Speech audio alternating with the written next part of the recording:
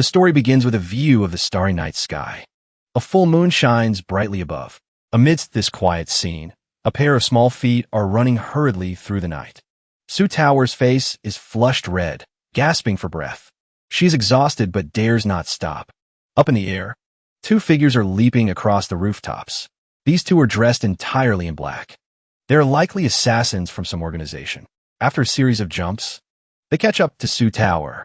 One of them draws a sword, preparing to attack Su Tao. Teary-eyed and vigilant, she looks up. Too busy looking at the men and not the road, she trips over a rock. Consequently, she falls flat on her face. Her whole body slams hard onto the ground. One of the men in black takes the opportunity to swoop down. Reaching out to grab her, Su Tao, in a panic, instinctively covers her face with her hands and screams, "Don't!" Suddenly, the clang of two swords clashing rings out. Sensing no movement, Su Tao opens one eye to observe the situation. The image before her makes her eyes widen in surprise. A tall young man stands in front of her. He has blocked the assassin's blade. This person has bangs growing past his eyes. He wears a straw hat. His sharp gaze stares intently at the assassin. Immediately, the man in black is struck down by this person's sword, sending both man and weapon flying in opposite directions. Seeing his comrade take a hit and bite the dust, the remaining one is startled and terrified. Then, they both flee together. However, he remains stubborn, speaking as he runs. "Just you wait." Su Tao, who had fallen into a sitting position, has not yet recovered her wits. She stares blankly at the back of the person in front of her. She repeatedly praises, "Amazing, so amazing." Time passes just like that until a few months later. Under the moonlight stands a large manor. A few lanterns hang before the main gate to provide light. They seem to sway gently, making the space here even more desolate and terrifyingly quiet. Above the main gate, the plaque clearly displays the name of the manor, Heavenly Mandate Pavilion. However, the area around the plaque is covered in spiderwebs. Inside, Su Tao is bathing but hasn't closed the window. She hums a few tunes. Her mood seems very relaxed.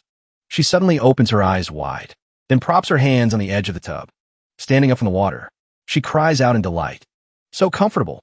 After that, Su Tao continues singing and steps out. Su Tao is in the prime of her youth, with a perfect figure. Currently, she isn't wearing any clothes yet. This scene is entirely observed by Xiang Yan. He is painting, and naturally, the subject is none other than Su Tao bathing. Xiang Yan is sitting on the roof opposite Su Tao's room. Seeing such a beautiful spring scene, his manly instincts rise, making it impossible to look away. He has to meticulously draw every detail. Finished drawing? Xiang Yan can't help but exclaim, "Excellent." At this moment, a knock on the door sounds, catching Xiang Yan's attention.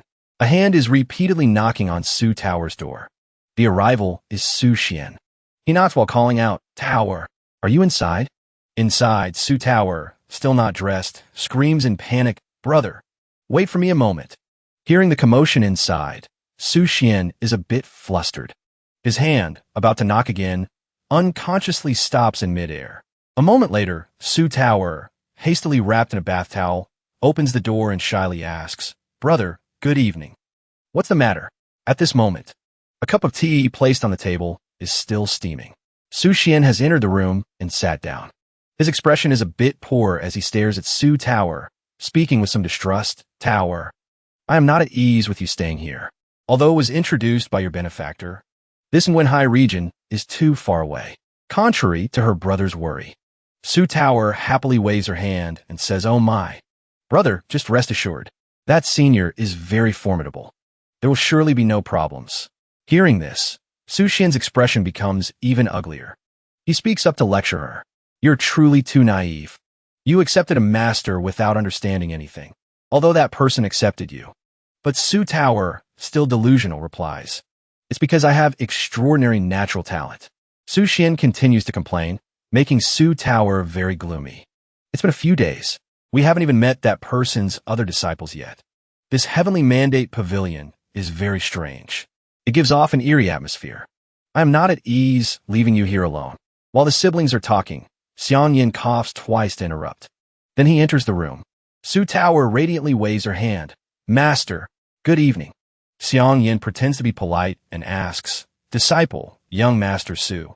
It's so late. Have you not rested yet? Su Xian immediately stands up to bow, speaking somewhat hesitantly. Pavilion Master Xiang Yin, good evening. Xiang Yin waves his hand to reassure him. Oh, my young Master Su.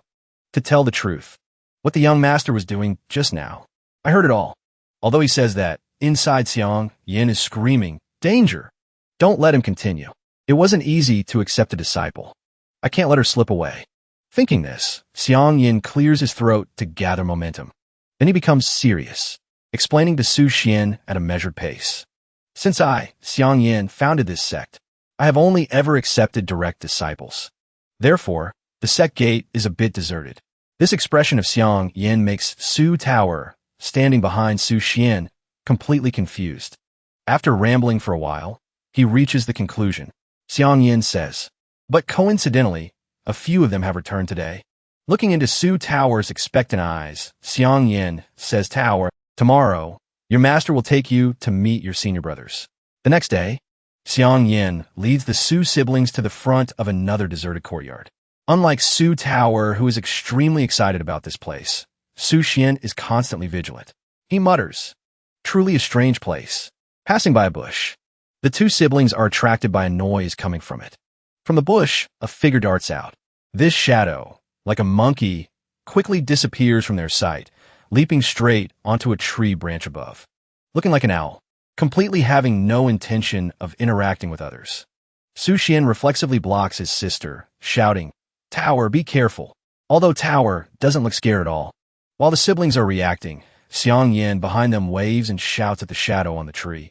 Don't be afraid, Yuling. She is your junior sister. She didn't come here to catch you. As soon as the words are spoken, the three people on the other side are all startled. Suddenly, Yuling's face turns pale. Turning a deaf ear, he mutters, Junior sister? Su Tower sees this and friendly waves. Hello, senior brother. But in return is Yuling's scream. A girl. Then, before Su Tower can hear an answer, she sees the image move first. The sound trails behind. Yuling screams, I'm not playing. Then Yuling flies far away. Su Xian asks in astonishment, Pavilion Master, that was. Xiang Yin honestly recounts. That is Tower's senior brother. 20 years ago, he wandered down the mountain. The result was he got snatched by the Xian sect, taken back to their citadel. Then he plays the role of a master pitying his disciple. He continues heartbrokenly, day after day of being forced. When he went down the mountain, he was 200 caddies. Now only 100 caddies remain. That's why he runs when he sees women, afraid of being caught. While the young girl is still bewildered, not understanding what fear of being caught means, or why he ran away, Su Xian feels a bit annoyed and pities him. Xian sect? Are they demonesses?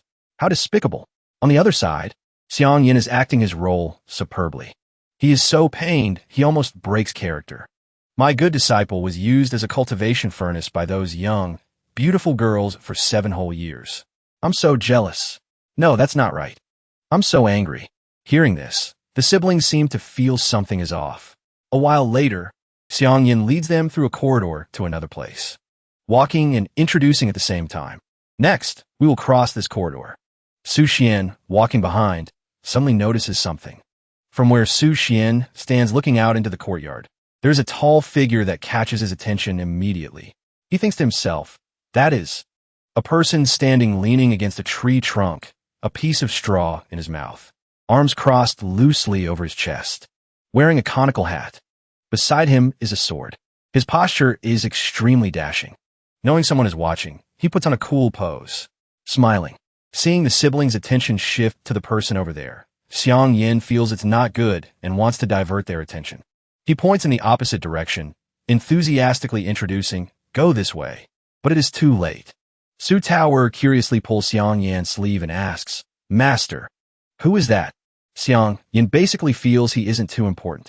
He calmly replies, just a pedestrian. No need to pay attention. He is your eldest senior brother, Mo Jianqing. Xiang Yin seems not to care, introduces him briefly, and then disparages him. It's a pity his brain is a bit abnormal. Recalling the scene where the two of them once fought, Xiang Yin continues about Mo Jianqing's madness, always dreaming of becoming the best swordsman in the world. In reality, Then Xiang Yin concludes with some disgust. At the same cultivation level, in my hands, he wouldn't last a single round. While reminiscing, Su Tower leans in close. What catches Xiang Yan's attention isn't her voice, but the fruit basket of her chest hitting his eyes. Su Tower affectionately links arms, pressing Xiang Yan's arm tight against her chest like pressing sugarcane juice, making Xiang Yin thrilled to death. She praises, "Master, you're so amazing." Meanwhile, Xiang Yin is drooling, glancing at the undulating hills, and replies mechanically, "It's normal." The feeling of being praised, and this collision makes Xiang Yin deliriously happy. He thinks, overflowing with happiness, "My disciple is so cute." Su Xian, who has been third-wheeling this whole time, is speechless and points towards Mo Juanxing, reminding them, "Is that young hero meditating?"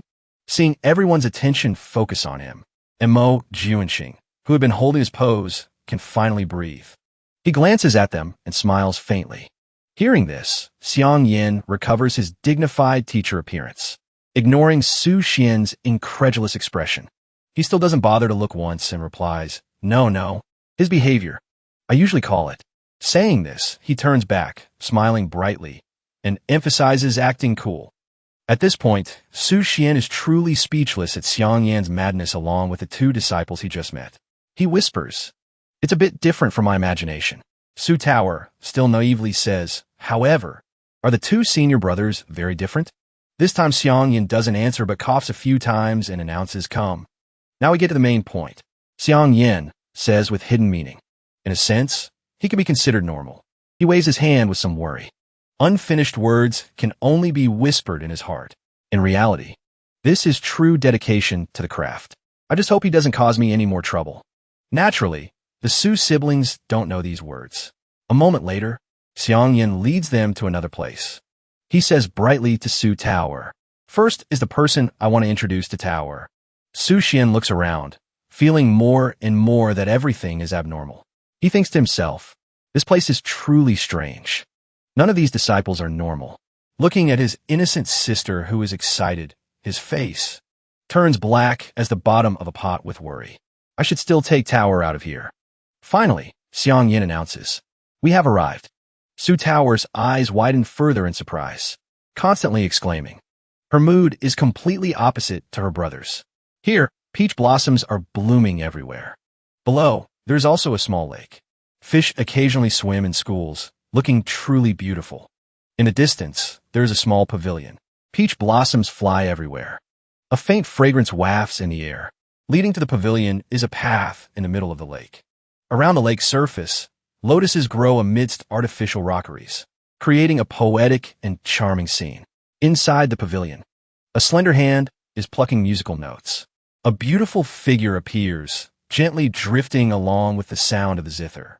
Su Tower can't help but exclaim, "So beautiful." Hearing voices, this person glances over. This glance pierces straight through Su Xian's fragile heart. Not only Su Tower, but the innocent Su Xian, just by glancing, can't help but be hit by Cupid's arrow. Su Xian's heart disobeys its owner and pounds wildly. The three slowly enter the pavilion. This person elegantly stands up, clasps hands and bows, "Master," under Su Tower's stunned gaze. Xiang Yin coughs twice and introduces Bailon. This is the new disciple of the master, Su Tower, which means she is your junior sister.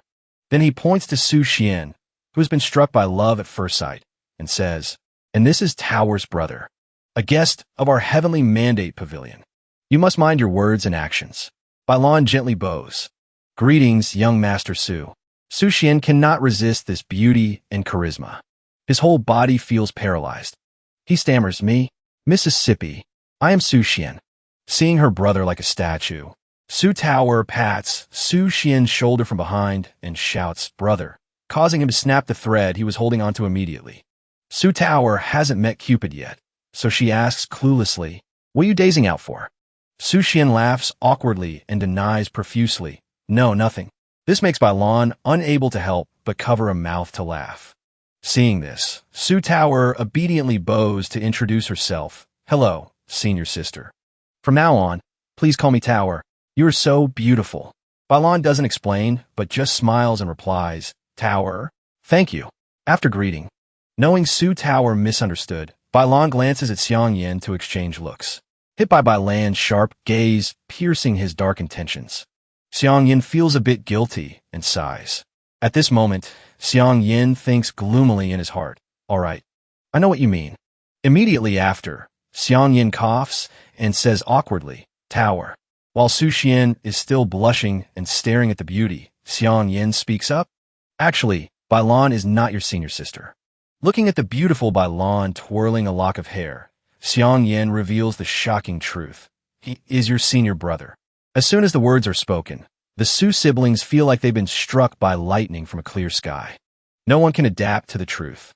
Compared to Su Tower, who has regained some composure, Su Xian is still suffering from the blow, holding his head and crying to the heavens. He screams in agony, What? Su Tower, unable to adapt in time, hastily speaks up, Senior sister? No, senior brother. Are you really a man? Xiang Yin immediately explains. He was born with a female face. For now, just remember it well. Don't make mistakes in the future. The most pitiful person right now is probably Su Xian. He turns into a dark lump, pointing his finger and stammering a scream. You are actually a man. Bailan winks and replies, That's right. This action makes Su Xian cough up blood in anger. Su Tower immediately comes over to ask, Brother, are you okay? Su Xian's mood, which had rainbows, now turns into dark clouds. He still hasn't recovered his soul, replying, No, nothing. In Su Xian's head right now, he cannot accept the truth. He thinks with both shame and bitterness. Did I just fall for a man? Of the 36 stratagems, fleeing is the best. Too embarrassed, Su Xian immediately hurries to leave. He clasps his hands and bows to Xiang Yin, Pavilion Master. It is getting late. I will take my sister back to rest first. After speaking, he runs ahead unsteadily like a lost soul. Su Tower happily follows, waving goodbye. Master, senior brother. We're going first. Xiang Yin, in a blooming mood, waves goodbye. Don't forget the lesson starts tomorrow. After their figures disappear, the atmosphere gradually becomes gloomy. Xiang Yan's face darkens, and Bailan's smile becomes stiff. His whole body shakes like a leaf. To ensure tomorrow's lesson goes smoothly, he turns and warns Bailan with an annoyed tone. That thing from before. Do you remember clearly? Bailan obediently bows and replies. Disciple understands. Xiang Yin lifts Bailan's face and threatens through gritted teeth. Don't reveal your true nature. If you scare your junior sister, I will hang you up and spank you. After causing a scene, Xiang Yin also heads back. He turns away, saying goodbye. All right, forget it. I still have to go prepare some things. Bailan, sweating profusely, replies, Respectfully, master. The next morning, the weather is very beautiful. Blue sky, white clouds, golden sun. In front of the main hall of the Heavenly Mandate Pavilion is an 8 trigrams formation. There are 4 pillars around it. In the middle is the yin-yang symbol. On the roof, a spirit stone hovers in midair, glowing strangely. At one pillar is Mo Juanxing, posing coolly leaning against it, and Yu Ling, afraid of being forced by women, hiding behind pillar. In the center of the formation, Xiang Yin sits solemnly and announces, Tao. Starting today, Master wants to begin transmitting the cultivation method to you. Ignoring Su Tower, hiding behind a pillar, Xiang Yin, eyes closed, continues cultivators, Qi refining, innate realm, 3 souls, 7 spirits, profound origin, spirit emperor, human god, 7 realms. Feeling like muttering to himself makes him look like a sick person. Xiang Yin opens one eye to observe the situation. He puts on a strict act and shouts, Tao, if you don't come closer, how can you hear what I am teaching? Su Tower jumps when her name is called. Although Xiang Yin is a bit fierce, scaring Su Tower, she is too embarrassed to step out, only poking her head out to ask, Master, are you sure these are my Taoist robes? Even Mo Juanxing and Yu Ling, though far away, can hear Su Tower's voice, then shout, Why are the socks so long? And the skirt is too short. Recalling the scene of staying up all night, sewing the clothes in a state of craving. Every stitch was just waiting for this day. Then Xiang Yin puts on the appearance of a loving teacher questioning. This is the outfit I spent a lot of time making for you. Do you dare refuse my kindness? Being reprimanded makes Su Tower blush crimson. After observing for a while, she sees Xiang Yin seems extremely serious. His eyes don't reveal any lewdness at all. So she awkwardly accepts, all right, if master says so. Saying that, she slowly steps out, stepping out while hesitantly saying, master. The short skirt makes her walk timidly. It's too flimsy. The skirt Xiang Yin made is extremely short, hugging her body tight. Su Tao even has to hold the skirt down with her hands so nothing is exposed. She exclaims, so embarrassing. Then Su Tao turns to ask for Xiang Yin's opinion. Is it okay for me to wear this? Xiang Yin, with a nosebleed immediately flowing, gives a thumbs up and praises Tao. You look very suitable wearing that. Cultivation will be much more comfortable later on. Su Tao has now sat down opposite Xiang Yin. The skirt is so short, she has to press the hem down with her hands to avoid exposure. Su Tao still stammers. But like this, then a silence ensues. Su Tao speaks up again to ask, does wearing this really help with training? In her heart, she is still confused. Sitting down is a bit embarrassing. Xiang Yin, wiping his nosebleed, hurriedly says, although wearing this is a bit embarrassing, but he looks straight at Su Tao in front of him, eyes glowing, and says, let master help you. Heavenly Mandate Pavilion, seen from above, is a vast place. The Heaven Hall, for training, lies at the intersection of the paths, surrounded by a layer of mist, worthy of the words beautiful scenery. At the same time, Su Xian has arrived at the main gate of the Heaven Hall. Suddenly someone calls out, startling Su Xian, brother Su. Su Xian turns around and sees it's Bailan, suddenly blushing. Bailan, holding a fan, happily asks, what are you doing?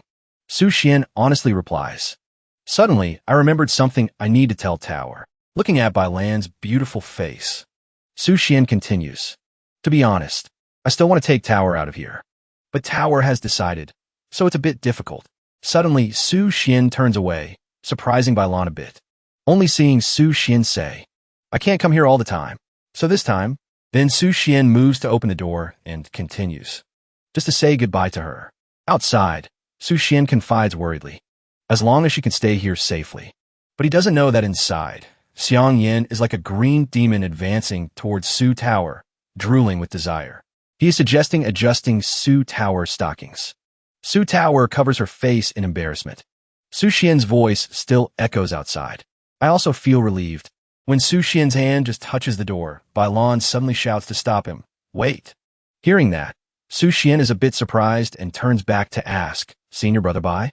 Su Xian asks awkwardly, is something wrong? Bailan stammers, this. Bailan touches a finger to his plump lips and says, young Master Su. Then Bailan winks mysteriously and continues. Master is transmitting the cultivation method. This cannot be leaked to the outside. At this moment, Su Xian is like he's been hypnotized. Sweating profusely, he replies, that's right. It was me being too abrupt. Realizing Su Xian has been psychologically manipulated, Bailan seizes the opportunity to grab Su Xian's hand and says, a rare opportunity. Immediately, he drags Su Xian away, ignoring Su Xian, who is embarrassed and unwillingly running along. Bailan invites, let's wait over there for Master. How about it? Running for a while, Su Xian's face darkens as he remembers, wait. He is a man, but why is he so beautiful? Watching Bailan sweetly call young Master Su, Su Xian feels a burning inside. He can't help but secretly praise. His hair is so long and smooth too. This hand-holding makes Su Xian's face flush red. Bailan acts even kinder, asking, you're sweating so much. Su Xian is extremely tense by now. He doesn't even dare look into Bailan's eyes, only shaking off his hand and justifying, it's okay. Probably because I'm not used to the air here. Bailan withdraws his hand and says, really? Then he pulls out a handkerchief, thoughtfully wiping Su Xian's face, and gently scolds. You should have said so sooner. This action leaves Su Xian extremely stunned. Flowers blooming in his heart. Su Xian is increasingly unable to control his fluttering heart. Suddenly a strong wind blows. The handkerchief in Bailan's hand flies away. Because of it, he lets out a scream. Although no one asked, Su Xian has already jumped the gun. He immediately shouts, let me get it. As soon as the words end, Su Xian pushes off the ground and leaps up. Immediately, Su Xian catches the handkerchief in midair. Having retrieved the item, Su Xian lands on the ground. Safe landing. a demeanor full of strength and masculinity. Done with the task, he turns back to look at Bailon, overjoyed, smiling foolishly like a child asking for a reward. Then Su Xian eagerly waves the handkerchief, running towards Bailon. Senior brother, bye. I got it back for you. Su Xian right now is no different from a fool, smiling silly, handing the handkerchief back to Bailon. Bailon continues the attack. He says, thank you, then reaches out to take the handkerchief. But instead of the handkerchief, he touches the palm, sending a powerful electric current through Su Xian. Moreover, Bailon calls out young Master Su. Su Xian nervously realizes his hand touched it, but Bailon points to the handkerchief and says, my handkerchief. Only then does Su Xian startle back to reality. Bailon seductively requests, please help me pick it up. Unable to resist the beauty's gaze, Su Xian runs away without thinking, running while saying with satisfaction, I'm going now. Suddenly, Su Xian is startled. Thunder rumbles in his head. Sweat pours endlessly. Su Xian thinks fearfully, wait, what happened to me? Looking at the handkerchief dropped at his feet, Su Xian's face darkens in doubt. Am I feeling happy about this? I even wanted to take credit just now. Su Xian's inner self struggles fiercely. Reason is grabbing the heart by the neck, lecturing, wake up. How could you do such a shameful thing? Su Xian also draws a conclusion. This person is truly terrifying. I must reject him. After struggling for a while, Su Xian trembles and kneels to pick it up, still telling himself, no, I must stay far away from him. But this fierce struggle makes Su Xian helplessly hold the handkerchief and collapse on his knees. Under the bright sun is a cold soul. He cries over his lack of willpower. Why? While Su Xian hasn't finished thinking, Bailon over there, radiating charm, asks, what's wrong, young Master Su? Bailon tries hard to seduce. He asks, why don't you return my handkerchief? So cute. The final line of defense, and Su Xian collapses at Bailon's last sentence. Immediately, both person and handkerchief disappear from Bailon's sight in a split second. Bailon watches the retreating back running for dear life. And Su Xian screams asking, why are you keeping my handkerchief? Seeing Su Xian gone, Bailon smiles with satisfaction, glancing at the gate behind. He says smugly, so the disciple can be considered to have solved a worry for master, right? Time passes just like that. At the main hall, only Xiang Yan's complaining is heard. It took forever to finish 36 rounds. Xiang Yan still acts like a strict teacher. Pass this method, and you will move to the next level. Su Tower's face is hot enough to smoke. After speaking, he notices Su Tower. Xiang Yan coughs a few times and asks, Tao, do you remember clearly the cultivation method I just taught you? Su Tower is in no mood for studying right now. She remembers what happened just now, her face blushing constantly. She screams internally, I was by master. Touched on the thigh. I can't marry anyone anymore.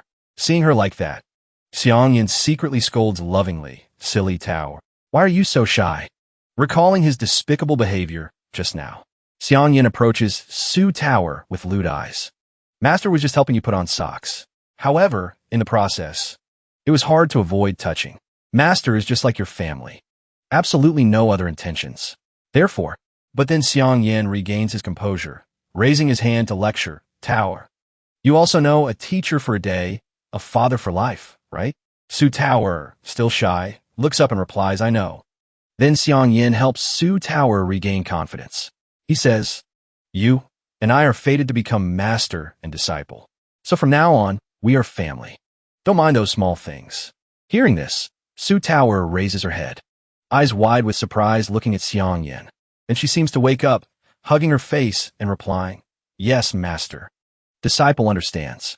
But a disappointment rises in her heart. Turns out master treats me like family. Did I really overthink it? Seeing Su Tower so obedient, Xiang Yan happily continues. It's good that you understand.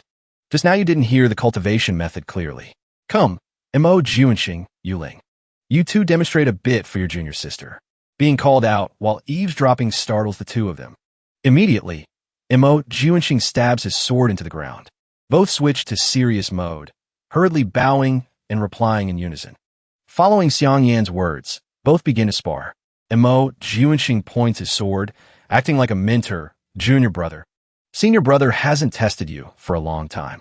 Yuling is not to be outdone, replying, senior brother, Me neither.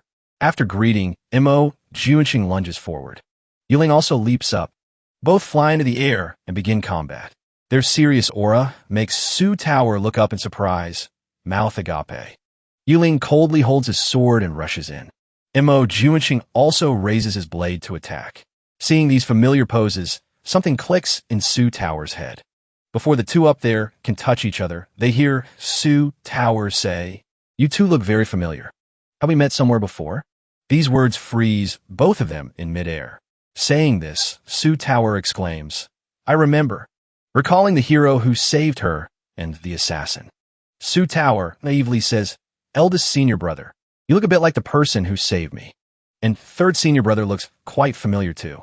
After Su Tower speaks, the faces of the three men turn stiff, unable to say a word. Su Tower, clueless and innocent like a fawn, asks. The two senior brothers look very familiar. She also says, "I think I've met you before." Her words scare Xiang Yin, Yu Ling, and Mo Juanqing pale. Mo Juanqing and Yu Ling take the opportunity while Xiang Yin slickly explains to slip away. "Tower, you're joking. The two of them haven't left here for 30 years. How could they know you?" With Godspeed, Mo Juanqing asks permission to run first. "I have business. I'm going first." Yu Ling also quickly runs after him. "Senior brother, wait for me." Su Tower sees this and wonders in confusion. What's wrong?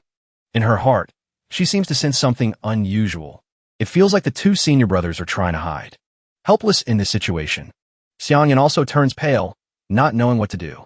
But a moment later, having regained his composure, he clears his throat and says, "Tower, it's still training time. Don't lose focus." As if programmed, Su Tower immediately kneels down and replies. While she sits properly cultivating, he stands beside her, smiling and reminding. Carefully perceive this cultivation method. Suddenly, a powerful column of magical power erupts from her. It seems she has learned how to control her magical power and successfully practice the method. This makes him extremely satisfied. Truly the child chosen by the heavenly Tao. Watching her immersed in cultivation practice, he thinks to himself, at the innate realm, impacting the power of 3 souls. Not bad talent. Xiang Yin just stares at Su Tower, cultivating with a gaze as passionate as a banana. Then he asks himself, "Are you my destiny?" While in Su Tower's heart, she happily tells herself, "Today I have officially joined the sect." On a beautiful morning, tall green trees, Mo Juanqing calmly sits on that tree hiding, while Xiang Yin is arguing with Bailan, and Yuling is unstable with Su Tower's pomelos. In her head, she naively thinks, "I want to get along with everyone in the future." A moment later, looking from Yuling to Mo Juanqing, she thinks again. But the most important thing is, of course, the image of Xiang Yin with a handsome, bright face appears in her mind. Every time she practices, he observes and teaches very carefully. She also tells herself, "Focus on cultivation." On another windy day, clothes are taken out to dry, fluttering on the clothesline. Su Tower is in a state of bewilderment and frustration, with a face smeared with some soap, not knowing what she is doing. Turns out she is doing laundry and shouting with a bit of self-pity. "I have been living here for a few days. I can't even wash clothes." She mutters while trying to wash her pile of clothes. "Brother is really too much." Leaving without even saying a word. "How do I use this?" While she is worrying about the clothes, she doesn't notice Xiang Yin standing helplessly behind her. He slowly approaches her and suddenly asks with an old pervert's voice, "Tower, what's the matter that makes you so grumpy?" His sudden appearance startles her out of her wits, making her scream. She slowly turns her head to call him while clothes are spread on the ground. "Master." With his habit of teasing girls, he deliberately leans in and teases. "Let me see how my disciple lives independently." Afraid he will see the mess she made, she screams and stops him. "Don't look! Don't look!" In her heart, full of maidenly shyness, she thinks, "Master is really too much." He already knows clearly.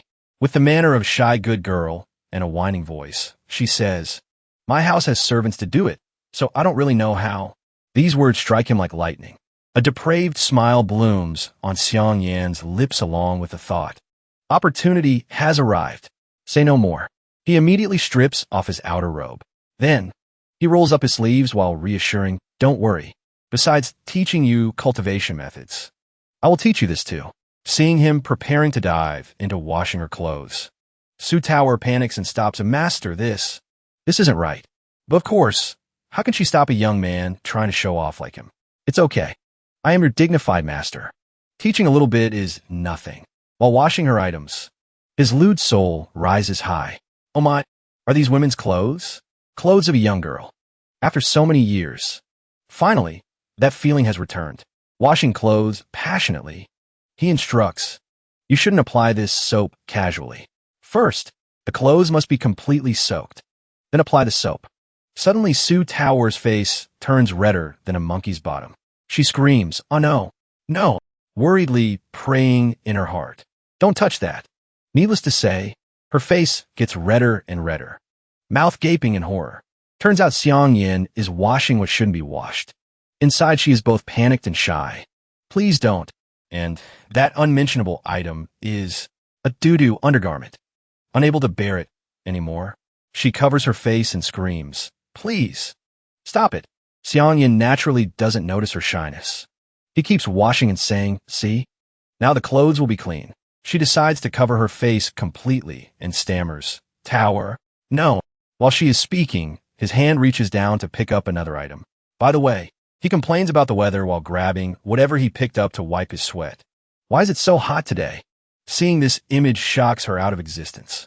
Her mouth can only utter gibberish calling, Master. Hearing her call him, holding the unmentionable item in one hand, he cluelessly turns to ask, what's wrong? Once again, she is shocked to the point of tears and screams internally. That's mine. She is embarrassed to death, while he calmly throws that item back on the ground and says, one soaping isn't enough. Su Tower's heart lets out a helpless cry. Then she wonders, did Master not realize he held the wrong thing? While she is confused and embarrassed, Xiang Yin is still busy teaching laundry. It must be scrubbed repeatedly, taking the opportunity while he is enthusiastically washing clothes. She sneaks up behind him. In this case, then she quickly snatches away the thing he just used to wipe his sweat. She hides it behind her back and thinks shyly, must not let Master find out. Master makes me so embarrassed. But she looks at his calm face washing clothes with some doubt. Why can Master be so calm and natural? Clearly he was rubbing it at will. Embarrassed cries appear in her head. The clothes I wear the most. No, don't examine it anymore. Don't wash it anymore. Shyness still hasn't left her face. She wonders, am I the only one who cares? This question, along with Xiang Yan's face devoid of impure thoughts, makes her blush even more. It seems like I am, but a naive girl like her doesn't know. On the surface, Xiang Yin isn't smiling. But inside, the perverted beast has risen stronger than ever. He is screaming and laughing in a very lewd way. Yes, yes. A moment later, he proudly hangs up all her clothes and says, working diligently for so long. Truly refreshing. Meanwhile, she collapses on the ground in helplessness, screaming in her heart 10,000 times. So embarrassing. I can't get married anymore. Suddenly, he turns around and suggests with a seductive tone like some degenerate Tower. You're still okay, right? Just in time. Come to Master's room for a moment. Master's room is very big. His words make Su Tower lift her head in panic. She starts imagining unhealthy things and screams, here, here, here. Blue sky. Gentle golden sun. Below, two people are walking to a courtyard in the city. While walking, Su Tower thinks shyly, what should I do? Master actually called me to his private room. In her cute little head, she is thinking about R-rated things. Is it too? What she thinks of is naturally Xiang Yin acting like a domineering so, hugging her and declaring Tower, be my woman. And it looks like she has no resistance to this. After all, we already had intimate contact. The intimacy she remembers is the time he groped her through the black stockings. Thinking of such depraved things makes her shy enough to deny it. Not right, not right. Surely that's not it. In her shy heart, she assumes, he is my master after all. A moment later, she stands in front of his door, but still hesitates, thinking, but if it's mutual affection, lost in her tangled thoughts. It's not. Suddenly, she hears him call her Tao. He is currently sitting on a chair, patting the seat next to him, and says lewdly, come sit here. This sentence scares her into jumping. Suddenly, she gathers all her courage and screams, no, no way. This has to wait until marriage. Being screamed at like that makes him confused and bewildered. A moment later, it seems Xiang Yin understands what Su Tower means. He helplessly points to the paper and brush on the table and explains, "What are you saying? As your master, I just want to paint a portrait of you." As soon as she hears the explanation, she is so embarrassed she stammers, Is that so?" A moment later, she naively poses seductively and sweetly as requested by Xiang Yin. But in her head, she thinks in panic. So that's it. Just painting? However, seeing him walking around her, she shyly shouts, "Not right. Painting like this is too." Ignoring whatever she screams, he focuses passionately on painting. "Very good. Hold it like that. Perfect." Suddenly she notices something. Turns out her gaze is drawn to some paintings hanging on the wall. She slowly approaches them and asks, "That is..." After getting closer and observing carefully, she exclaims with interest at the painting of an injured white bird. The bird is so cute. A moment later, Xiang Yin introduces the red-haired girl, who is the human form of that white bird. This is the human form the child transformed into. Her name is Yin Yin. He also tells us Su Tower. According to seniority, she's also a senior sister. I also have feelings for her like kin. Yin Yin also calls me master. Suddenly his voice drops sadly. However, seeing him look heartbroken, Su Tower worriedly asks, "What's wrong?" He raises his hand, imagining Yin Yin in bird form landing on it, then speaks in a tragic voice like a soap opera. "There are people who, once gone, only then do we realize how happy the past was." These words make Su Tower's eyes widen in shock. Then she emotionally grabs his hand and hurriedly replies, "Has senior sister ascended to heaven? I'm sorry, master. I shouldn't have asked further." Seeing her overreacting a bit, he helplessly explains, "No, I mean she went to a faraway place. Not here at this moment." His explanation leaves her stunned and confused. Then she smiles gently and says, "That's good. Senior sister is unharmed." Only now does she realize she is holding his hand affectionately. Su Tower's face turns red as a monkey's bottom again. She stammers, hand. Then, she quickly lets go of Xiang Yan's hand and shouts, "Sorry." He replies speechlessly, "It's okay." Next, he approaches a painting and speaks gently. "We will meet again in the future." Remembering the moments from before, Master is very happy. Hearing this, she curiously asks, "This painting, in other words, is the relationship between senior sister and master very good?" On the wall is a painting of shy, slightly cute, and seductive Yin Yin. Xiang Yin lies, "Of course. Yin Yin really values me." In his head, he recalls the time he also lured Yin Yin into the room to paint his depraved picture. Yin Yin, pull it up a little more. Master is helping you paint. Don't be shy." He shamelessly lies. At the time of departure, she hugged Master and wouldn't let go.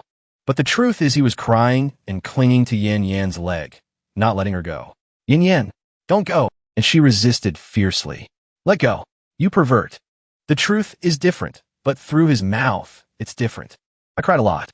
These lies actually trick Su Tower into crying with emotion. Truly touching. This is the family Master talks about. Suddenly she sees him touch the painting, so she curiously calls, "Master." His eyes are now full of melancholy like a Hong Kong romance actor. Then he thinks, "Yin Yin, when I met you as a master." In his head appears the image of Yin Yin as a red phoenix flying away, while he could only stand and watch her leave. Destined for separation. His hand reaches out, trying to touch Yin Yin wrapped in flames. Cheesy thoughts appear again. One day you will spread your strong wings. Ignite a fierce, resilient flame. The image of eyes, filled with tears of Yin, Yin appears in him, going to a freer and wider sky. He closes his eyes and feels the pain of parting. The scene where he touched Yin in phoenix form for the last time. "I am just your master.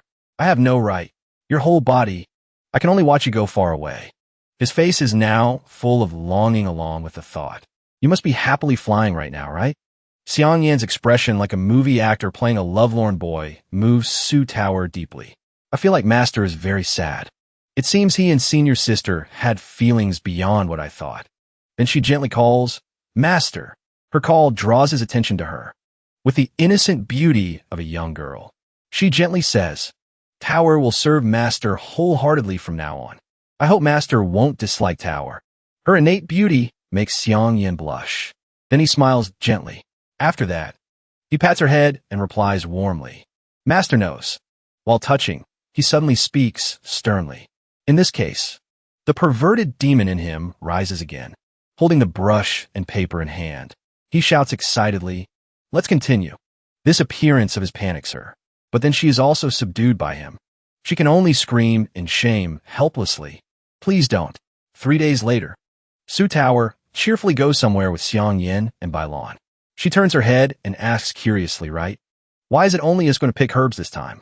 We're eldest senior brother and third senior brother. Her question startles him like a bird, not knowing how to answer. This, feeling a bit guilty inside, thinking crap. He remembers the last time she almost discovered Yu Ling and Mo Juanxing's identities. Eldest senior brother, you look very like the person who saved me. And third senior brother looks very familiar too. That's why he's a bit worried. If I let them stay too close, I'm afraid Tower will realize. In this situation, he can only make up some reasons. They said recently they learned a new cultivation method, so they need to go into seclusion for a while. Suddenly his face becomes a bit gloomy and says, as for Yu Ling, the image of Yu Ling sitting autistically in a corner makes him helplessly say straight out. He has a fear of crowds. Hearing that, Su Tower asks shyly, is it because senior brother Yu Ling was once captured to be a furnace? Is it because of this? Xiang Yin hesitantly replies, indeed, Yu Ling was once everywhere. Then in his memory, he recalls when Yu Ling was acting crazy like he was high, gonna beat people up. I want to hit 10. No, 100. So he assumes, since then, his personality changed drastically. At this moment, Bai Lan walks parallel to him and continues, Master, you don't know. At the Xian sect those years, they really needed men for dual cultivation. He fans his handsome face with a bamboo fan and continues, in reality, they needed to replenish cultivation. Those years after the age of over 100, the realm weakened a bit. Half the body was also considered weakening. An image of a woman with hair like horns appears in Xiang Yan's imagination. He calls her Old Witch. She sticks out her long tongue and says, little brat, I heard you don't want to continue. Just thinking about this, he sympathizes with Yu Ling. No wonder Yu Ling never mentions that time.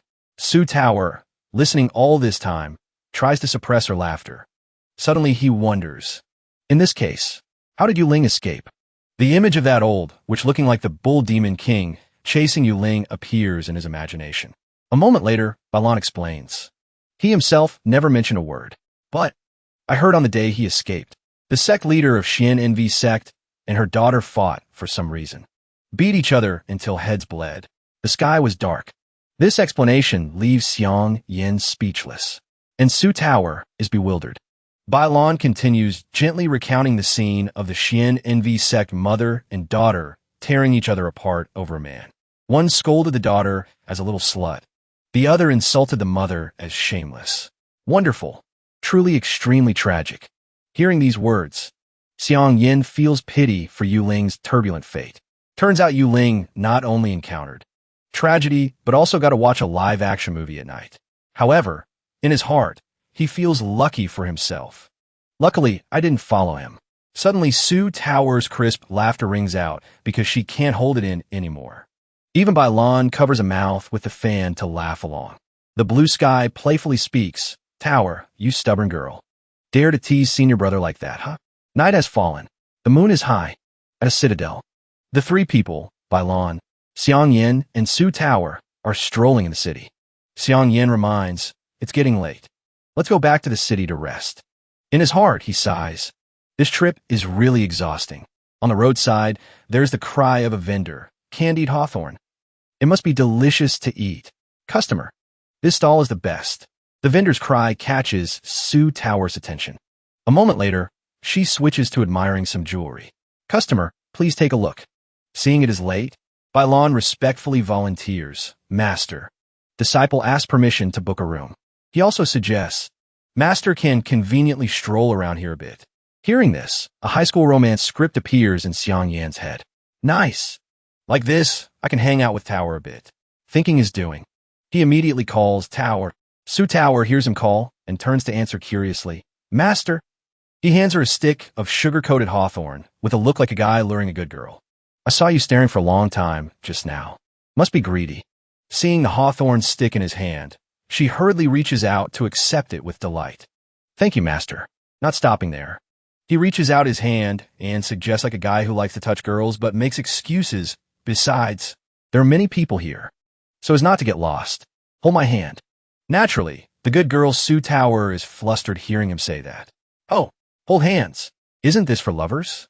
But if it's master, with a stance and eyes that couldn't be more suggestive. She hesitates a bit, but then she also holds his hand. Then the two happily walk hand in hand through the night market. Su Tower's mouth is still munching on hawthorn. As she eats that hawthorn, a silver thread of sugar remains on the stick. In a situation that makes others think dirty thoughts, she still asks, innocently like a fairy, Master, do you want to eat? How could Xiang Yin refuse? Of course. Just as he opens his mouth, waiting for her to feed him, suddenly someone shouts, Miss Su, why are you here? Su Tower looks at that person and realizes, turns out it's Luo Gongzi.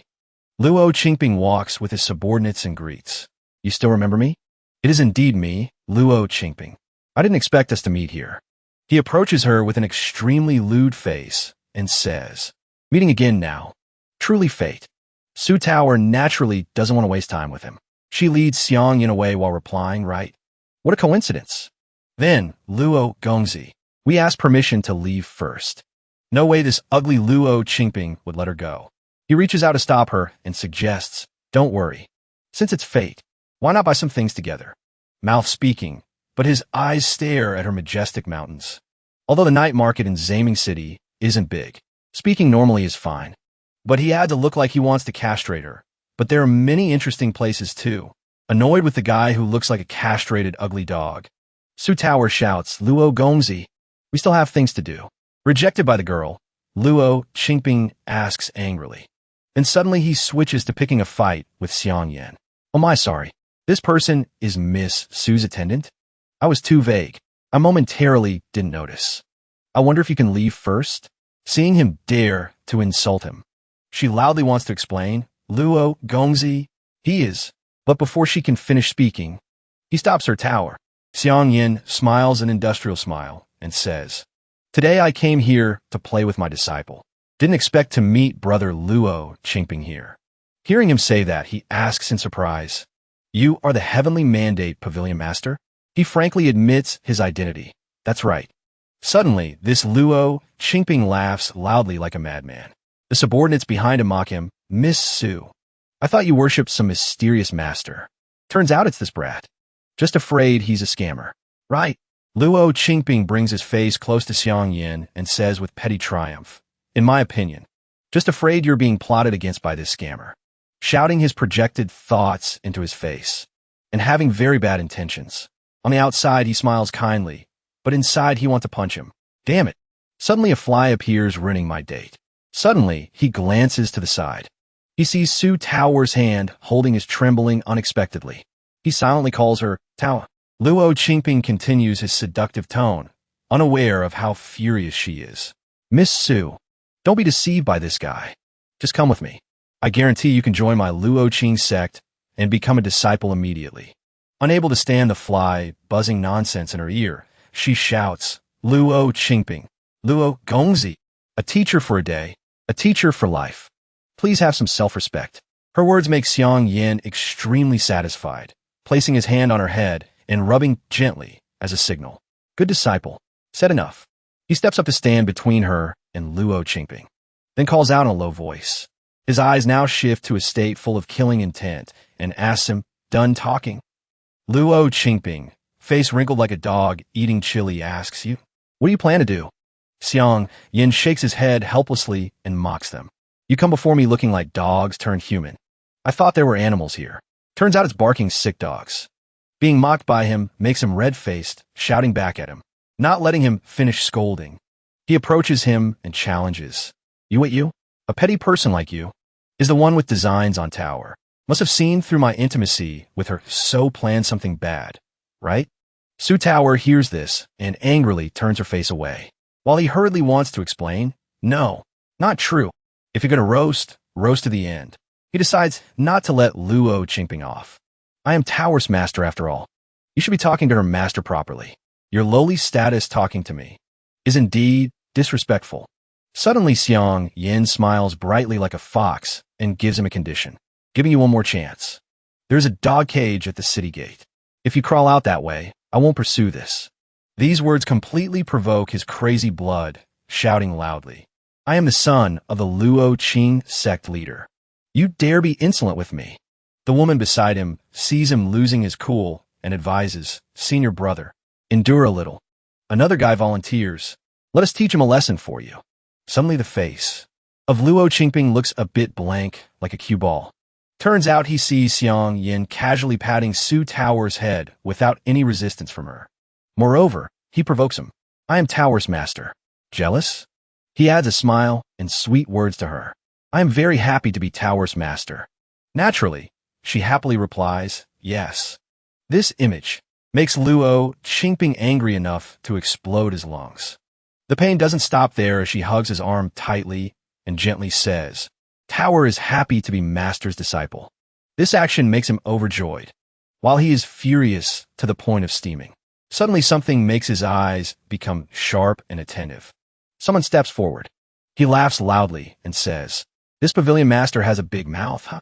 He slowly takes off his round hat and introduces, I am a guardian of Luo Qing sect, Feng Shangfang.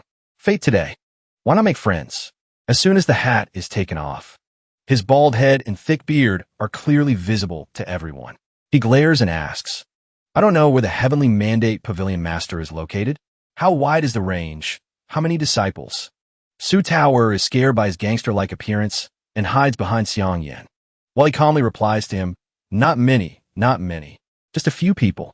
His answer gives Feng Shangfang an excuse to mock him. What a pity, although my Luo Qing sect is not the strongest sect. But no matter what, there are several thousand disciples. The two disciples behind him laugh along with him. Suddenly, Su Tower says in a low voice, several thousand people providing tribute. Her state makes Xiang Yin glance over. Feng Shangfang hears her say that and proudly boasts. That is natural. There are people protected by us, so they can live and work in peace. Them providing tribute to us. Isn't it common sense? Indignant at his shamelessness, and remembering the starving people she had seen, she shouts angrily, the court taxes the subjects. Life doesn't have much left. You still tell them to provide tribute to you, with a face thick enough to be a bulletproof vest. He obviously thinks there's nothing wrong with this. So what? Without the sex protection, how long could they last? Accepting their tribute, what's wrong with that? Anger reaching its peak. She no longer cares about keeping her ladylike image and screams. You definitely did something. I have never seen anyone as shameless as you. Her attitude startles him a bit. But then he yells back, what does a little girl know? Can thousands of sects be like you, living off vegetables? At this point, Su Tower runs out of arguments to retort. She can only stammer a few words in anger. You. Seeing his disciple run out of reasons, Xiang Yin reassures her and steps up to handle it. Tower, don't worry. Just let Master handle it. His eyes become gloomy with anger along with unhappy thoughts. I'm also foolish. Wasting time with a bunch of ants. Living for tens of thousands of years has been useless. So he decides, deal with these ants first today. Immediately, he speaks while summoning magical power. You're making me a bit hot. So he wants to punch them. Let me teach you a lesson. As he prepares to strike, suddenly someone holds him back and calls loudly, Master! He startles, turns around, and realizes who called him. Lam Yi. Bailon tries hard to drag him away and says, you and Junior sister stop strolling. He quickly drags him and Su Tower away like the wind, also making a legitimate excuse. Go back to the inn to rest. He turns back to look at that group with eyes full of schemes and says, tomorrow we still have to go to the valley tunnel. Luo Qingping sees the group running away before fighting. So he shouts loudly, damn it, stop. However, a hand is placed on his shoulder, holding him back. Feng Shangfang smiles sinisterly and says, calm down. Why get angry over such a small matter? This sentence makes him ask in confusion. What do you mean? He looks after Xiang Yan's group and replies slyly, didn't you hear them say? Tomorrow they are going to the valley tunnel. At a large valley, a voice rings out, Junior sister. You stop here. Suddenly, a fish with scales and legs walking on land. It makes a gurgle sound. Seeing this, the girl asks in confusion, senior brother, this thing? Is it really edible? A moment later, regardless of whether it's edible or not, it ends up being grilled until sizzling. Su Tower looks at the delicious food in front of her and exclaims greedily, "So fragrant." She expresses admiration for Bailan. Senior brother Bai is really amazing at cooking. Can I learn too? Xiangyan eats while thinking. Living on a mountain isn't bad. His eyes look towards the red bag on the chair, and he thinks with satisfaction. Lamni's Chinquan bag really has everything. Redefining living in the wild once again. Suddenly something catches his attention. He sees some women's items in Bailan's bag. This confuses him. What is this? Then, he loudly calls Bailan, who is standing cooking. Lamni, come here quickly. A moment later, Bailan kneels on the ground, looking guilty and anxious, calling Master. Xiangyan looks like a demon with red eyes interrogating him. Why are there women's clothes? When Master brought you along. What did I say, huh? His face behind the bamboo hat is extremely embarrassed. He explains, I just brought them along. Just brought them. Not wearing. Absolutely won't wear them. Of course, he doesn't let this go. He holds the bundle of clothes and sternly orders, throw it away. These words make him panic, tears welling up. Having no other way, Bailan uses his handsome face to use a honey trap, begging, can I keep one or two? This look of his not only doesn't calm Xiangyan down, but makes him even crazier. Immediately, he throws the bundle of clothes away, straight-armed amidst his sadness. No. Then, he turns his back and warns, next time, if you commit the crime again, I will spank you in front of your junior sister. Knowing he can't do anything, he has to respectfully obey with 2 streams of tears. While Bailan is sad to the core, Su Tower cluelessly asks with a fish in her mouth, did Master intend to make a rope? Xiangyan just calmly replies, nothing. Let's continue. Hearing that, she says with concern, you and senior brother haven't eaten yet. Looking at the plates of food on the table cleaned by her, he thinks helplessly, good disciple. But wait a bit. A short while later, deep within the forest, Xiangyan and his 2 disciples were walking together. A sudden gasp of surprise was heard. Su Tower stared at the enormous crater before them and exclaimed in awe. There's a huge pit here. Xiangyan spoke with a serious expression. It must be around here. As he scanned the surroundings, he noticed a flower blooming on the cliff of a waterfall. He shouted with joy, there it is, the waterfire flower. Instantly, he pointed in that direction and commanded, Laner. Bailan followed the order without hesitation. He pushed off from the balls of his feet, gathering momentum. Then, he leaped gracefully into the air. He landed effortlessly on the small waterfall where the waterfire flower grew. Next, he reached out and plucked the flower. Seeing that no danger had occurred, he looked up and signaled to Xiangyan and Su Tower, Master, I've got it. Xiangyan calmly instructed, hurry up and get back here. Suddenly, the shadows of a group of people appeared behind him. They called out, Miss Su, we meet again. The moment she saw this person, Su Tower was utterly shocked, but Xiangyan just smiled smugly and said, here they are. Even Bailan wore a cunning smile. At that moment, on a cliffside, Luo Qingping led a group of people toward Su Tower's party. He laughed as he walked. Ha ha ha, Miss Su, he said with a sinister grin. We meet again. Xiangyan looked at him, his eyes crinkling into a smile. Well, if it isn't you know who. He also feigned politeness. What a coincidence, what a coincidence. Fancy meeting you here. Su Tower stared blankly at Luo Qingping. Meanwhile, Bailan stood silently with a standard, faint smile on his face. Luo Qingping pointed at him and said, cut the crap. Hand over the water fire flower now. Suddenly, a bald man named Feng Shangfeng raised his hand to stop Luo Qingping. The old man said, Qingping, don't be so rash. You're scaring them. Not understanding why the old man stopped him, Luo Qingping called out, Protector Feng. Feng Shangfeng paid him no mind. The old man clasped his hands and said with a smile, Pavilion Master C. We came here for this water fire flower. How about I name a price? And Pavilion Master C will hand it over to me? The price will be perfectly fair. While speaking in a friendly tone, his voice suddenly changed. Or, it will cost you your 3 lives. Hearing his threat, Su Tower fearfully hid behind Xiangyan, but Xiangyan already knew the old man's tricks. He said, Humph, just say what you mean. Don't try to act tough. And then he said coldly, you think. A glint flashed in his eyes. He continued speaking to the old man. We're gonna die here. Luo Qingping stood behind the old man, arms crossed, sneering at him. You have eyes but can't see Mount Tai. Protector Feng is the top master of the Luoqing sect. Feng Shangfang looked down on him. He stroked his beard and said calmly, Killing people is far too simple. One snap of my fingers and you're gone. Xiang Yin also smiled with crinkled eyes and said to the old man, Oh, are you really that strong? Inside, he was thinking, what an idiot. I wanted to leak my itinerary to you all along. Then, he turned to Bailan and said, What are you waiting for? Give it to him. Bailan replied, Yes. With that, he tossed the water-fire flower toward Feng Shangfang. The old man caught it with one hand and smiled in satisfaction, seeing Xiang Yin give the flower to them so easily. Su Tower called out in surprise, Master! But he paid her no attention. He looked at the old man and said, All right, I've given you the item. Can you let my disciples and me go now? Feng Shangfang didn't answer. Luo Qingping jumped forward and said, Nice try. In your dreams, we haven't even settled our previous score. You think you could just walk away? How could he go back on his word so quickly? Su Tower pointed at him angrily and shouted, Luo Qingping. You said you'd let us go. Luo Qingping said. That's what Protector Feng said. What does that have to do with me?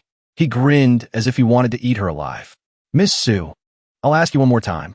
Do you want to become my, Luo Qingping's, junior sister? The two men behind him chimed in. What's there to consider? Our senior brother has taken a liking to you. You should be grateful. Two other lackeys echoed. That's right, that's right. Su Tower clenches her fists in anger after hearing this. She curses him loudly. Shameless. Bastard. Yet, he snorts loudly and says, You think you still have a choice? Hurry up and acknowledge a master. You can't even protect yourself. But if you agree, I can let your master go. Suddenly, Xiang Yan's voice rings out, Tao. She glances at him with teary eyes. He steps in front of her. He asks now, Do you know the true face of them yet? Then, he looks towards them and continues. Even if you agree, he still won't let anyone go. From the beginning, they intended to kill.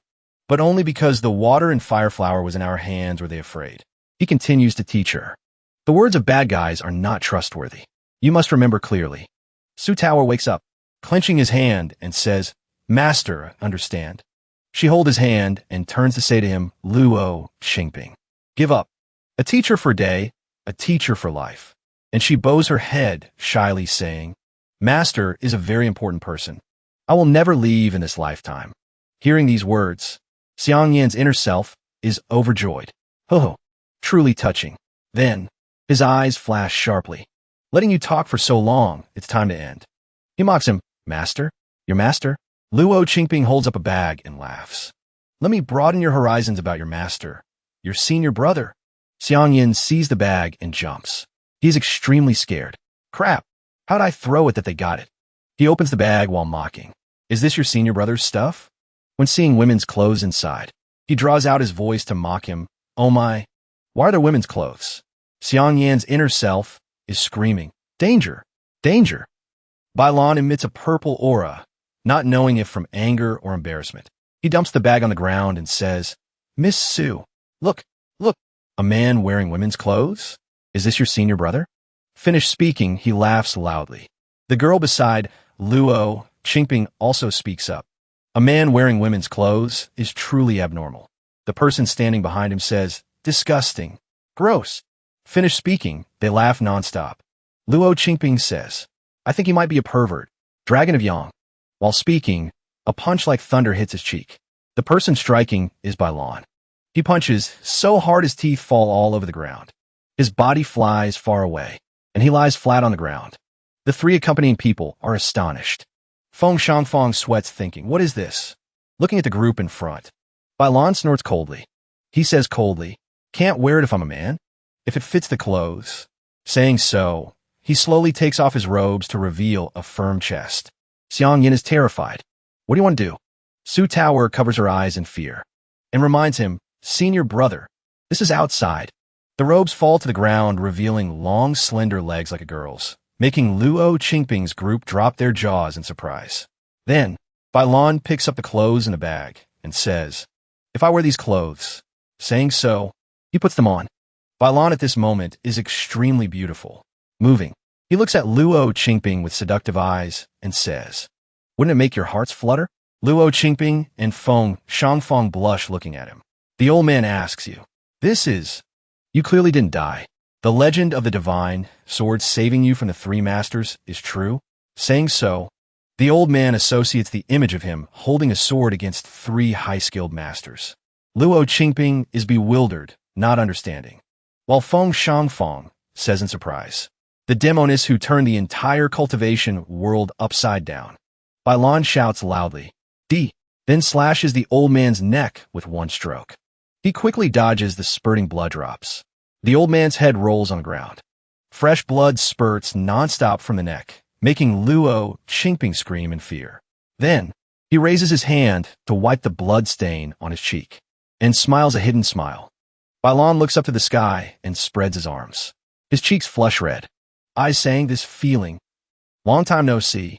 Feng Shangfeng's head rolls in front of Luo Qingping, making him retreat in fear. All three remaining minions tremble in fear. They share the same thought. Impossible. Guardian Feng is a master expert. How could one sword strike?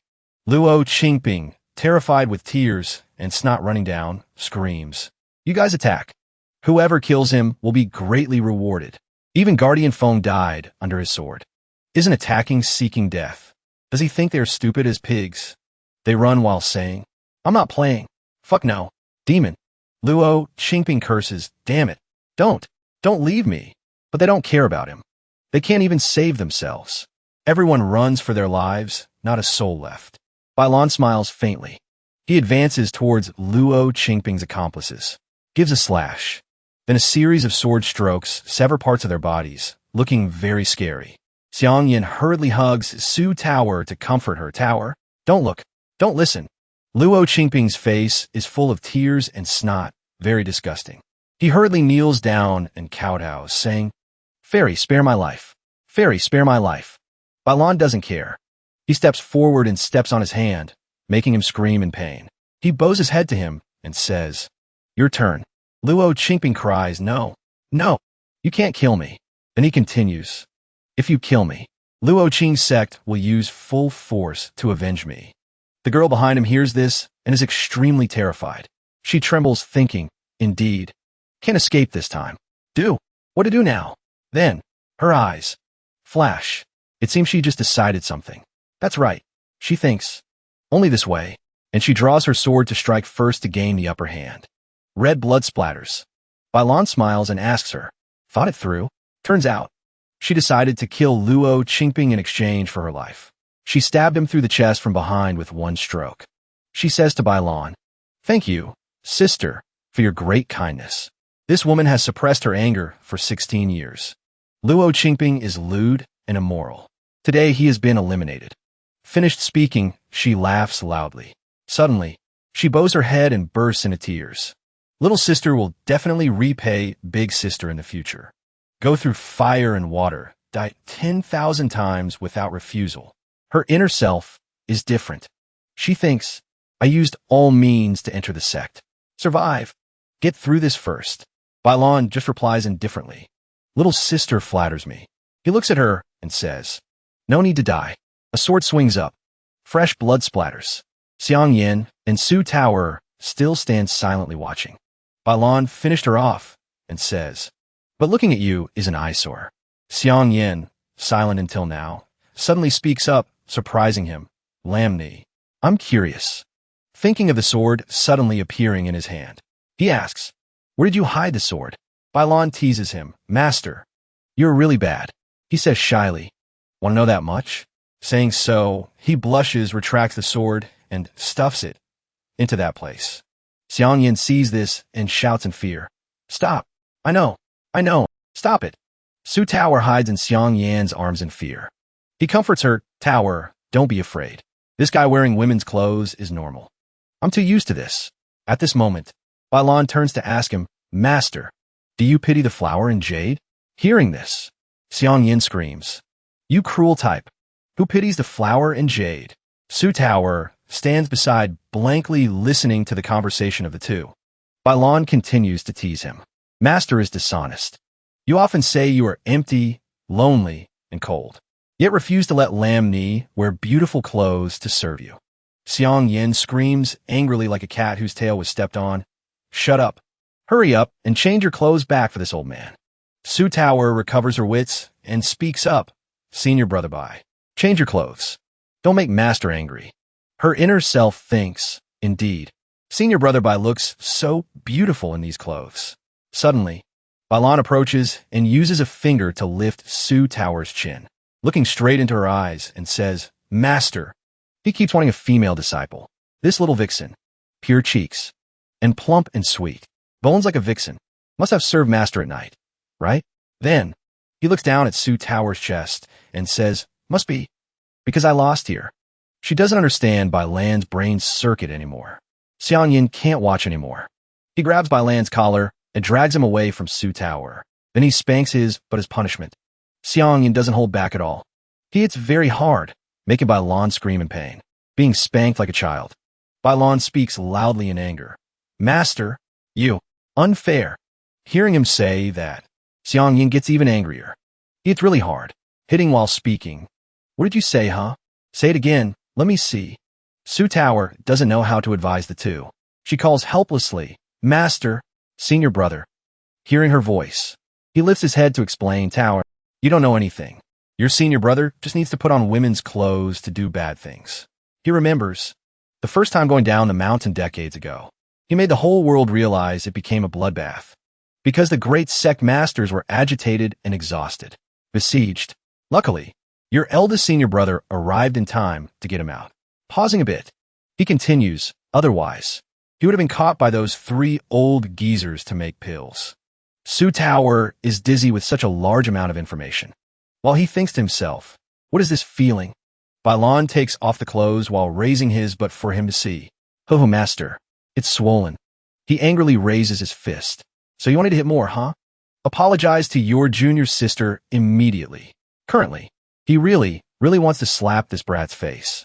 At this moment, Bailan seriously puts back on men's clothes. Apoaches Su Taya clasps hands and bows, saying, little junior sister, please don't take the incident just now to heart. She hurriedly waves her hand. It's okay. It's nothing. Just now senior brother suffered too.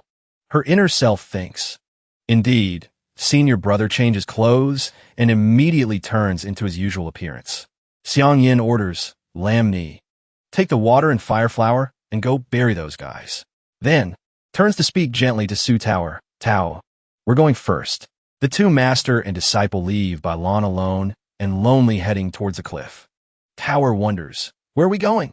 Stepping to the cliff, looking down and saying, from the beginning, I felt there seemed to be a barrier down here.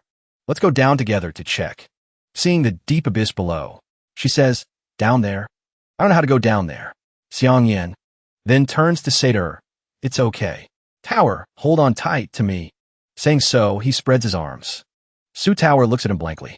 Bailan digging soil hears this and is very jealous. Lammy also wants Master to hug. One hand hugs her back. One hand hugs her thighs. And jumps down. Su Tower screams in fear. She asks him, Master, am I a bit heavy? He replies, oops, rest assured. Very delicious, oh no, very light. The abyss is deep like a mysterious volcano mouth. All 3 master and disciples are jumping down. Seeing the bottomless abyss, Xiang Yin says, no wonder this place is called Nguyen Hai Abyss Sea. Su Tower replies, that's right. Who would have thought? Don't know what he did to make her blush. She thinks to herself, where are you touching? Master Beast. When nearly touching the water surface, he says to the 2 disciples, go down and see what's there. And then big and small water drops splash up. All 3 dive deep to the bottom. From above looking down, they see a palace. Don't know whose voice among the 3 rings out. There's a palace hidden underneath. Then, they gradually move down and discover a cave. He says, there's a cave ahead. Let's go in and see. Bailan scouts ahead. He suddenly gapes. Whoa! Then, he turns to speak to Xiang Yin and Su Tower. There's a barrier blocking the water. Ahead is much more convenient. Suddenly, Bailan's eyes flash with surprise. There are many skeletons on the ground. He says to Xiang Yin, Master, a fierce battle once took place here. Su Tower also looks around and says, that's right. Don't know how long ago. The 3 continue to explore around. Suddenly, Xiang Yin speaks up. The architecture here, huge distance. Doesn't look like mortals could live here. And he sees something that surprises him greatly. Turns out, before his eyes is a skeleton sitting cross-legged, wearing full armor. Like an immortal warrior, still maintaining silence amidst the flow of time. Xiang Yin says, unexpectedly, turns out there are gods in this world. Su Tower asks him in surprise. Master means the human god realm great power? Bailan replies, and he explains to her. Mortal 7 realms, chi refining, innate 3 souls, 7 spirits, profound origin, spirit emperor, human god. Even for human god, as before, there is the word human in front. Bailan stares ahead and says, but this skeleton owner. Su Tower looks at him as if not knowing what surprising things he will say next. Xiang Yin reaches out his hand and says, before he was alive, he was a true god. Finished speaking, he clenches his fist and turns his back to say to the 2 disciples, all right, continue exploring. Su Tower looks at the skeleton thinking, gods. What realm is master exactly? After gods, is there any higher realm? While walking, Xiang Yan's eyes suddenly flash. He raises his hand to stop Bailan and Su Tower. Shouts stop. Bailan looks in surprise at the glowing area in front. He says this is from a circular pattern filled with swords. They light up a whole space. Bailan says loudly, sword chi barrier. At this moment, the 3 stand quite far from the barrier. Near the barrier, there are also many dry skeletons. Xiang Yin glances at Bailan saying, Lamni, try to break this barrier. If there is any change, retreat immediately. Bailan slowly draws his sword. He draws it decisively and says, disciple accepts the order. Bailan steps forward step by step. The barrier keeps glowing. He frowns thinking of a way. Break. A moment later, for golden beams shoot from the barrier. Bailan constantly transmits power into it.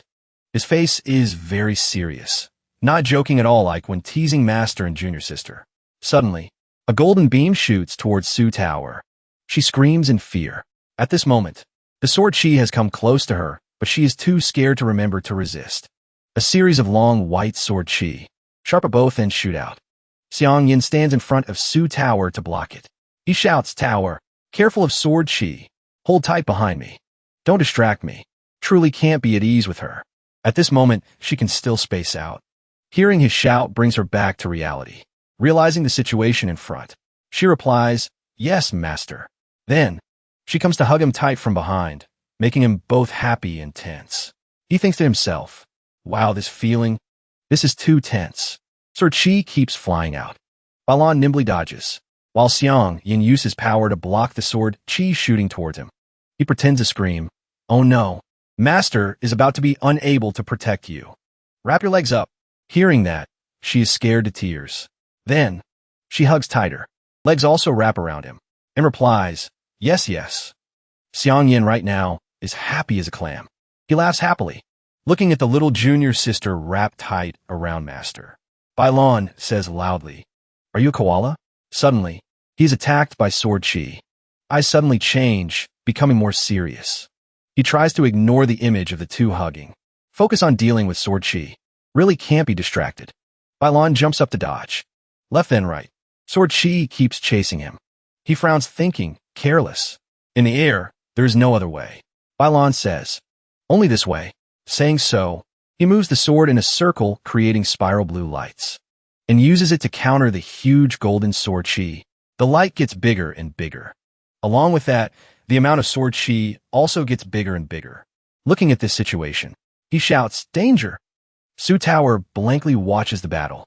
Suddenly, Xiang Yin turns around, carrying her princess style to dodge the sword chi. He flies far away, then lands on the ground. Then, he comforts the dizzy little disciple. Out of the barrier range. Safe now. Bailan follows behind, bowing and saying, Master, disciple's strength is insufficient. Can only break 1 layer. Xiang Yin glances at him and says, it's okay. Regarding swordsmanship and sword intent, you're still a bit inferior to your senior brother. Then he smiles, praising Bailan. Being in a mortal realm and able to do this, consider not bad. He looks towards the barrier and says, after all, this sword intent was left by God. Suddenly, Xiang Yin turns to speak to Su Tower, making her jump. Tower, Master previously taught you the life-bound sword art. 36 forms of killing God. Pausing a bit, he continues. You probably have grasped 3 forms.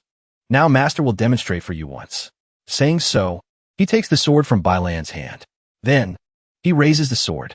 Eyes gradually become serious. Xiang Yin focuses power using the primordial spirit avatar. Bai Lan smiles looking at him, while Su Tower shouts in surprise. Primordial spirit avatar. Is Master already a human god realm expert? Xiang Yin frowns, looking towards the barrier. A series of sword chi are moving at very high speed. They spin, then simultaneously aim towards him. But Xiang Yin stands straight, raises the sword to the sky, with solemn eyes and full determination. He shouts, break, and focuses power to strike straight at the barrier. A golden light flashes extremely blindingly. Sword chi falls down. The blue patterns gradually disappear. It can be said the barrier has shattered. Su Tower cheers happily, success. Then, the 3 enter the door where the barrier was just now. When entering inside, Xiang Yin sees something that changes his eyes. This is... The 3 walk inside together. Xiang Yin whispers with a frown, guarded so strictly. The scene in front of the 3 looks extremely gloomy. From afar is a red coffin. This coffin. Then he steps up the stairs, slowly approaching the coffin. Seeing the person inside, all 3 faces are extremely panicked. Inside the coffin is a beautiful woman with a delicate face and shiny hair. She looks like she is sleeping, not dead. Su Tower timidly hides behind Xiang Yin, softly calling him Master. Xiang Yin sees she seems scared and reassures. It's nothing. Just a pink skeleton. Xiang Yan's face is extremely focused, frowning and thinking, damn it. Can't find a cause of death. Bai Lan beside him winks, mischievously saying, Master, seems like only this is here. Want to take her away? Xiang Yin immediately turns to look at Bai Lan with a deadly face. Lam Yi, go find another place. Bai Lan looks and gets scared, obediently listening. Su Tower stands up with glittering eyes asking, Master, isn't it pitiful for her to be alone in such a deep place? Why not listen to senior brother? Take her away. Xiang Yin smiles replying, having a kind heart is good, but first, must find the truth. In his heart he thinks, silly girl. Truly too kind. The 2 talk happily, while Bai Lan alone behind looks back, feeling self-pity. Must be very embarrassed in front of little junior sister. Should I turn back and sneak away to let them go together? Then Xiang Yin starts searching for something in the coffin. Right at this moment, suddenly discovers something. Xiang Yin sees a small corpse beside the woman wrapped in a cloth. This is a swaddled infant. He gently touches the tiny body. However, never seen infant remains like this. Just as he is pondering, Bai Lan from afar waves and calls, Master, there is a secret room here. Xiang Yin then goes to Bai Lan's place. However, as soon as he opens the door, he says again, but there is really nothing here. Only that coffin is the most valuable thing here. The 3 walk into a pitch-black room together. Finished speaking, Xiang Yin smiles softly, let's go.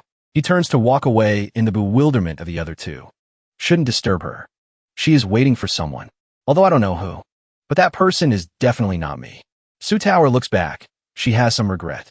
Just leaving like that? Just as the 3 intend to leave, suddenly a noise rings out. Xiang Yin uses sharp eyes to turn back and look behind. Bai Lan beside him suddenly sees him turn around and is a bit confused. The next second, Xiang Yin starts unleashing magic in his hand. The wooden sword on the ground is lifted, then rushes into his palm, to Su Tower's surprise. Then Xiang Yin starts casting spells. His 2 hands seem to create great winds. I want to say, his eyes suddenly become serious. Sorry to disturb a bit. With just 1 sword stroke, a series of transparent sword tips shoot out. Xiang Yin doesn't stop, but continuously swings the sword. His swords fly and surround the woman's coffin, now forming a sword formation. The next second, Xiang Yin casts a spell causing the wooden sword in his hand to shatter into pieces. Returning peace to you. Seeing his power, Su Tower is extremely surprised. She seems mesmerized by the move and Xiang Yin's coolness. This is the sword intent Master taught. Why does this sword intent make me feel a bit sad? Just as she's immersing in her thoughts, Xiang Yin says softly, all right. He smiles at her and holds out his hand. Let's go. Su Tower is shy. Face. She turns red like a tomato, gently touches Xiang Yan's palm and hums softly. An image of a lovely sleeping baby appears. The woman just now is currently hugging her little child. She gives the child affectionate looks, tears still lingering in the corners of her eyes. Then the woman seems determined about something. She looks straight ahead proudly. In front of both mother and child is a magic circle surrounded by sharp, transparent sword tips. From above, a blue figure is watching the mother and child's actions. Xiang Yan looks from above, thinking to himself, using the remaining spiritual consciousness to accept the dream. Is it the woman in the coffin? The woman holding the child walks closer to the gate that seems sealed in front. Her finger gently touches the sword tip. Just as the fingertip is about to touch the sword tip, a sharp pain transmits to the body. The woman is cut by the sword. Blood flows from the hand. She screams in pain. It hurts. The baby seems to sense something dangerous, so also wails. Seeing her child crying, the woman suddenly forgets the pain, turning to comfort the child. There. Don't cry, don't cry. Mommy is here. Xiang Yan above ponders. That halo not only protects them, but they are also completely trapped here. No surprise, there is nothing there. Eating too much, it ran out early. At this moment before his eyes, the image of a baby girl with a gaunt face lying in her mother's arms whispers, "Mommy, I'm so hungry." Wrinkles start appearing on the woman's face. She gently rubs the child's head and hums softly. "Close your eyes. Sleep well. You will have something to eat." The baby obediently listens to mother and slowly closes eyes tight. At this moment, the woman's eyes suddenly change.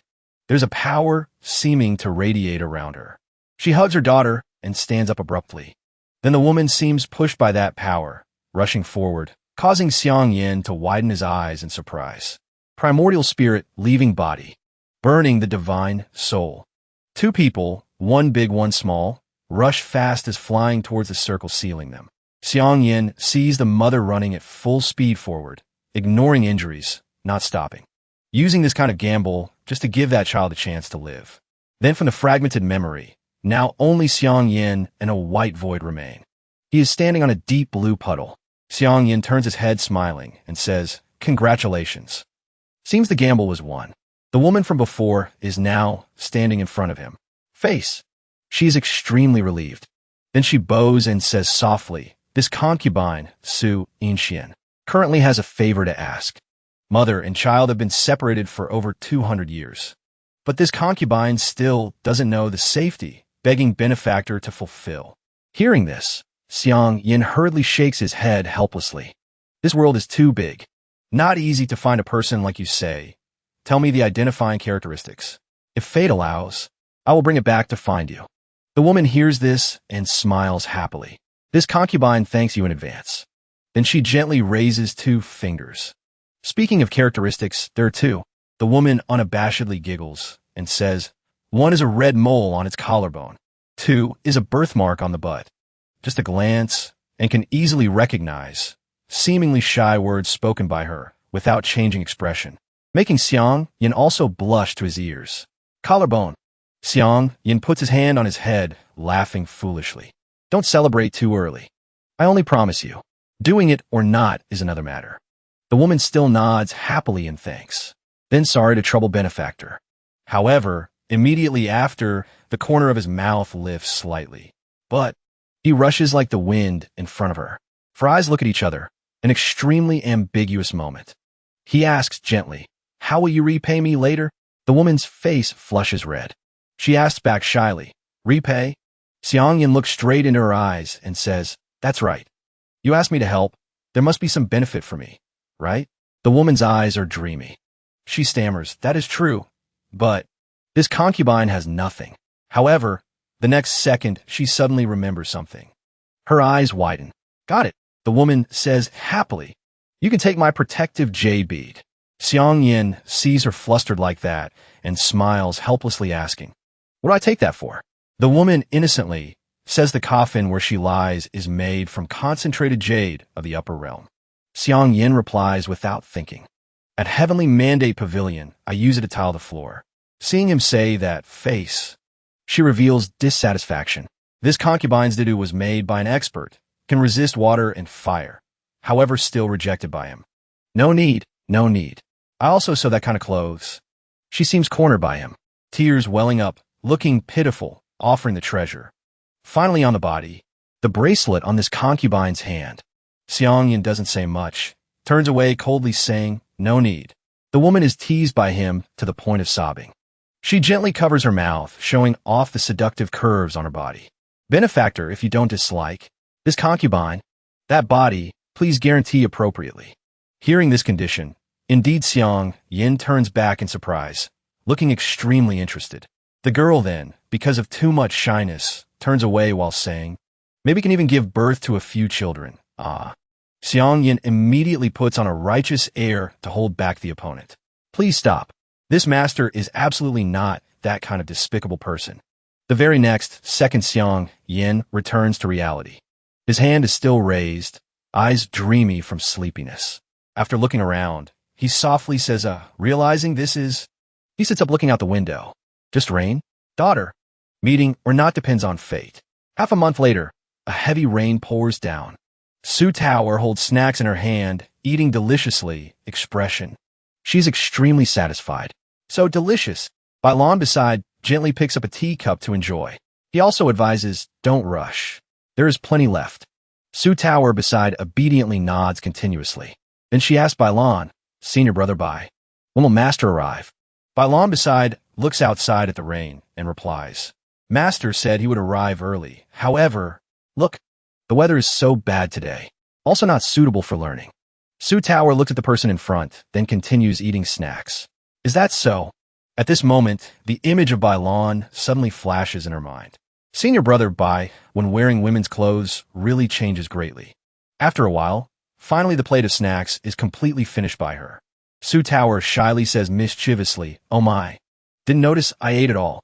Bailan's mouth corner twitches slightly. Laughter also gradually becomes ugly. Next, he directly uses a fierce face to question Tower. Why did you eat it all? Tower freezes upon seeing this, unable to speak. Bailon doesn't let go, face like a demon staring at her. To Master. Master likes this cake the most. His words make Su Tower panic and fear. She screams loudly. It's for Master.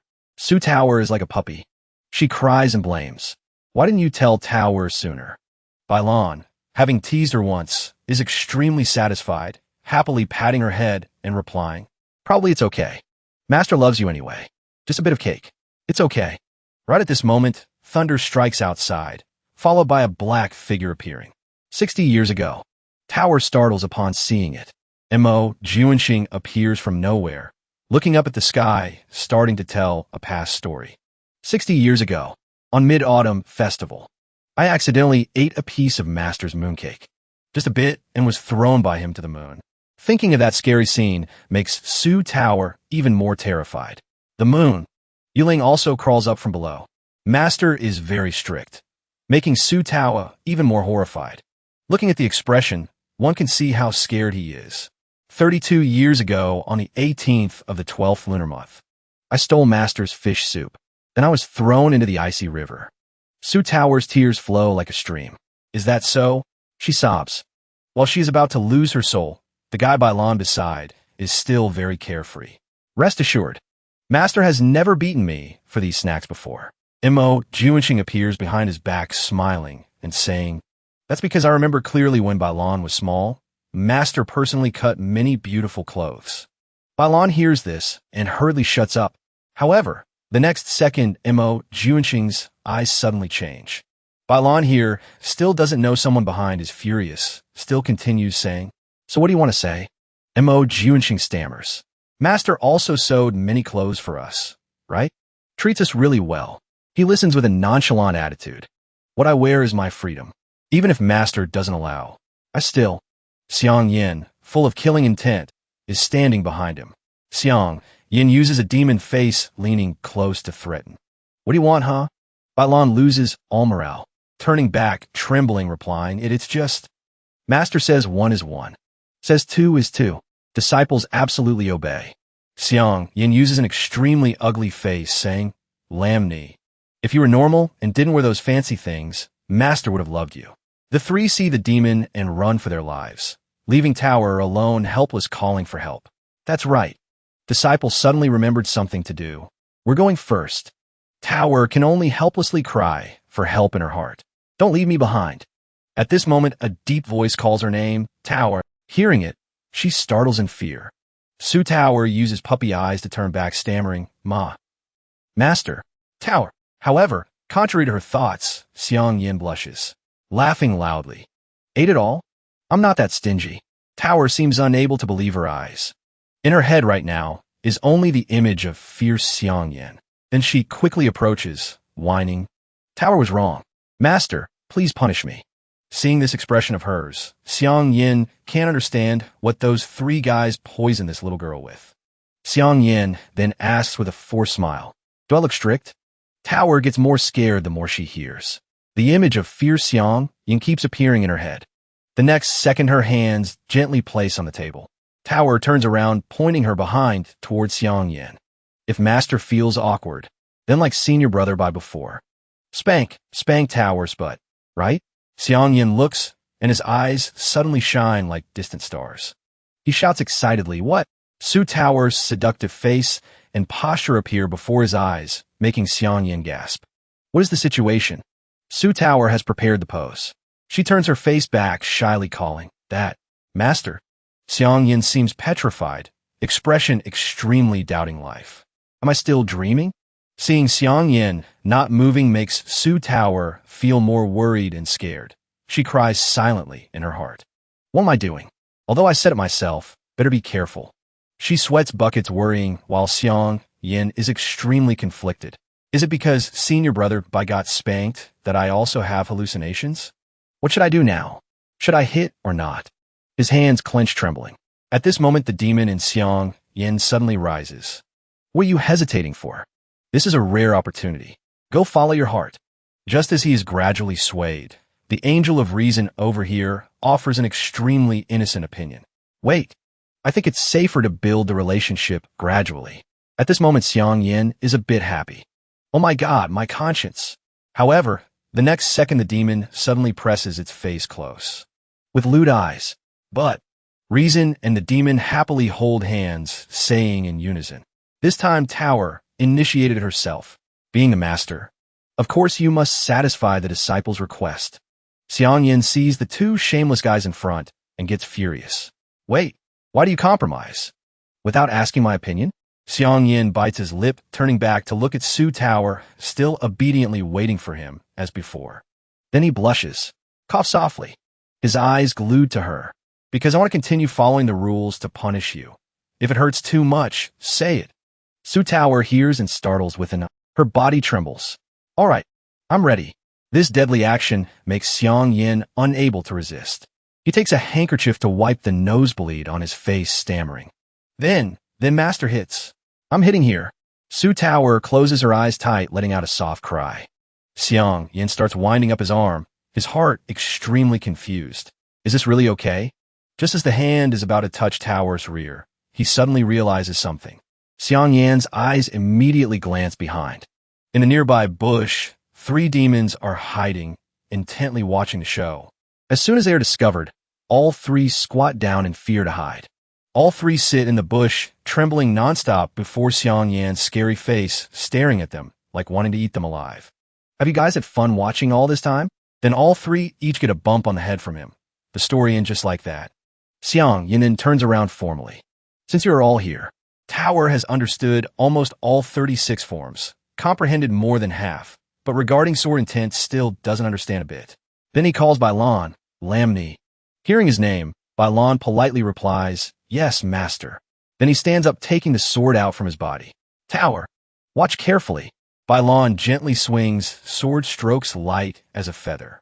The so-called sword intent changes everything. No need to try to form one.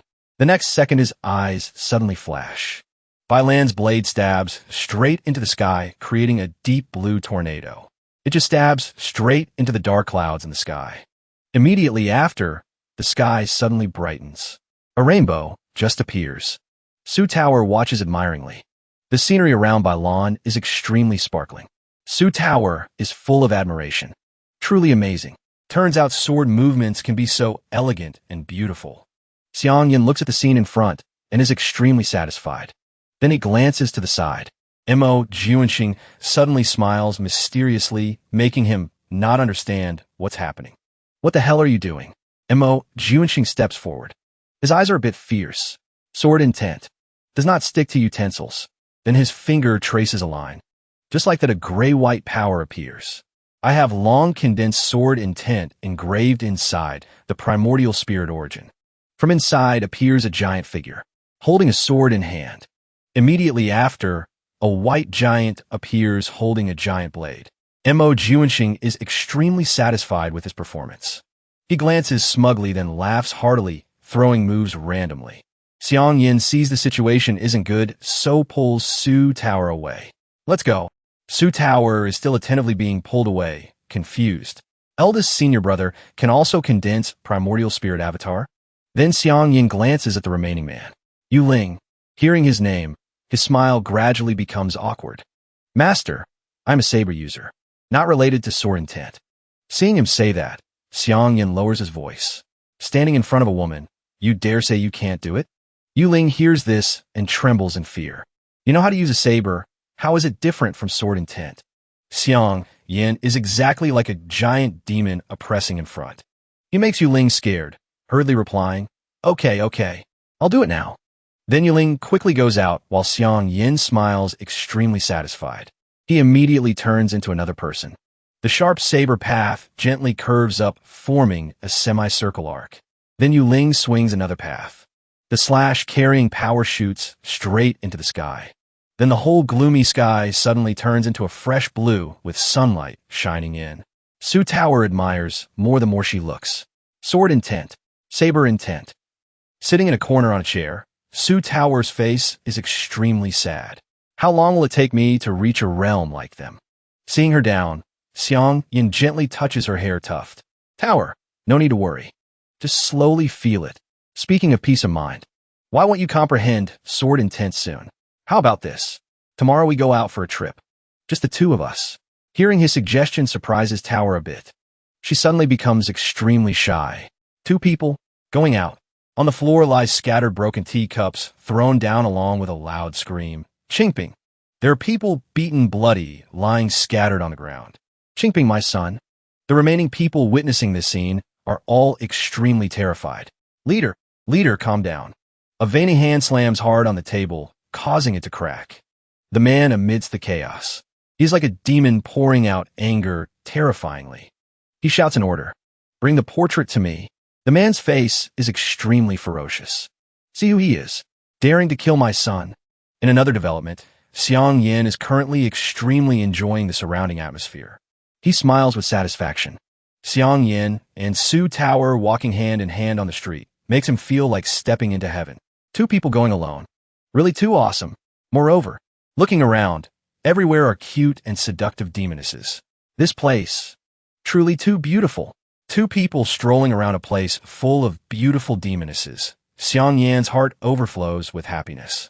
Su Tower looks around then asks curiously, Master, why does the inner city allow demon beasts? Her ears scream in surprise, heart full of curiosity.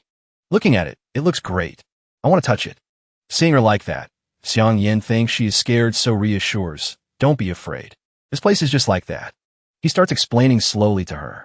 Vinlac City is also called the City of Pleasure. Some people like this kind. But these demonesses also rely on men's spiritual energy to cultivate. This can be considered a characteristic industry needed every day. Speaking of this, he can't help but glance at the puppy-like girl beside him, drooling with desire. Little girl, there are many men's hobbies in this world. How could you know? Right at this moment, Su Tower's hands tremble, holding tight to Xiang Yin. That Xiang Yin doesn't understand what's happening, uttering, She uses innocent eyes to ask him, do you like this type, master? Xiang Yin immediately falls into a speechless state. His face also distorts to cover up the lust in himself. This matter. Immediately after, he coughs once, then puts on a standard manly appearance. Don't talk nonsense. We came here for serious business. The city lord here is an old friend of mine. I heard he cleverly obtained a meteorite block back in the day. Guessing it's the right time for the material for the lifebound sword. Hearing this, Su Tower happily follows him. Tower knows. Right at this moment, a group of people walks past them. The girl with light brown hair turns back to say to the people behind, Gwen High actually has this place. Demon race and human race colluding like this on the street. These people really have no shame. The boy with moss green hair sees her annoyed and says gently, Junior Sister Yilin, this dirty place always has its reasons.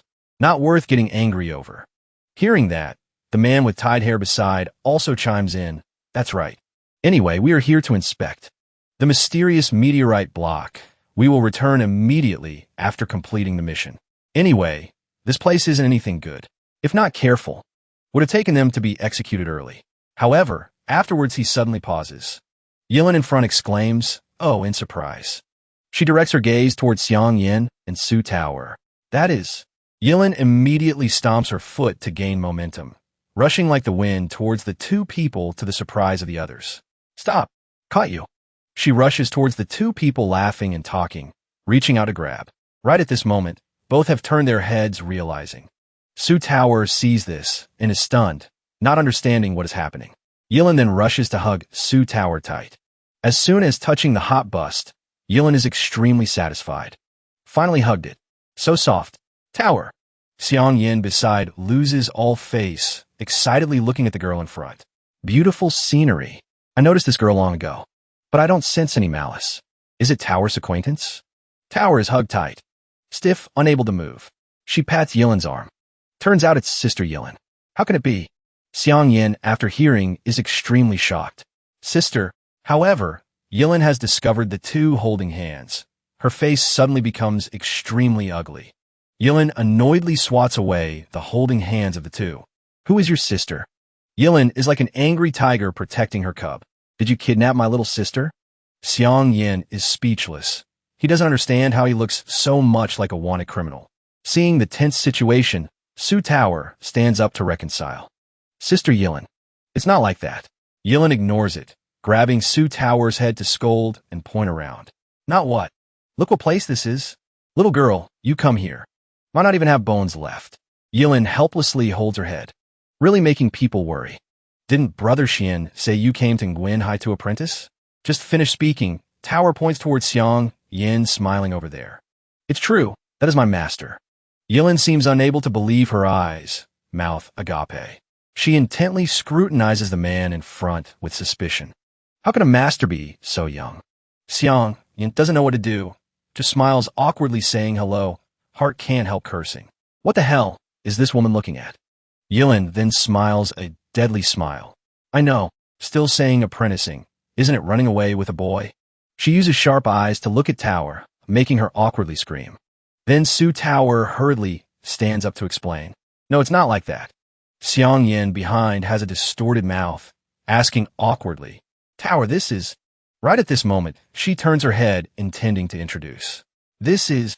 However, words not yet spoken are snatched by that girl. Chung Yilin, Su Tower's relative. Xiang Yin hears this, and his heart opens up. Tower's relative. Must create a good impression. He quickly says, disrespect, disrespect. Then Xiang Yin stands up to introduce. I am Heavenly Mandate Pavilion Master, Xiang Yin. Just finished speaking, a finger points straight at his face. Chung Yilin approaches to interrogate. Do you have some intentions towards Tao? Xiang Yin is scared by her leaning back. This. Asking too fast. Su Tower behind can't stand it anymore. She rushes to stop Yilin. Sister Yilin, what are you saying? Immediately Yilin's eyes are like a beast. Two hands just embrace Tower's body. She hugs Tower, face shy. I warn you in advance. You are not allowed to love each other. I want to take her away today. At a large building. Xiang Yin walks inside. Seems a girl misunderstood him. He hurriedly waves his hand to explain. This young lady, disciple, and I came here for work. Not like what you think. Xiang Yin sweats thinking. Being Tower's relative also has a bit of misunderstanding like her brother. Huh? Nan Tianxing frowns looking towards Tower. He thinks, Cousin Yilin? Could it be? Suddenly, Liu Xia speaks up, interrupting his train of thought. Senior brother, what's wrong? He suddenly comes up with an idea. Then he whispers to Liu Xia, little brother, today you and I are really very lucky to meet the Su family's sixth miss from the capital. Hearing this, Liu Xia asks in surprise, really? Then, he quickly runs in front of Su Tower, clasps hands and bows saying, I am Liu Xia. My father is Li Rua. Greetings, Su Sixth Miss. She says shyly that, senior brothers, senior sisters. Just call me Tower. Ignoring Li Yuxiao blabbering with Su Tower, Nan Tianxing approaches to strike up a conversation with Xiang Yan. He introduces, I am Nan Tianxing. How should I address you? He smiles, replying, Heavenly Mandate Pavilion Master, Xiang Yan. Hearing that, Nan Tianxing says politely, Heavenly Mandate Pavilion? Admire. Admired for a long time. Li Yuxiao also runs over and says, Becoming a master at such a young age. Truly surprising. Suddenly, a hand places on his shoulder. Simultaneously, a voice speaks up. No. Then he leans in, whispering in his ear. Better to keep distance between men and women. Don't you know her identity? Heavenly Mandate Pavilion is so small. You dare? No. Nan Tianxing smiles, saying, Oh my, junior brother. What are you saying? Saying that might make them embarrassed. He smiles harmlessly, saying, Sorry, sir. It's my fault. Xiang Yin silently thinks, Tao, your friends are quite something too. Before his eyes is the image. Cheng Yilin trying hard to explain to Su Tower, making her dizzy. Then Nan Tianxing happily talking with Li Yuxia. Cheng Yilin says, Tower, I treat you really very well. If tonight you go with that thief again, I'm sure you will suffer. She explains in a low voice, Sister Yilin. Master is really a very good person. Then both look towards Xiang Yin, terrifying him. And he sighs, telling himself, Since they are your acquaintances, Tower, so I spare their lives. Xiang Yin calls out, Fellow Taoist Yilin. Then, he steps forward, bowing to say to her, Rarely meeting relatives, friends in another place. So I won't stand on ceremony. Trouble you guys to take care of her for one night. Tomorrow morning, I will come and pick her up. Cheng Yilin turns to say to him, That is natural, but better you stay far away from her. Tower also has her own opinion. She shakes off Yilin's hand, then looks straight into Yilin's eyes, saying, Sister Yilin, you're not my mother. I want to follow Master. Xiang Yin speaks up to advise her, Obediently follow your relatives. At this moment, Yilin arrogantly lifts her face. Tower bows her head like a child at fault, replying, Then Tower knows. Xiang Yin says goodbye to everyone, turning to walk out. Yilin holds her hand and says, We should go too. Mouth says yes, but her head still turns back, looking towards him. In her eyes, she is watching his back, leaving, no longer seeing his figure. Tower turns her head forward, walking with Yilin. Two people merge into the crowd. A moment later, figure is gone. Xiang Yin walks, thinking, Where to go now? Unexpectedly, Allins have no rooms left now. Suddenly, he remembers his intention. Was intending to stay in the same room with Tao. Thinking of this, his eyes suddenly flash. A bit. He stands silently thinking, eyes shining brightly, cheeks flushing red. He thinks, Can do that. A voice rings out, startling him. That customer over there, a beautiful girl, approaches, asking him, Do you want to come in and see? Another girl pulls his hand. Customer, she says, Our shop provides all kinds of services. There is nothing I can't do. Xiang Yin thinks happily. So I don't have to sleep outdoors? Great. Bailon sits upstairs, witnessing everything. He holds up a teacup and says, This time, his face flashes with a scheming look. Master said that, but fell into the trap. If I tell little junior sister this, see if he still dares to spank me. Bailon is sitting watching the drama, when suddenly a voice rings out, Help. He says 2 words, Women, then falls flat on his face. Then blames him, Scammer. You said just going out to play. You are a demon. Even so, Bailon still calmly sits drinking tea. A sweet voice rings out, Customer, come to me. Another seductive voice interrupts, Don't. Come to us. The blonde girl hugs Xiang Yan's arm tight and says, Little sister. Give him to big sister, okay? Go find another guest. The pink-haired girl retorts, No way. This kind of exquisite goods, better big sister give to little sister. 2 pairs of pink peaches clamp tight on Xiang Yin, making him endlessly happy. No way. This is too dangerous. I must be wary. Those 2 voices start arguing noisily. Little sister should listen to big sister. Big sister should listen to little sister instead. Hearing those disgusting words makes Bailon get goosebumps. Oomph. A bunch of idiots. Can't even handle such a thing. Master is easily seduced like that. Bailon suddenly remembers that weak appearance of Yuling. Master schemes deeply. Absolutely won't fall for your trap. Remembering those scenes makes Bailon happy endlessly. Bailon looks into the distance and whispers, Master clearly knows I have a brothel in Vince City. But what Master doesn't know is that on his face appears full of schemes. All brothels in Vince City are opened by me, Lamney. By law and orders, you pass the order down. At any cost, must catch the guy below for me. There will be a reward. Subordinate replies, right away.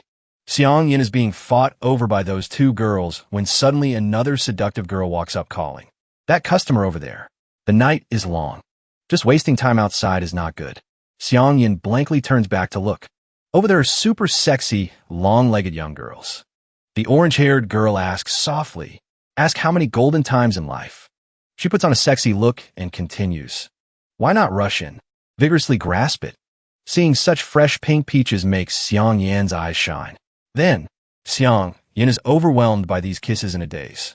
Around him are constant arguing noises. Do you know first come, first served? This is called fair competition. Okay, dare to pull this old lady's hair? Sisters, attack for me. Realizing the smell of gunpowder makes Xiang Yan's spirit recover immediately. Xiang Yin hurriedly pulls up his pants to run away. While those two are grabbing each other's hair, they suddenly realize their guest is gone. Wait, where is he? Xiang Yin, having escaped, feels relieved. Oh, my mother. Too dangerous. Luckily, I escaped in time. No.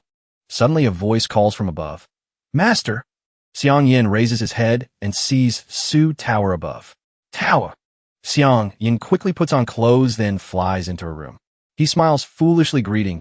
Haha, what a coincidence. Didn't expect you to stay near here. In his heart, he is secretly anxious. Tower didn't see just now, right? Tower hastily rushes to ask, Master, are you okay? What was that just now? Before her anxious questioning, Xiang Yin has to speak out. Master was looking for an inn to stay, then encounter a bit of trouble. Tower naively believes it's true. She thinks worriedly, men should also pay attention to safety when going out. Since it's like that, Su Tower suddenly becomes shy. Master, outside is very dangerous. Why not tonight? Stay overnight here, okay? This ambiguous question of hers makes Xiang Yin unable to help thinking dirty. He startles, blushing. This place. He realizes in this room, there's only one bed. This place. The door is closed very carefully. Xiang Yin thinks happily. Nice. Nice. But he puts on a gentlemanly appearance, saying, no. After all, I am master and disciple. Plus, there's only one bed here. Suddenly, Su Tower reaches out, grabbing Xiang Yin's hem. Xiang Yin instantly blushes red. Su Tower says no. It's okay. Didn't Master say we are family? Those seductive scenes turn out to be just his perverted thoughts. Could it be Master really can't with disciple? Shouldn't? The image of Su Tower, tucking hair, seductively saying, is it possible? Master, Xiang Yin tells himself, must hold back. But her pitiful face. Does Master hate Tao? Xiang Yin silently chants to himself, must hold back.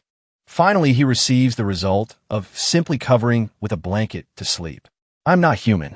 A lone man and woman in a room, yet only covering with a blanket to sleep. Su Tower even says refreshingly, great. Suddenly, she turns to look at him and says, Sister Yilin. She has a strong personality, but her nature isn't bad. Master, are you angry? Xiang Yin replies, no, it's okay. Master knows she just wants good for you. Su Tower smiles, saying, thank you, Master. Good night, Master. Saying so, she coldly closes her eyes on him. Xiang Yin puts on a forced face, wishing back, good night. In his heart, he screams nonstop, good night, my ass.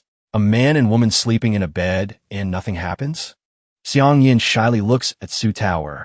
Will I be a beast tonight? Her indifferent lips make him excited. Or worse than a beast.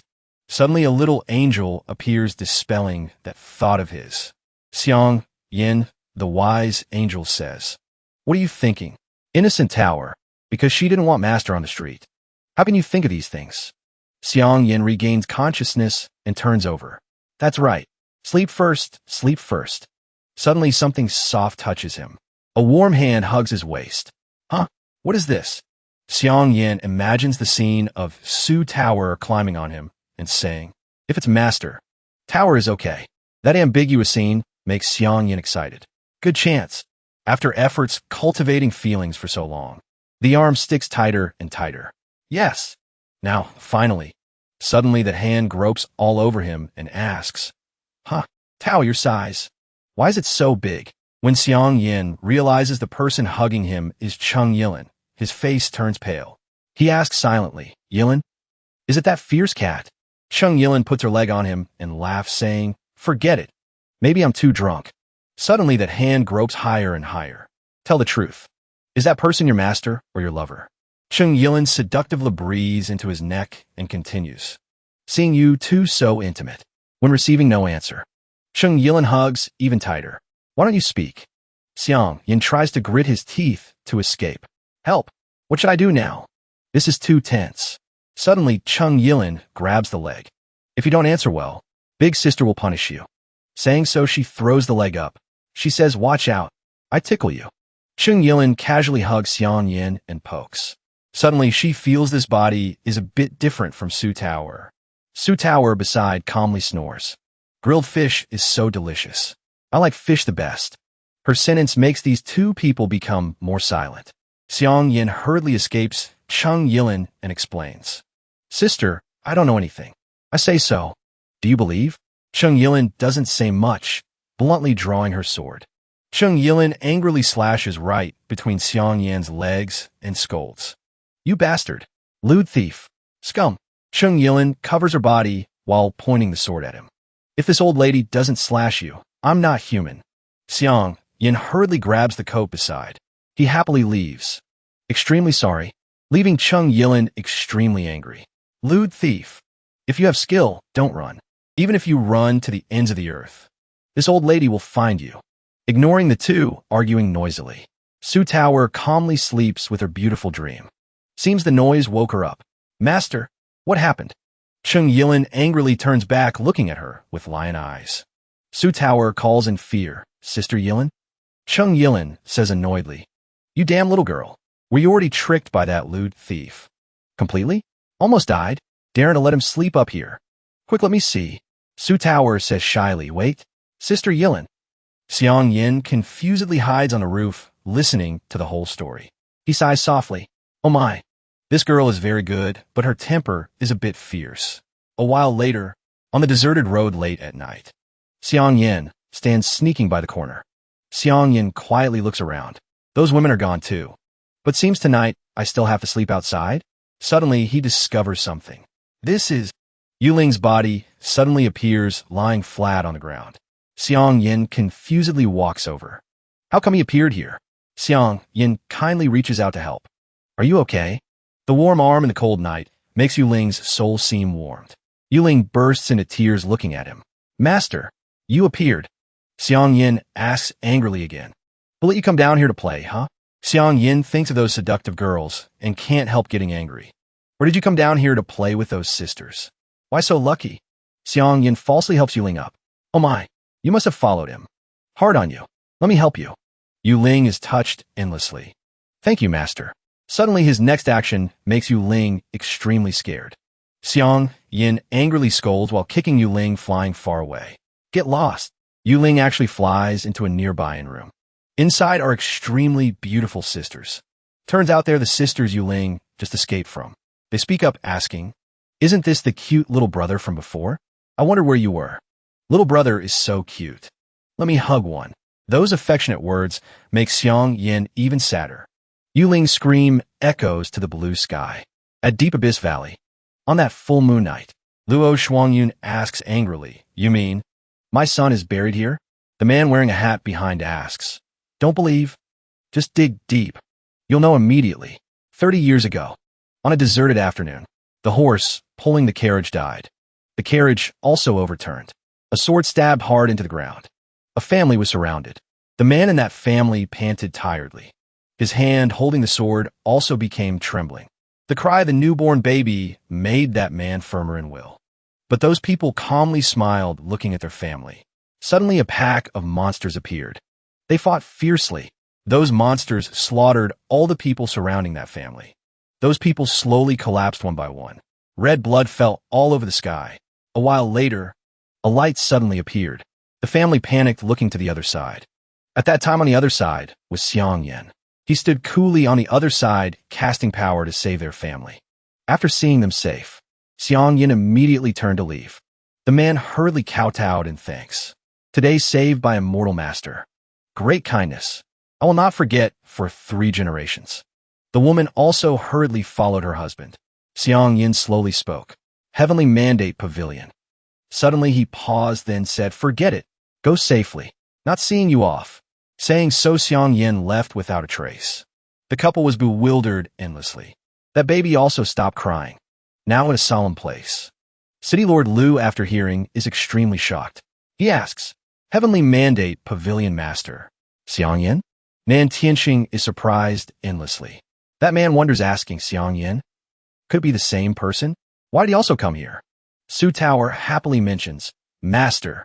This name appearing makes the 3 people, Cheng Yilin, Li Yuxia, and Nan Tianxing pale. Nan Tianxing says hesitantly, City Lord Lu. That Xiang Yin is. City Lord Lu replies, I know. This person has an old relationship with my father. Just didn't expect him to come here. Nan Tianxing keenly discovers something unusual. He smiles maliciously, asking, if that is your father's old friend, why not let him in to make this appraisal conference more lively? City Lord Lu turns to praise. Truly worthy of being my man. Son of the Grand Commandant. Truly generous. Saying so, he turns to say, you there. Let him in. That person respectfully replies, yes. That person hurriedly goes out to open the door for Xiang Yin. Xiang Yin walks in and respectfully greets. Heavenly mandate pavilion master, Xiang Yin. Nan Tianxing smiles, forcefully looking at him. Indeed it is him. Cheng Yilin is surprised endlessly. This guy actually dares to show his face. Su Tower happily calls master. Xiang Yin calmly winks at Su Tower once. He respectfully says, Heavenly mandate pavilion master, Xiang Yin. I heard City Lord Lu previously obtained a meteorite block. Therefore I came here hoping City Lord Lu offers a price. I will take it back for my beloved disciple's famous sword. Su Tower looks at him happily. City Lord Lu panics. So much sweat flows profusely. Nan Tianxing suddenly says, Pavilion Master Xiang, we meet again. City Lord Lu asks foolishly, Young Master Nan, you know him? Nan Tianxing replies, Not really, not really. Just met once. Li Yuxia flies over looking at Xiang Yin and says, Isn't this Pavilion Master Xiang? I thought you had already returned to farming. City Lord Lu suddenly discovers the hidden meaning inside. These two have some conflict? City Lord Lu smiles triumphantly. Just as I wished. The 3 look blankly at City Lord Lu. He happily stands up saying, Pavilion Master Xiang Yin, your gracious presence. Sorry for not welcoming from afar. Truthfully not hiding. Today I indeed open the grand assembly for that treasure.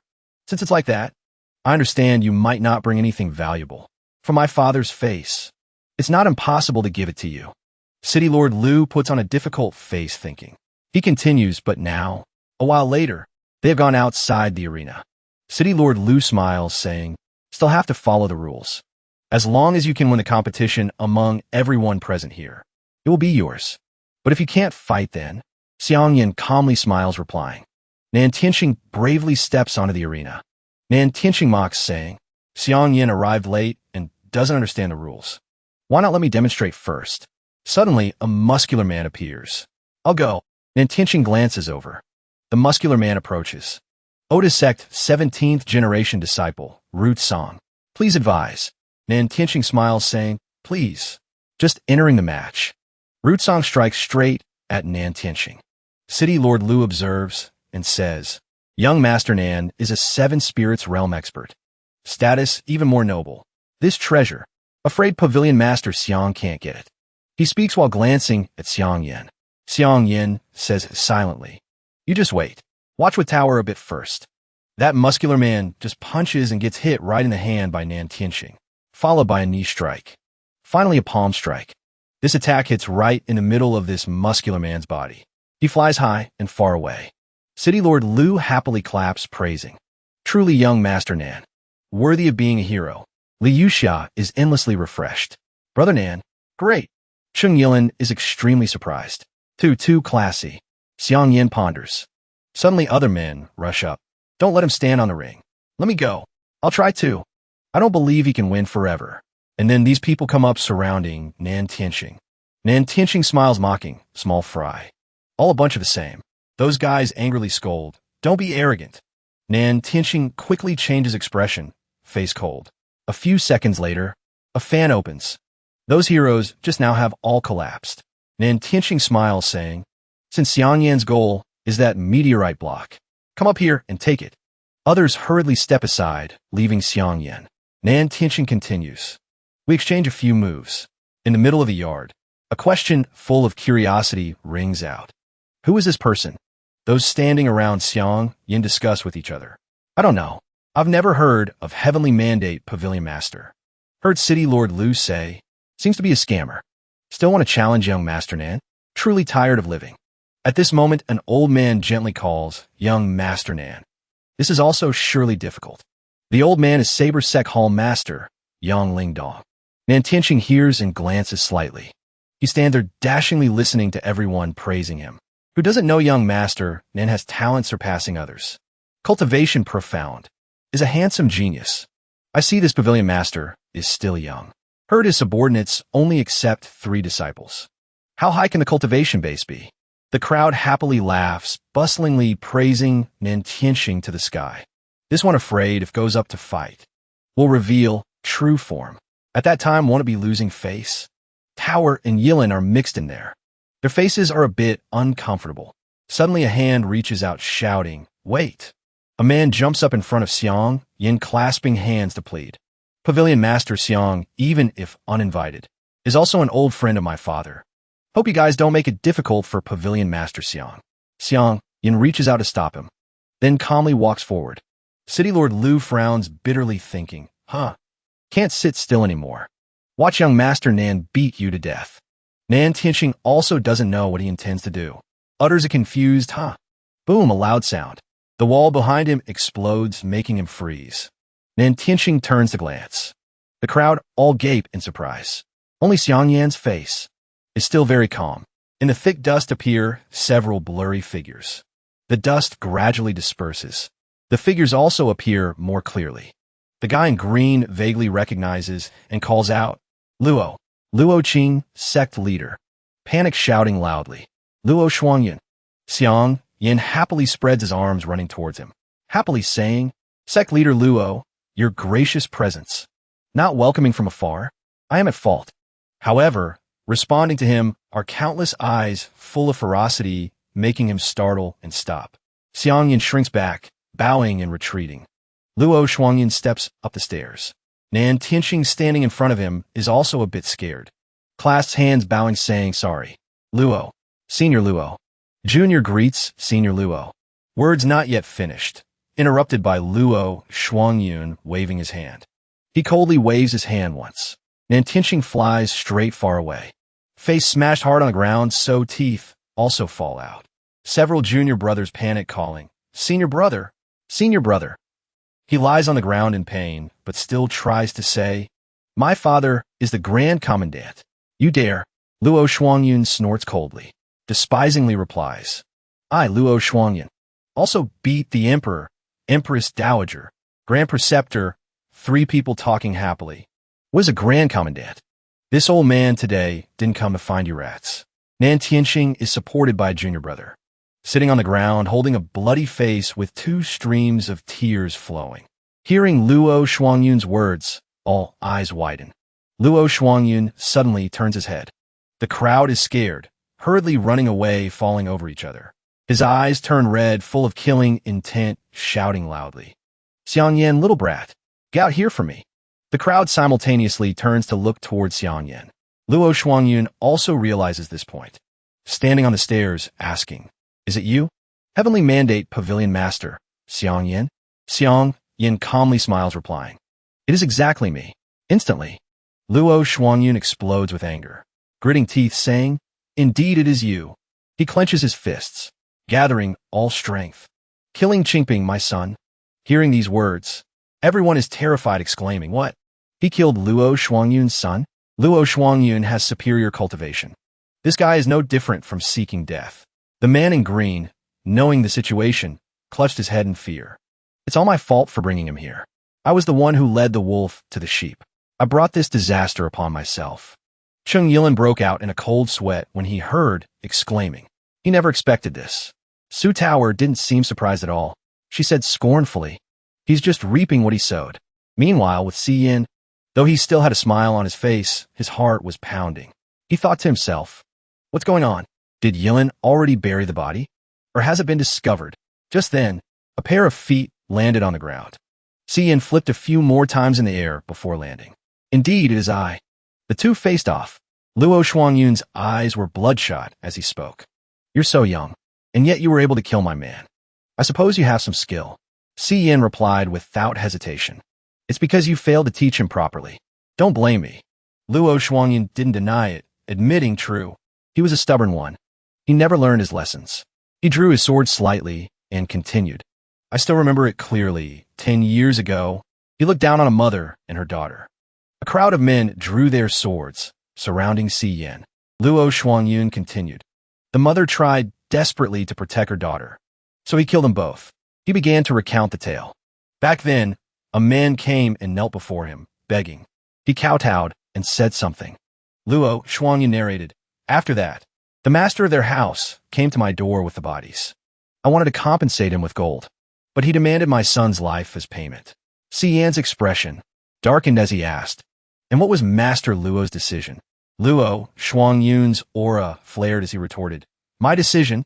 The next second, he brandished his sword and said, killing one is still killing. Killing a pair is also killing. He then unleashed his martial arts, shouting loudly. Of course, that man was killed. Luo Shuangyun's power erupted. It grew stronger and stronger. It formed a terrifying and powerful figure. He said, my son may be unruly, but he is my son nonetheless. His eyes widened as he growled. You are nothing but an ant. Luo Shuangyun thrust his sword forward, attacking. He yelled, how can you possibly compare to my son? He gripped the hilt of his sword tightly, preparing to put all his strength into a decisive blow. Si Yin stood on the ground, looking up. He remained completely still. His gaze was steady, as if he had already locked onto his target. Luo Shuangyun unleashed all his power in a downward strike. He charged forward and roared ferociously. Today, not only will I feed your corpse to the dogs, I will also scatter your 13 souls and 7 spirits to the wind. You will never be reborn. The man in green heard this and thought with glee. Let that monster from the Tianming pavilion die. Su Tower cried out in worry. Master! Her eyes widened, as if she couldn't believe what she was seeing. From within the smoke of power, a familiar voice rang out. There was a hint of provocation in his words. Well said, Master Luo. 1 death is a death, and 2 deaths are also a death. Si Yin casually blocked Luo Shuangyun's attack with his fingers, speaking slowly. In that case, I will send Master Luo. The man in the green robe gulped nervously. Si Yin's eyes were filled with determination as he continued. To meet your son. In the next second, a powerful surge of energy erupted, knocking Luo Shuangyun off balance. He broke out in a sweat. He gritted his teeth and wondered, how is this possible? Luo Shuangyun's eyes widened as he cried out. His spiritual form was also surprised by the appearance of an opponent. Si Yin's spiritual form was massive, dwarfing Luo Shuangyun's. He screamed in terror. You are in the human god realm. Si Yin's spiritual form continued to grow, overwhelming Luo Shuangyun. The spiritual energy was so powerful that it shattered Luo Shuangyun's spiritual form. Everyone gasped, their mouths agape in a mixture of shock and fear. Su Tower smiled, happy for her master. Chung Yilin was still in shock, unable to believe his eyes. Si Yin's expression was grim. He walked towards Luo Shuangyun, his spiritual form looming above. He asked coldly, are you afraid? A look of fear appeared on his face, but he still forced a smile and stubbornly repeated, afraid. He proudly introduced himself. I am from the Luo Qing sect, and our sword formation specializes in slaying gods. Today, I shall test it on you. He stomped his foot and launched himself into the air. He shouted a command, disciples. One by one, a chorus of voices responded, yes, sir. Immediately, the people surrounding Si Yin all leaped into the air. Up there, they formed a formation that descended straight towards Si Yin. He remained calm and still. At that moment, a voice called out, Master, from behind Si Yin, causing him to glance back. A curvaceous figure was approaching. It was Su Tower. She was running towards him. Then, she forcefully threw a sword towards him. She yelled, catch. Si Yin caught the sword. A confident expression appeared on his face. Luo Shuangyun and his disciples were charging towards him. He roared fiercely, "Die!" Countless arrows shot towards Si Yin simultaneously. He decisively drew a portion of the sword from its sheath and said, "I have a sword." Then he drew it completely. With a determined gaze, he unleashed his power. He raised the sword high into the sky. A powerful surge of energy emanated from it. It pierced straight through the center of Luo Shuangyun's formation. His eyes widened in shock. The disciples behind him began to vanish one by one. Luo Shuangyun cried out in alarm, "My disciples!" Xian spoke softly, "I have one thing to say." Then he opened his eyes wide, focusing. He charged forward while unleashing his spiritual power. Their spiritual energies clashed. A direct confrontation. It wasn't long before Xian easily overpowered Luo Shuangyun. He couldn't believe it, screaming, "No! Impossible! Such power! This sword technique!" His eyes rolled back. He managed to finish his sentence. "This is the sword god's sword style." Luo Shuangyun was sent flying. He crashed to the ground, spitting blood. Xian stood tall, watching. Then he walked over to him. His eyes were bloodshot. His face was cold. Luo Shuangyun lay on the ground and asked, "What is the sword god to you?" Xian paid no attention to his question. His eyes were fixed on his target, ready to strike. Luo Shuangyun screamed in terror, "Wait a moment! I can't die!" He scrambled backward, holding up his hands to defend himself. "I was blind to your greatness. Spare me. I have many treasures. You can have them all. I'll give them to you." He stopped mid-sentence. Luo Shuangyun suddenly froze. His eyes widened. Behind Xian, a familiar figure was approaching. It was Mo Xingjuan. Luo Shuangyun remembered that familiar, smiling face in his mind. He stammered, It's you. You tricked me." Mo Xingjuan pulled up his hood and said, "You asked what the sword god is to him." He winked and said casually, "I am the sword god, and he is my master." When Luo Shuangyun heard this, it was like a bolt from the blue. He screamed in fear. He turned to flee, begging, "Spare me, spare me." Just then, a pair of feet blocked Luo Shuangyun's path. Bailan, dressed as a woman, smiled gently and asked, "Well, now look at you. Where do you think you're going?" Luo Shuangyun was sweating profusely. His eyes darkened. He was cornered. He slammed his hand on the ground. He growled angrily, "I admit defeat today." Luo Shuangyun knelt on the ground, gathering his strength for one last counterattack. He said in a low voice, "But don't think you've won." Bailan and his junior brother were startled. At that moment, a figure flashed past. Xian moved like lightning, passing straight through the crowd. Luo Shuangyun froze in an instant. He let out a cry of pain. Xian held the sword in his hand. Without even turning his head, he said, "A peak spirit emperor realm cultivator trying to self-destruct. You're quite a handful." He slowly sheathed his sword. "Unfortunately for you, I'm here." Blood spurted from the back of the old Luo Shuangyun's neck. Xian stood there, motionless. Luo Shuangyun's battered corpse lay sprawled on the ground. Everyone's face turned pale with fear. Chung Yilin suddenly realized something and said in a low voice, "So, Tower's master is a human god cultivator." Xian handed the sword back to Su Tower. She obediently took it with both hands. He closed his eyes and called out, "Xingjuan." A second later, his eyes flashed red. He glanced back and said sternly, "You better explain yourself." Xingjuan pulled his head down a bit and said foolishly, "That's right.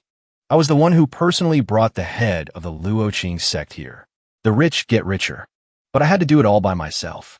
He glanced sharply and said, "For so many years, the martial world has only known of the sword god. No one knew the sword god had a master."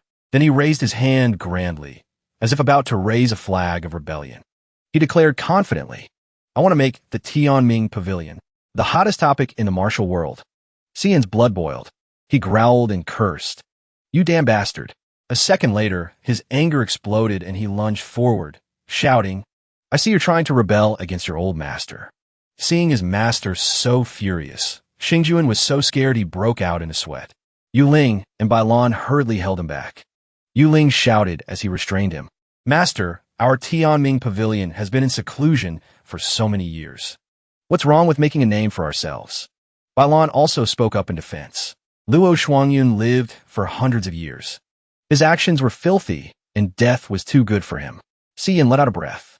Then he closed his eyes, turned away, and decided not to pursue the matter further. Forget it, forget it. Let's get back to business. He opened his eyes. His expression changed, becoming quite fierce as he called out, City Lord Liu. The terrified City Lord Liu forced a smile and replied, This humble one is here. Cian asked him, The farce is over. Do you still want to continue the competition? City Lord Liu bowed his head and stammered, this. Pavilion Master C. It's all up to you to decide. Cian chuckled softly and said, In that case. He opened his eyes, using his energy to create a gust of wind. He asked with a solemn expression, Does anyone else wish to come up? Everyone flinched and stepped back, trembling. At that moment, suddenly, a man knelt down and shouted, Pavilion Master C, please forgive me. It was Yahello. He bowed his head to the ground and said, This humble one, Yahello, owns several properties in the capital. I also have 23 concubines and maids. 8 of them are virgins. All of them are very beautiful. This humble one is willing to offer them all to you, my lord. Hearing that, an image of himself enjoying life appeared in Cian's mind, surrounded and served by 4 beautiful women. Yahello remained kneeling on the ground, terrified, and said sincerely, I only beg you to spare my worthless life. Cian's face flushed red, mesmerized by the things he described. He was so captivated he started drooling. Hall Master Yang is too kind. In that case, I will... Suddenly, a hand appeared in front of Cian, accompanied by a resolute voice. You are too wicked. How dare you use this scheme to humiliate my master? It was Su Tower. She loudly and flatly refused. My master's virtue is unparalleled. He has no need for your gift of ugly women. She didn't notice Cian's face stiffen. Tower turned to look at him. Her face and voice were still gentle, but her words carried a murderous intent. She asked in a low voice, Isn't that right, master? Sensing his disciple's displeasure, Cian jumped. He broke out in a sweat and exclaimed, Right, right. Tower is right. That's what he said on the outside, but inside he was thinking, what a pity. At that moment, Bailon spoke up. Since Hall Master Yang is so sincere, then hand over your properties, and also prepare your wives, concubines, and money. I will accept them on behalf of my master. As soon as he finished speaking, both Cian and Tower were startled. When Yahello heard this, he quickly replied, As you command. Cian was very pleased with this response. He grinned and thought, Good disciple. Bailon understood his meaning. He gave a thumbs up, as if to say, This is how it's done. After that, Bailon glanced back at Nan Tianxing and Liu Xia and said, Next up, if I remember correctly. The two of them, pale and trembling, cautiously looked over. They saw Bailon standing before them with a terrifyingly dark expression, saying, You insulted my master. Liu Xia cried out in fear, begging, Fairy, spare my life. Don't kill me. Nan Tianxing, however, bowed his head and admitted his fault. Offending a human god cultivator is a grave sin. If you wish to punish me, I will have no complaints. Liu Xia was so scared that tears streamed down his face. He switched to threats, shouting, I am the son of the current Minister of Rights. Killing me is an act of defiance against the heavenly Saint dynasty. However, Bailon paid him no mind. His spiritual power did not diminish. He chuckled as he raised his hand to attack, saying, So what? I will now eliminate you on behalf of my master. Suddenly, a hand appeared out of nowhere and slapped Bailon on the butt. He immediately retracted his spiritual power. He whined, Master, what are you doing? There are so many people watching. Cian's face darkened as he narrowed his eyes and reminded him gently, What am I doing? Do you want a repeat of last time? An image of being spanked that day immediately flashed through Bailon's mind. He was instantly terrified and exclaimed, I wouldn't dare. I wouldn't dare. Cian then turned and walked away, saying, Why bother with these mortals? Killing them would only dirty my sword. Bailon then shouted at the two men, What are you still looking at? Nan Tianxing and Liu Xia were so frightened they scrambled over the wall to escape, forgetting all decorum. Bailon snorted in annoyance. Over here, Cian walked up to City Lord Liu and said, City Lord Liu, if no one else is going to compete, can I have that block of divine iron now? He immediately smiled politely and replied, Pavilion Master C. It's just a block of divine iron. I can handle it. This humble one will bring it to you right away. Then Cian shouted, Disciples, Su Tower immediately ran over, beaming. Bailon still looked a bit sulky. The other two were very calm. Xian waved his hand forward. He led the group, saying, "We're done here." Later, Xian and Tower were sitting in a horse-drawn carriage. His face was a little pale. He tried to restrain himself and called out, "Tower." Then, Xian suddenly shouted, "Tower, why did you change your clothes?" This startled Tower. Then she smiled with her eyes closed and answered honestly, "When I was saying goodbye to Sister Yilin, Tower gave them to her." Remembering a few minutes earlier, when she gave the clothes to Yilin, she had told her solemnly, "This outfit was personally sewn by my master. It can absorb the essence of heaven and earth. It's good for cultivation." Tower gave it to her. Yilin held the bundle of clothes in her arms. Her heart was filled with both happiness and admiration as she said, "Clothes personally sewn by a human god cultivator. They must be extraordinary." Su Tower covered her mouth and asked innocently, "Master, you're so generous. You certainly won't mind, right?" Xian's heart felt like stone, but he still replied, "Ah, no." At that moment, Tower said again, "Besides, Sister said, Sister Xiao Ying is getting married next month. Tower's mother will be there too." She suddenly slapped her hand on the floor and said, "So, Master." She was a little shy. She hinted in a low voice, "Can Tower?" Xian was startled. He was so shocked that his nose started bleeding. He thought excitedly, "I get to meet my mother-in-law this soon?" But a second later, he regained his composure. He reached out and patted her head, saying, "Tower." Xian gave a thumbs up. He winked and said flirtatiously, "Of course I'll go with you." Su Tower was overjoyed and jumped to hug Xian, exclaiming, "Thank you, Master." Her action caught him off guard. The next second, Xian grinned happily, his eyes crinkling. He thought to himself joyfully, "This is great." But at that very moment, in a bathroom, a woman's angry voice echoed repeatedly, cursing, "Damn it! Damn it!" Chung Yilin was so angry she was crying as she wore the clothes Tower had given her. She cursed, both disappointed and furious. "Pervert! Pervert!" Su Xian stared at the purple silk scarf in his hands, his mind in a daze, as if he had lost his soul. He held the scarf carefully with both hands. He held it up to the sky, imagining Bailan's figure. He said shyly, "Senior brother Bailon." In his imagination, Bailon turned around with the grace of a noble lady. His eyes sparkled brightly. He said, "Senior brother Bailon, this silk scarf, I have kept it safe for a long time. Today, it can finally be returned to its owner." He turned back and touched the scarf, his expression somewhat scrutinizing.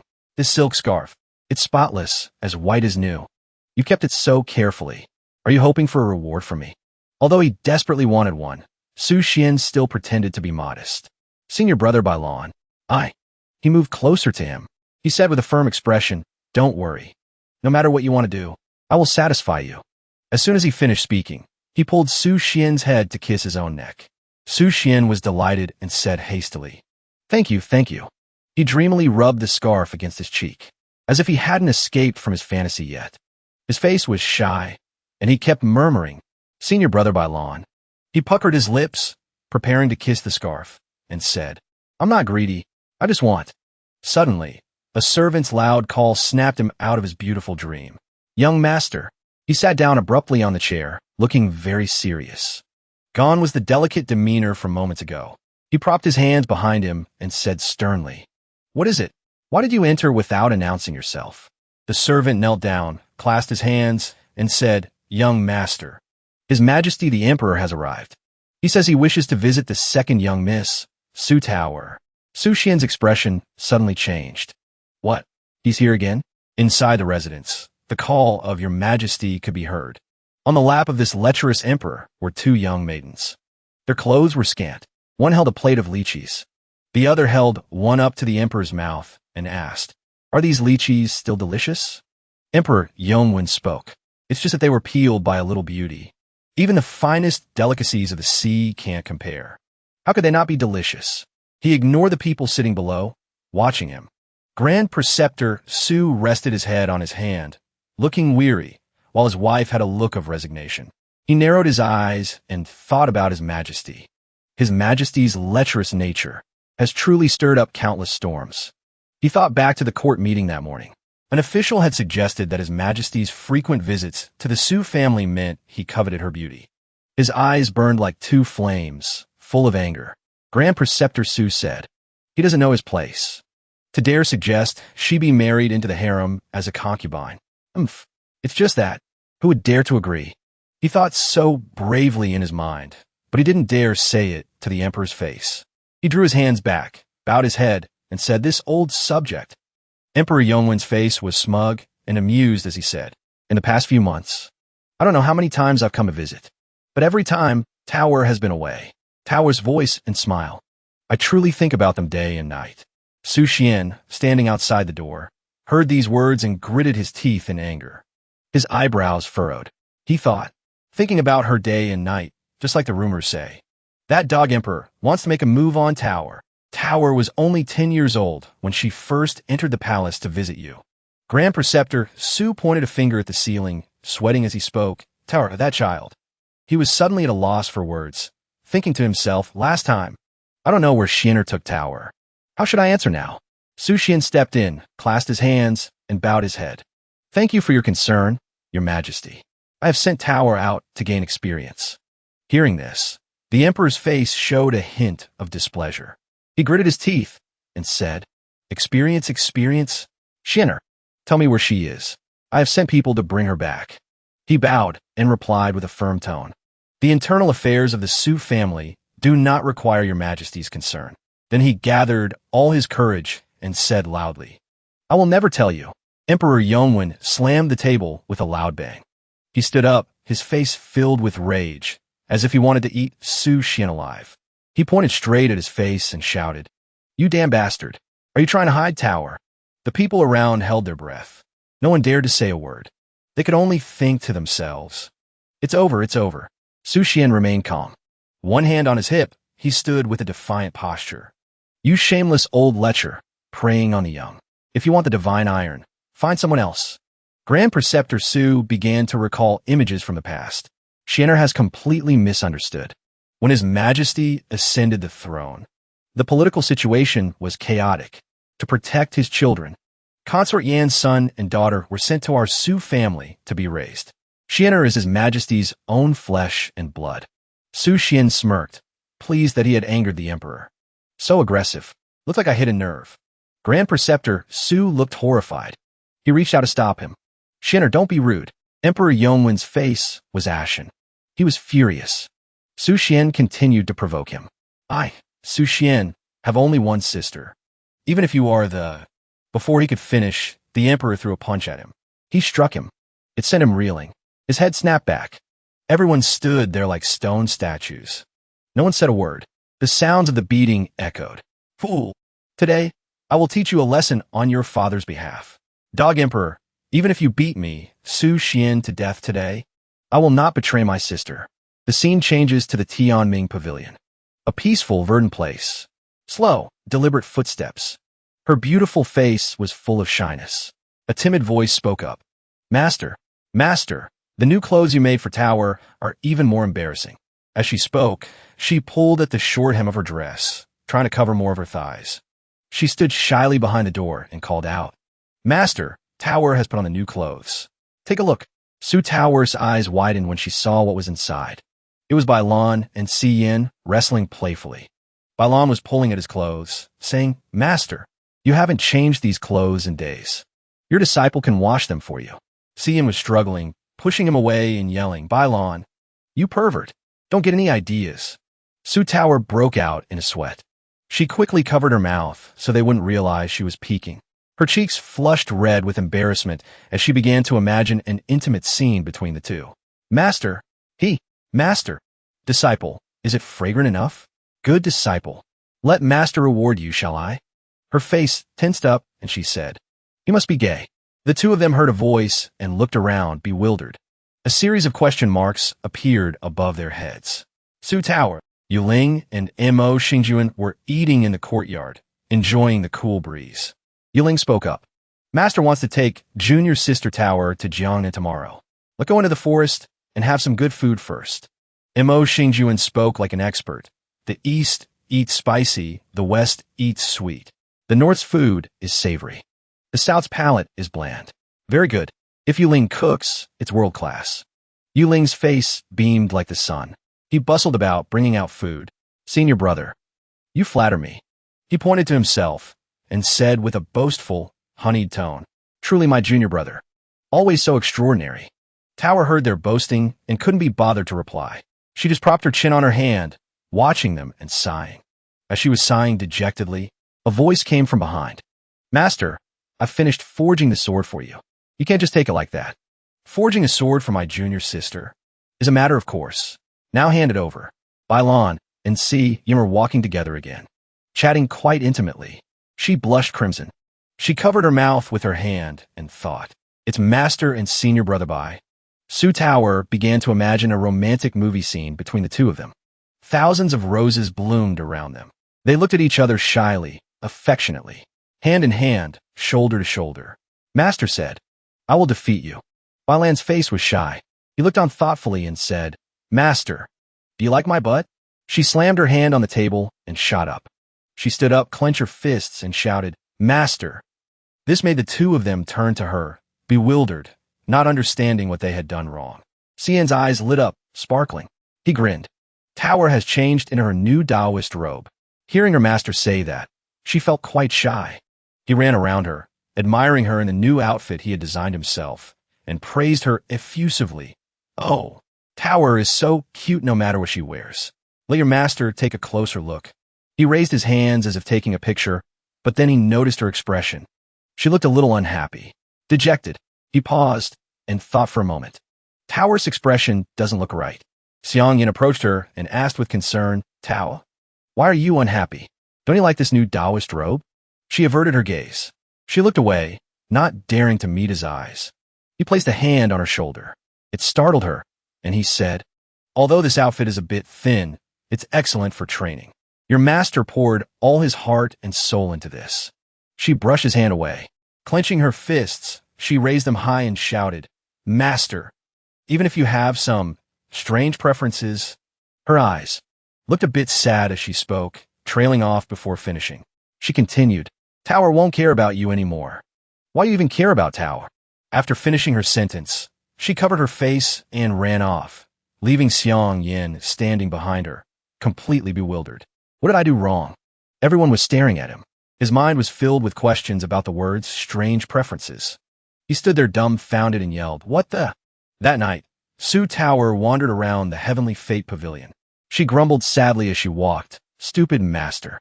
Then she stopped, turning this way and that, shouting as if to vent her feelings, Master, if you really like Senior Brother Bailon, then I will give you, too, my blessing. So why can't Tower be treated the same way? She hesitated again, but she placed a hand on her chest. Her face showed a hint of confusion. When I see Master with Senior Brother Bailon, my chest. As she was lost in thought, a voice from behind called out, Tower, what are you doing? The voice startled her, and she let out a loud shriek. She turned around, her face stiff. Master, why are you here? If you have something on your mind, you can tell your master. But suddenly, he remembered something that terrified him. It's just as I thought. Su Tower covered her face with both hands, leaving only a small gap for one eye to peek through. She said, blushing, But if Tower tells you, you won't get angry, will you? He replied with an innocent expression. How could your master get angry? There must be some misunderstanding. She lowered her hands, no longer covering her face, but her shyness was still visible as she stammered. Actually, Tower just happened to find out. You're not just my master. You're also a man. Seeing Tower stammer without finishing her sentence, his mind raced with wild guesses. His face turned pale with panic. Master, a man? He thought back to the wicked things he had done, peeking at her while she was bathing and drawing her, and then stealing her things. He was afraid she had found out. 1,000 thoughts flashed through his mind. What do I do? What do I do? Could it be that Tower already knows? She blushed, breaking into a sweat as she continued. Master, you. How could you? Tower closed her eyes and shouted. How could you make a move on Senior Brother Bailon? The air around them fell unexpectedly silent. One was blushing furiously. The other was completely dumbfounded, not understanding a thing. He breathed a sigh of relief, thinking to himself, so she thought I liked Bailon. She didn't find out. Good. Suddenly, he realized he was being accused of liking men. He yelled, What the hell? He ran over and grabbed her by the hair. With tears in his eyes, he said, "You silly little girl. What kind of nonsense are you thinking? How dare you say I like men?" She struggled and shouted, "Master, you promised you wouldn't get angry." He let out a sigh of relief and took out a white and gold sword from his robes, wrapped with a ribbon of peach blossoms, looking incredibly beautiful and cute.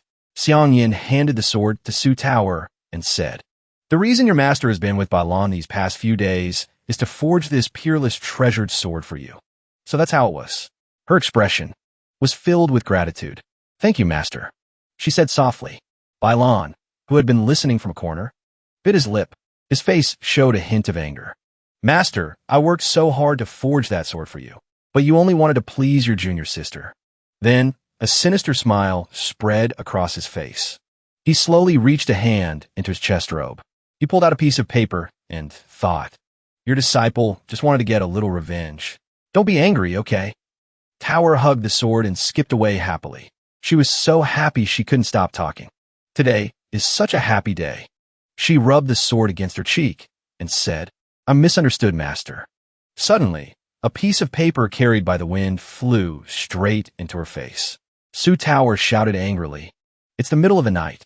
Who's throwing trash around?" Suddenly, her eyes fixed on the paper in front of her. Her eyes widened. She couldn't believe what she was seeing. She shouted, This is a nude woman." At that moment, Tower was certain. Master once said he loves to draw. It must be Master. Oomph.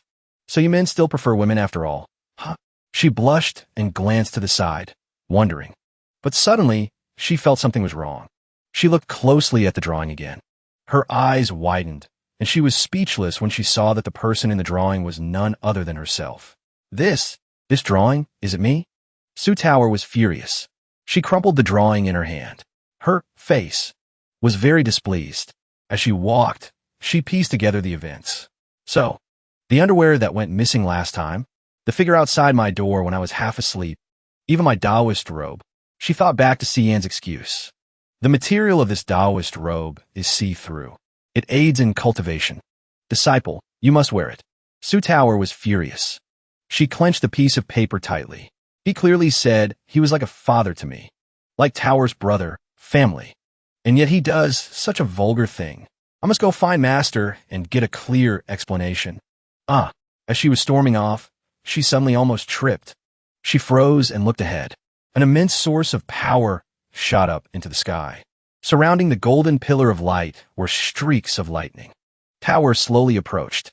She saw her master sitting there, cultivating intently. She called out softly, as if afraid of disturbing him, "Master."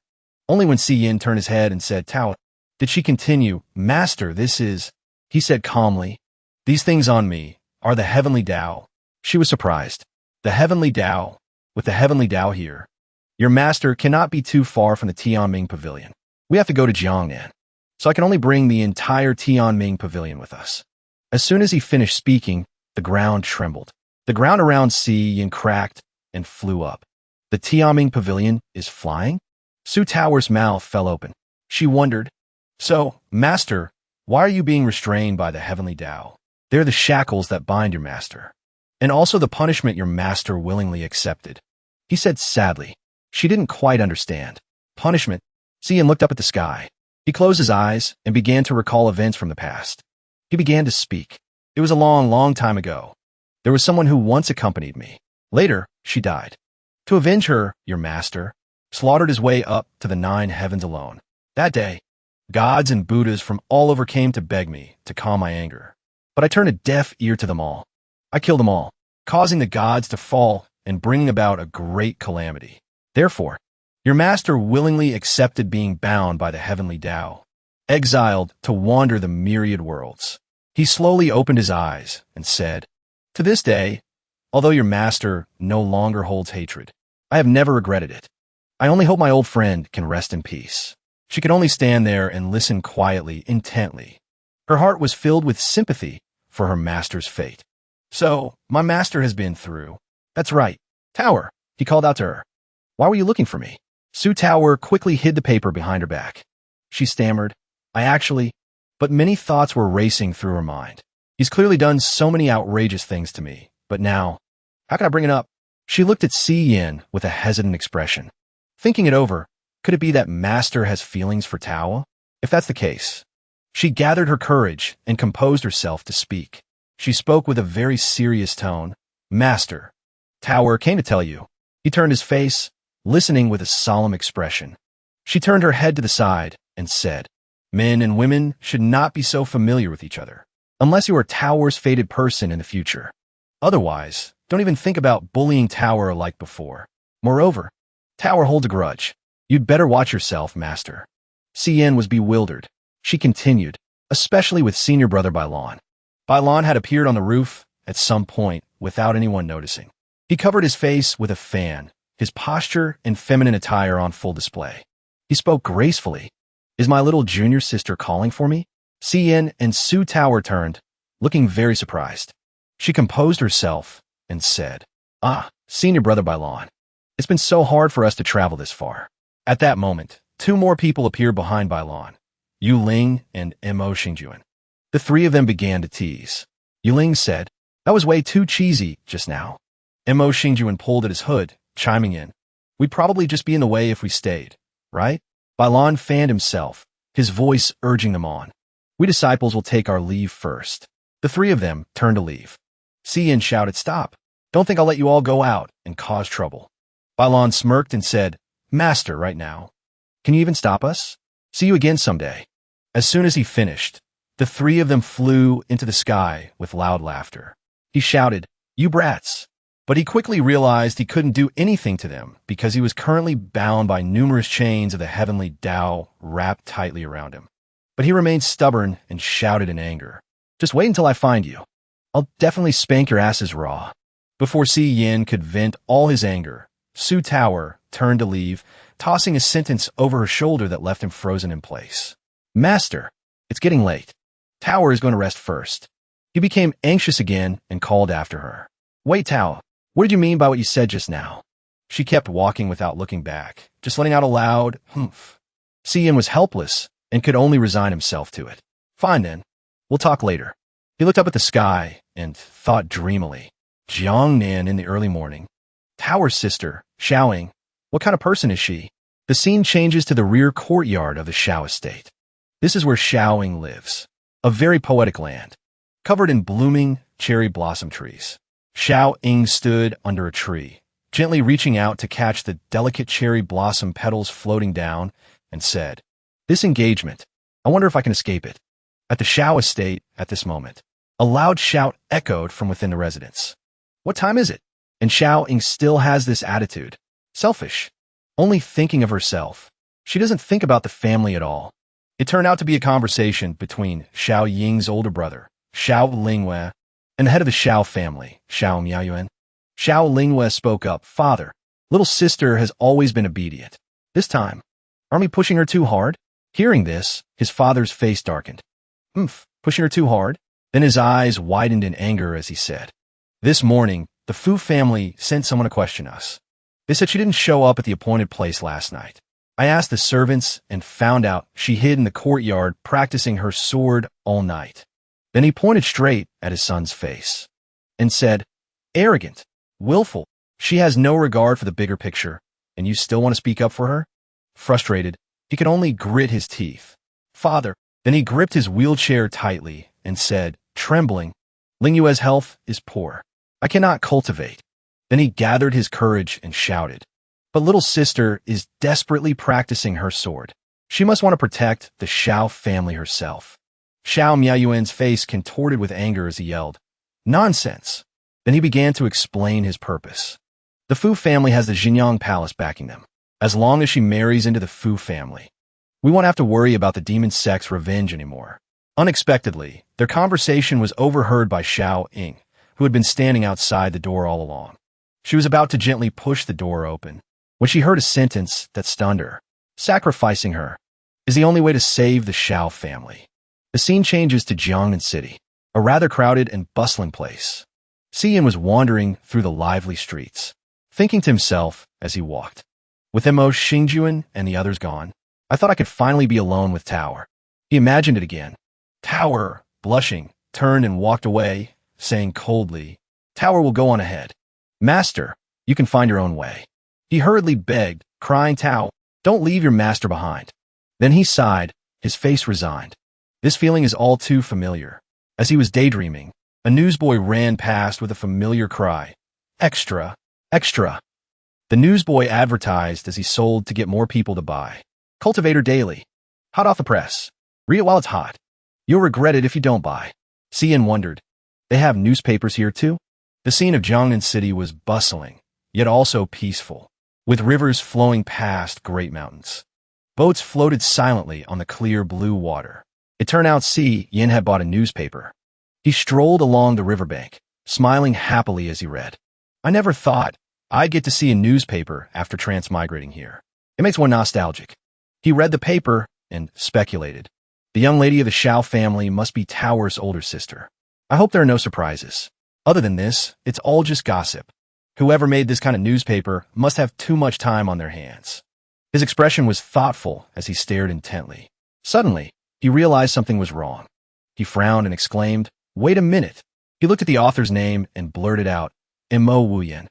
This name looks a bit familiar, like someone's pen name. He recalled his conversation with Mo Xingjuan.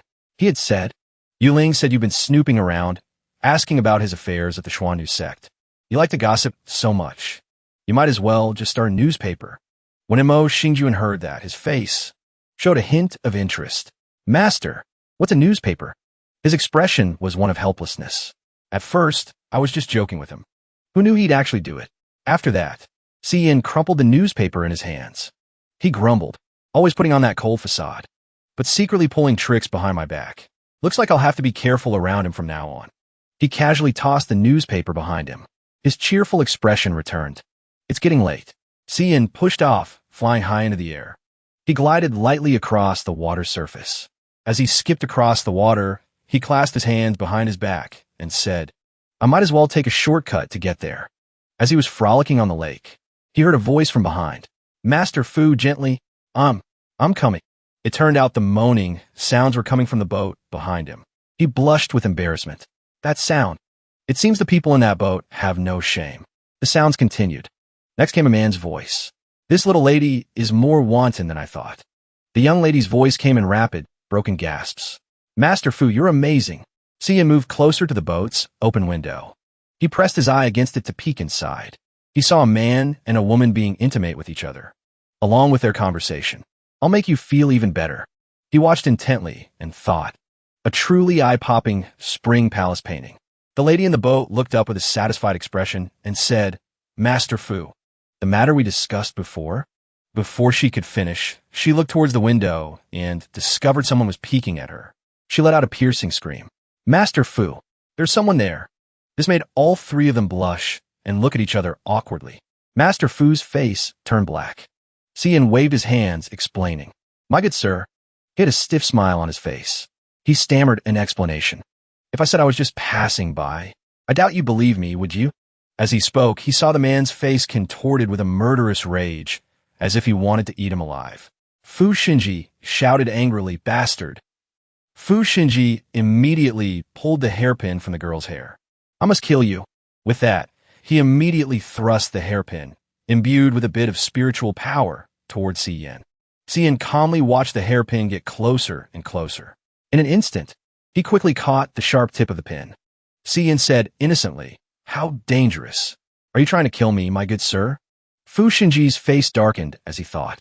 This man can walk on water, and he easily blocked my hairpin, which was infused with true qi. A master of this caliber appearing here is definitely not a coincidence. I must be careful, Cian said calmly. There's no need for you two to be so cautious. I've already had my fill of the view. I quite enjoyed it. So next, as he spoke, Cian's face suddenly filled with killing intent. The two of them were immediately terrified. Cian actually turned tail and fled. I won't disturb you two from making a baby any longer. However, if you can't perform, my good sir, I can also come and help, haha. Humiliated like this, Fu Xinji roared in anger. Get back here. The girl behind him stepped forward shyly and said, Master Fu, we were seen by someone else. Fu Xinji was furious. He swore, if I ever see you again, I will definitely kill you. A moment later, after having fled a good distance from the two of them, Cian paused, panting.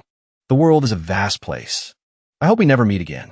After walking around for a bit, Yin noticed the lion statue next to him looked a bit familiar. He looked up. It seems this is the place. Yin snuck inside. Tower. How dare you leave your master behind, all alone? You didn't even come with me. With that, Yin decisively jumped inside. He walked around inside casually. Your master must appear before you suddenly. To let you know what a surprise is. A romantic scene of falling flowers unintentionally caught his eye. A girl with purple-red hair was powerfully spinning a sword in her hand. Her legs were long and incredibly graceful. Her arms were smooth yet strong, and her pink eyes were soft. Her perfect figure appeared before Yin. Yin spoke in a soft voice, as graceful as a startled swan, as powerful as a soaring dragon. The girl immediately looked at him with caution. Yin slowly approached and continued, as radiant as an autumn chrysanthemum, as flourishing as a spring pine, truly a beauty untouched by the mortal world. Yin clapped his hands lightly in praise. Xiaoling didn't waste words and immediately rushed forward. She pointed her sword straight at him and shouted, "Who are you? How dare you barge into the Xiao estate?" Yin casually dodged and replied, "I am a guest of this esteemed residence. I was captivated by the lady's swordplay, so I stopped to admire it." Yin calmly pushed the tip of the sword away with 2 fingers. "However, I am but a humble man. Though the lady's swordplay is beautiful, it lacks something. What a pity." With just 2 fingers, he had knocked the sword from Xiao Ying's grasp. On her side, Xiao Ying thought in alarm. He used just 1 finger to make me lose my grip on my sword. He's a master. I can't be reckless. Xiao Ying steadied herself and shouted, "Nonsense. If you're a guest, what are you doing in my private chambers?" Yin hesitated in his reply. This residence is too large. I was taking a stroll and accidentally got lost." Yin's gaze then shifted to the clothes drying in the distance. "Wait a minute. A young lady's private chambers. The things drying on that line are her undergarments." Xiao Ying followed Yin's gaze and was horrified. She angrily grabbed her sword and charged forward again. "Pervert, where are you looking?" Yin nimbly dodged to the side. "Ouch. If the lady still wishes to continue our lesson, then why don't you let me instruct you a little?" Xiao Ying angrily swung her sword. "Such arrogance. My Xiao family's ancestral swordplay is in need of your instruction?" Yin suddenly picked up a flower branch from nearby. He casually used it to fight against Xiao Ying's sharp sword. Xiao Ying was once again drawn into his rhythm. She thought to herself, "My body is being forced and pulled by Zora. His swordplay is powerful yet refined, like an ancient, eternal mountain, and as profound as a bottomless sea." Xiao Ying had been unconsciously pulled close to Yin's chest. Xiao Ying blushed as she looked at him. High mountains and deep seas, stretching on endlessly. Who in the world is he? Just then, Yin suddenly withdrew the branch. He said, "As the saying goes, a good sword befits a hero. A beautiful flower complements a beauty. Not only is the lady's swordplay powerful, her beauty is also like a flower. This flower branch is a gift for you, my lady." Hearing his sweet words made Xiao Ying even more shy. Suddenly, Xiao Lingwei appeared and shouted, "What are you doing to my sister?" Su Tower, standing beside him, had a dark expression. Su Tower silently called out, "Master." Yin was instantly alarmed, as if he had been caught red-handed. "Tao!" Xiao Lingwei ordered. "Seize him." Su Tower suddenly shouted, "Wait." She suddenly rushed forward. Su Tower frowned and stared at Yin. Su Tower suddenly wrapped her arms around his, holding on tightly. The branch in his hand fell to the ground. Su Tower angrily staked her claim first. "This is Tower's master. He's not a bad person." Xiao Ying, standing beside them, was bewildered. "Tower's?" Xiao Lingwei asked in surprise. "Master?" Su Tower's face darkened as she asked Yin, "Master, may I ask why you are in such a private place?" Yin stammered in reply, that. Your master came to the Xiao estate to find you. I didn't expect this place to be so big. I accidentally got lost." Xiao Lingwei silently observed Yin's appearance. "This man is so young.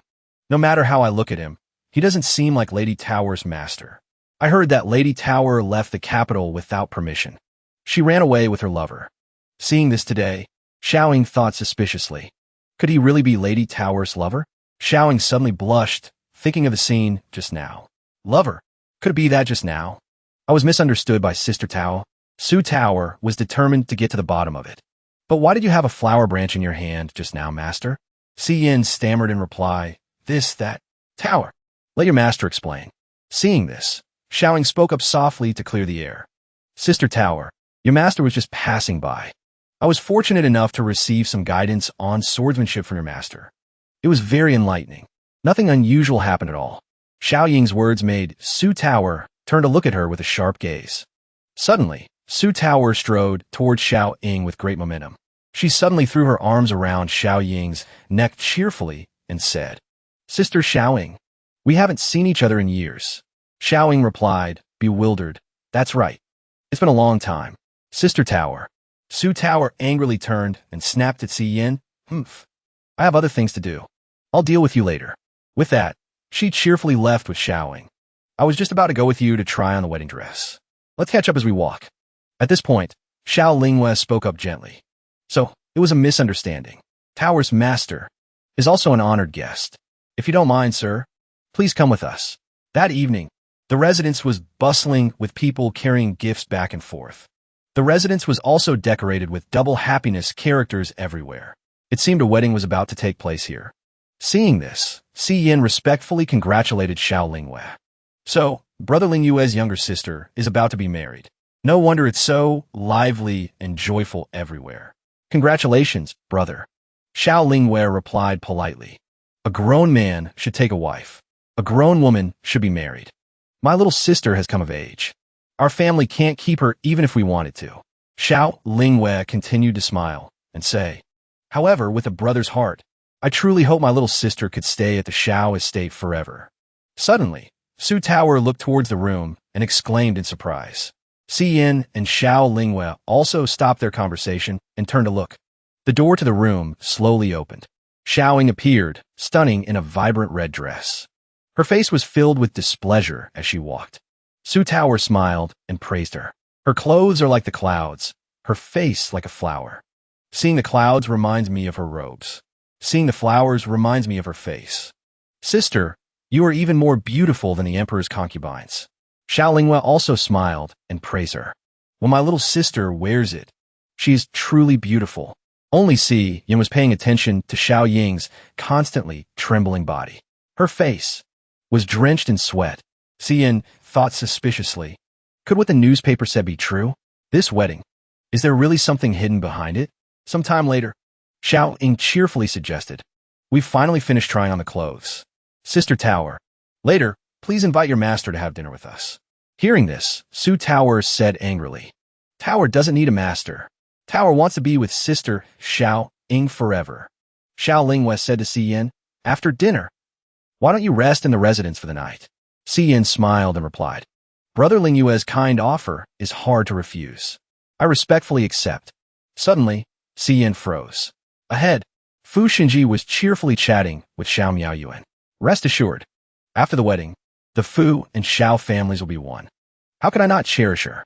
Xiao Miaoyuan smiled and said, young Master Fu is truly a good son-in-law. This is a blessing for our Xiao family. When Fu Xinji saw Yin, he was furious. Yin was also endlessly alarmed. The two asked in unison, it's you? That evening, the whole family gathered for dinner. At the dinner table, no one's face showed any sign of happiness. Only Su Tower was naively eating in front of them. She happily put a shrimp in her mouth. Zhou Qinyan's face was dark. You two know each other? Fu Xinji and Yin just looked at each other, and sparks flew. Fu Xinji thought with silent fury, this guy better not say anything right now. I have to find a way to shut him up for good. Yin thought angrily, this guy's really bold. A lecher. He still dares to fool around with women right before his wedding. Flirting with every flower he sees. And the flower he's flirting with is his future sister-in-law. Xiaolingwei asked Zhou Qinyan with concern, my dear, you don't look well. You must be tired from preparing for my little sister's wedding, right? Zhou Qinyan forced a reply. Thank you for your concern, my lord. I'm fine. Fu Xinji's face turned pale with fear. To be able to participate in the Xiao family's banquet. I wonder what his status is. Suddenly, Fu Xinji raised his glass and said, to be able to dine with the daughter of Grand Preceptor Su. I am truly honored. Su Tower, her mouth full of rice, said, you're the lucky one. Take good care of my sister, Xiaoying from now on. Xiaoying reminded her uncomfortably, Tower. Fu Xinji, Seeing his chance, smiled happily. I will certainly follow Miss Su's instructions. He turned to ask Si Yin, I wonder what this gentleman's relationship is with Miss Su. Meeting for the first time, yet I feel a sense of familiarity. Si Yin raised his glass in response. I am the pavilion master of Tianming Pavilion, Si Yin. I am Tower's master. As for why you find my face familiar, could it not be because you and I were fated to enjoy the spring scenery together on the lake this morning? Hearing that veiled question made Fu Xinji's mood darken. Si Yin blushed and continued, I will never forget it in this lifetime. Such a beautiful spring scene on the lake. Zhou Qinyan was so shocked she dropped her chopsticks. Xiao Lingwei asked in alarm, My dear, are you all right? Why do you look so pale? Si Yin thought sadly. I feel so sorry for Brother Lingwei. How should I warn him? When he noticed Fu Xinji's angry glare, he silently retorted, Isn't this just bullying an honest man? Fu Xinji cursed silently. Damn it. Xiao Miao Yuan's face was dark. I wonder what conflict these two young ones have. To show me no respect at all here. He suddenly raised his glass and laughed loudly. Today is truly a day of triple happiness. My little daughter has chosen a fine son-in-law. That is the first happy occasion. Miss Su has found a renowned master. That is the second happy occasion. The third happy occasion is young Master Fu and young Master Si. Two talented young men, fated to meet here. Isn't this something worth celebrating? Let's drink a toast to celebrate. Si Yin said indifferently, Brother Fu, a pleasure, a pleasure. He thought to himself, deceiving those above and below. A belly full of lust. Even I have to admire you. I'll let you keep up the act a little longer. Fu Xinji replied indifferently, Brother Si, I've long admired you. He thought, even if you have connections with the Su family. If you ruin my grand plans, we'll see how long you live. The two of them clinked their glasses with great intensity. Xiao Ying wondered to herself, Tower's master and that Fu guy have some conflict? That evening, after dinner, Si Yin and Su Tower were saying goodbye to the Xiao family. Fu Xinji was lurking in a dark corner, plotting something evil. The matter I entrusted to you, do you understand? The scar-faced man said viciously, Rest assured, my lord. My subordinate is a reliable man. His name reflects his nature. He acts decisively. Murder, robbery. He's an expert at it all. Dealing with a small fry like that is as easy as can be, Fu Xinji said with satisfaction. Very good. However, this Si Yin is connected to the daughter of Grand Preceptor Su. Do it cleanly, leave no traces. At that moment, Su Tower was happily walking arm in arm with Xiao Ying. Sister Xiao Ying, let's go back and rest quickly. Tomorrow we still have to go to the Danyang Pavilion to watch the play. Right now, in that spacious room, Si Yin's sighs echoed endlessly. He paced around the room and said, That girl Tower has been hot and cold lately. I don't know what she's angry about. It's fine, it's fine. Once I display my righteous aura at the Xiao family, I'll definitely make you see your master in a new light. Suddenly, a letter flew into his hand. This is, the letter read, Tonight, at the hour of the rat. Come and meet me. Xiao Ying. Si Yin was endlessly alarmed. In the dead of night? Could it be? Countless depraved scenes flashed through his mind. I'm not so bad myself, you know. Si Yin blushed and thought, This bride-to-be wants to have a little fun on the side too? That evening, Su Tower was skipping along by herself. Suddenly, she saw something. The tree beside her reminded her of the time she used to play happily with Yuling. Su Tower felt a pang of sadness. She let out a soft sigh. Her heart was heavy with sad thoughts. My senior brother's left without a word, and I've been cold to him all day. Master must feel very lonely right now. Perhaps I should go chat with him for a bit tonight. With that, Su Tower went to Si Yan's room and called out, Master, Tower has come to visit you, and I brought some delicious snacks too. She thought to herself, By the way, I'll bring up that matter of the girl's portrait and clear the air. The door was slightly ajar. Su Tower snuck inside. Master isn't here? Suddenly, she saw the letter on the table. This is, that evening, at Xiao Ying's quarters. Under that blooming peach tree, Si Yin slowly approached. Xiao Ying said, Pavilion Master Si, you've come. Si Yin asked, Miss Xiao, you invited me here in the middle of the night. I wonder what you wish to discuss. He was secretly delighted. Miss Xiao, don't be so polite. No matter how outrageous the request, I can fulfill it well. Xiao Ying slowly began to speak. Pavilion Master Si, I have been practicing swordsmanship for over 22 years. I thought that I was basically unmatched. but I've been stuck at a plateau for too long, with no breakthroughs or progress. Tonight, recalling Pavilion Master C's guidance, unexpectedly managed to take a step into the Seven Souls realm with all my strength. Xiao Ying suddenly turned around. She admitted respectfully, Xiao Ying is untalented. I hope the Pavilion Master can guide me in the way of the sword.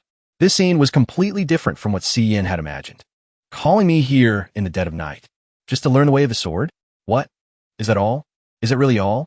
He sighed and said, I have met many women in this world, but to see someone like you, still wanting to practice the sword right before your wedding, is truly a first. But Miss Xiao, why do you practice the sword? Xiao Ying suddenly dropped her arms. She replied coldly, do you know why my older brother became disabled? She explained that many years ago, the Xiao family had a fierce battle with the demon sect. To protect me, my brother killed countless experts from the demon sect. He himself was also severely injured. The Xiao estate suffered heavy casualties. The expert's vital energy was severely damaged. In recent years, the Shuama demon sect has never stopped wanting revenge. After that, my father wanted to borrow power. The Fu family has the Jinyang Palace backing them to suppress the demon sect. That's why he wants to marry me into the Fu family. But Xiao Ying said seriously, do not trust Fu Shinji at all, and I don't want to easily sacrifice my life like this. Si Yin said, so you want to cultivate the way of the sword yourself, to use the sword in your own hands to protect the entire Xiao family. Xiao Ying replied weakly, that's right. But unfortunately, even though I practice the sword day and night, I am still powerless. Si Yin asked arrogantly, Miss Xiao, if you truly wish to improve your swordsmanship, what's so difficult about that? Si Yin proudly pointed to himself. I'll teach you. The powerful sight before her made Xiao Ying blush a little. She bowed her head respectfully. Thank you, Pavilion Master Si. Suddenly, Si Yin took Xiao Ying's hand. Miss Xiao, forgive my impertinence. Your pulse seems to be blocked. Suddenly, Xiao Ying's hands were filled with abundant power. There's a stream of qi flowing through my limbs and meridians. It's so warm. He then moved behind her. He casually touched her lower abdomen and said, a cultivator must gather the primordial qi of heaven and earth in their dantian. But the qi in your body is chaotic and disordered. When you use it, it will have no foundation to rely on. Xiao Ying was extremely embarrassed to suddenly have a stranger she just met touch her lower abdomen. No, that's not right. Pavilion Master Si is willing to teach me.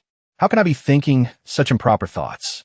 Si Yin said softly, but I see your bone structure is very special, miss.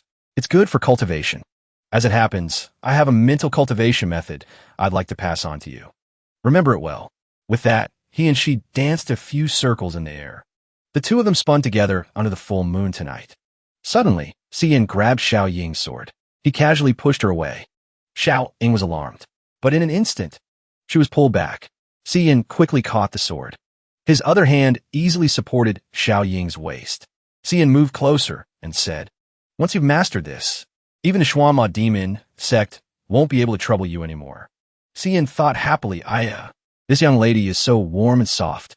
Even giving her a few more mental cultivation methods would still be a bargain. Xiao Ying spoke shyly. Pavilion Master Si, too close.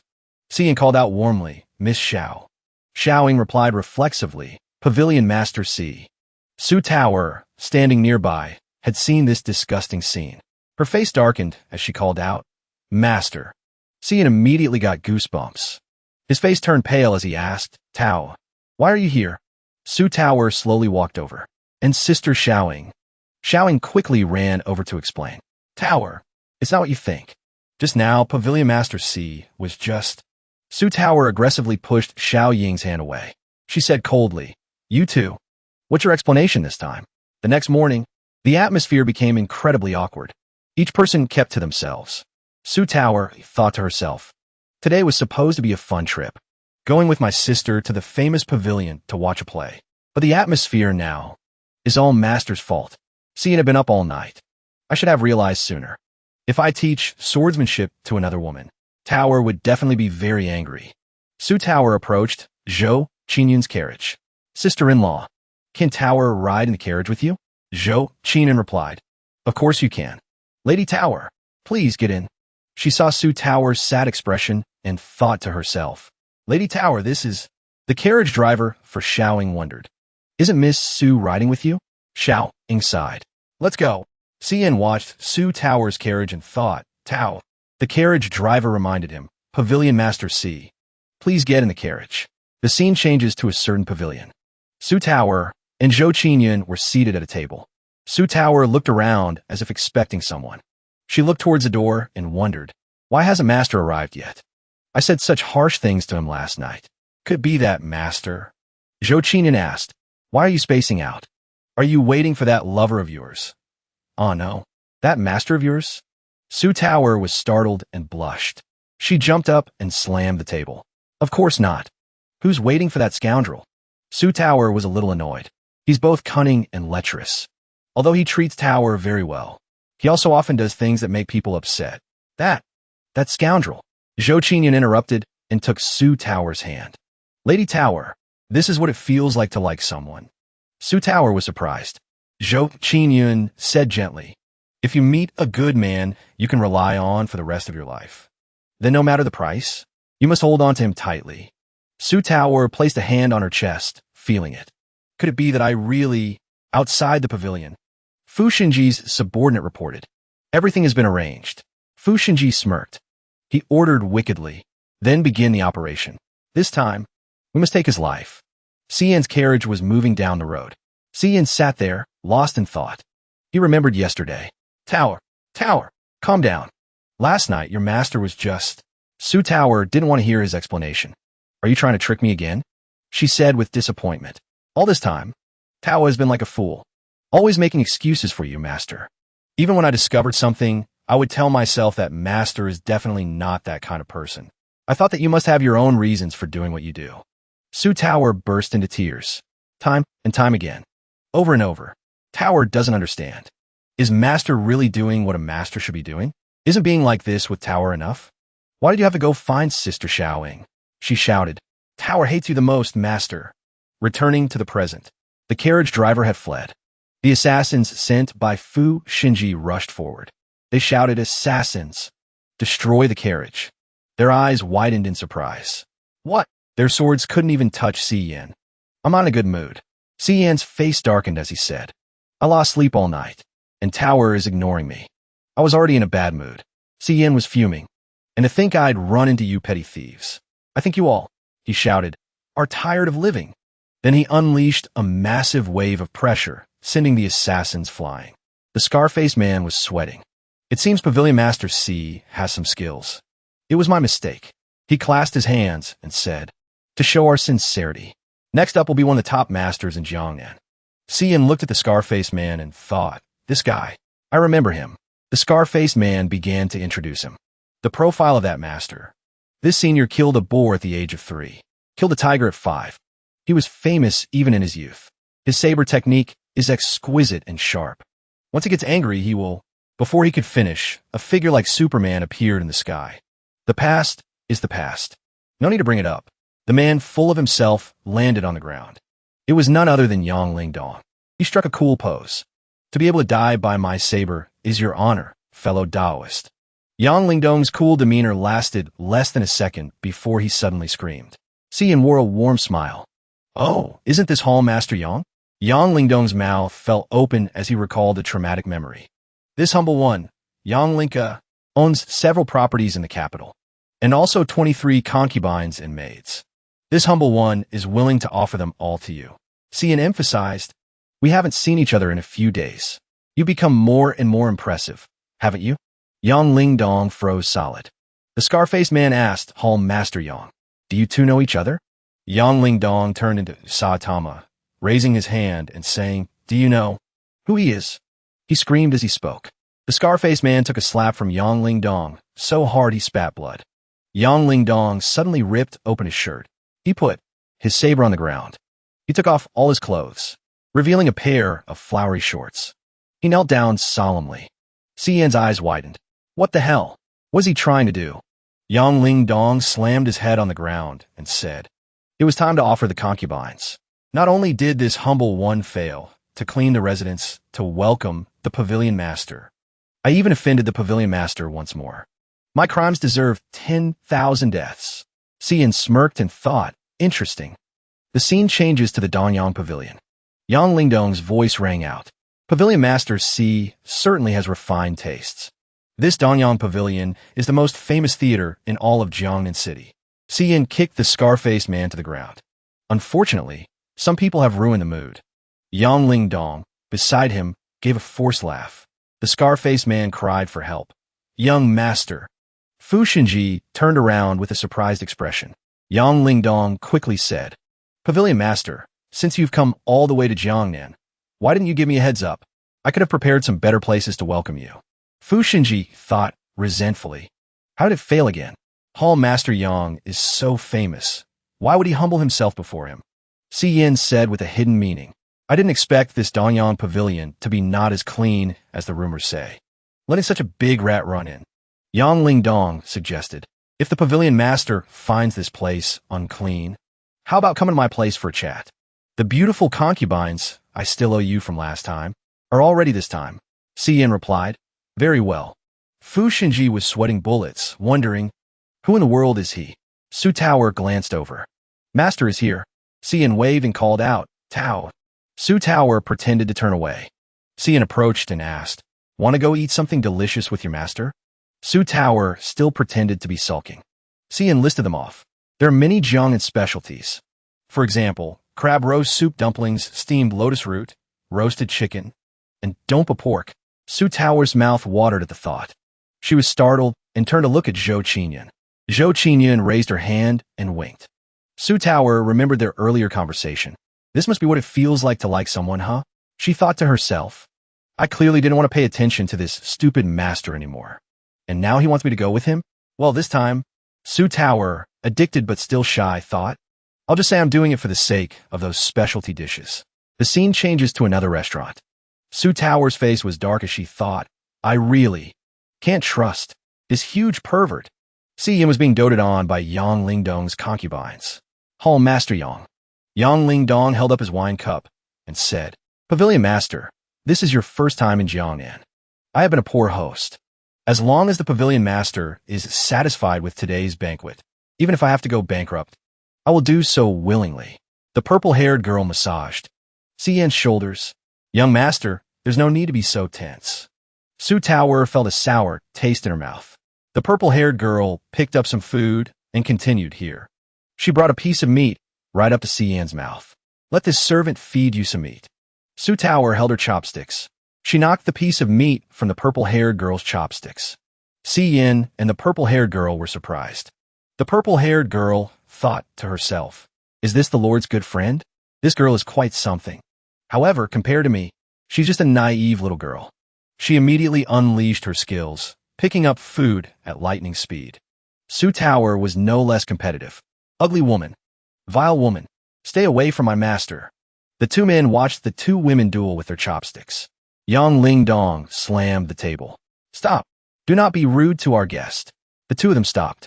Si Yin spoke up. Hall Master Yang. For better or worse, I am the head of a sect. I cannot indulge too much in the pleasures of the flesh. Please dismiss these young ladies. Yang Lingdong smiled brightly and replied, yes, yes. I was being presumptuous. Then he immediately sent the women away. Get out of here now. Su Tower was burning with anger. Si Yin quickly changed the subject. Hall Master Yang. This is my first time here. I'm very interested in the situation in this city. I was wondering, what's the deal with that Fu family? Yang Lingdong replied. Since the Pavilion Master wishes to know, I will not hide anything. I will tell you everything I know. He explained. In this territory of Jiangnan City, there are three major powers, the Lu family, the Fu family, and the Shao family. Many years ago, the Hunyuan demon sect plotted to seize power in Jiangnan. The Shao family was attacked by the demon sect. Their vital energy was severely damaged. From then on, the only family that could stand on equal footing with the Fu family was the Lu family. This Fu family has the Jinyang Palace backing them. Fu Xinji's mother is the junior sister of the headmaster. She secretly became the vice headmaster. But the Lu family's backing is not simple either. I have heard that the Lu family has long been secretly relying on the power of the Hunyuan demon sect. Therefore, neither the Fu family nor the Lu family dares to act rashly. They maintain a balance of power in Jiangnan. Yin grunted. He said, I see.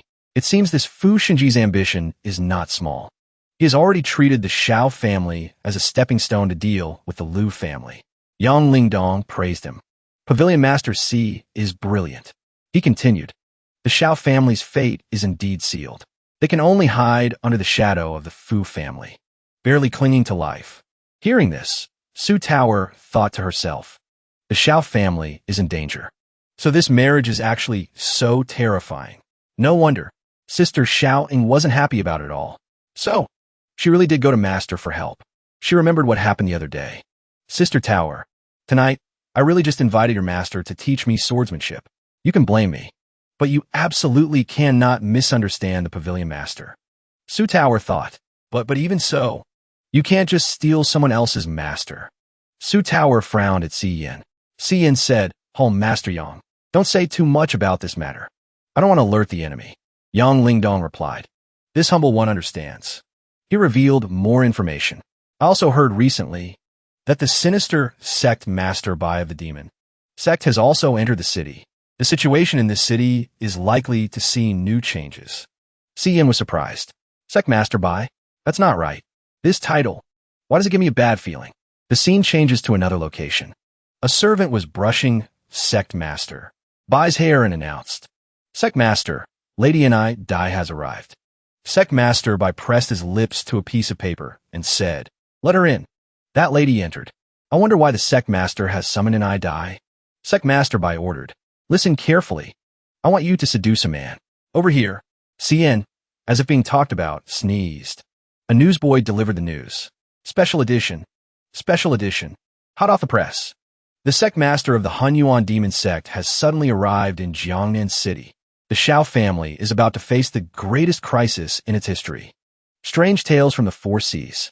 Secrets of the boudoir. Gossip news. All this and more, only in the Cultivator Daily. Suitable for all ages. You can't miss it. People started gossiping upon hearing the news. The Hunyuan demon sect. Are they making a move again? I fear it will be a bloodbath. At the newspaper office, someone's voice rang out. Reporting to the editor-in-chief. Everyone was busy working. A man reported, since we opened the special column on the Shao family's wedding, sales in Jiangnan City have reached a whole new level. Mo Xingjun replied, continue to follow up and report. Don't miss any clues. His face was full of mystery. I have a feeling that behind this matter lies a world-shaking story that no one knows yet. The man replied, yes, sir. Mo Xingjun raised his hand and asked, all of you, what is our newspaper's motto? The people in the office immediately raised their signs and said, to the ends of the earth, into the depths of the boudoir, for the sake of truth. Gossip is supreme. Suddenly, a huge explosion occurred.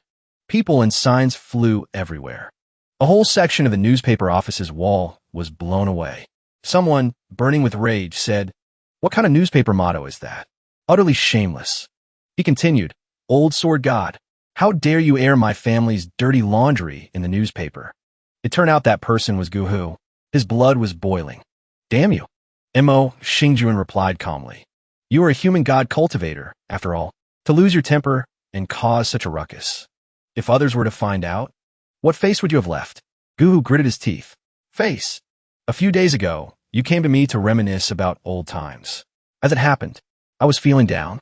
So I told you about the trivial matters between me and my wife, hoping you could give me some advice. But you, he raised his hand, gathering power. What face do I need anymore? Guhu created a ball of energy. He said, even if I have to exhaust my primordial spirit today, I will still kill you. The ball of energy was launched. The explosion made a loud noise, startling the people on the street below. Mo Xingjun used a barrier to escape the attack. He jumped up and said, fellow Taoist Guhu, for the sake of our decades of friendship, once you calm down, we can reminisce about old times again. He laughed loudly and then fled. Guhu unleashed his power. Then he also chased after Mo Xingjun. Old sword bastard, where do you think you're going? The two of them chased each other across the sky. Dusk fell. Su Tower ran to the carriage. She was surprised. The Su family's carriage. Mother has arrived. Inside the residence. Xiao Miaoyuan poured tea and began to speak. I didn't know you were coming today, sister. Steam rose from the teacup.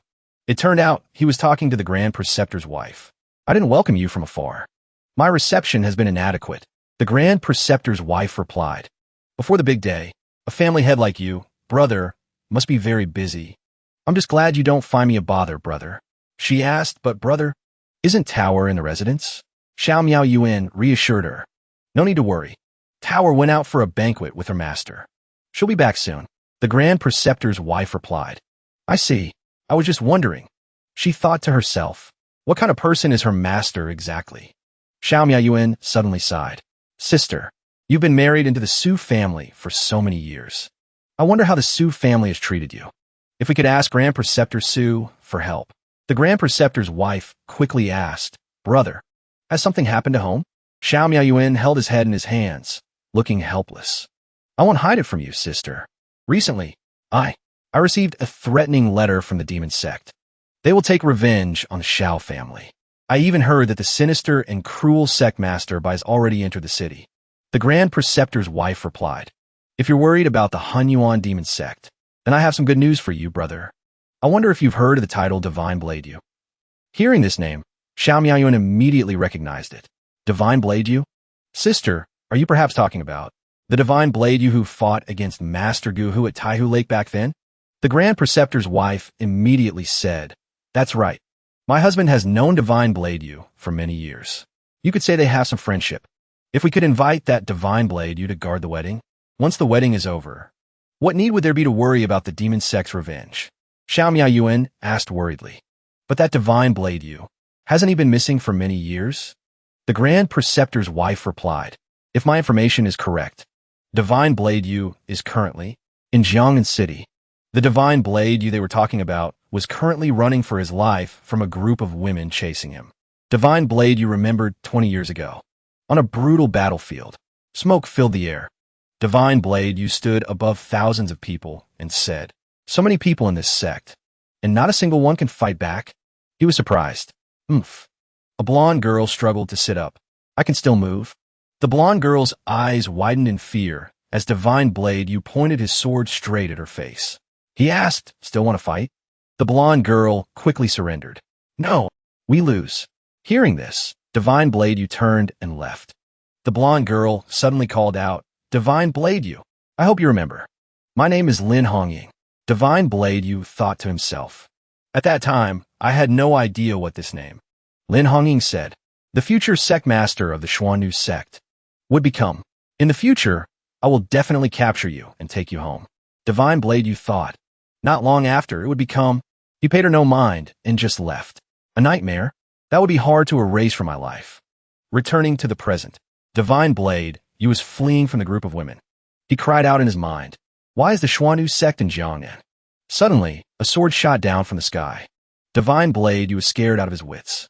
He then jumped up to dodge the sword. Divine Blade You sensed something. Lin Hongying appeared out of nowhere and launched a kick. Divine Blade You was hit. Lin Hongying said, Yu Lang, you left without a word back then. I've been looking for you for 30 years. She lifted her leg. Then she grabbed Divine Blade You by the collar. Now that we've finally met again after so much difficulty, and I become the sect master, it's time for Yu Lang to fulfill his promise. Come back to the Xuannu sect and dual cultivate with me. Divine Blade You stammered, help, help, help me.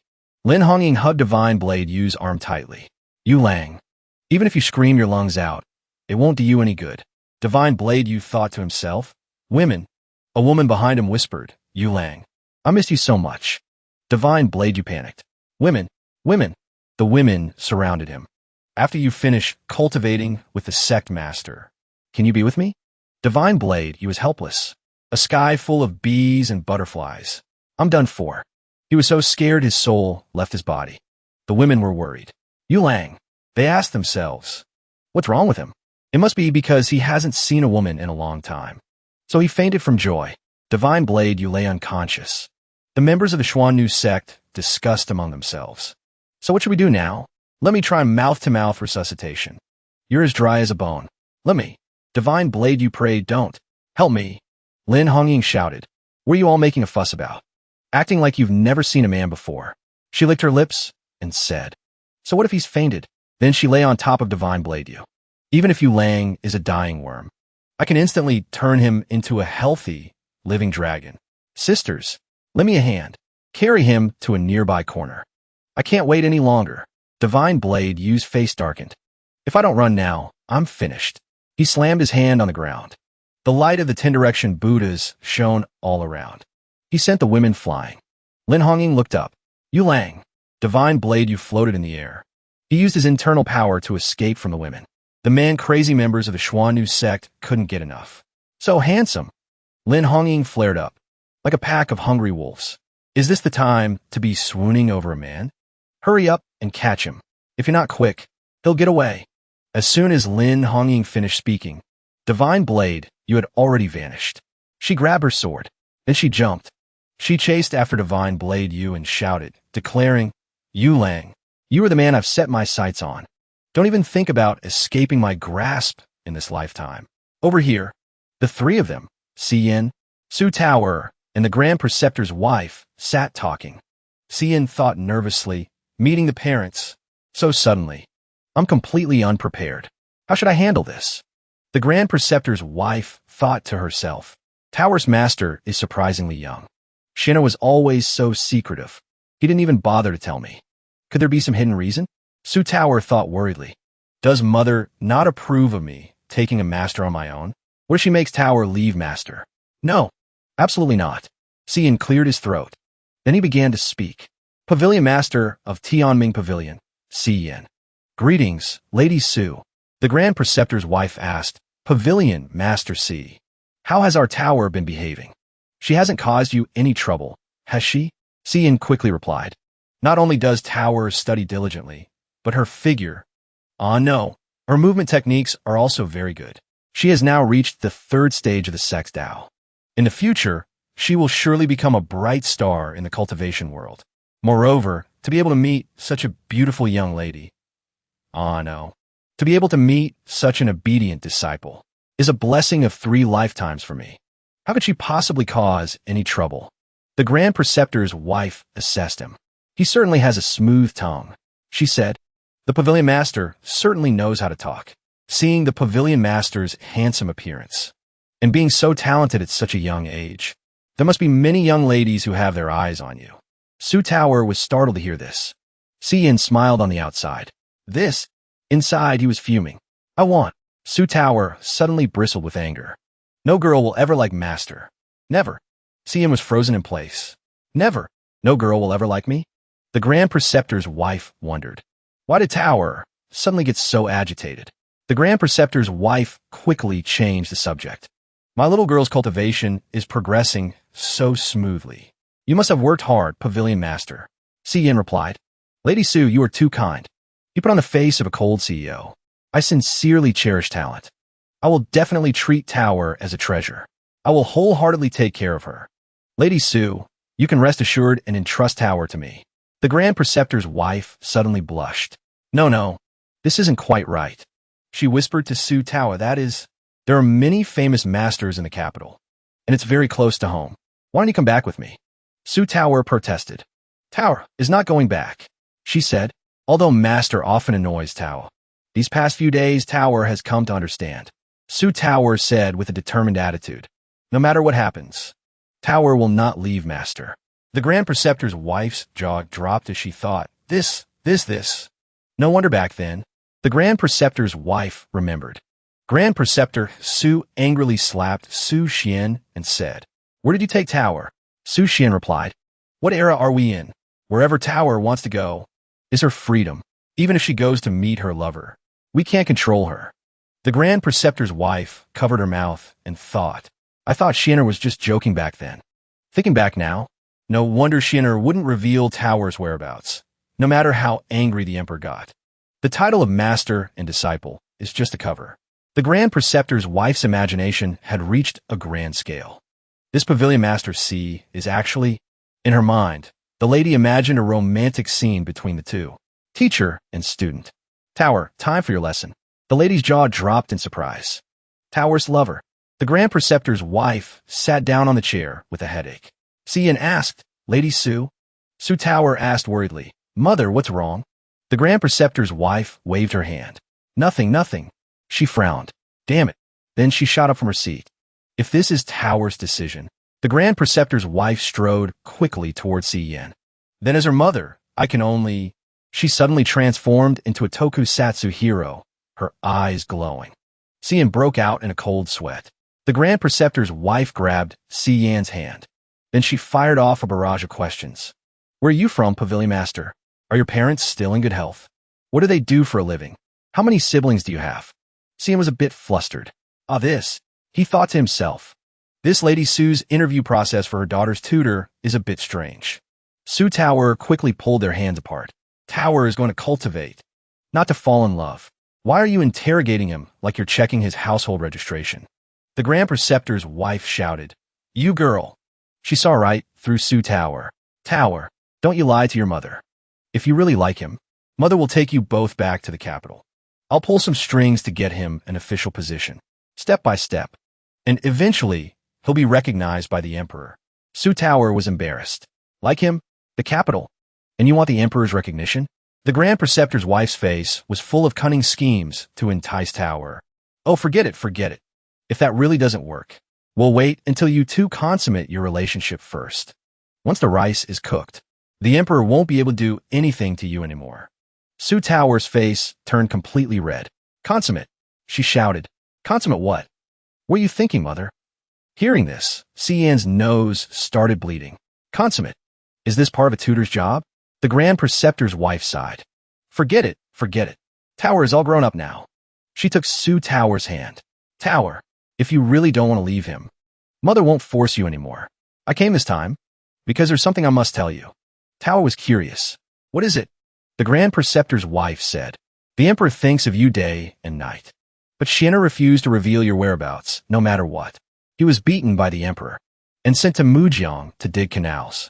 Over here, Su Xian was using the power of love to dig the earth. As he dug, he thought of Senior Brother Bailon. Once I finish digging this river, I'll come find you. Returning to Su Tower's side, the news hit her like a thunderbolt. What? My brother was by that dog Emperor. A fire of rage ignited within her. Don't think I don't know your lecherous intentions. I first met you when I was 10 years old. At the same time, Fu Shinji stood up and put on his pants.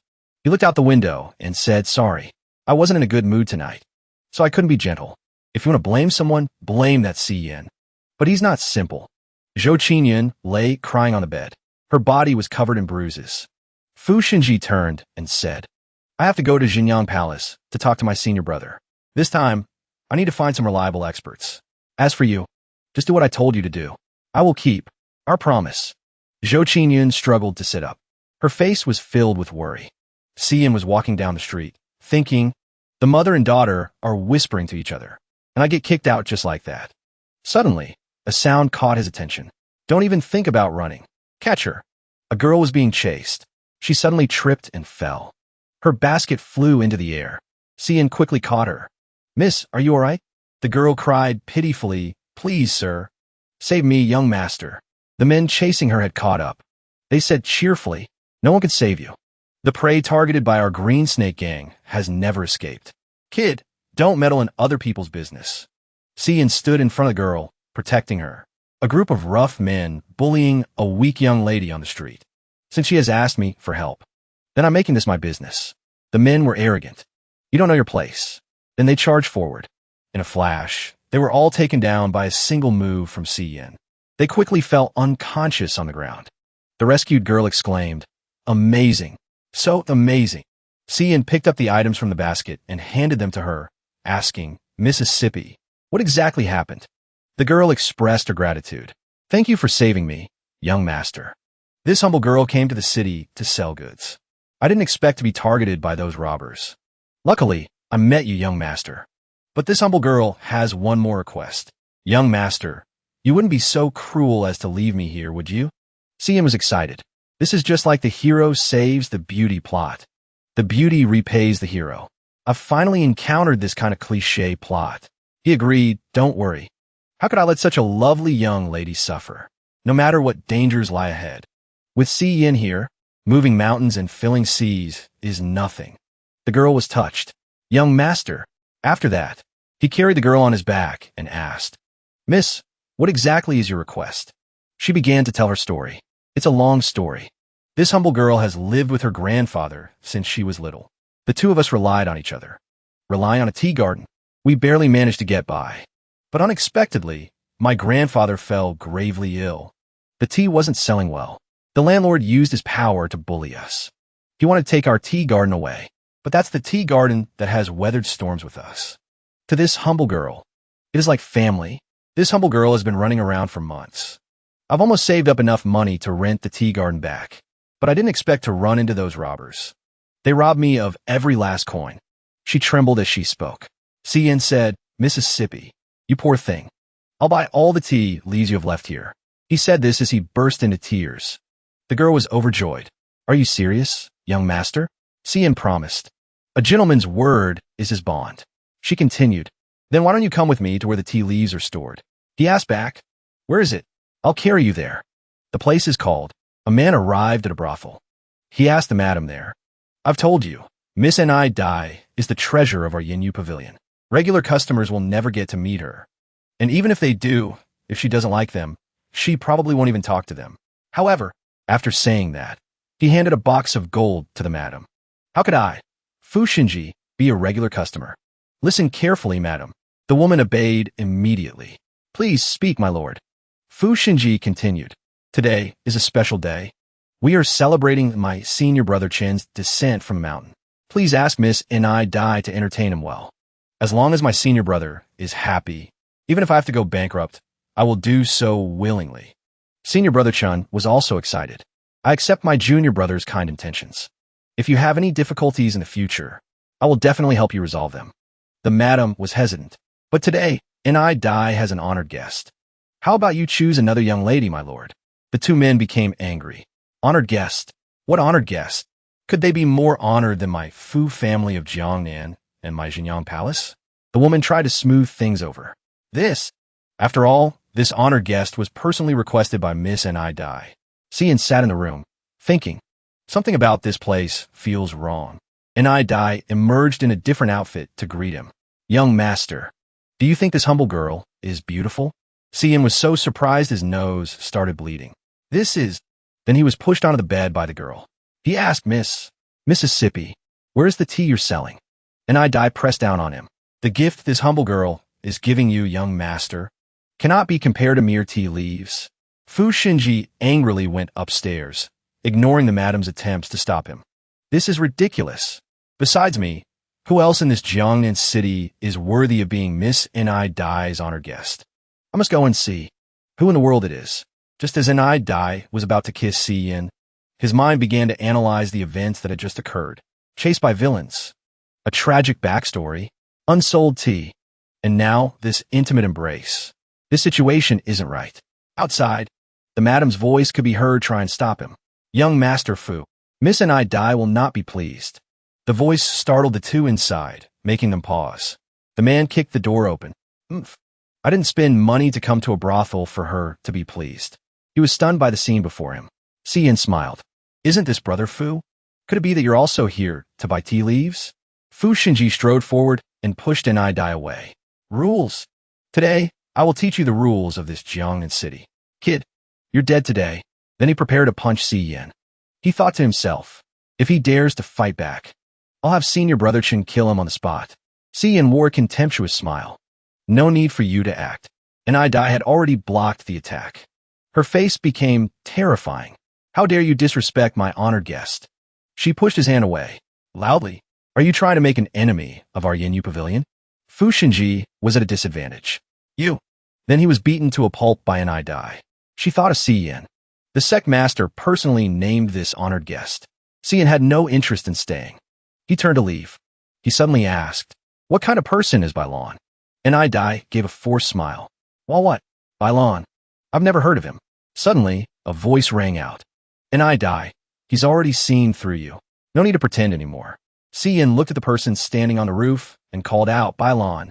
Then he scolded, "You brat. Get your ass over here right now." Bailon covered his mouth and giggled. "Master, it's only been a few days. I haven't had enough fun yet." If it weren't for those two suddenly barging in, Master would have truly enjoyed a satisfying night of passion. Cian's face turned red with anger. Balan continued. All of Lanner's hard work. Aren't you moved at all, master? Cian lost his patience and shouted. Moved by what, you rotten kid? Then he calmed down. You came at just the right time. I have a question for you. For years, the demon sect in Jiangnan City has been rampant. But you've been pulling the strings all along. Balan turned his head to look away. Well, for years, Lanner has always listened to you, master. Our sect disciples have always been in hiding, following not just my orders.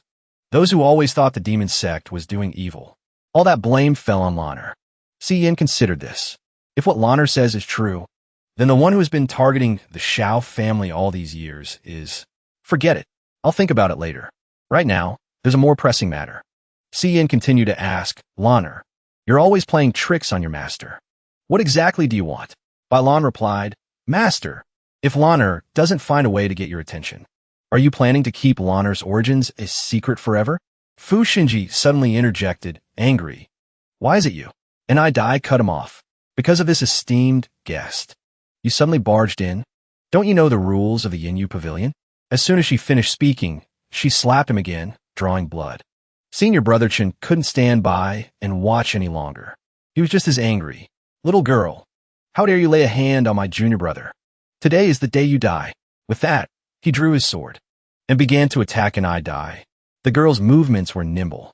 She quickly dodged. She thought, this kind of aura, he's a master. This guy is not easy to deal with. The other side began to attack. An eye connect. My second sword strike has almost no openings. Next will be, before he could finish, he was stunned by the sight before him. An eye's body transformed into butterflies.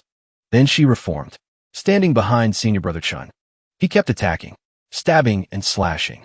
Even though he hit her, an eye's body was unharmed. It just turned into butterflies and then reformed. She said, it's useless. Useless. He angrily used a taunt. You only know how to use these tricky movement techniques. It seems you don't have any strength to fight back. The girl retorted, but with my movement techniques, can you even touch a single hair on my head, sir? She moved like lightning. Cian sat on the side, observing. He exclaimed, this woman's cultivation is not bad. It's just that the movement technique she's using is a bit familiar. But it's about to end. Even if it's a demonic movement technique. Senior Brother Chun focused his power. Her movements are constantly shifting. Then I'll use absolute speed to break through your technique. Got you. And was alarmed. There's no time. However, Cian was already standing in front of her. He blocked the attack with just 2 fingers. He was astonished. How could you? Cian didn't answer. He just said, I still have questions for her.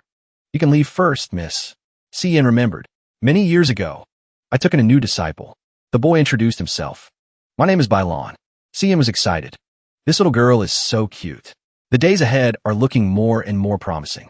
He bent down and patted Balan's head gently. All right, Balan. From now on, I will be your master. The boy also replied. Balan pays his respects to master. At that time, I was often in seclusion, so the two of us weren't together much. Every time I left, Balan would cry. Lanner doesn't want to leave master. He would comfort him. Master will be back soon. Even so, that time was very happy, until the day I finally finished my cultivation. Cian called out to Balan, Lanner, today, your master has finished his seclusion. I will take you to see the world of the Tianming Pavilion. Lanner ran to hug him. Master, Lana missed you so much. Cian hugged Balan, marveling to himself. Lana has grown up so much. A true nation-toppling beauty. Mo Xingjuan hid behind a pillar. Watching the happy master and disciple, he thought to himself, this time it's a big one. I've held it in for so many years without saying anything. I've thought about it so much it's caused internal injuries. The time has finally come. It's time to tell master. He was excited. If master knows the truth about this, his Tao heart will surely be unstable. I will take this opportunity to defeat him and become the number 1 under heaven. This time it's a big one. He said to Cian, Master, I have something important I must tell you. He was surprised. Mo Xingjuan revealed. Lanner, he's actually a boy. Cian was stunned. What? Then he turned to ask Balan, is that true, Lana? Balan also confirmed, it is. Cian was so shocked he coughed up blood and fell. He thought, I knew it. No wonder nothing changed after all these years. Why? He slowly fell into despair. Why is he a boy? Then he quickly left. Balan called after him. Master, Wait for me. Suddenly, the pendant around his neck lit up. I found you. Mo Xingjuan was beaten up. His face was more swollen than a pig's head. He said to Bailan, "What are you doing? Since Master already knows you're a boy, why don't you go change your clothes?" Bailan smiled. "Because I want to make Master happy." That day was the first time in decades that Lanner left the Tianming Pavilion. Xian took Bailan on a picnic with a happy and harmonious family. "I've been waiting for so long," the man said to him. "You're too kind, sir. To meet by chance among the mountains and rivers is fate. To be able to enjoy the spring scenery together like this is truly a blessing." Seeing this, Xian thought of Bailan. It was also the first time he had felt the warmth he had lost since childhood. Family. Parents. Bailan was a bit shy. He asked Xian, "Master, have you met Lanner's family? What are they like?" Xian was at a loss. He stammered, Actually your master also because..." Before he could finish, the necklace around Bailan's neck once again emitted a purple light. The beam of light shot straight into the sky. The thing Lanner always wore seemed to be a key that opened a door to an unknown world. Everyone looked at the portal opened by Bailan's necklace. It didn't belong to this world. Its massive hand descended upon this place, carrying with it a powerful resentment, and its target was Lanner. Bailan was terrified. The power of that unknown being, whether god or demon, was immense. Your master has only just met them in this lifetime. Even if master and disciple joined forces, they couldn't prevent a tragedy. That day, Lanner changed. He killed a family of 3. Mo Xingjuan sat slumped on the ground, exhausted, watching Xian try to fight off the demonic hand. Bailan burst into tears. "Master, why is this happening? Is it all my fault?" His eyes became terrifying. Xian saw this and called out, "Lanner, don't come over here." But it was too late. Bailan rushed forward. "Destroy it." Then a violent collision occurred. Xian, holding Bailan, was pushed back. At that moment, he decided he had to seal this world, so that being could never find Lanner again. Xian's face became cold. He raised his hand, preparing to seal it. "This is not your territory." Then the terrifying arm was sucked back into its own world. Xian promised himself, "I must protect Bailan well." He snapped out of his memories. Bailan asked him, "Master, what exactly are Lanner's origins?" He pretended to sigh. "Things have come to this. I can only tell him the truth." Actually, Bailan waited nervously. Xian said as he ran, "Your master actually picked you up from a latrine. Lanner, if you're in any trouble, then come back to your master. Last time, your senior brother saved you. This time, let your master protect you personally." Bailan was stunned. "Master, he'll let you get away again. But next time for sure." Xiao Ying was practicing her sword in the garden. Failed again. These past few days, I've executed 13,420 sword strikes. But I still can't find that feeling of enlightenment from that day. I haven't seen the pavilion master since that day. Her mind drifted to Xian. If I'm just going to ask about the mental cultivation method, there shouldn't be a problem, right? At the same time, in Xian's room, Zhou Qinyun was wrapped around him. He dodged. "Madam, you just brought these dishes here. What else do you want to do?" She whined coquettishly. She pressed her entire body against him. Xian felt annoyed. "I can't believe I just escaped the tiger's den set up by Bailan, only to jump into the wolf's mouth of the Shao family's daughter-in-law."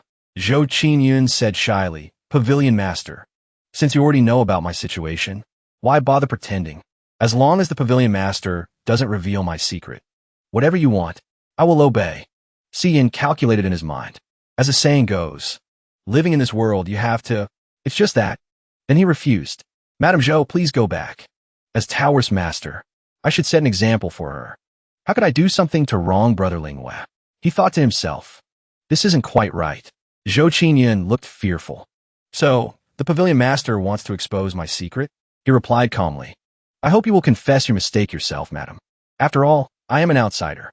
Only Brother Linghua has the right to decide whether to forgive you or not." Zhou Qinyun lowered her head. "Does the pavilion master know? For a young woman like me, once this matter is exposed, there is only one path left, death." Then she grabbed Xian's hand and begged, "But your words, pavilion master, can decide my fate. I cannot let you go." Xian was startled. It seemed his hand squeezed. Something soft, just like a steam bun. It was because Zhou Qinyun had taken his hand and done so. She blushed. "In that case, pavilion master, see, you are now my accomplice." This was something Si Yin could not tolerate. He shouted, "Shameless." Then he struck her with his palm, sending her flying backward. He continued to scold. "Brother Linghua treats you so well, yet you go around seducing men. If it were Brother Linghua, a woman like you, even burning you to ashes wouldn't be enough to quell his hatred." Si Yin's anger had reached its peak. His expression became terrifying. His intimidating aura pressed down on Zhou Qingyun as he said, "Brother Linghua lost his ability to cultivate back then to protect the Shao family. He also lost the chance to become the head of the Shao family. He became a cripple in the eyes of his peers. He feels guilty towards you. That's why he cares for you even more. He sees you as his one and only. And yet a venomous woman like you wants to abandon him." Before she could even feel remorse, Si Yin punched the wall hard, startling her. He vented all his anger. Brother Linghua already has nothing left. If he knew about this, what would happen to him? Have you ever thought about that? Tears began to well up in her eyes. Si Yin didn't stop. And her conspiracy. You and that Fu guy have repeatedly tried to silence me. You can stand by and watch that beast marry Brother Linghua's sister, and even swallow up the entire Shao family.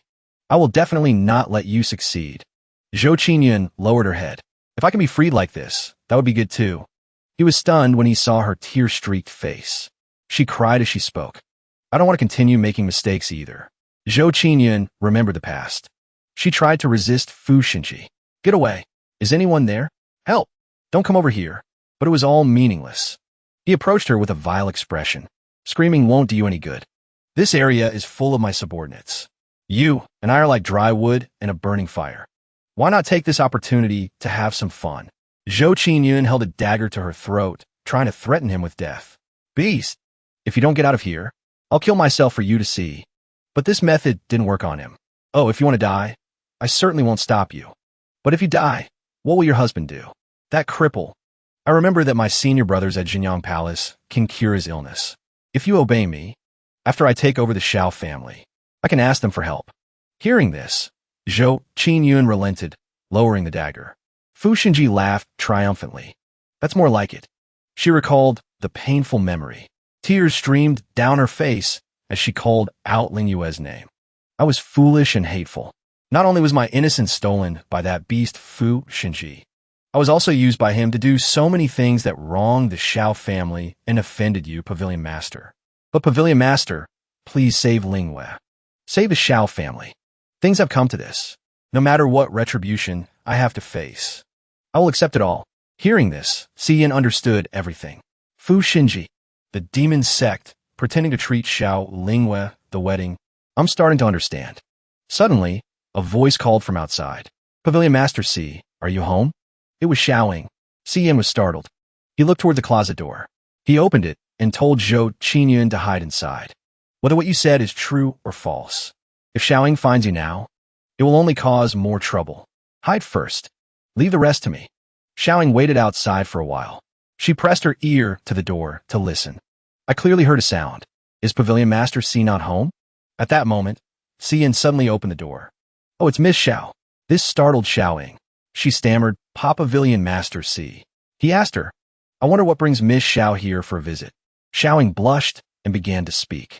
Pavilion Master Si. I caused you trouble last time. I'm truly sorry. I only came this time to ask for some guidance on the mental cultivation method. Si Yin invited her inside. What happened last time was all my fault. It wasn't your fault. If you have any questions, please feel free to ask. Xiaoing stepped inside. Thank you, Pavilion Master Si. She noticed something unusual about the dining table and asked, Pavilion Master Si, why are there 2 sets of bowls and chopsticks on this table? Si Yin felt a pang of guilt. Crap. I was so focused on hiding Madam that I forgot to clear the table. Fearing he'd been found out, he made an excuse. It's just a friend who came over for a meal. Xiaoing was more perceptive than he thought. She sniffed the air. That's not right. There's a scent of cosmetics on this table that feels very familiar to me. Could be that friend is. Suddenly, she noticed something. She asked Si Yin, Pavilion Master Si. He stiffened and replied, Miss Xiao? She continued, Isn't this my sister-in-law's hairpin? Why is this here? Xiaoing saw the hairpin that had fallen on the ground. Si Yin panicked. Crap, could have fallen just now? Zhou Qingyun, hiding in the closet, touched her hair. She wondered, my hairpin. She accidentally made noise. It attracted attention from outside. Xiaoying asked Xian, "What was that sound?" He made an excuse. You must have misheard." Zhou Qingyun was terrified inside. Suddenly, the closet door swung open. Xiaoying stood before her. Her eyes were incredibly fierce. Suddenly, Xiaoying coughed. Then she spat out a mouthful of blood. Her whole body fell backward. Xian quickly rushed to catch her. "Miss Xiao, her whole body is feverish. Her true qi is in chaos. This is bad. This is from practicing the mental cultivation method incorrectly. She's in danger of qi deviation." Xiaoying pushed Xian away and leaned against the wall. "Don't touch me. And to think I considered Pavilion Master C my only savior. I never thought you would do such an indecent thing with my sister-in-law." Zhou Qingyun was worried. She called out Xiaoying's name. Xiaoying used all her strength to run away, ignoring Xi Yan's attempts to explain. "Miss Xiao, it's a misunderstanding." Xiaoying looked at her sister-in-law with a resentful gaze. "Zhou Qingyun, I'll be waiting for your explanation." Then she left. Xian chased after her. He tried to explain. "It really is a misunderstanding. If you keep this up, you'll die." In another place, the head of the Fu family slapped Fu Xinji across the face, scolding, "Useless. You can't even deal with a small fry like that. You disgraced the Fu family." Lao Xiao, standing beside them, took the opportunity to interject, suggesting, "Brother Fu, I have a way to salvage the situation." He asked back, "Oh, what is your plan?" Lao Xiao's face became terrifyingly sinister, similar to how we dealt with the Xiao family before. "We'll send people to disguise themselves as the Hunyuan demon sect again. During the chaos, we'll kill that troublemaker Xiyan." Then he walked over and patted Fu Xinji on the shoulder. "It's just that this time, while we're pretending to be the Hunyuan demon sect, we'll have to see how young Master Fu single-handedly repels the demon sect and saves the entire Xiao family." At night, Gu chased after Mo Xingjuan. "Old sword god, stop right there." Mo Xingjuan didn't stop. He challenged him. "If you want to catch me, go back and cultivate for another 100 years. At the same time, Lin Hongying was also chasing after Yuling. She called after him, "Yuling, wait for us." Yuling and Mo Xingjuan were running frantically. They happened to run into each other. Mo Xingjuan spoke first. "Is this junior brother Yuling? Didn't Lady Xiao invite you to be a guest at the Xiao estate? Why are you still running around on the streets?" Yuling was panting heavily. "You think I wanna?" Then the two of them fled together. Mo Xingjuan made a suggestion. "Junior brother, how about you help me join forces to kill those guys behind me? Then I'll help you get rid of that flock of women. My situation is more urgent than yours, junior brother. So help me first." Yuling refused. It's a senior brother's duty to protect his junior brother.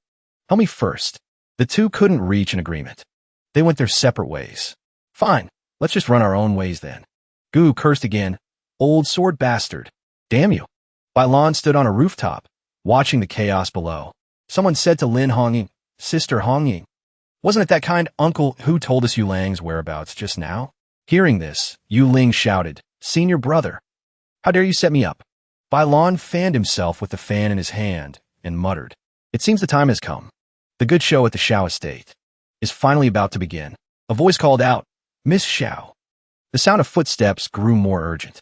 Xiyan chased after Xiaoying and said, "Please listen to my explanation." But Xiaoying arrogantly tossed her head and walked away. Xiyan thought wearily, "This stubborn girl, her anger is clouding her judgment.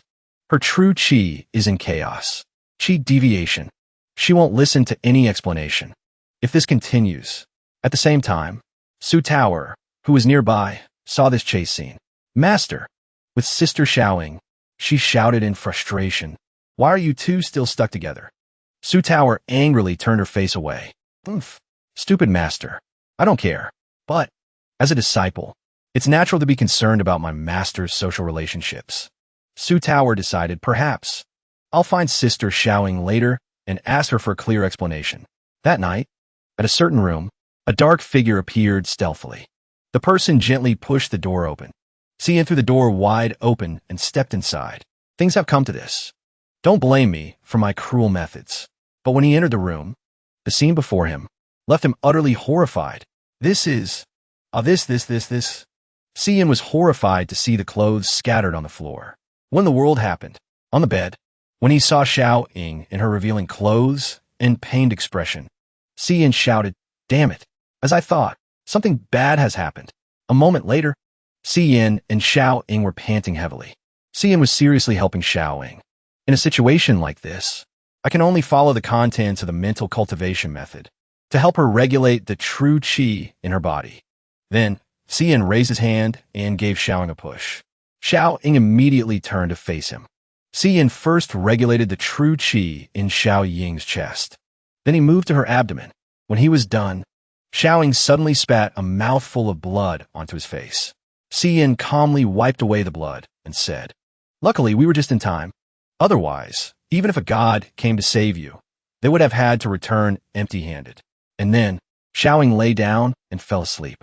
A moment later, Xiao Ying slowly opened her eyes. Xian called out softly, "Miss Xiao, you're awake." When she saw Xian, Xiao Ying was utterly stunned. "You?" She quickly sat up and threw a pillow straight at his face, shouting, "Pervert!" Xian said in confusion, "Miss Xiao, your condition has just improved. You still need to rest for a while. Don't get agitated and affect your true qi." But Xiao Ying shouted angrily, You took advantage of me when I was weak. You did that vulgar thing to me. I've lost my chastity. How can I face anyone in the future?" Xian frowned and stood up. "A vulgar thing?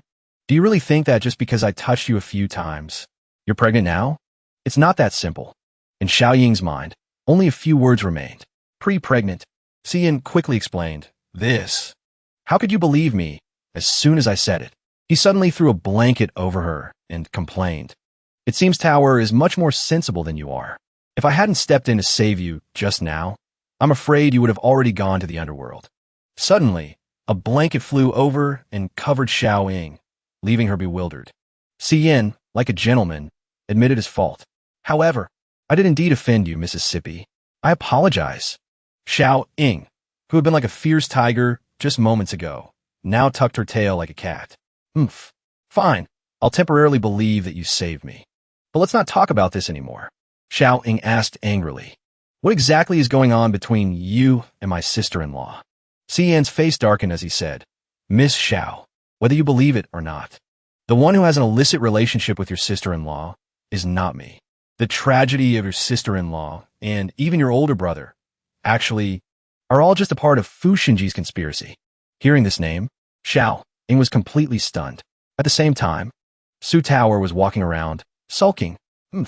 I wonder what kind of misunderstanding sister Xiao Ying will come up with this time. But how should I start the conversation? Su Tower acted out countless possible scenarios. "You're just Master's disciple. What right do you have to meddle in this?" No, that's not right. This kind of a moral affair. As Master's disciple, it's naturally my duty to set things right. While she was acting crazy, someone suddenly appeared, catching her attention. Su Tower quickly walked over and asked softly, "Sister Xiao Ying?" Xiao Ying stood with her back to her and asked, "Sister Tower, are you here to see Pavilion Master C?" Su Tower smiled shyly and said, "Sister Xiao Ying, you not asleep yet?" "Actually, Suddenly, Xiao Ying burst into tears and confessed, "I won't hide it from you, Sister Tower. Actually, Pavilion Master C just left." Seeing Xiao Ying's tear-streaked face, Su Tower was horrified. Su Tower asked urgently, "What just happened with Master?" "Sister Xiao Ying, why do you look so heartbroken?" Xiao Ying quickly wiped away her tears and said, "I'm sorry. I've lost my composure. I had clearly made up my mind, not to be weak and run away anymore." Xiao Ying said, "Tower, I won't hide it from you anymore. Actually, Pavilion Master C, just now, the matter between me and Pavilion Master C, I won't hide it from you any longer." Su Tower shouted in surprise, "Hide it from me? Could it be that you really with Master?" Suddenly, she grabbed Xiao Ying's arm and shouted, "Sister Xiao Ying, you clearly already have a husband. How could you still do that?" Xiao Ying asked, bewildered. "Do what?" Su Tower said, "You have a brother who loves you. You have a sister-in-law who adores you. Even your swordsmanship is so formidable." Su Tower pressed closer to Xiao Ying, making her a little unsteady. "Tower," Su Tower said, crying, "I've always admired you, Sister Xiao Ying. There must be many people who admire you. If you don't like this marriage, can't you just refuse it?" Xiao Ying hesitated in her reply. Su Tower burst into sobs and said, "But Tower only has one master." She shouted emotionally, How could you steal my master away? Her crying state left Xiao Ying completely bewildered. But looking at her like that, Xiao Ying suddenly burst out laughing. Xiao Ying gently wiped away her tears and said, Tower, how old are you now? Why are you still like a child? Don't you worry. Pavilion Master C has always just been saving a pitiful woman. If he really had feelings for me, that would be strange. Su Tower called out softly, Sister Xiao Ying. Xiao Ying gently placed a hand on her shoulder and asked, Tower, do you know why I practice the sword? Su Tower replied, bewildered, Isn't it because you love it? Xiao Ying strongly refuted, No. Practicing the sword is very hard. The wind blows, the sun beats down. From winter to summer, my whole body is covered in injuries. My knuckles are full of scars. Xiao Ying confessed. I'm not happy at all. I'm just using sword practice to run away. I clearly have a husband, and I'm still not satisfied. Do you know my fiancé, Fu Xinji? My father is forcing me to marry him. The more she spoke, the more her hands trembled. My brother loves me? My sister-in-law adores me? Xiao Ying said angrily. That Fu Xinji not only grievously harmed my brother, he also seduced my sister-in-law, and he wants to take over this entire Xiao family. Xiao Ying burst into tears and said, I really hoped I could rely on my own abilities to protect the Xiao family, but until now, I've been powerless. So, Sister Tower. Xiao Ying suddenly pulled Su Tower closer. She hugged Su Tower tightly and said, Actually, the person I admire has always been you. That night, in a certain room, a cheerful voice spoke up. Brother Fu, you've come from afar. Let me toast you first. Xiao Ying smiled and said, Starting tomorrow, my little daughter will be in your son's care. The head of the Fu family replied politely, Not at all. For my son to have such a beautiful wife is the blessing of a lifetime. Suddenly, Lao Qiao interjected, But why don't I see Miss Xiao Ying in Tower at the banquet? The Grand Preceptor's wife laughed and replied, Tower said Xiao Ying wasn't feeling well, so she wanted to take care of her. The affairs of young women, you seniors need not worry about. Lao Qiao laughed and said, I see. Suddenly, Xiao Miaoyuan raised his glass to make a toast. Tomorrow is the big day. Tonight, we won't go home until we're drunk. But before he could finish, a panicked voice cried out, This is bad. The gatekeeper ran in, panicked, to report. Something terrible has happened. The Xuanma demon sect. Hearing this name, the Xiao family was furious. The Xuanma demon sect. Hearing this name, the Fu family members smiled faintly and nodded at each other. The person continued, is attacking the estate. At the same time, at Xiao Ying and Su Tower's location, Su Tower hugged her tightly and thought to herself, compared to what Sister Xiao Ying has to face, I've been sheltered by my parents and older brother my whole life. And now I have Master and my senior brothers. It turns out I'm a lucky one, but I never paid it any mind. Suddenly, a loud crash echoed through the air. Xiao Ying's private chamber was destroyed. Xiao Ying quickly shielded Su Tower. What's going on? A demonic face appeared. A familiar voice suddenly spoke up. You too. If you don't hurry. Xiang Yin casually pointed to a group of people collapsed on the ground and said with a smile, You're about to miss a good show. On a night of the blood moon, at the main gate of the Xiao estate, a man in a demonic mask brandished a blood-stained sword and said, Half of the Xiao family's blood. The people of the Xiao family cried out in fear, Help! Save us! The man in the demonic mask began to slaughter all the guards. Today, we settle the score. Xiao Miaoyuan stepped out, completely horrified. This is the Xuanma demon sect. Fu Shunji calmly walked over, patted his shoulder, and said, Father-in-law, don't worry. Fu Shunji, am here. Fu Shunji put on a heroic expression and addressed the Xuanma demon sect. You demons won't lay a finger on the Xiao family. Xiao Miaoyuan said in a panic. His son-in-law Fu. They are numerous and powerful. You can't afford to provoke them. Fu Shunji stepped forward disdainfully. This matter is my business now. With that, he leaped powerfully toward the Xuanma demon sect. He struck one of them.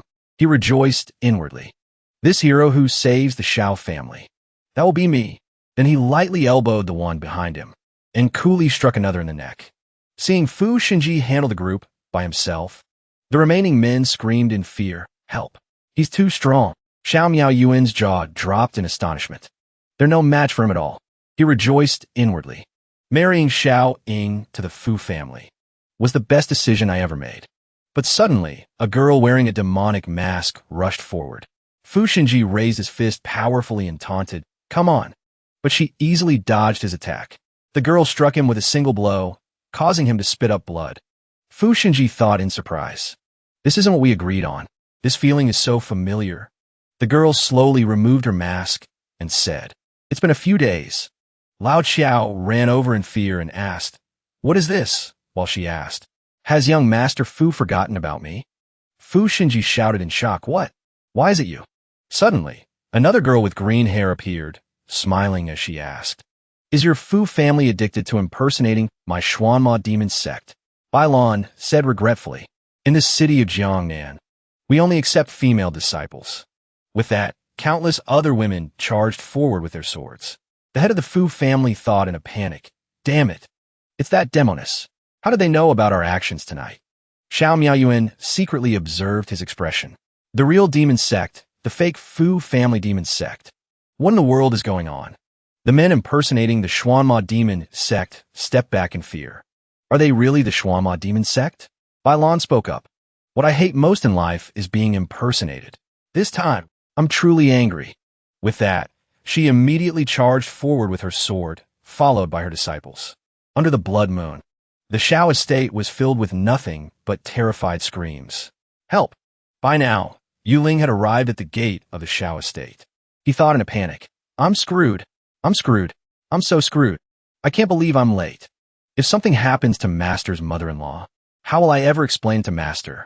Suddenly, a hand landed on Yuling's shoulder, scaring him half to death. Mo Xingjuan calmly brought over a watermelon and a chair, saying, Don't worry. Yuling exclaimed in alarm. Eldest brother. Mo Xingjuan calmly kicked the gate open. He forcefully set the chair down. Mo Xingjuan casually sat down, split the watermelon in half, and handed a piece to Yuling, saying, Sit down and have some melon. Just wait for the good show. Suddenly, a golden light appeared in the sky. He said, He's here. The light shot powerfully into the heart of the enemy ranks. Xiang Yin shouted angrily, Bailon. Bailon turned around in fear and called out, Master. Mo Xingjuan, while eating his melon, said, Our main character has arrived. Xiang Yin arrived, carrying Xiao Ying and Su Tower. He angrily shouted, You brat. How dare you steal my spotlight? Mo Xingjuan said, He's finally taken the stage. That night, Xiao Lingyue was happy to see Xiao Ying, but it seemed there was some minor friction between Xiao Ying and Zhou Qinyan. When Su Tower saw the Grand Commandant's wife, she immediately rushed into her arms for a hug. Xiao Miaoyuan let out a silent sigh of relief. Thank goodness Xiao Ying and Miss Su are safe and sound. It's just, if they really are the Xuanma demon sect, then this Pavilion Master C is the master of that demoness. What in the world is going on? Upon seeing Si Yin, Bailon bowed and said, Master, why would you need to personally handle these small fries? I just wanted to help. Si Yin scolded her angrily. It looks to me like you just wanted to take the opportunity to ruin my brilliant plan. He said angrily, I'll deal with you later. He slowly stepped forward and said, As for you all, the jig is up. Why bother faking your deaths all those years ago? With that, Si Yin stomped his foot.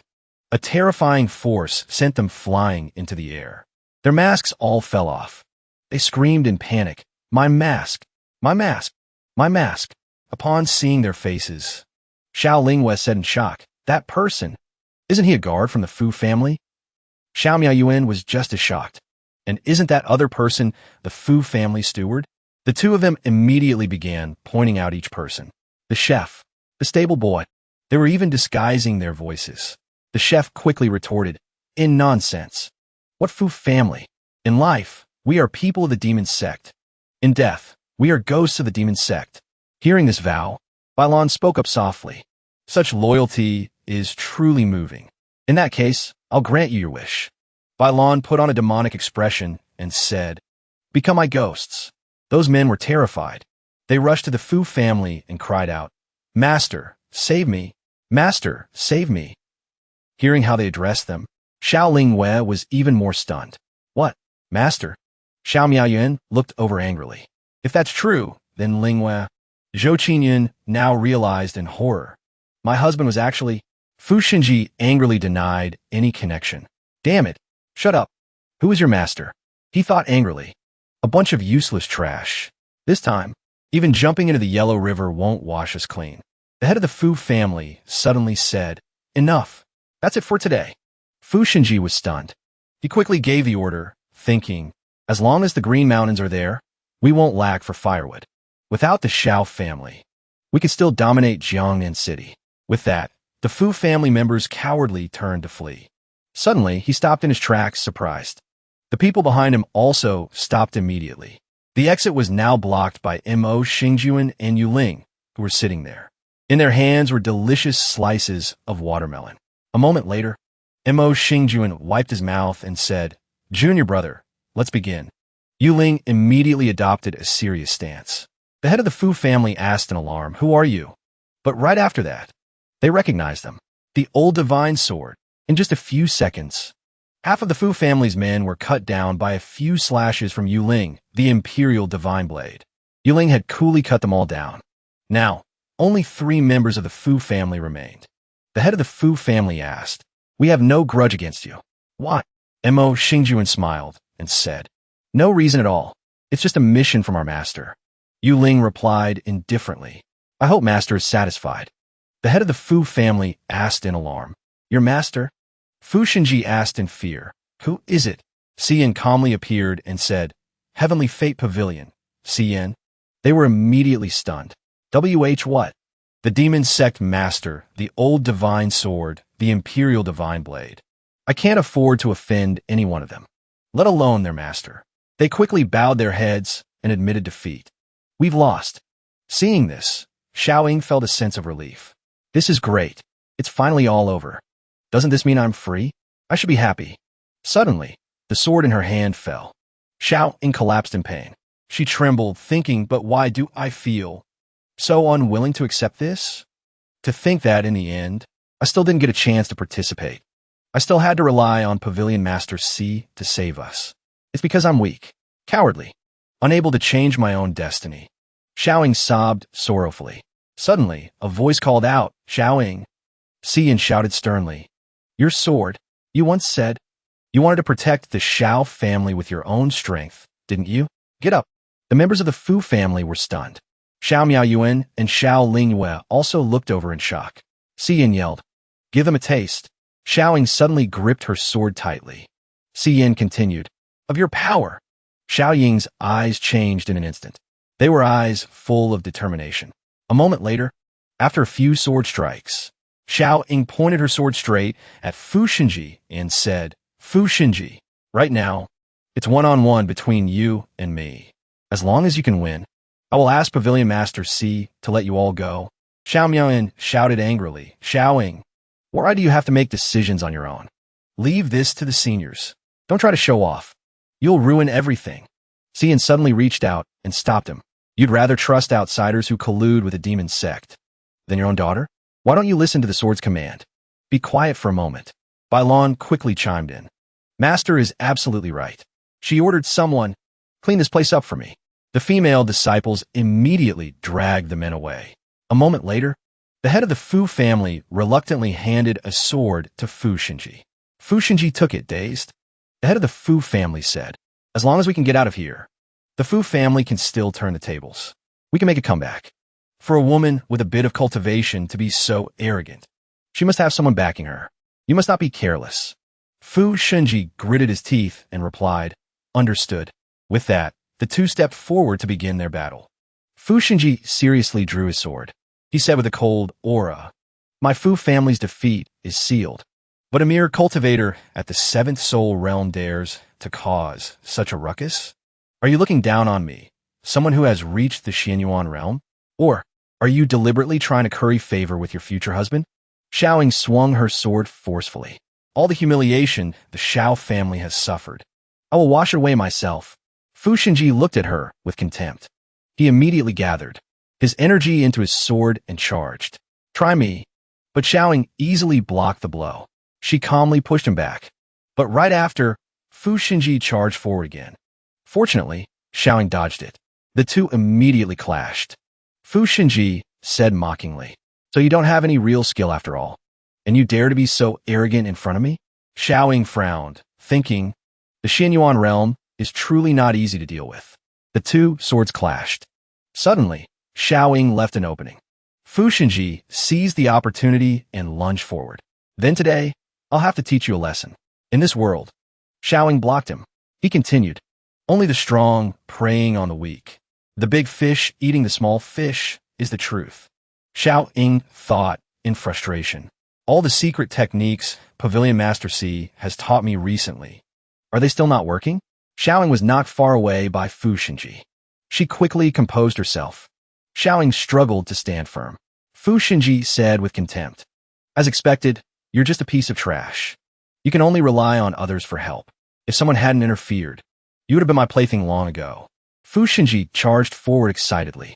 Fu Xinji slammed his sword straight down. Xiaoying was sent flying. He continued to mock her. "No, that's not right.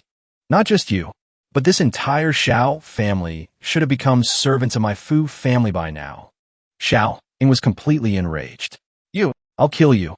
But her attack was exactly what Fu Xinji wanted. He laughed and said, "Do you know who my previous plaything was?" Zhou Qinyun, standing nearby, couldn't help but be startled. Fu Xinji suddenly let out a cruel smile. He said, "It was your sister-in-law. I was kind enough to help her escape her loneliness. She was very happy about it, too." Fu Xinji's self-destructive words infuriated both the Xiao family and Si Yin. He continued, "But she kept pretending in front of me, acting as if she was willing to sacrifice herself for that useless husband of hers. It was truly quite touching," he said with a provocative expression. Xiaoying was furious. She screamed, "Shut up." Xiaoying was incredibly angry. Her eyes were filled with hatred. Her true qi was becoming more and more apparent. Fu Xinji struggled to resist. He laughed. "Ha ha. Are you angry? Get angrier. At your current realm, you're no match for me at all. But right now, you'll only lose faster." Xiaoying stared at him with hatred and charged forward. The two glared at each other angrily. Fu Xinji thought to himself. As expected, he pressed down on her even more fiercely. Xiaoying frowned, thinking, "Damn it, am I still pushing myself too hard? I'm about to lose my footing." Su Tower quickly pulled on Si Yan's arm and called out, "Master!" "Sister Xiaoying." Si Yan sighed. "Foolish." He quickly took a deep breath and shouted, "Xiaoying." Xiaoying jumped in surprise. Si Yan continued, "You've trained in the way of the sword for over 10 years. What have you learned? Why do you practice the sword? I can hear. Your sword is screaming." A huge surge of power suddenly appeared within her. Xiaoying was stunned. Si Yan continued, "Because you have never truly grasped that sword." Xiaoying's sword suddenly grew larger. It was enveloped in flames. She touched the sword. The flames on the sword wrapped around her hand. Xiaoying thought to herself, "My life of cultivation is to cultivate myself and prove the great Tao. If I lack confidence, how can I become strong?" Xiaoying became one with her sword. She opened her eyes wide. The flames blazed fiercely. Fu Xinji sensed it. This aura, not good. The flames erupted. It sent Fu Xinji flying. He was knocked back. Could it be? Xiaoying was surrounded by flames. She slowly opened her eyes. Fu Xinji guessed, this woman, she had a breakthrough. Si Yan spoke up. "This is your sword intent." Xiaoying stood to the side, his mouth agape. Xiaoying raised her sword. Then she charged straight at Fu Xinji. He held his sword and thought, "Damn it. She just leveled up. How did she get so much stronger? Come on, how could I possibly lose to a plaything like you?" Fu Xinji unleashed his move. "Take this. My Dragon Fist Whirlwind Slash." The flames passed through Fu Xinji. He exclaimed, "What?" Xiaoying was one step ahead of him. Her eyes were filled with hatred. Fu Xinji cursed, "Damn it." The two fought fiercely. Fu Xinji thought, "I can't lose. I can't possibly lose." The two fought until they were battered and bruised. Xiao Miaoyuan bowed to Si Yan in gratitude. "Pavilion Master is truly a divine being. For my daughter to have received your guidance recently is truly a blessing from heavens." Si Yan smiled and replied, "This is her true strength." Hearing this, Xiao Miaoyuan exclaimed. Si Yan watched the two fight and said, "Winter passes, summer comes. Year after year, it's the same." Xiao Ying seemed to have the upper hand. The Fu family members were frozen in place. Si Yin continued. She trained arduously. Her swordsmanship has long been perfected. She has wanted to master the sword for over 10 years. I merely gave her a convenient push. Su Tower clenched her fists and thought to herself. Sister Xiao Ying. She remembered Xiao Ying's tearful, pained expression. She's clearly been shouldering so much on her own. But she's still so resilient, so hardworking. If it were me, I definitely couldn't do it. Fu Xinji's scream rang out. Su Tower and Si Yin were startled. Fu Xinji's right arm and sword flew into the sky, bidding their owner farewell. Fu Xinji clutched his wound in pain. Xiao Ying said, this sword strike is for my brother and sister-in-law. She kicked Fu Xinji squarely. Then she raised her sword for a second strike. Fu Xinji's other arm parted from him like a leaf from its branch. He collapsed on the spot.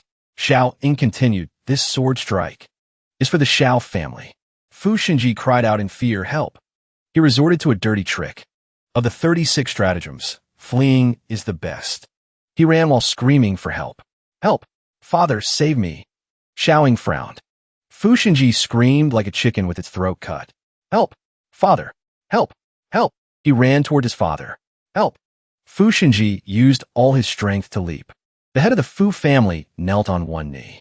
He spread his arms to catch his son. Xinji. Fu Xinji's legs were cut off by Xiao Ying. He fell to the ground, his face filled with bewilderment. Xiao Ying was as fast as lightning, cleanly taking his legs. This final sword strike is for myself. Fu Xinji's father cried out in anguish. My son. Xiao Miao Yuan was astonished. Xiao Ying. She did it. He was moved to tears, blaming himself. And yet, until the very end, I didn't trust my own daughter. I was a fool. I brought ruin to the Xiao family and ruined my daughter's future. Xiao Ying knelt on one knee. She said gratefully, thanks to Pavilion Master C, I was able to avenge this great wrong. Pavilion Master C's kindness. I, Xiao Ying, will never forget it. Si Yin reached out. He helped Xiao Ying up and said, it's nothing, it's nothing. It was all thanks to your own arduous training that you could achieve this victory today. He thought to himself. This time, Tower must admire her master even more. Su Tower's face darkened. As if. She quickly took Xiao Ying's hand. Sister Xiao Ying, you're so strong now. She glanced at Si Yin and said dismissively, although Master gave some guidance. In the end, it's because Sister Xiao Ying is exceptionally talented. She studies hard and trains diligently. Su Tower thought of herself and felt a little sad. Unlike me, I'm lazy in my cultivation. I get complacent just because Master is around. If I keep this up, I'll fall further and further behind Master and my senior brothers. Su Tower imagined a future scene, falling further and further behind. She snapped back to reality. I don't want that. She clenched Xiao Ying's hand with determination. I won't stay stagnant anymore either. I am Master's disciple, after all. I'll surpass Sister Xiao Ying very soon. Si Yin, feeling left out, thought to himself. Why do I feel like I'm being ignored? In the distance, Lao Qiao was treating Fu Xinji. He said, Brother Fu, I've used my true qi to protect the young master's heart meridians. But if we can't get back to Jinyang Palace for treatment in time, I'm afraid. The head of the Fu family gritted his teeth. Do you think I don't want to save Xinji? But they won't let us leave so easily. Lao Qiao looked around, calculating something, then said, what if someone still wants to make a move? The head of the Fu family looked toward Xiao Lingwei. Are you talking about? Lao Qiao rushed toward Xiao Lingwei. Brother Fu, you have to seize the opportunity when it comes. Si Yin was furious. He snorted. Then he blocked Lao Qiao's path. I'm here. Lao Qiao exclaimed, so fast. Si Yin kicked Lao Qiao squarely. Don't even think about playing any dirty tricks. Lao Qiao took the full force of the kick. He was sent flying into a wall. He smirked. It worked. Si Yin realized their plan and quickly turned around. Not good. The head of the Fu family had already gotten close to Xiao Lingwei. The weakest person in the Xiao family is you. He struck down. I'll chop off your limbs first. To avenge my son. Blood splattered everywhere. Si Yin and the others turned pale. Xiao Lingwei was frozen on the spot. Zhou Qinyun had taken a blow for him. She collapsed. With her last breath, she managed to say, this half of a lifetime. Next lifetime. Xiao Lingwei held Zhou Qinyun in anguish. The head of the Fu family was furious. You jinx! You've ruined my plans. Xian immediately landed a punch on him. Lao Qiao caught the head of the Fu family.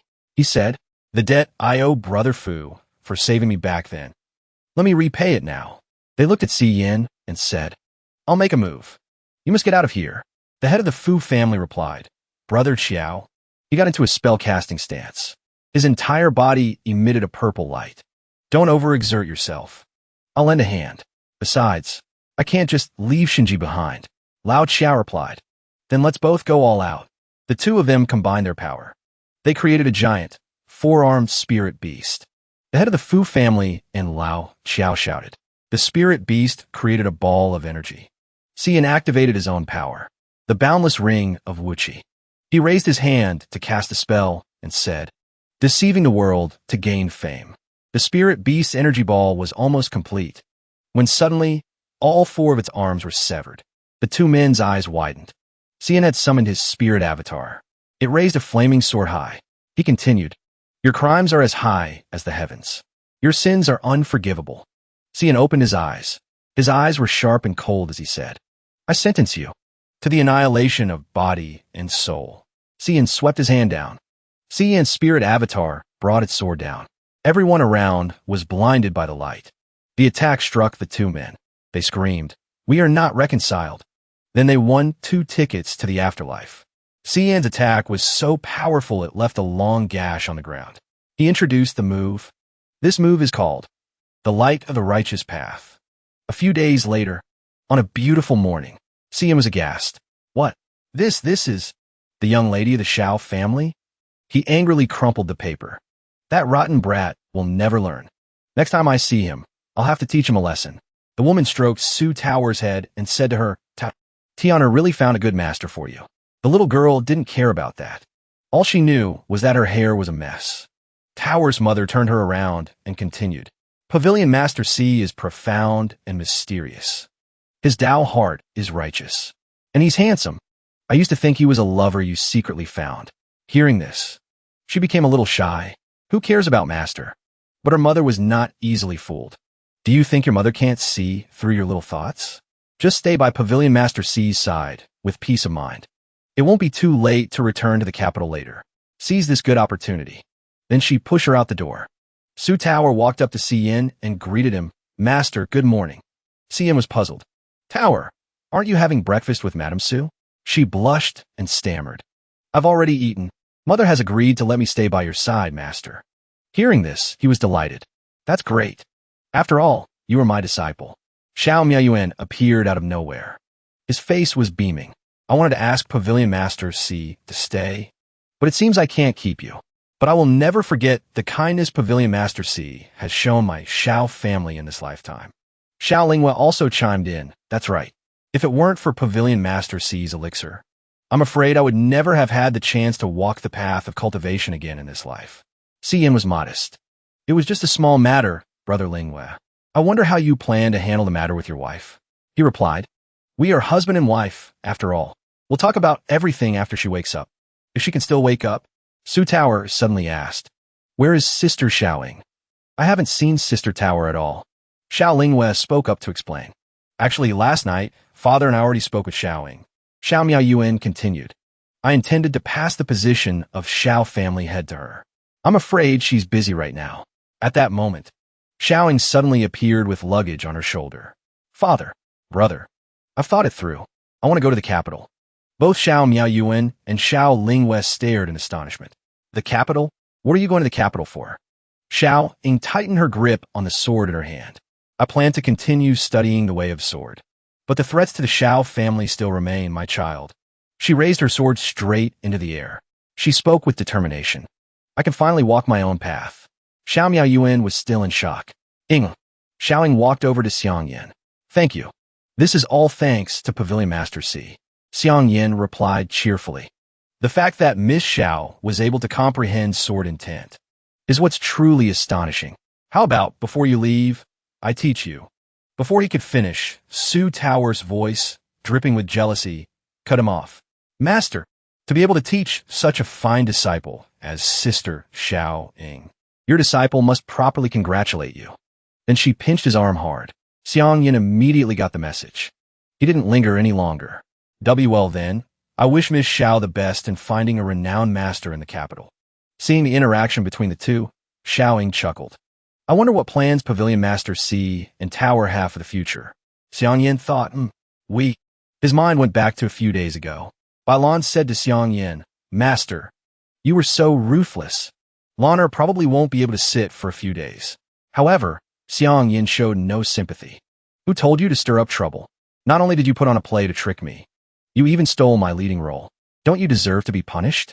If your two senior and junior brothers hadn't run away so fast, I wouldn't have let them off either. Bailan continued, Master, you still don't know? A divine miracle has suddenly appeared at the canal in Mu River. They all rushed over there.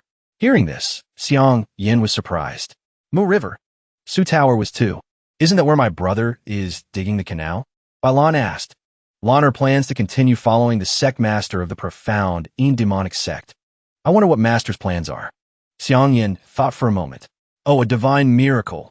Then he made his decision. It sounds like a good place to practice the three treasures technique. It's just that Tower's cultivation is still weak. The treacherous mountains and forests will make her suffer quite a bit. It's better to follow Master back to the Heavenly Fate Pavilion. Su Tower was unconvinced. Master, Tao wants to go. Tower doesn't want to lose to Sister Xiao Ying. Tao wants to go train. I'll work hard to become stronger. Xiang Yin said to Xiao Ying. Well then, it seems we'll be taking a trip to Mu River. Then he mounted a horse with Su Tower. They bid farewell to the three members of the Xiao family. The horse galloped down the road. Tyler asked curiously, Master, if you wanted to go, couldn't you have just flown us there? He replied, Master also wanted to enjoy the scenery along the way with Tower. She sighed, but Master, you said the Heavenly Fate. The Heavenly Fate Pavilion is too desolate. He winked at her. Actually, the Heavenly Fate Pavilion will follow us on its own. Su Tower's jaw dropped.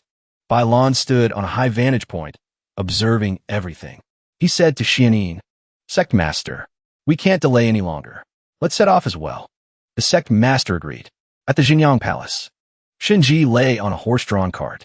All his limbs had been severed. His mother rushed forward like a madwoman. Shinji, say something. It's mother.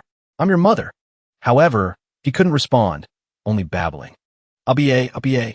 Shang Jingyi was furious. This Xiao family is truly ruthless and tyrannical.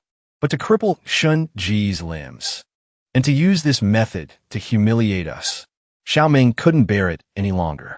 Senior brother, she said, you must get justice for Shunji.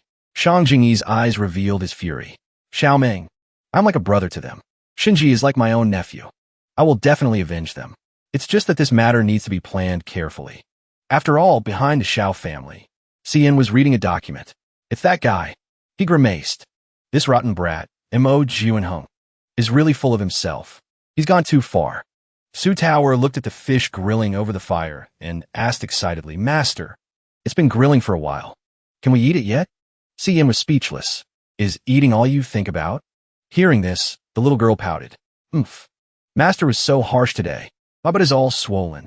I need to eat a lot of meat to make up for it. I won't even be able to ride a horse tomorrow. I want to ride in a carriage. Xian chuckled. Tower, if you've resolved to train hard, what's a little hardship like this? I'm only strict with you because I care. Every time Tower held her sword in the wrong stance, Xian would whip her on the butt with a switch. Wrong stance. Not enough force. It made Su Tower's face turn completely red. Xian recalled the scene and laughed like a pervert. Teaching my little disciple is really fun. Su Tower didn't care. She stood up and walked away. I'm not paying attention to you anymore. He quickly asked, Tower, where are you going?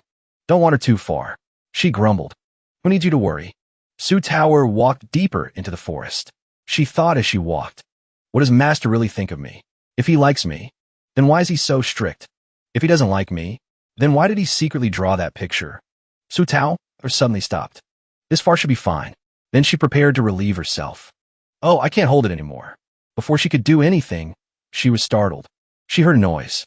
She quickly hid behind a tree, guessing footsteps. But it couldn't be my shameless master, secretly following me to peek, could it? Suddenly, a hand reached out from behind. A cloth was placed over Su Tower's mouth. She panicked. I'm done for. After capturing Tower, 3 ruffians laughed loudly. We really hit the jackpot this time.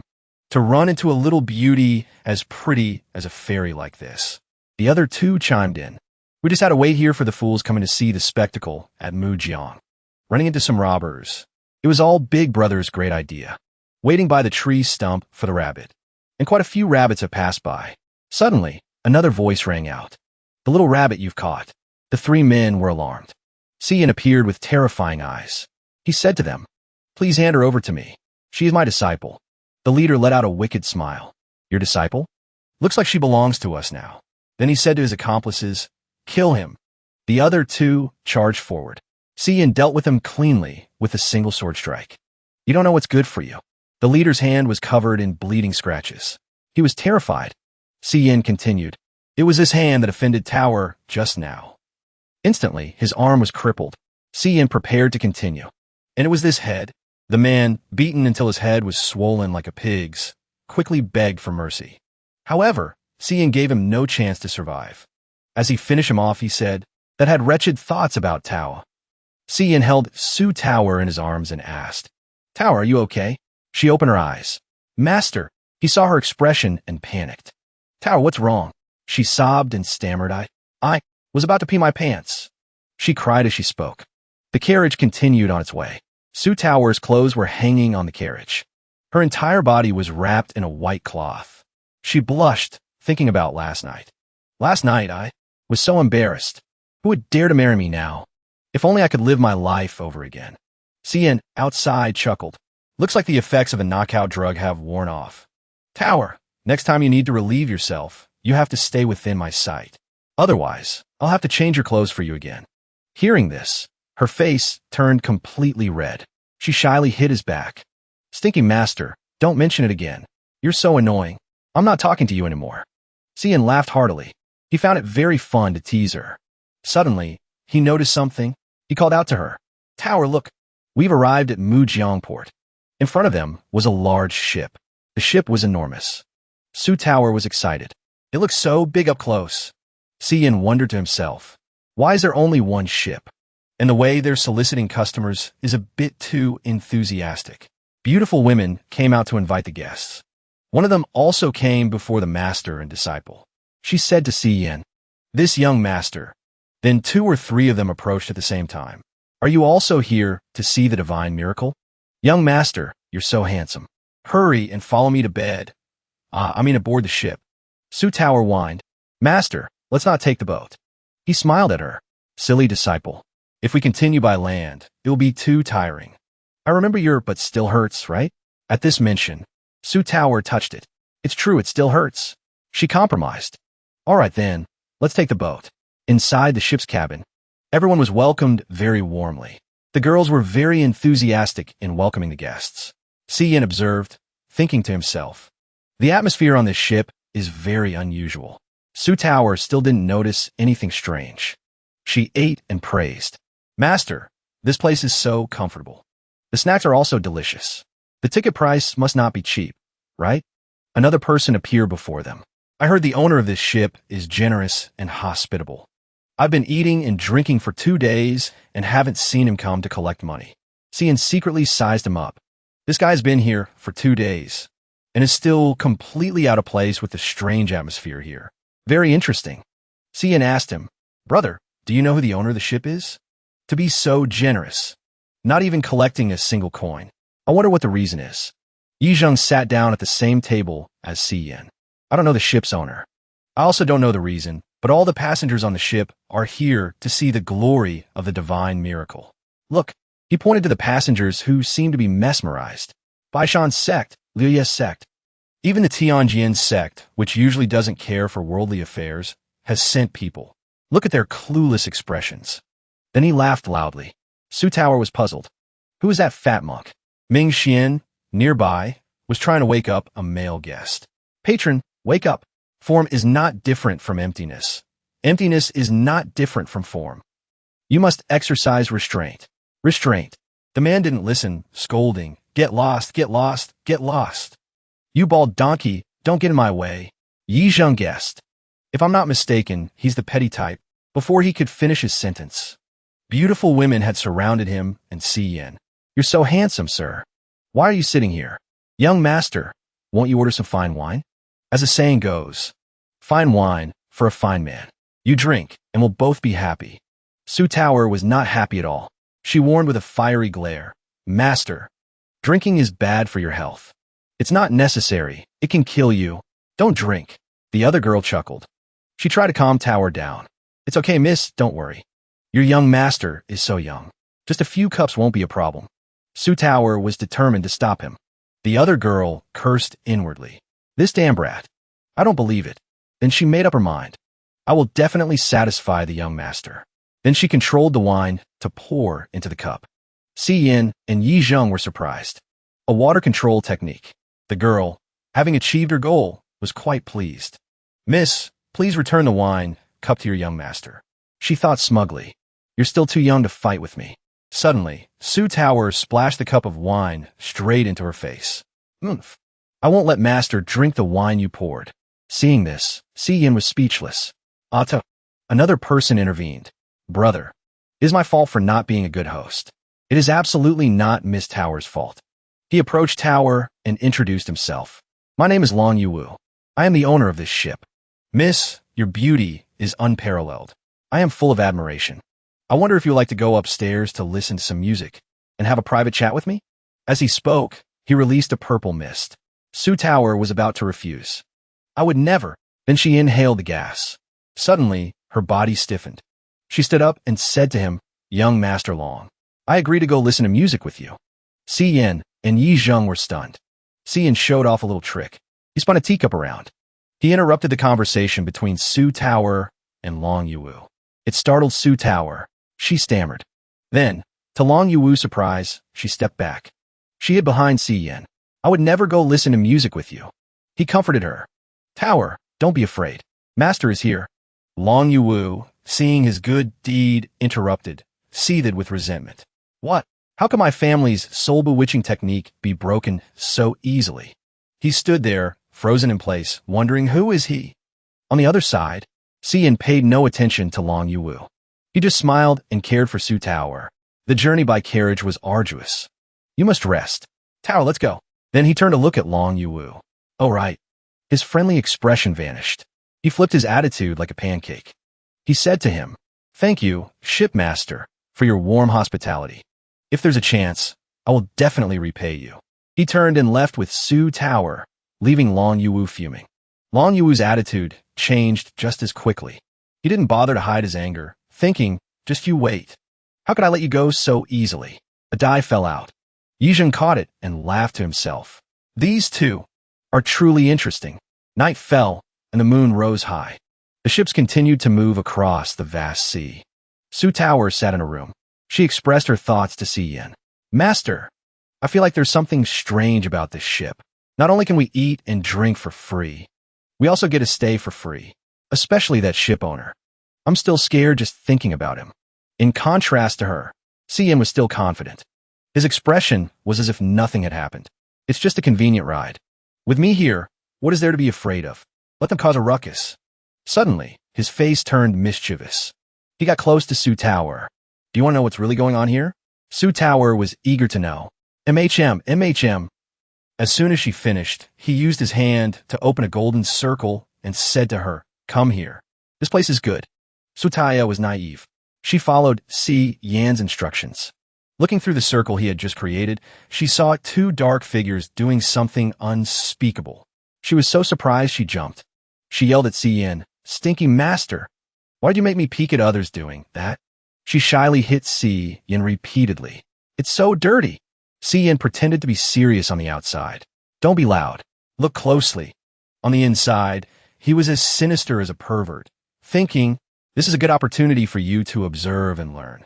Su Tower listened and looked closely again. It was the image of a Jiao Run lying on top of a man. It was sucking something from his body. Its face was grotesque. After Su Tower got a good look, she was horrified for a second time. "What is this thing? It's so scary." Si Yin explained from the side. "This is a Jiao Run. It's replenishing its vital essence. This ship is probably their base." Su Tower stopped looking. She asked Si Yin worriedly, What about the other people? He thought deeply for a long time. Then he decided to go out with Su Tower. Let's go out and see what's going on. They stepped out of the room. Su Tower was surprised yet again. Is this hell? Before her were Jiao Run replenishing their vital essence everywhere. It was a terrifying scene. She quickly covered Si Yan's eyes. Master, you must not look. Be careful not to be seduced.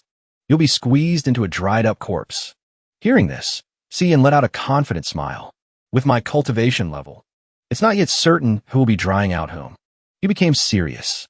But I don't know why these Jiao spirits from under the sea have come to Mujiang. He didn't have to wonder for long. Yi Zheng spoke up. Of course, someone is secretly colluding with them. They were deliberately brought here. He also imitated Si Yan, flashing a confident smile. One hand on his hip. I boarded this ship precisely to investigate this matter. Su Tower was puzzled. Investigate? Then you are. Yi Zheng began to show off. I stand without changing my name. I sit without changing my surname. I am. Thanks to his theatrics, before he could finish his introduction, a loud noise erupted from behind. Ming Xian appeared in a cool manner. He didn't forget to scold his enemies, the Jiaoran. Evil creatures, surrender your lives. The three people on the upper deck were surprised. Su Tower recognized Ming Xian. It's the fat monk. One of the Jiaoran, seeing its good time interrupted, became furious. Damn it, to force me to this extent. It gathered its 500 brothers behind it, determined to have a proper fight. This Jiaoran was just an uglier version of Long Yuwu. It no longer walked like a normal person, but moved by crawling. It flicked its long tongue out to taste the floor while trading barbs with Ming Xian. Other than that woman, kill them all for me. Ming Xian was not afraid. He could take on the whole group by himself. He began to launch attacks against the fake Long Yuwu. He scolded as he fought. Evil creature, I knew you weren't human the moment I saw you. Then he swung his mace towards him. This was Long Yuwu's limit. Since the fat monk had touched him, he would touch back. With his 500 brothers behind him, he began the battle. Stinky monk, don't look down on us. Ming Xian threatened seriously. Surrender now. Without needing to be called, others came to help. Abbot, we've come to help you. Hearing this, Ming Xian confidently entrusted the important task to everyone. Amitba, I'll leave this to you. The two sides couldn't wait any longer and began to attack each other. Everyone was eager to win, shouting battle cries.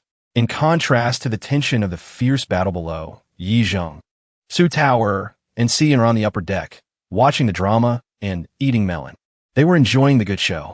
Just then, Si Yan suggested, Tao, such a good opportunity. Why don't we test the results of your hard training these past few days? Hearing this, Su Tower lost all mood for melon. What? She begged in vain, Master.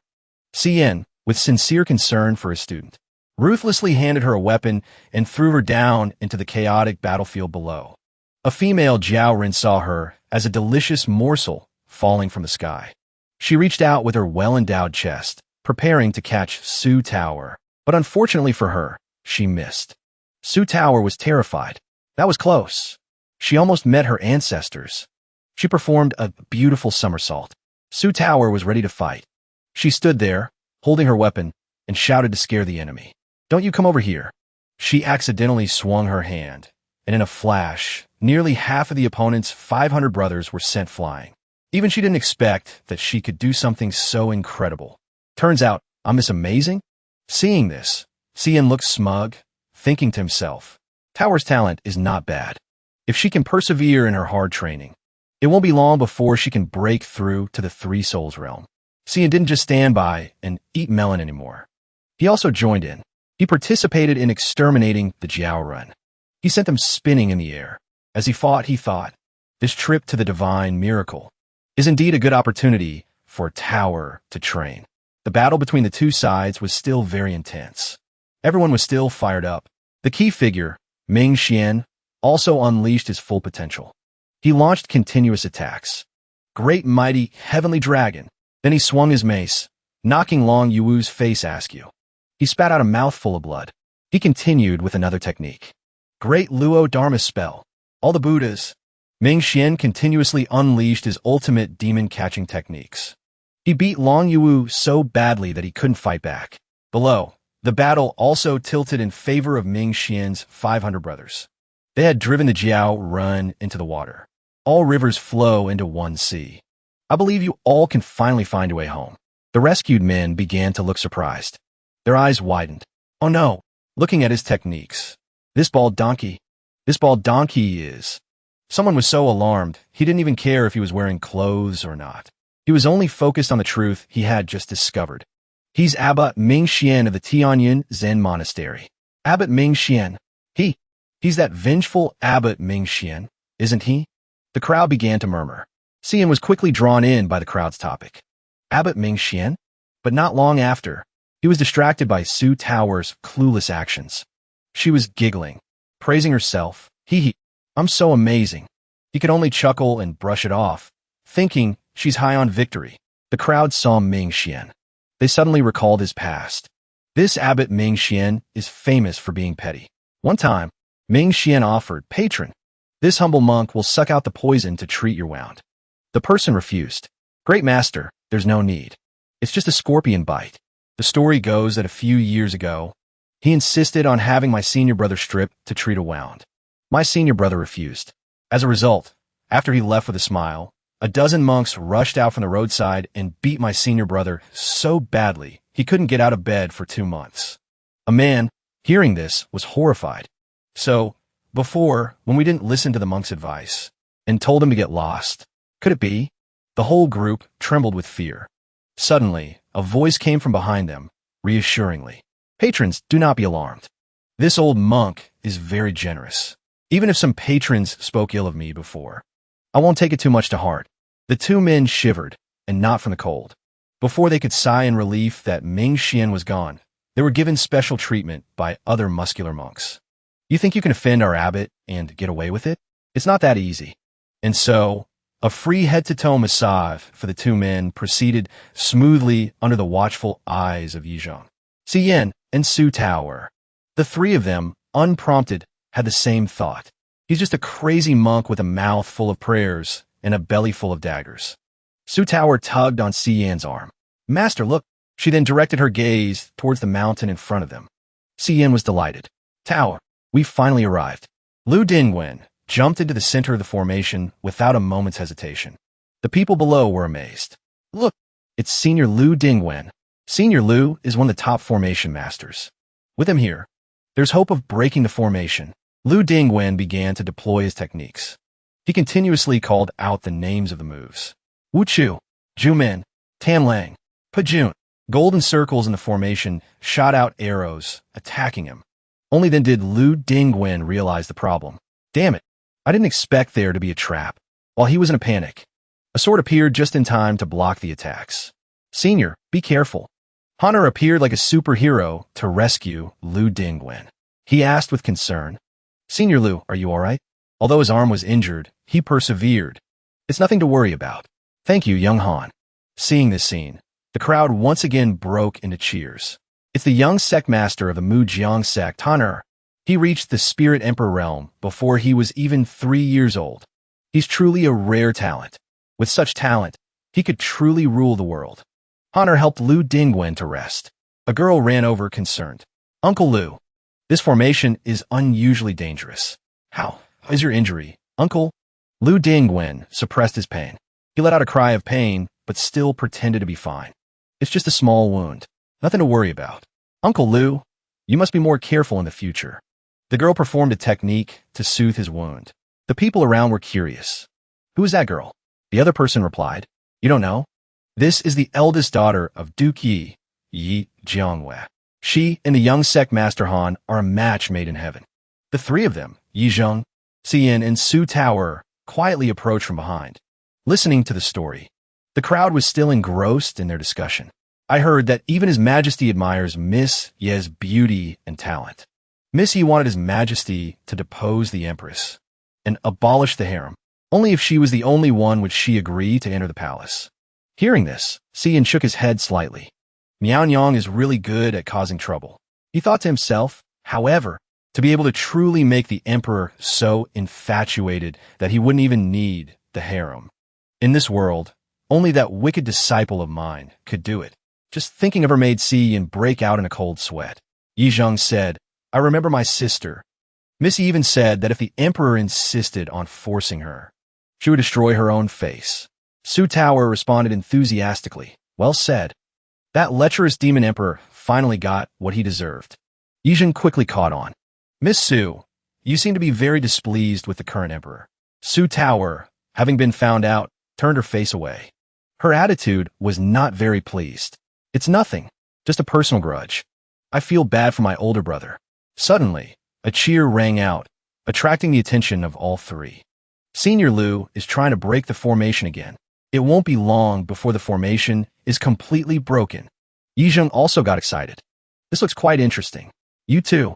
Before he could call out, even the shadows of Si Yin and Su Tower were gone. Huh, where did those two go? At the formation site, Lu Dingwen tried again. There, a strong light emanated. He thought. So far, 4 of the moving formation eyes have been broken. Hunter broke 12. Missy broke 7, including myself. That's more than half in total. Suddenly, a voice interrupted Lu Dingwen's train of thought. Si Yin said, Tower, be honest. The 5 years of array breaking that I painstakingly compiled for you, and the 3 years of simulation, how much have you done? Su Tower was flustered. I've done it. She put on an adorable face to beg for forgiveness.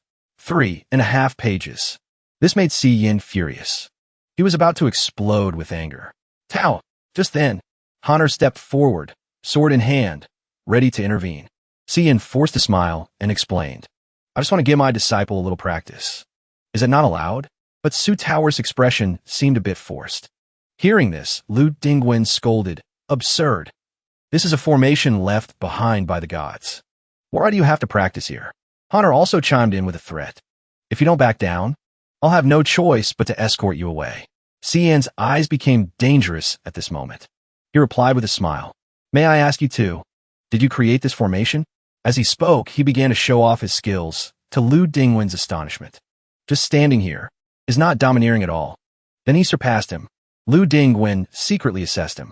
His movement technique is making all the formation eyes avoid him. Honor was also wide-eyed with astonishment. After Si Yin finished everything, he calmly said to Lu Dingwen, as the saying goes, only an expert can appreciate it. The clueless can only watch the fun.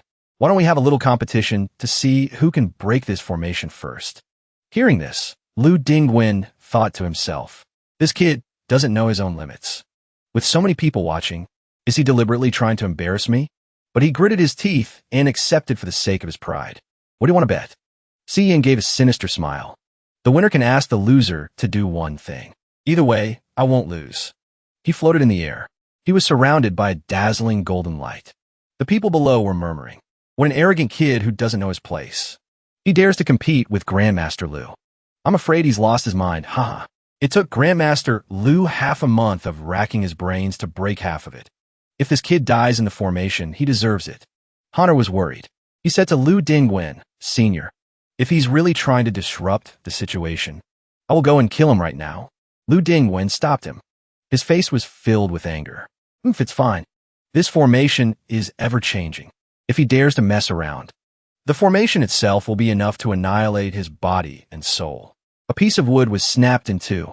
Lin Hongying asked Yulang, there's killing intent on you. Could it be that someone here has offended you? Yuling didn't answer. He just focused on the ants on the ground. Lin Hongying's gaze shifted to the bustling crowd. If they've offended you, we can just kill them all. Then she rattled her chain. She gave a sinister smile. She pulled Yuling towards her. Haven't we already made an agreement? The Shinin sect will definitely support you with all its resources. Yuling was pulled back by the force of the chain. He denied it. No one has ever offended me. It's just that if something really happens, I don't want him to get his hands dirty. Seeing his serious expression, Lin Hongying couldn't help but exclaim, Yulang is so handsome. In another place, Bailan was playing the zither. Beside him was Xian, Mo, Huobailan, the 3 branch masters. You've infused your true essence into the zither's sound. But just now, did you want to kill someone? He replied, reporting to the sect master. It was just a bunch of small fry. I won't kill them, I won't.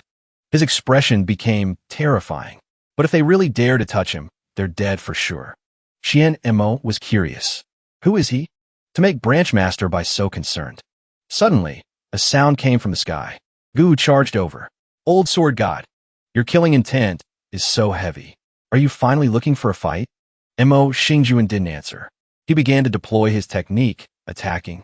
He swung his sword up, laughing loudly. Of course not. Guhu used all his strength to block the sword. Then why are you targeting me? Mo Xingjuan thought to himself. Master really doesn't understand the pleasure of showing off in front of others. If only he would allow me to praise his glorious reputation. He then withdrew his sword. He is someone I deeply respect. It's rare for him to come out, yet he's being looked down upon by those little mice.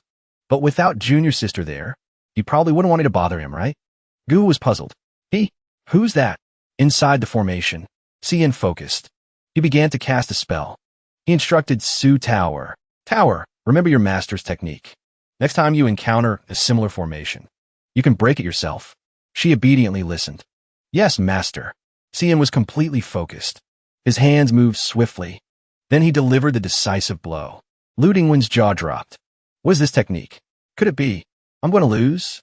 Cian focused on his work. Break. Then he broke the formation. Lu Dingwen sneered.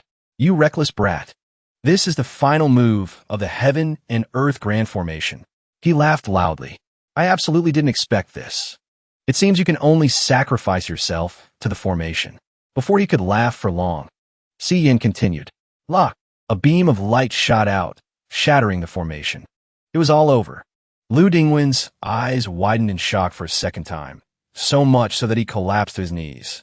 Cian said, Mr. Lu, it seems. The winner has been decided. Cian flew into the air, to the astonishment of everyone.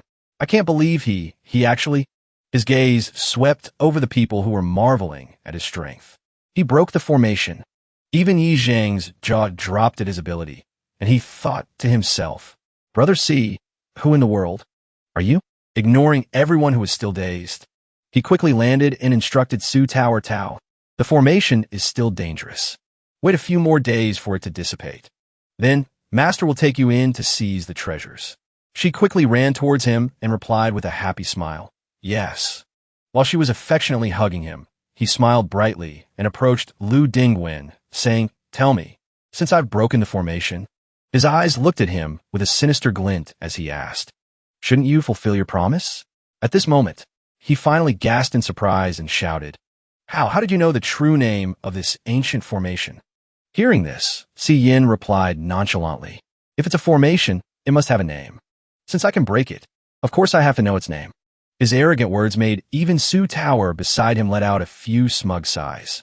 Knowing he couldn't win against him, he respectfully bowed his head in submission. I have lost. Whatever you request, I will do it. Honor, standing next to him, saw this and called out in alarm. Senior Lu.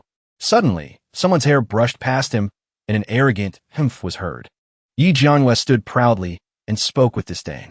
What are you showing off for? We had already broken more than half of this formation. You just got lucky. Looking at her like that, Lu Dingwen could only helplessly wink. He signaled to Honor, Here we go again. This girl's competitive nature. Honor could only wink back in response. Especially towards men who aren't me. On Cian's side, after hearing that, he just muttered two words, Oh, really? Then he called out that, Mr. Lu. See him call out? Lu Dingwen panicked and, along with Honor, stopped Yi Jianhua from spouting more nonsense. Let's switch to a different formation you don't know. Let's have another match. Ignoring the commotion over there, he still said sinisterly, I have decided what I want. As he said, what I want is... His hand pointed straight at Yi Jianhua.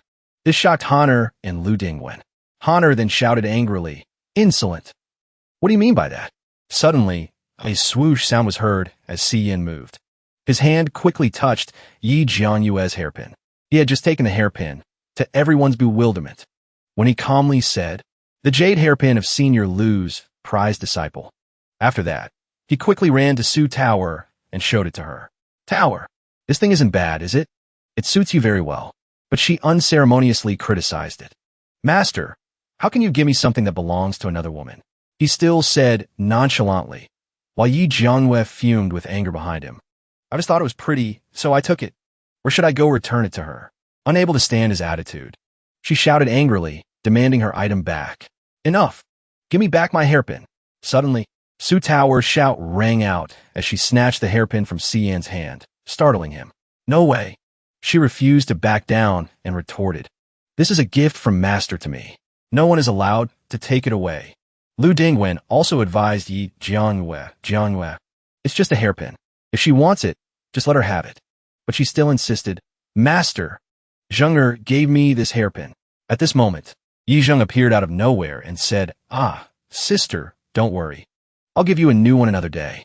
As soon as she saw him, she exclaimed in surprise. Then she pouted and said haughtily, It can only be better.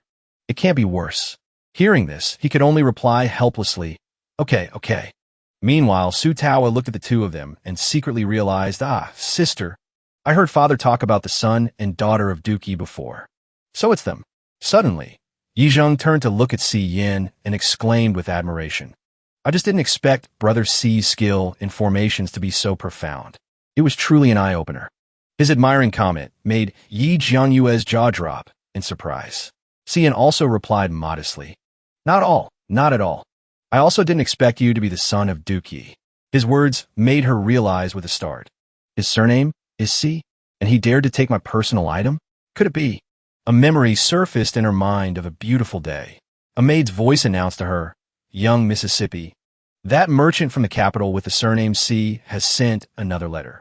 The young maid said with amusement, He's been writing love letters to you for 2 years. You don't even know what he looks like.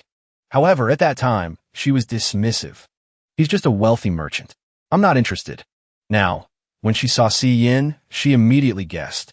If it's really him, then everything becomes clear. His impressive skill in formations. And he deliberately snatched my hairpin. He even brought a woman with him. Moreover, she saw Lu Dingwen approaching him for advice. Your skill in formations is remarkable. I have a few questions about the combination of spatial formations and the selection of formation cores. The structure of the formations, I wish to seek your guidance. This only made her misunderstand him even more. He's even trying to get close to Senior Lu. Her face, flushed red with embarrassment and self-admiration. He must be trying to get my attention, isn't he? Meanwhile, Xiang Yin was grinning wickedly, trying to entice Lu Dingwen like a multi-level marketing salesman. Sir, you are truly a once-in-a-century genius of formation arts. 4.5 years of formations, 3 years of simulations. This is a priceless treasure. You, and I seem to be fated. I shall pass this on to you. So please, don't come seeking my guidance anymore. Thank you. An old man with silver hair like him was actually moved to tears by his deception, believing every word. Thank you, Your Excellency. Truly the bearing of a great master. Even Su Tower looked at him with eyes full of admiration. Master gave away Tower's workbook to someone else. Suddenly, someone called her name. Tao. As soon as she heard the voice, she quickly turned her head to look. The person asked with a trembling voice, Is it really you, Tao?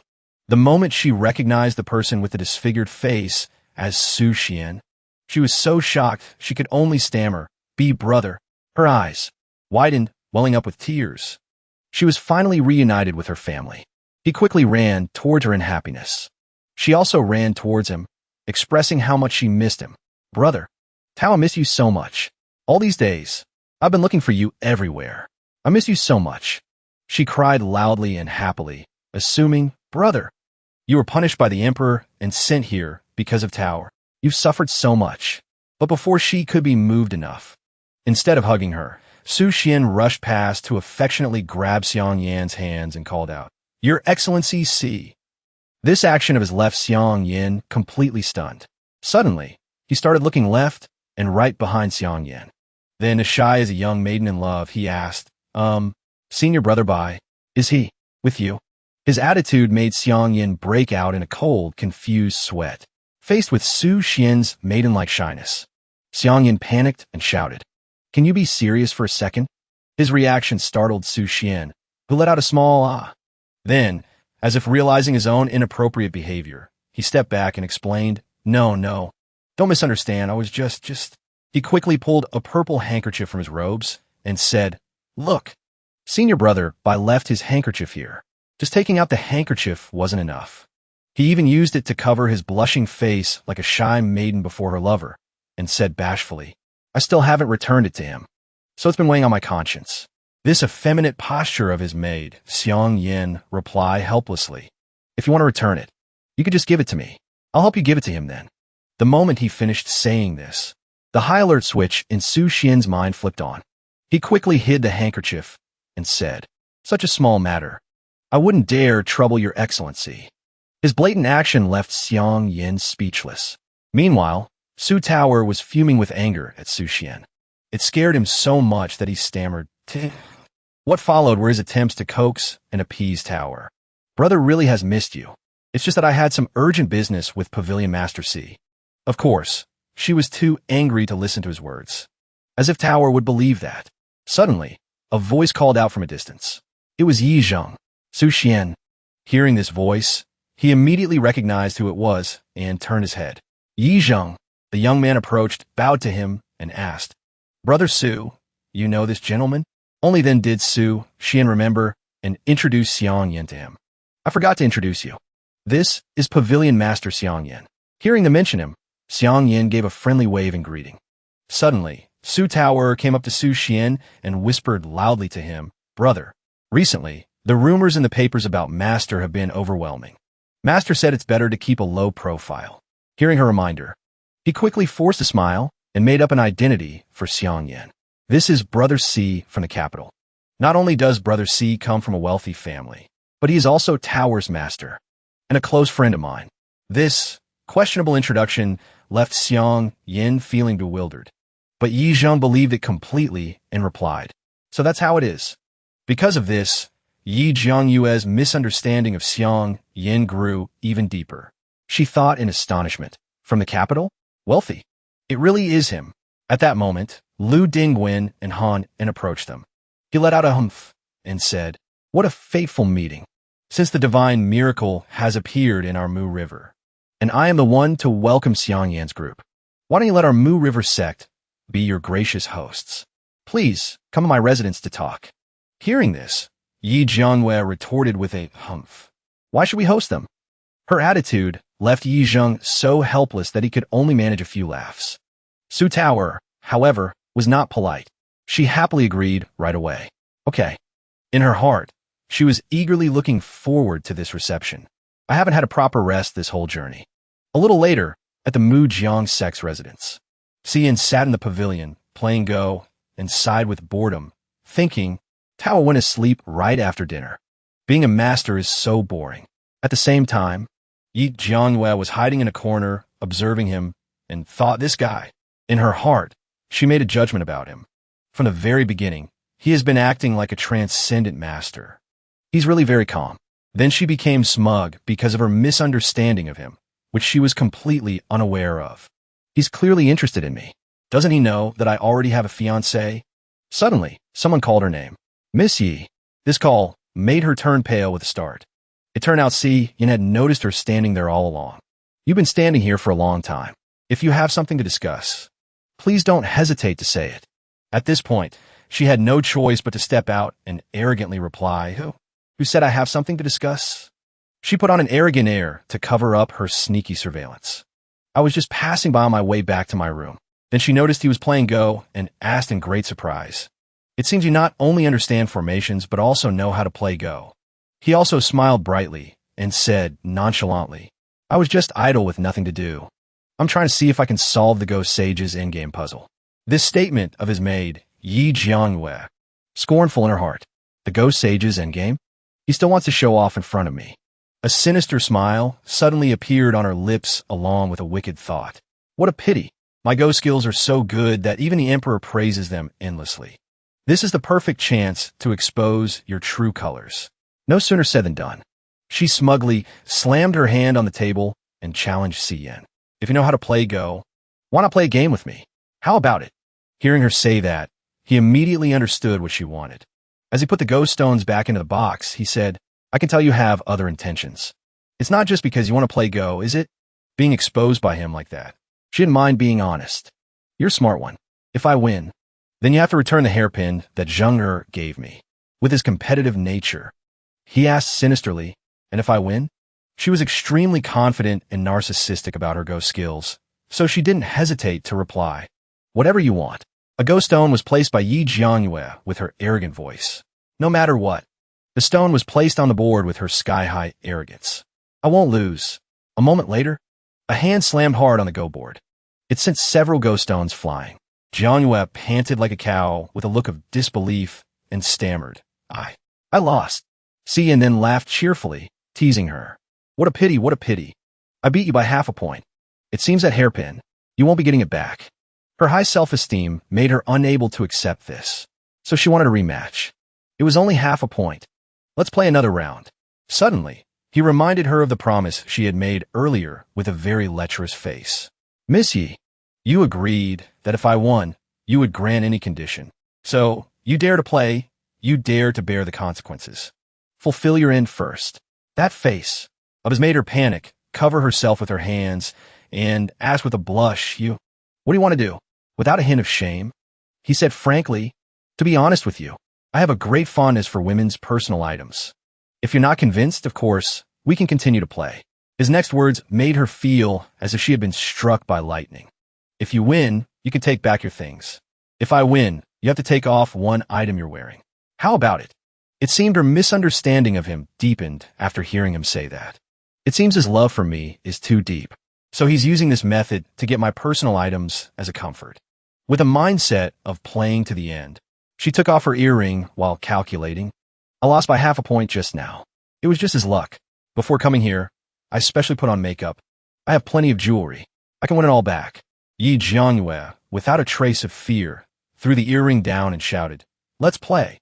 I'm not afraid of you. The moment the earring fell, Xian's sinister smile emerged. A hand holding a black ghost stone placed it down decisively, followed by a mournful voice, I lost. Next came countless pieces of jewelry being taken off. A moment later, another hopeless voice rang out, I lost. The ground was littered with clothes, and a mournful cry echoed again, I lost. Despite such a crushing defeat, Yi Jiangyue stubbornly insisted on fighting to the end. Again, a sinister smile spread across Xiang Yan's lips as he heard her utter the word again. Under the full moon, a miserable cry echoed through the night. Again, mingling with that mournful sound was a voice of gleeful mockery. Miss Yi, your skill and go is truly astonishing. A smug smile was ever present on Xiang Yan's face as he asked. But somehow, I got lucky and won another round. Do you still wish to continue? At this point, Yi Jiangyue was only wearing a thin inner shirt and underpants. She stammered her reply, a mix of shame and indignation. Right now, her mind was filled with existential doubt. I've never lost since I was a child. How can a mere merchant be better than me? Wait a minute. Why has he won by a narrow margin every single time? Is the gap in our skills really that small? A realization seemed to dawn in her panicked eyes. Could it be? Seeing that she didn't answer him, he lowered his voice like a smooth-talking pickup artist and asked, Is Miss Yi scared? His tone startled her slightly.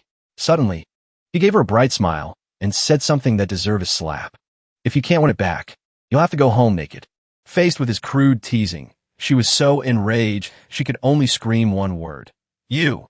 Without further hesitation, she suddenly slammed her hand on the table. Then, with the determination of a gambler who fears no storm, she challenged him again. Fine. This lady will play one final game with you.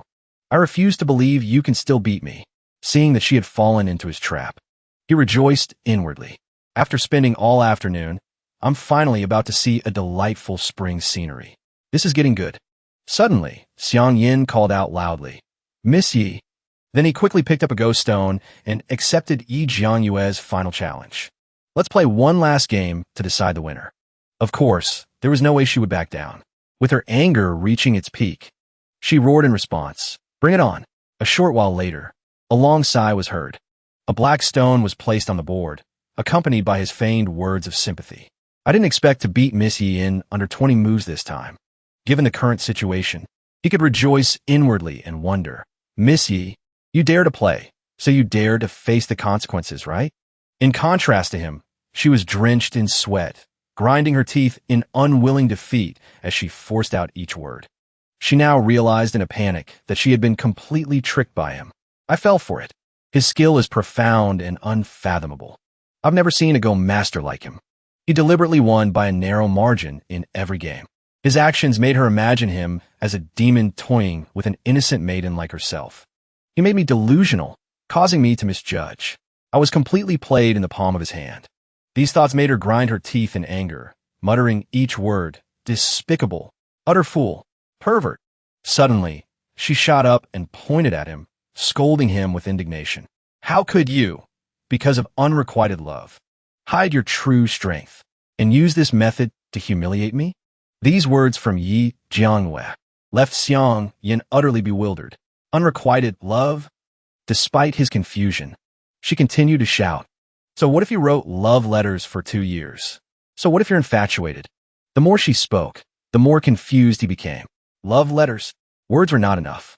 She even started crying, acting as if she were the deeply wronged party. Han and is much better than you. Unexpectedly, she turned to run, leaving behind a declaration. You great lecher! In this lifetime, you could forget about ever getting what you want. Seeing her run away naked, he was shocked and called after her. Miss Yi, just as her figure disappeared behind the door. He said helplessly, at the very least, you should have. Put your clothes on first. Suddenly, Su Tao's voice came from inside the room. Master, why is it so noisy in the courtyard? The moment he heard her voice, he jumped in guilt and turned to look. As soon as he heard her say, Tower can't sleep anymore, he was startled and noticed the pile of Yi Jianghua's clothes on the ground. Without another moment's hesitation, he quickly gathered the pile of clothes and pretended to answer her. Tower, you're awake? It's nothing. Master was just getting a little exercise.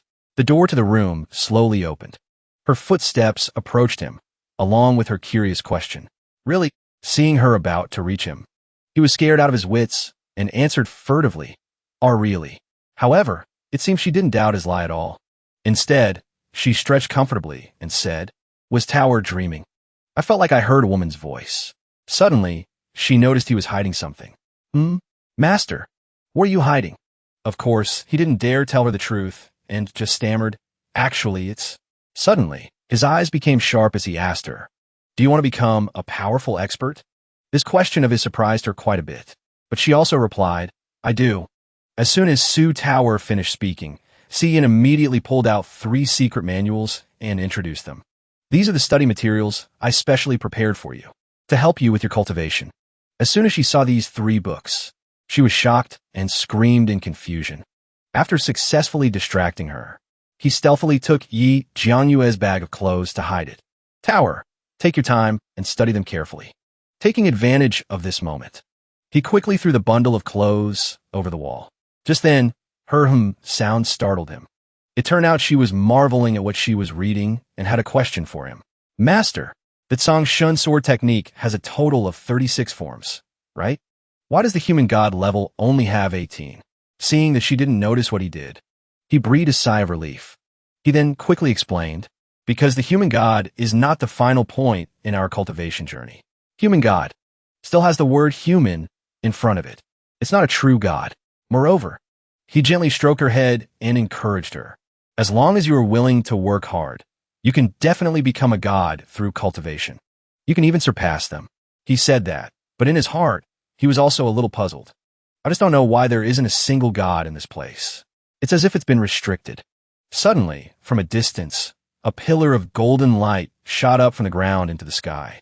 When Xian saw this, he said cheerfully, The great formation sealing the divine miracle has completely dissipated. This made him certain.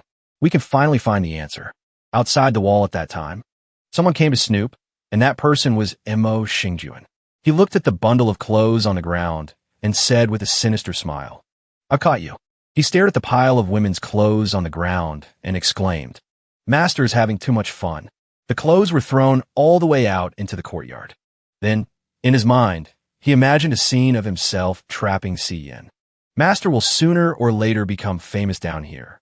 This is truly a rare piece of blackmail material, just waiting for the right moment. A series of sly and wicked laughter echoed in the night. This is a jackpot. Su Tower's eyes lit up as she let out a delighted ooh. It turned out she was marveling at the beauty of the Mu Jiang divine miracle. Master, I thought it would be a dark and scary place. I didn't expect it to be so magnificent. Xian smiled gently and explained, The abundant spiritual energy radiating from it can create such a wonder. The rare treasures inside must be numerous as well. Yi Zheng approached from behind and asked, Where is brother Su Xian? Didn't he come with you? Hearing him ask that, she replied loudly, Him. Thinking of Su Xian, she said sulkily. He went looking for someone early in the morning. Who knows where he ran off to? He didn't even pay attention to me. Hearing her say that, he also thought of Jiangyue and felt helpless. My sister also got angry early in the morning. She refused to come out. Being younger siblings like us is really not easy. Suddenly, someone called Si Yin. Brother Si. Honor respectfully bowed to him and presented a gift of thanks. To be able to break the seal of the divine miracle is all thanks to you, Brother Si. I was rude before, so I'm specially presenting this item as an apology. I hope you will accept it, Brother Si. He approached and accepted the gift. Then he asked curiously, a command token? Honor quickly explained the use of the command token to him. To facilitate the exploration of the divine miracle, the Mujiang sect has sent a few disciples to scout ahead. They will set up supply points along the way to provide for us whenever needed. With this command token, all the supply points of the Mujiang sect, you can use them as you wish, Brother Si. After speaking, he also asked to be excused. I still have matters to attend to within the sect. I won't be able to accompany you, Brother Si. Even Yi Zheng left. I'll wait for my sister to calm down and then go with her. Brother Si, have a safe journey. As soon as the words were out, Si Yin also smiled in response. In that case, Tower, we can't delay. Immediately, he wrapped his arm around her waist, making her exclaim in surprise, Master! Without a moment's hesitation, he held her and jumped down into the miracle below. Let's go on ahead. This unannounced action of his made her scream in surprise. Inside the divine miracle, she ran after him, calling out, Master, slow down a bit. He walked beside her and instructed, there's a forbidden zone in the divine miracle. Your cultivation is low, so you can't adapt. We can only walk. She skipped along, admiring the surrounding scenery. The divine miracle is so beautiful. It's clearly on the ground, but it feels like another world. Suddenly, Su Tower noticed something. It was a creature that looked like a cat with soft fur. Seeing it, she was mesmerized and exclaimed, so cute. Seeing that she seemed to want to touch it, Si Yin reminded her.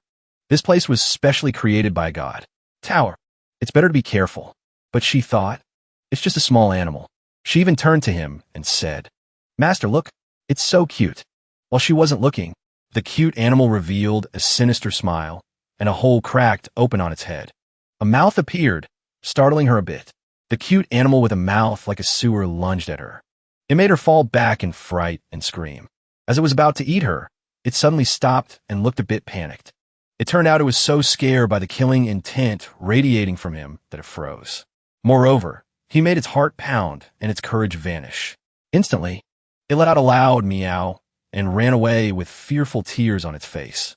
After it left, she ran to him crying and called out loudly, Master! But he hadn't finished teasing her. Tower, do you still think it's cute? While she was hugging him and trembling, she replied, He was already noticing something else. With his teasing nature, he pointed at a patch of flowers and teased her. I think that flower is very beautiful.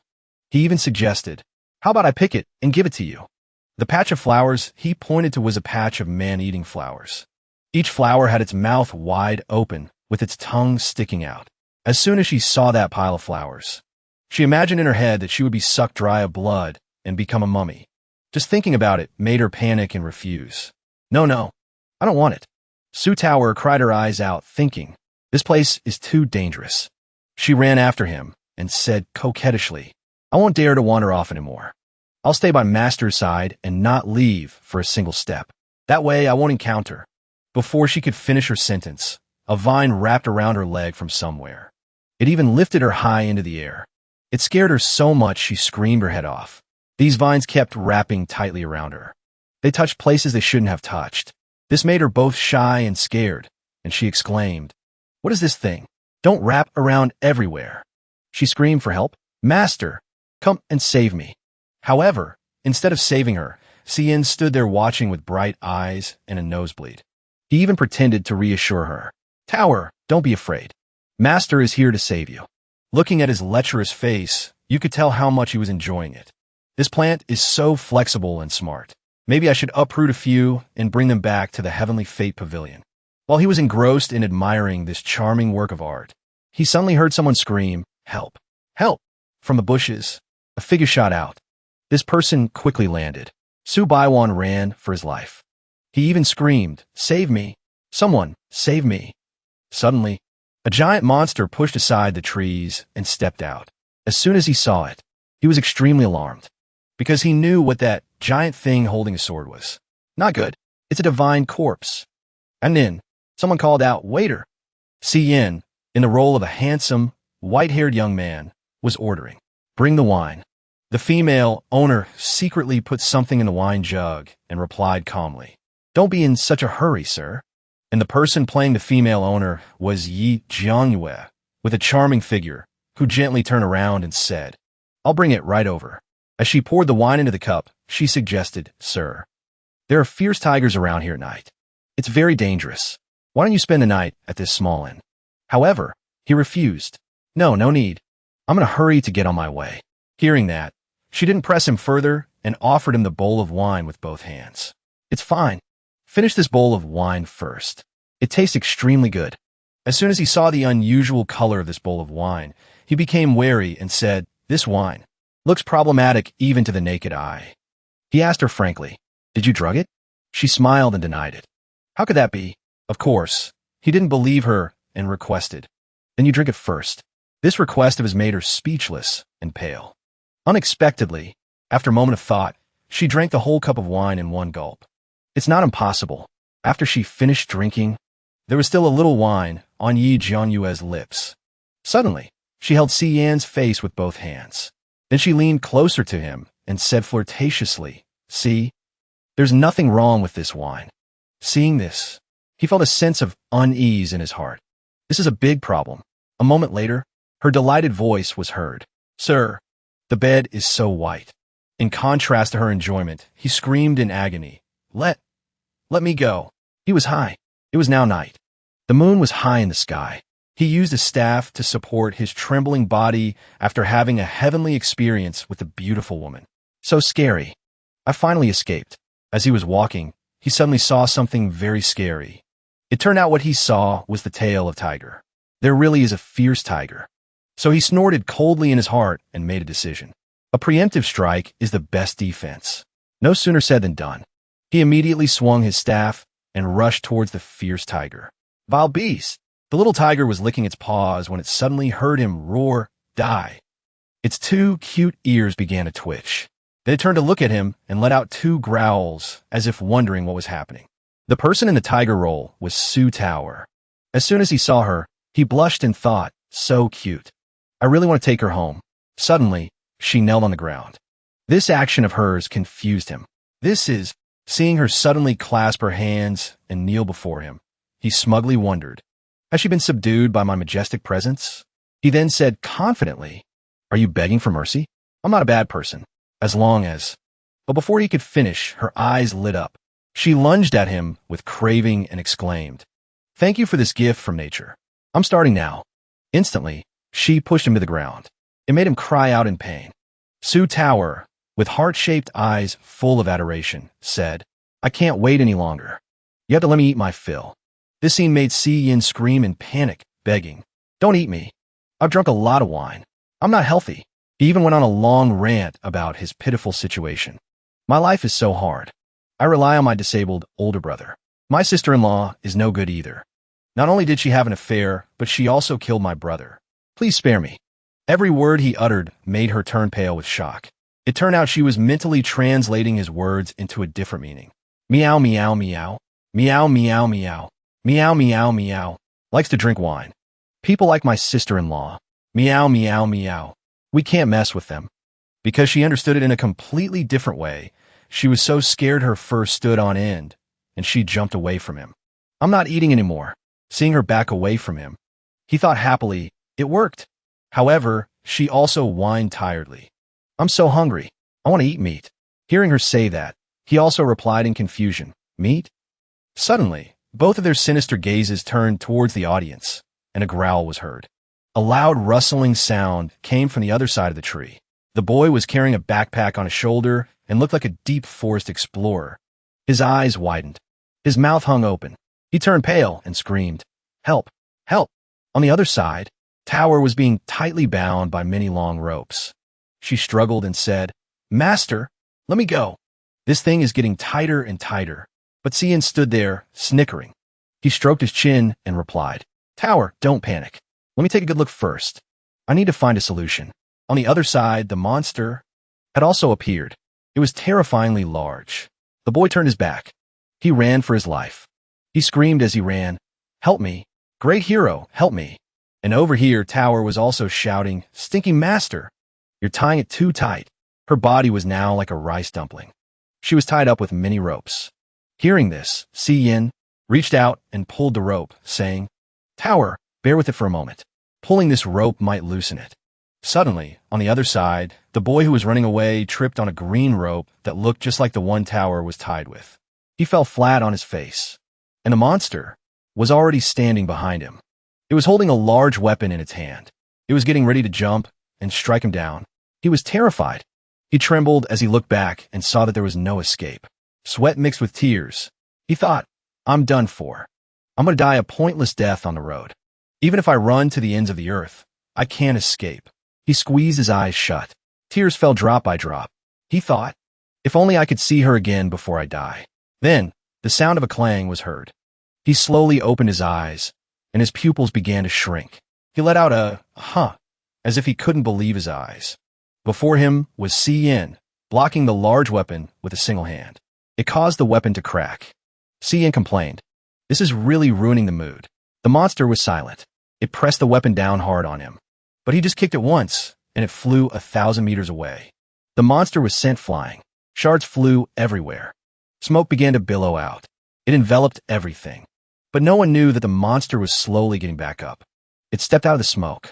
Si Yin smirked and said, "This is a little interesting. A worthy opponent to be respected." He and it stood parallel to each other. They both began to charge forward to take down their opponent. He also began to gather momentum.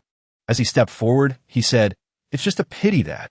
He advanced and used his finger to attack, causing its head to fall off. He kept repeating the words, "It's just a pity." Then the monster also knelt and collapsed to the ground. It shook the earth. It began to stretch out its hands, about to grab the terrified boy on the other side. The boy's fear was now doubled. "I'm done for.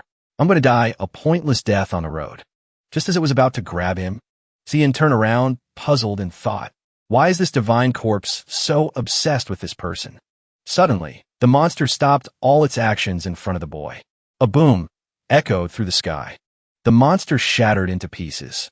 He said, "I don't know the identity of this eternal God. Although I don't know what obsession you have today, I will let you rest in peace." After speaking, he thought to himself, the power of this God, when he was alive, should not be underestimated. Just a remnant of his will can be compared to an ancient spirit emperor. But what I'm more interested in is, at this moment, he turned to the boy and asked, "Who are you exactly?" When asked, the boy was startled and stammered, I. He began to bow down, clasping his hands. He repeatedly said, "Thank you for saving my life, great hero. My name is Su Baiwan, from the capital. I'm a small-time merchant, honest and fair." After hearing this, he replied, "A merchant? This divine corpse chased you relentlessly. What did you do to it?" He began to sigh, recalling the incident, and started to tell his story. "I just relied on my sixth sense, developed over many years of business." He then opened his hand, and on it was a shining gem. He said, "I conveniently took this from its body. One look at this, and you know it's a valuable treasure." Si Yin looked up at it and said, "There's a small-scale formation inside this gem. It's like a magic treasure used to activate other large formations." He then thought, the divine corpse protected it like this. Could it be the key to opening the lower level? What is really hidden in this divine miracle? Then Tower called out, "Master!" It made him forget that Tower was still hanging there. She whined from above, "Master, did you forget about me? You have to let me down first." He flicked his hand, and all the ropes snapped. She fell freely, letting out a few oohs and ahs before being caught by Si Yin. The scene was very romantic. He said gently, "How could I forget about you, Tao? That was just a cloning technique, just now. Please forgive me." Now, both of their faces were as red as ripe tomatoes. Completely flushed, she immediately jumped out of his arms. "Oomph, you left me hanging for so long. Your little thoughts. Do you think I don't know?" Si Yin then said helplessly to himself, "This little girl seems to be getting smarter and smarter." He turned to the other person and said, "Oh right, this is Su Baiwan, whom I just saved. He doesn't seem to have any cultivation. I don't know what he's doing here, trying to join the fun. His surname is also C? The boy bowed and replied, reporting to the great hero. I only came here to find a treasure. I'm not here for the excitement. As the saying goes, a man's ambition lies in all four directions. Suddenly, he recalled a memory from that day, when he saw a sedan chair pass by and saw a beautiful girl sitting inside. His heart was instantly smitten. He continued, but I fell in love with her. Since then, I've written countless love letters, but it was like throwing a stone into the sea. Until one day, I finally received a reply from her. At that time, he was holding the letter with a look of excitement. The letter only had one sentence. I heard that the otherworldly divine ruins have a bright pearl treasure. If you can find it, then you may continue your pursuit. Because of what was written in that letter, I came here myself to find it. Hearing this, Cian thought, it sounds like she's just deliberately making things difficult. The boy clenched his fist and said with determination, I've made up my mind. I won't return until I find it. Tower and Cian both thought to themselves, so he's a simp. Suddenly, behind the three of them, a figure appeared, listening to their entire conversation. Cian said, since fate has brought us together, why don't you travel with us? It's safer to have someone with you on the road. The boy replied, thank you, great hero. The three of them had no idea that someone had been watching them all along. Cian continued, put that pearl away. Otherwise, who knows what else it will attract? The boy replied, as you command, great hero. And so, the three of them went on together, with danger lurking behind. Chu Xinin's thin, red lips slightly parted. Recalling Cian's actions, she held her chin and thought, this man, his skills are so agile. No wonder he paid so much attention to this person. But these divine corpses, I just need to make a small move, and it'll be over. She closed her eyes and smiled. Suddenly, a meow sound attracted her attention, making Chu Xinin turn her head to look. The cat, held in a clawed paw, cried for help. Meow, meow, meow, meow, meow, meow. It was them who bullied me. Instantly, she drew her short sword and snorted lightly. Looking towards the sound, she thought with contempt, bullying a small, ignorant creature. Don't you know that I am the pinnacle down here? Her eyes sharpened. She said coldly, by rights, you should be deified. So, her foot accidentally stepped on a wriggling tail on the ground. Without a word, she was thrown straight into the air. Ah! They wrapped tightly around her, bringing her close to their wide-open mouths. A few swoosh sounds were heard. It made Chu Xinin's face turn pale. At this moment, the journey of the group with the pavilion master was still ongoing. They discovered a large golden egg. It made the pink-haired girl and the man in the brown cloth hat exclaim with joy, it looks delicious. It must be very valuable. Just as they got the golden egg, they lost the golden egg. Cian quickly kicked the golden object into the sky, shouting, don't just pick up things from the ground and eat them. Meanwhile, Su Tower and Su Baiwan on the other side cried out in regret. The egg! The egg! Over here, a hand slammed hard against a tree trunk with a thud. It was Chu Xianin, slowly getting up, helplessly whispering, as expected of a creature from the divine miracle, to be able to push me to this extent. When she looked up at the sky, the object from before immediately appeared before her eyes, making her a bit more surprised. As she held it in her hand, she asked, why is there an egg in the sky? A white snake immediately appeared behind her. She could only stand frozen. Cold sweat dripped down her face. A terrified ah rang out. It attracted Cian's attention. He turned and said to the pink-haired girl with Tower, quick, follow them. So, the three of them continued on. They approached a cliff. Su Tower asked before the deep abyss, how do we get down? Hearing this, Cian took out an item called a flying carpet. He then added, if it weren't for the prohibition, we could fly as high as we want. But if we're going down, this could be useful. Su Baiwan also chimed in. I didn't expect the great hero to have such a magic treasure. I am truly impressed. Finally, Su Tower snorted. Why didn't you use it from the beginning? So, everyone stood on the carpet. In another development, a hand was trying to hold onto a vertical cliff. It was Chu Xianin, afraid of heights, complaining, why did I have to choose this path?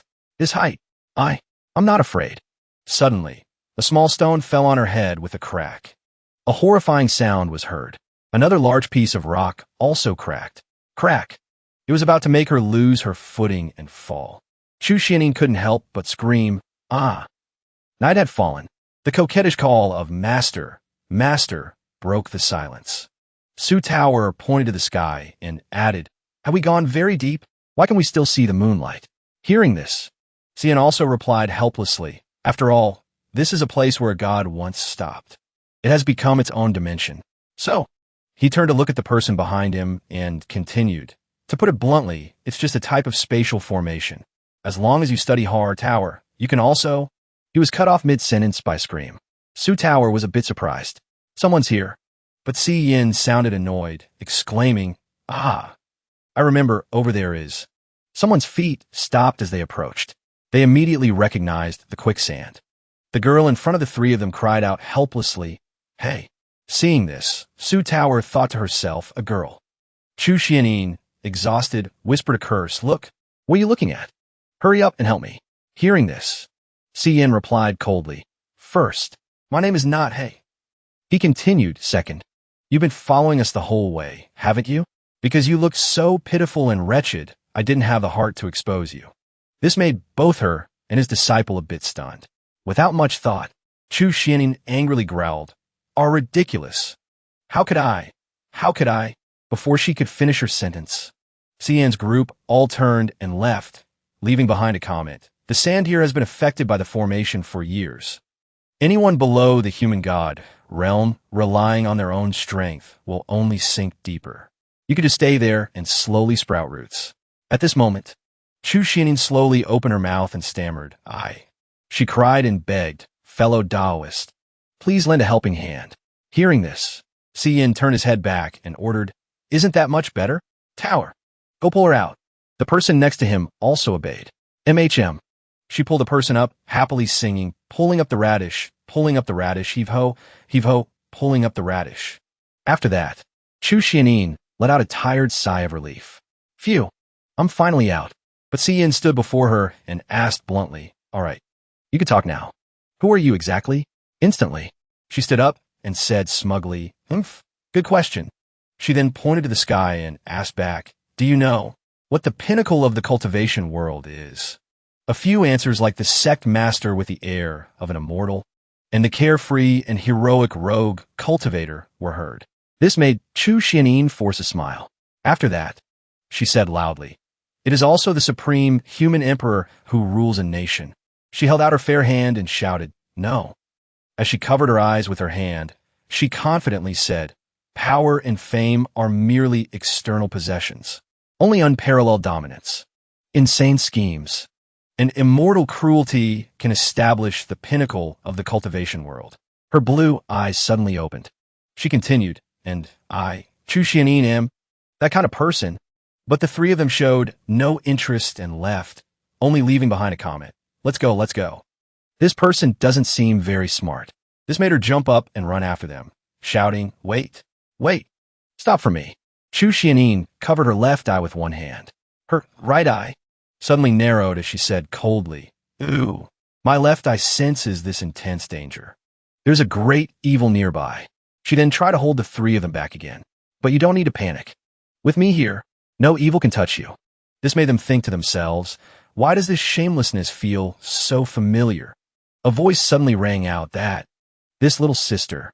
It was Su Tower's voice, turning around and asking helplessly, "Why do you insist on following us?" This made the other person, who was in a fighting stance, freeze. Instantly, Chu Xianin shouted angrily, "Little sister, you ignorant and arrogant brat. I have more souls of my subordinates than you have seen men." She was immediately met with a cold snort. As she crossed her arms in front of her chest, pushing it out, she looked towards Chu Xianin. Su Tower said with contempt, "No matter how I look at it, you're still much smaller than me." This made the other person's anger flare up again. You. How dare you?"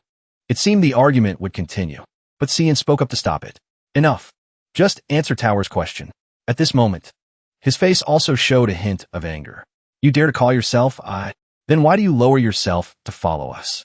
Right then, Chu Xianin confidently glided past Cian's face, saying sarcastically, "To meet is to have fate. Since I have met you, how could I just leave you alone?" After walking a bit further, she stopped and added, "The divine miracle is dangerous. The road ahead is unpredictable. Let me protect you." This made Su Baiwan show a look of surprise. He saw that the other person seemed to be going the wrong way. He then shouted in fear, "Miss, stop!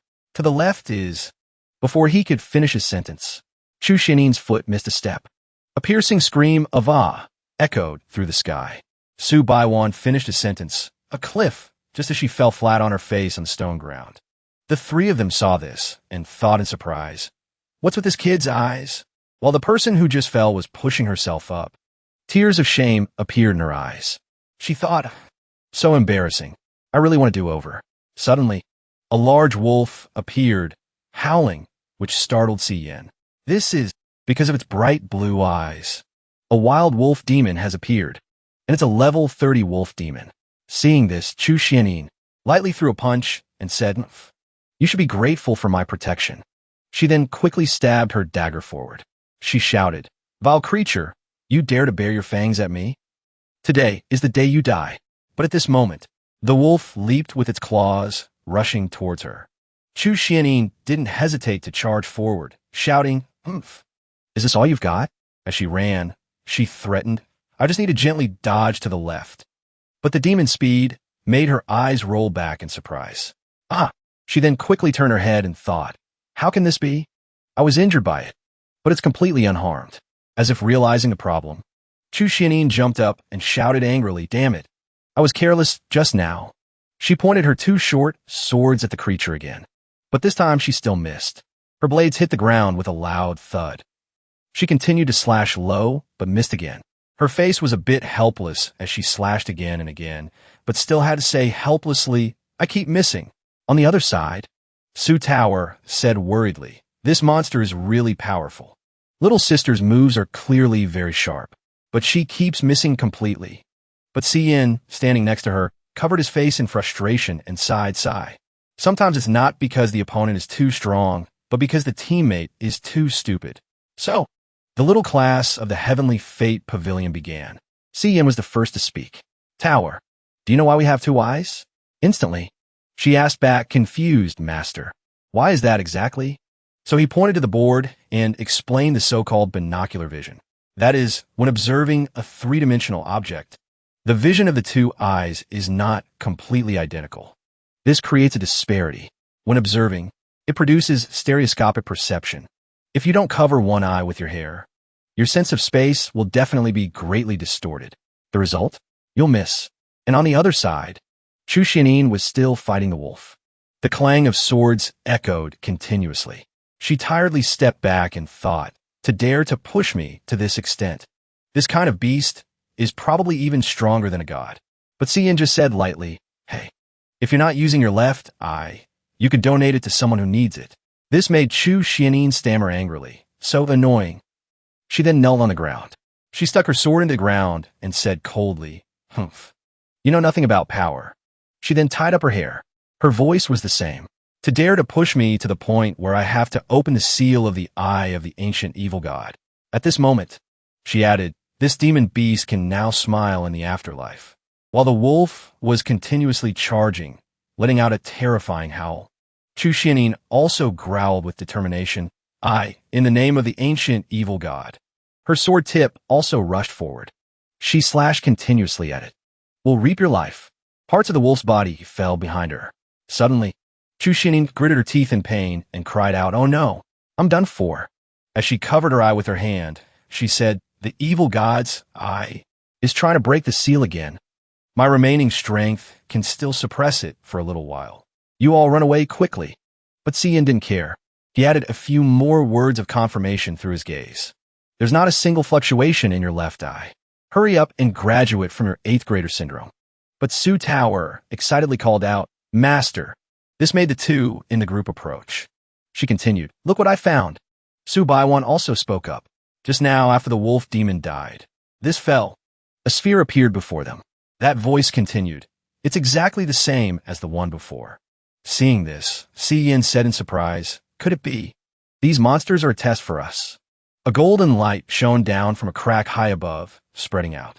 He added, "And these pearls are the key to the next level." Currently, here, the fellow Taoists are fighting with the disciples, and more importantly, the elders are also present, including the elder of the Liu Yes sect.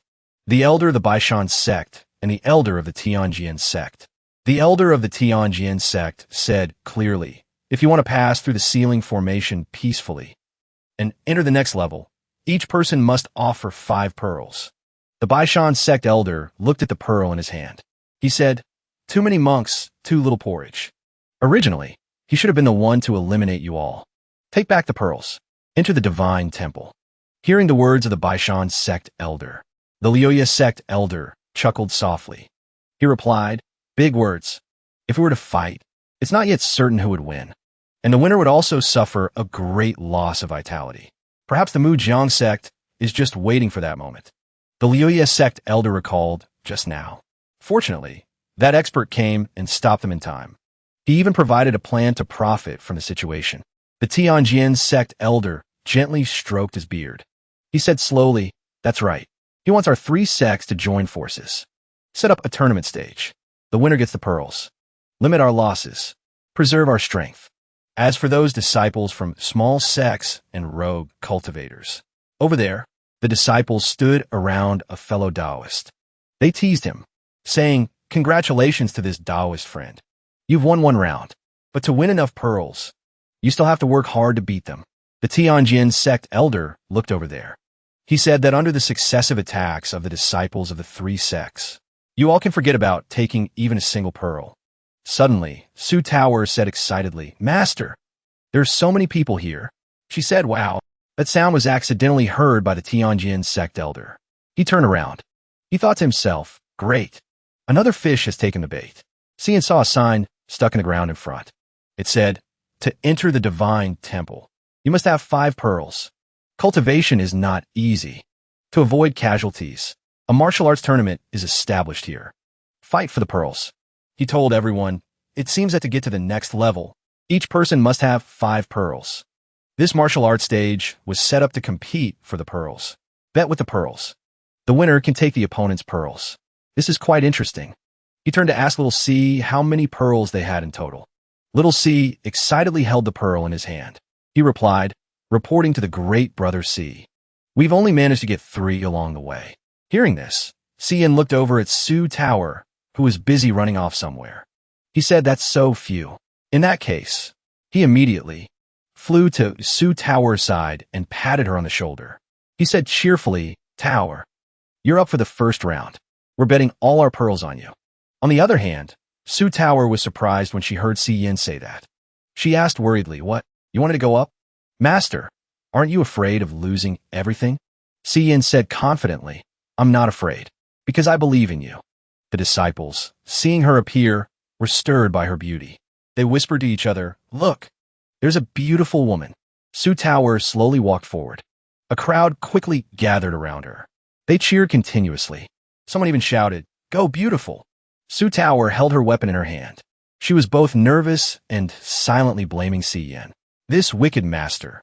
He's making me fight someone else in front of so many people while he and little C are cheering for me with the other disciples.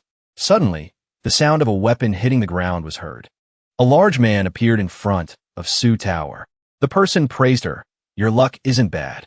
At that moment, she cried in her heart. This uncle is so scary. That uncle shouted at her. Surrender. Your pearls belong to me now.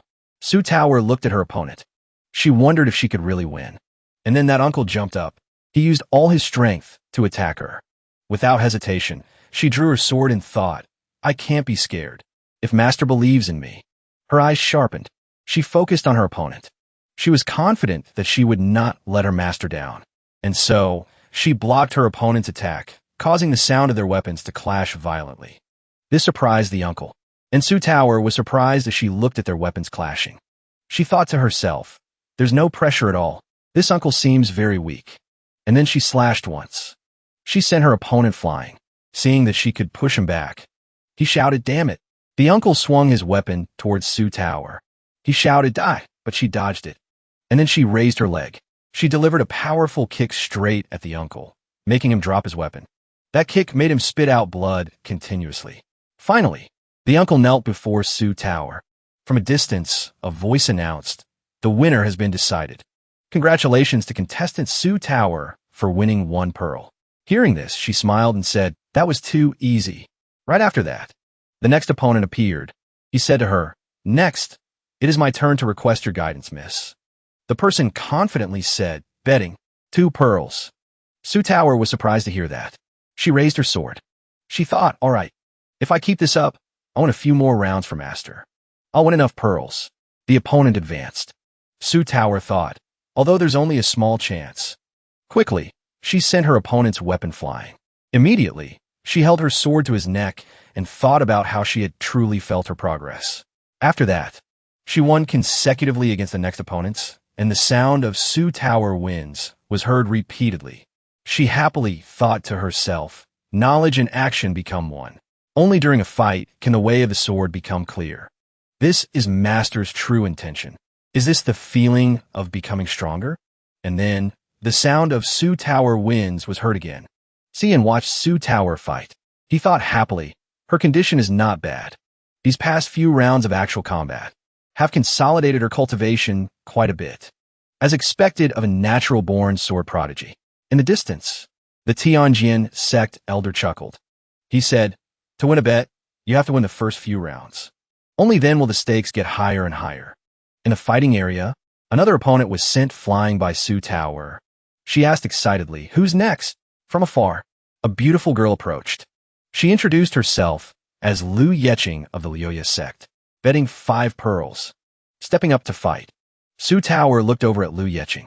Seeing Su Tower look at her, Lu Yeqing said, "Little girl, don't get smug just because you beat a few pieces of trash." Su Tower was puzzled. Lu Yeqing of the Liuya sect? Why does she look so familiar? I feel like I've met her somewhere before. Lu Yeqing took out her weapon. She said loudly, "A novice like you." And then she threw her weapon towards Su Tower, saying, "I only need a few moves to take care of you." Su Tower was alarmed by Lu Yeqing's attack. She continuously dodged.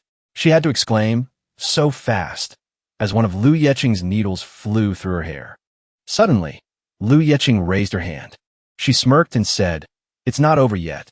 Instantly, the needles that had flown past returned towards Su Tower. Su Tower used her sword to block the surprise attacks. The fight was extremely intense, as both of them continuously launched their moves. Cian, on the side, cheered silently, thinking an opponent at the mid-stage of the 7th Soul Realm. Judging from her age, she could be considered outstanding among her peers. Fortunately, Su Tower has also recently entered the 7th Soul Realm. In terms of experience, she can be on par with her opponent. But Chu Xianin, standing next to him, sneered, "Watching novices fight can be so entertaining. Truly a frog in a well." Lu Yeqing shouted, "Liuya blade formation." The needles immediately slashed across Su Tower's body. It caused wounds on her. Because she was hit by Lu Yeqing's attack, Su Tower couldn't hold on. Her sword stuck into the ground. Lu Yeqing approached Su Tower. She teased, "Little girl, is that all you've got?" She thought this Taoist robe of hers was not ordinary. If it weren't for its protection, Lu Yeqing smugly said she would have seen Su Tower's face boiling with anger from the humiliation much earlier. Su Baiwan, cheering from the side, felt that this woman was too scary. Cian also realized that this woman's methods were clearly stronger than the previous ones. "Su Tower, you must understand that the sword cultivators of my heavenly fate pavilion become stronger when they meet a strong opponent. They advance without retreating. Their aura is arrogant, unprecedented, unrepeatable. They don't retreat a single step. They question the Tao with their swords." Lu Yeqing, seeing Su Tower struggling to stand up, asked in surprise, "You can still get up?" As Su Tower stood up, she said, "Don't call me little girl anymore." She giggled. She said, "I finally remember. It turns out it was on that ship. No wonder you look so familiar." Lu Yeqing was suddenly alarmed when she realized she had been recognized. Su Tower added, "The Liuya sect? Why are you so attached to those Jiaoren? Why don't you just change your name to the Flower Willow sect?" Lu Yeqing growled angrily. Then she launched her move and shouted, "You damn brat. If I don't strip you naked and hang you up and whip you to death, I'm not done." Su Tower got into a stance to receive Lu Yeqing's move. She thought, just a few casual words and she's already furious. "I won't lose to a wicked woman like you." After practicing the sword for so long, and then she closed her eyes. She thought, "It's time to let Master see my sword intent." She immediately launched her move, Song Shun 36 forms, first form. Liu Yeching's attacks were immediately blocked by a defensive shield. She was extremely surprised by this. Su Tower shouted, heavenly skill form. Instantly, Liu Yeching's weapon was sent flying. She continued with its Song Shun 36 forms. Then came the second form. Liu Yeching panicked and launched her move. She thought, no, impossible. Finally, she was hit by Su Tower's heavenly tyrant form and sent flying. But she still had the strength to block and land. Her body was now covered in countless wounds. She was both angry and thought, this brat has such a powerful sword technique. Cian's nose wouldn't stop bleeding as he said, it seems Tower has really been practicing her sword seriously. I've taught her 5 forms of the sword technique. But Su Baiwan, standing beside him, covered his eyes with both hands and said, do not look at what is improper. Do not look at what is improper. At that moment, Su Tower's sword tip was pointed at Liu Yeching. She smiled and said, it seems your clothes tore first, old hag. Cian looked at the state of the battle. He guessed, if she just uses the third form, she'll definitely win. At this moment, Liu Yeching exploded. She said angrily, you rotten brat. You've really pissed me off. Liu Yeching launched her move, Liuya Blade. Storm form, while Su Tower launched her move, Song Shun 36 forms, third form. Su Tower was saying heavenly, but then she forgot. At this moment, she was very panicked. She tried to remember heavenly that, despite Liu Yeching having already reached her, she still couldn't remember heavenly what. Finally, she was hit by Liu Yeching's move. A very powerful blow to the stomach. She was sent flying far away. She was covered in countless cuts. Cian saw that the situation was not good. He shouted, Su Tao, and then he flew up to catch her, entering the battle and blocking Liu Yeching's technique. At this moment, Su Tower said softly, Master, I'm sorry. She said she was lazy. She still hadn't learned the third form. The battle ended. A voice announced, the winner is Liu Yeching of the Liuya sect. Congratulations to this contestant for winning 10 pearls. Liu Yeching smiled smugly. She thought about the pearls that these rogue cultivators had worked so hard to get. They were unceremoniously taken by my Liuya sect. Su Tower drank medicine to recover. Cian appeared behind her and called out, Su Tower, which startled her. She spat out her medicine. Cian grabbed Su Tower's hair bun. He smiled and said to her, my Song Shun 36 forms. Haven't you learned them all? But she replied, Master, let me go. I've learned them all. I've really learned them all. Su Baiwan approached and said to Cian, this time, the pearls Miss Su Tower won have been given away. We only have 2 left. Cian straightened up. He asked again, only 2 left? He thought worriedly, could it be that I have to personally go up on stage and play with these little kids? No, that would be too embarrassing. Then he stared at Chu Xianin. She saw him looking at her and asked, what are you looking at me for? I'm not going up on stage. She added, the eye of the evil god craves fresh blood at all times. Once I make a move, it will definitely be a sea of blood and a mountain of corpses. This made Cian worry and think again, I can't believe I was expecting something from her. I'm so disappointed in myself. Then he was startled and remembered. He looked over at Su Baiwan. He thought, isn't there still? Su Baiwan, who was eating meat, saw Cian looking at him and asked, Great brother C, why are you staring at me? Don't tell me you really want to. Cian slapped Su Baiwan's bag hard.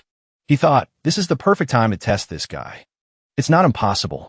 Su Baiwan fell forward while Cian shouted from behind, Little brother C, things have come to this. It's all up to you now. Su Baiwan cried and called out, Great brother C. And in the distance, Cian gave a thumbs up and said he had high hopes for him. Su Tower cheered for him, and Chu Xianin stood by, chuckling. From somewhere, a large man with a giant blade appeared and said to Su Baiwan, with a disdainful tone, You rotten brat, I don't see a single bit of cultivation on you, and you dare to be my opponent? The man suddenly swung his blade down. He roared, Your good intentions. I'll gladly accept. Fortunately, Su Baiwan dodged a slash from the man's blade. That slash was so powerful it shook the ground. The man saw him run away and asked, Are you already giving up so soon? You have to try to make me happy. Su Baiwan saw this and thought he was going to die. I'm definitely going to die. He quickly laid down on the ground. He crawled and shouted, Help! I don't want to die. My goddess is still waiting for me. I want to go home. The other side heard this and laughed until they couldn't stand up. They said he was a piece of trash, a coward like a turtle hiding in its shell. And a goddess too? I'm afraid you're just a simp. That night, he added, don't even look at yourself. The goddess you secretly admire? I'm afraid she's never even spoken a word to you. He seemed to enjoy toying with Su Baiwan. He said mockingly, no way, no way. Did I hit the nail on the head? You coward. Su Baiwan mumbled, She has. She once replied to my letter. Around Su Baiwan now were only words of ridicule, like, you're really stupid. She's just playing with you. Not only is she playing with you. With just one letter, you're willing to die for her. You're the top merchant in the capital. There are also chuckles, saying, when you're buried in a foreign land, will she still be so nice? When she's in another man's arms, will she still remember you? Suddenly, Su Baiwan put down his bag. He replied, he's right. I'm probably just a useless simp. The reason I came to the divine miracle was to prove my courage and sincerity. Even if in the end, I still can't get her approval. So what? He said loudly, if I don't even dare to try, why do I have to say I love her? This time, it's a complete end. Look, to prepare for this adventure, I've prepared for years. I've spent countless amounts of money to get this invincible Chinkoan pouch full of magic treasures. He said loudly, come and feel my unwavering determination to pursue love. This made his opponent feel annoyed. He said, what a load of nonsense. So annoying. Do you want to run or do you want to fight? He then replied, just you wait and see. As he said, the first magic treasure in the Chinkoan pouch is... He pulled something out of the bag. The other guy saw the item he brought out and was speechless. Su Baiwan had taken out the wrong thing and quickly put it back. He blushed and said, sorry, wrong item. Seeing this, Siyin immediately covered Su Tower's eyes. He said, do not look at what is improper. At this moment, he took out a bow, an arrow. He said, this time it's right. The 100% hit bow and arrow. He drew the bow. He shouted, take this. The arrow that hits 100 out of 100 times. He shot the arrow. The arrow flew gently towards the enemy. The other guy saw the arrow flying so gently and blocked it with his sword. He laughed heartily and said, this arrow has no power at all. It really suits you. Seeing the other guy so smug, Su Baiwan said, it's useless. You can't block it. And then the arrow went through the other guy's sword. It hit the opponent squarely, making him exclaim in surprise, what? Finally! The guy collapsed, and Su Baiwan excitedly said, the 100% hit arrow can turn from real to virtual. It hits 100 out of 100 times, although it can only make people unconscious. Everyone shouted, Su Baiwan wins, in surprise. After that, he rummaged through his bag and told everyone there's still countless magic treasures waiting here. Come at me all at once. At the same time, countless people rushed in. Someone shouted, you arrogant brat. Someone said, now I'll deal with you. But he very gently pulled out the 100,000-pound finger, which struck the people surrounding him with lightning and bound them with ropes. Or he used the gloves of destruction. He thought, although I have no cultivation talent, I have money, with a confident smile. In a short period of time, he had eliminated almost all the people who had attacked him. This made the elders panic. The Liuya sect elder had to exclaim, the pearls are about to be all taken by him. And the Baishan sect elder said, I didn't expect to be dealt with by a mortal with no cultivation. The Tianjin sect elder said, that's fine. Those magic treasures of Su Baiwan can be considered an apology gift for them. Su Baiwan turned to Si Yan's group. He said confidently, great brother Si, this time you don't have to worry anymore. But suddenly, Si Yan said worriedly, hey, behind you. Su Baiwan was surprised and turned around to look. He saw that everyone there was filled with killing intent. Along with the shout of the Tianjin sect elder, all disciples of the three sects. Get him! Hey, you pig! Hand over the magic items and pearls. The robbers saw that he wasn't listening. He kept clutching his bag, so they threatened him. If you don't blame us for being impolite. Su Baiwan heard the robbers' threats and was scared. From the sky, the great sect master, Chu Xianin, somersaulted down and said, you all stop. Su Baiwan saw her flying towards him and clutched his bag in fear, dodging. Chu Xianin landed with a thud so hard it sparked. She pointed at them and confidently offered her protection. These little friends are my family. Don't even dream of touching them. Siyin, nearby, shouted angrily. Family my ass, faced with her bold words. The robbers were just angry. This bitch, does your brain have any wrinkles? All right, let's not beat around the bush. Let's deal with them together and then split the loot. With that, some with clubs, some with swords, and some with just their fists, they charged at Chu Xianin. 10,000 swords, but she just needed to unleash one palm strike. And a big, burly man was sent flying. The remaining men saw this and were horrified. She struck a cool pose and continued. This time, I won't waste any more words. Let's go. Why aren't you attacking? As she spoke, she charged in and gave them a sound beating. The robbers could only cry out, ah. Looking at it, you could tell who was beating whom. Which side was dominating which. Xian was being held back by a few robbers. Watching the fierce fight, he didn't know what to say. The robbers surrounding him looked like they wanted to eat him alive. Xian sighed. I knew it would come to this. He suddenly started muttering. There's really no other way. A man standing nearby heard him and was puzzled. Before he could finish being puzzled, Xian had already started using his technique, sending those men flying like a whirlwind. I'll just play with these little brats for a while. Before they could get a handle on the situation, the robbers were hit in the face by Tower. The situation became even more chaotic. Only Su Baiwan was weak and was being chased by a robber with a blade. Tower weakly punched the nose of every robber near her. Ganging up on the weak like this, you all are truly shameless. A girl from within the chaos spoke up, challenging Tower. Little miss, let's fight. The owner of that voice was very familiar. Wasn't it the person who was always confronting Tower? As she looked at Tower, she realized it was Lu Yeching. It's you. Lu Yeching held her throwing needles and told Tower, obediently tell your people to surrender. The loser. Tower refused to give in and replied, old hag. I was just careless last time. I won't be this time.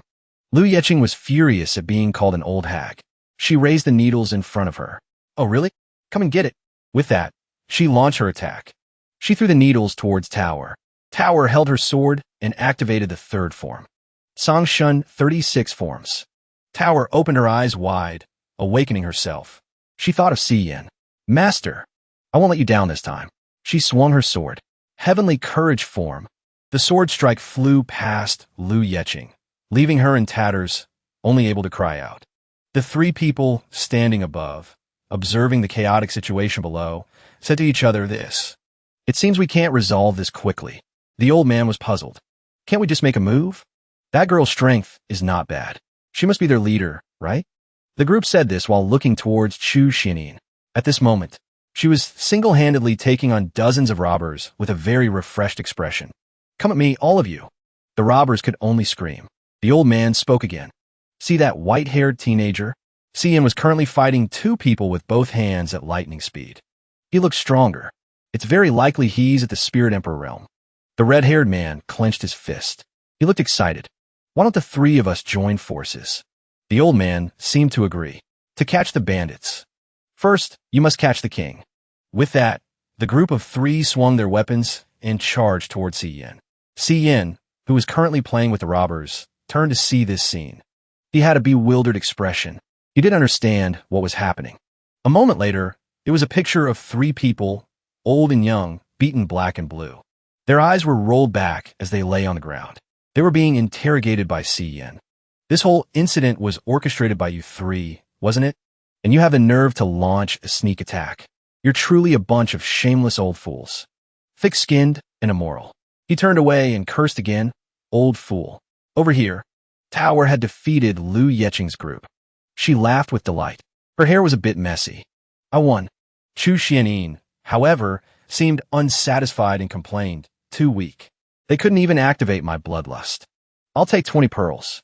No more, no less.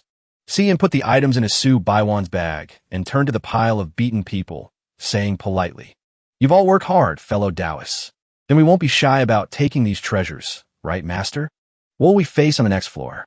Tower, deeply excited, asked Xiang Yin. Xiang Yin cleared his throat and replied, A place like this is full of potent treasures. Tower, you must be careful. The group of four continued to conquer the areas ahead together. The scene shifts to an ancient place. The people inside are studying something very important. A subordinate reports to his master, reporting to the young sect master. Master, the token for Ling Wuliugio has broken through to the second level of the divine ruins. He has entered the octagonal god command. The young master gritted his teeth, his eyes wide as if to confirm, Wuliugio? It's Xiang Yin and his group. As expected, they're in the lead. The subordinate asked urgently, "Young sect master, is it time for us to act?" He revealed a cunning smile and replied, "What's the rush? The truly precious treasures are deep within the divine temple. We're just biding our time. It's just to let the other sects wear each other out early in the fight." The subordinate's eyes widened. "Young sect master, several more tokens have disappeared." He gave an order. "Record them all. Be careful in these areas. They're either dead ends or traps." With that, he left the room. The subordinate tried to suck up to him with a thumbs up. As expected of the young sect master, "Your foresight is truly comprehensive." He turned back, looking smug. "It's time for us to go for the 7-colored stone, the forbidden item left behind by the Divine Lord. My Mahjong sect must obtain it." The scene changes to another location. A young man is knocking on his sister's door. "Sis, is anyone in there?" "She's not here," he wondered. When his sister didn't answer, he pushed the door open. "Sis." He was horrified by the sight inside. The entire room was covered in papers with the character for death written in bright red. Yi Zheng trembled as he called out, "Sis, what are you? What's going on?" Only then did Yi Jiangyue seem to notice him. She had 2 lit candles on her head and nails in her mouth. In her hand was a voodoo doll bristling with nails. She looked absolutely terrifying. She called out, "What is it?" Yi Zheng's face turned pale with fear, not knowing what this horrifying ritual was. He stammered that. "What are you doing?" He needed a reasonable explanation right now. Jiangyue, her mouth full of nails, gritted her teeth angrily. "Oomph, what am I doing? Why don't you go ask that bastard surnamed C what he did?" Yi Zheng was exasperated. Damn it, how did Brother C manage to piss off Sis again? He tried to regain his composure and report, "Ahem, I heard that Brother C and his group have already taken the lead and reached the 2nd level of the Divine Ruins. Your fiancé, that Brother C..."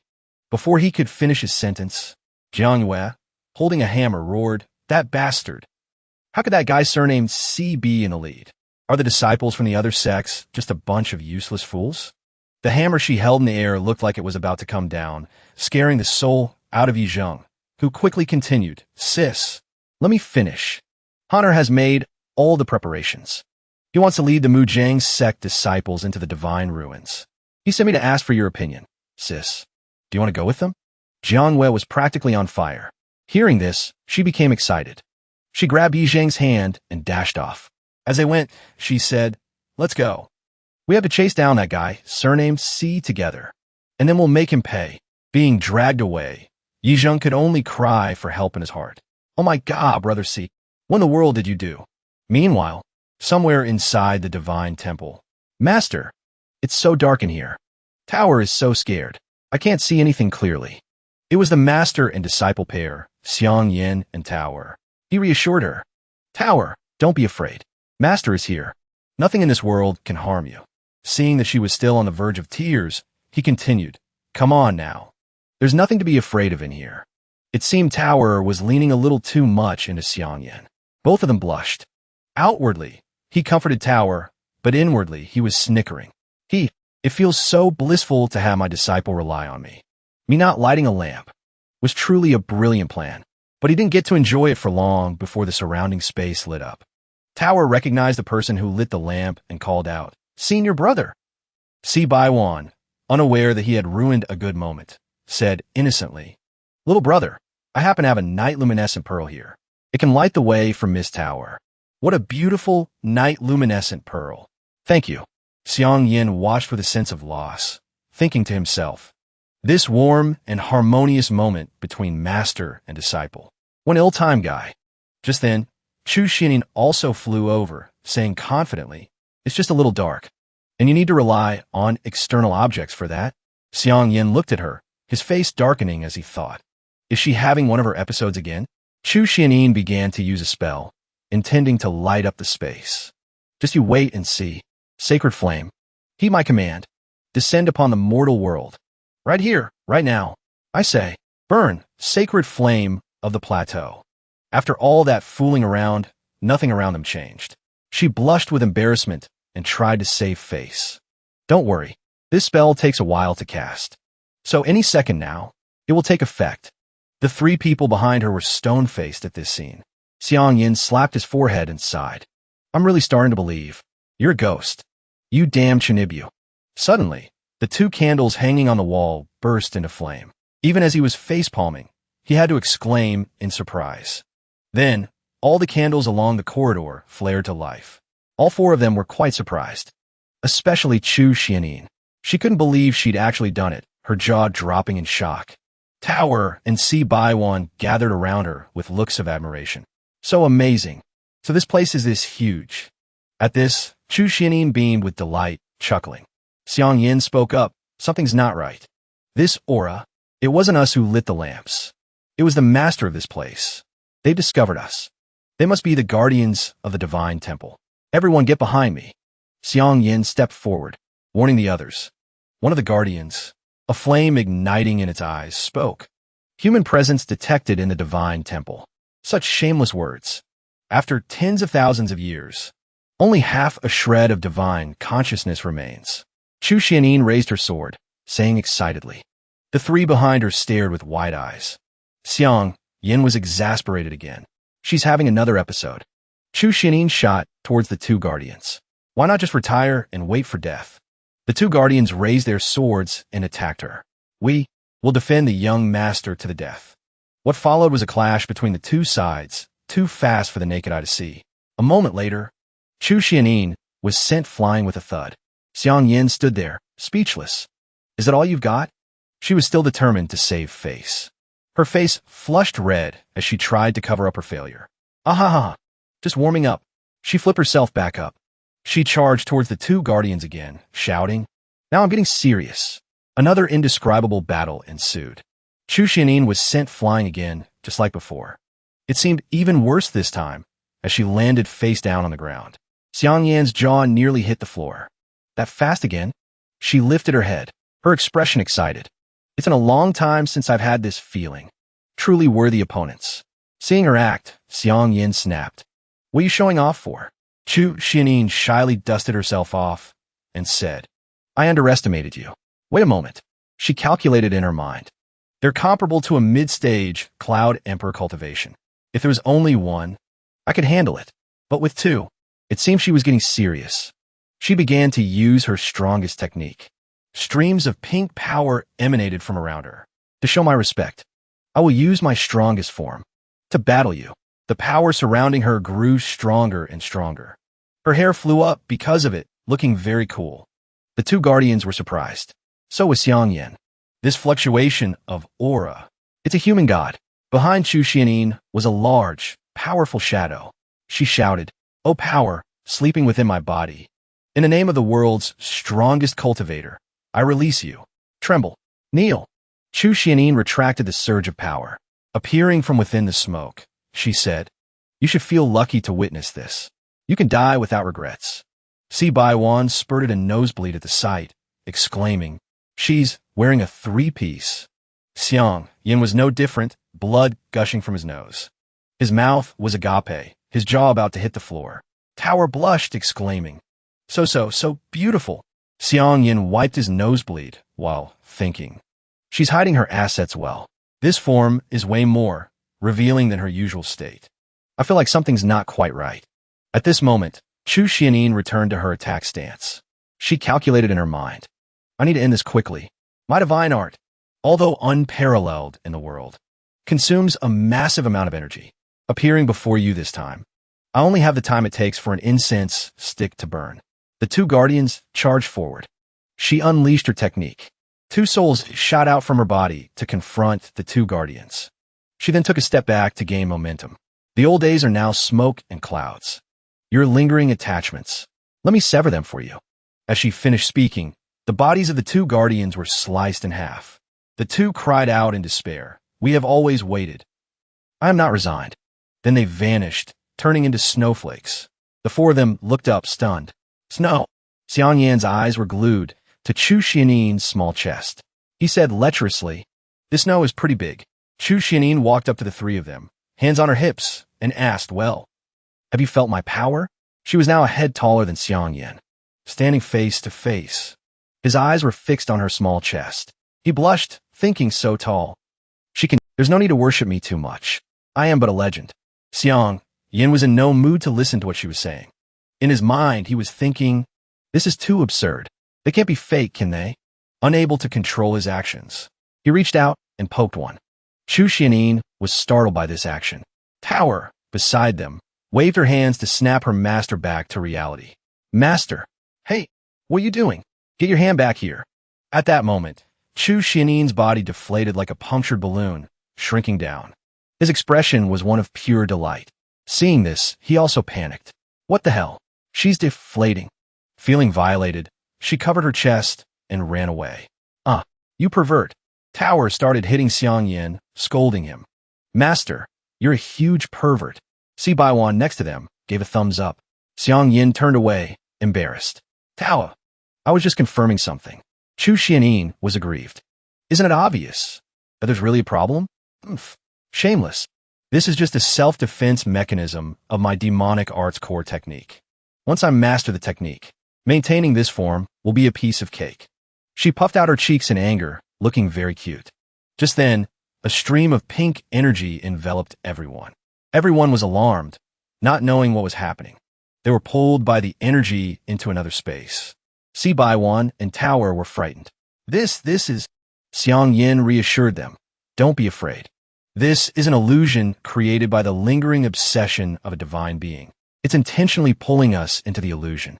Before them, a young woman was gazing at a glowing jade in her hand. Beside her were the two guardians. The reason for this was unknown. At the same time, Yi Zheng was observing his surroundings. Sis, I didn't expect Honor to be able to bring us into the divine ruins so smoothly. Yi Jiangyue snorted. If he didn't have some skill, how could he be worthy of me? Unlike that guy surnamed C, he's not even worthy of carrying my shoes for me. She had a look of delusional self-importance. Yi Zheng had black lines all over his head. Sis, you haven't gone 3 sentences without mentioning Brother C. This obsession is a bit unhealthy. But if the ruins were a new discovery, how could the Mojang sect be so familiar with them? The ruins have only just appeared. Honor has been cooped up in the Mojang sect side hall. He hasn't even responded to Sis. Could it be he has a hidden ace up his sleeve? Brother Honor, I want to see just what you're hiding. He analyzed everything, thinking, his hand clenched into a fist. As if having made a decision, he called out, Sis, this place looks good. I'm going to take a walk. She called after him as a reminder, hey, it's still dangerous around here. You need to be careful. He continued walking, waving his hand. Got it. After separating from Jiangyue, he snuck into the hall. It seems to be over here. As soon as he leaned against the wall, he heard a sound. I have waited for 1,000 years. My descendant. Yi Zheng covered his mouth to keep from making a sound. What is that? In his line of sight was a giant black flame. The flame was covered with eyes of all sizes. It looked terrifying. Standing before that demonic flame was Honor. The flame continued to speak. You have finally entered these ruins. Honor bowed respectfully and replied, Ancestor, once I obtain the divine artifact, I will use it to...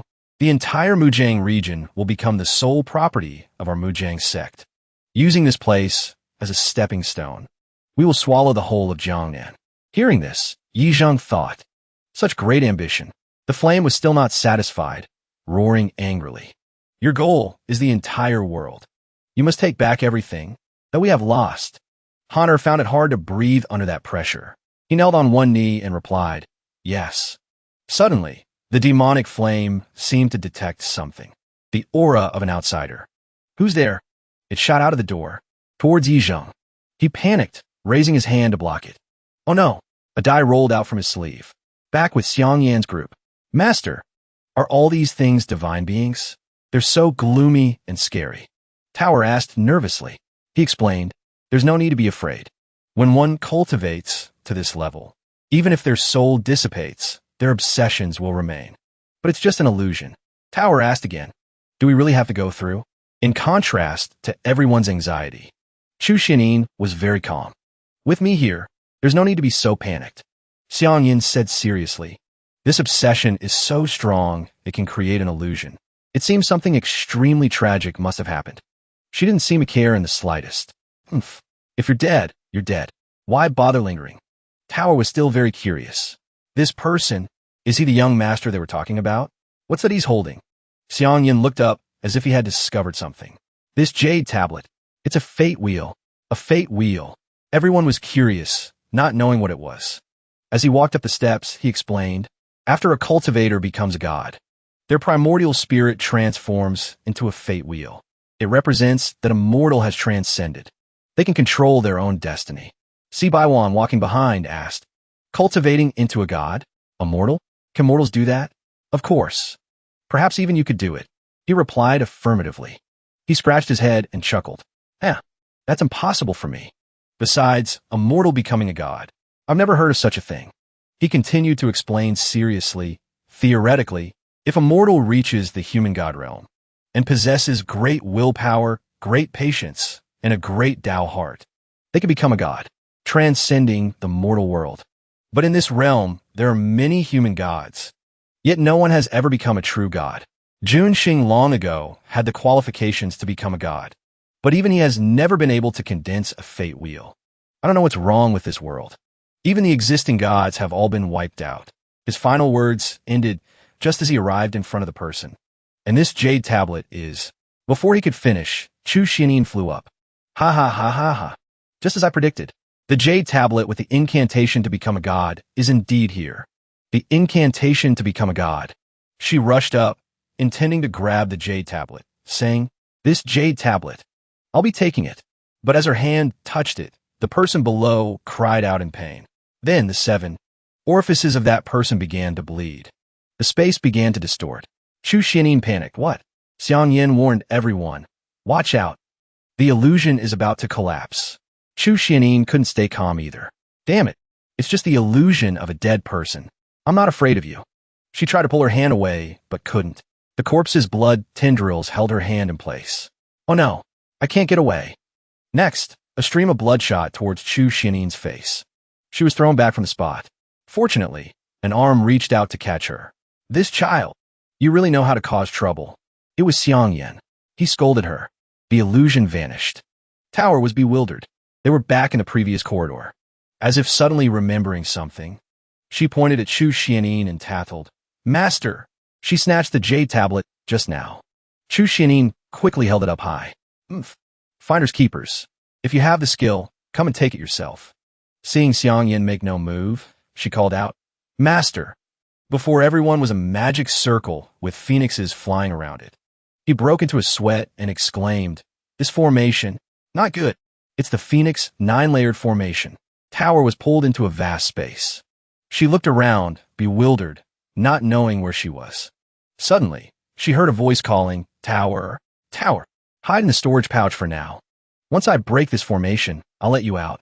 Hearing this, she cheered happily. A storage pouch. Master's is so big. The biggest one Tower has ever seen was only the size of a room. Does this sphere of light contain items? Let me see what treasures are in here. She curiously peered into a rather large sphere. What was inside startled her. Whoa, a mountain. It seems to be sealing something extremely formidable. So amazing. As expected, a master. Let's see this one. She was delighted by the spheres in Xiang Yan's storage space. Before a treasure chest, Tower was drooling. But after opening it, the contents made her eyes go wide. They were all women's clothes. Master doesn't have some weird fetish, does he? No. Tower, this is invading someone's privacy. This is probably just Master's hobby. She turned away, blushing. Her gaze fell upon another sphere. The item inside made her face darken once more. Isn't this the doo-doo that Tower lost? Why is it here? And I was just admiring Master so much. Man, wait a minute. There are so many spheres like this. Could it be? With that, she glanced at the other spheres. As expected, sure enough. This one too. They're all. Tower's eyes welled with tears, feeling helpless. Stinky Master, do you like Tower's little clothes that much? You even carefully hid them away. Sob, this is so embarrassing. There was a slight chill from behind her. Tower turned around. Behind her was a sphere emitting a cold aura. She said, this sphere's cold aura is so strong. There must be something unusual inside. This place must be. As Tower peered into the sphere, she was sucked inside. Seeing the object within, she was surprised.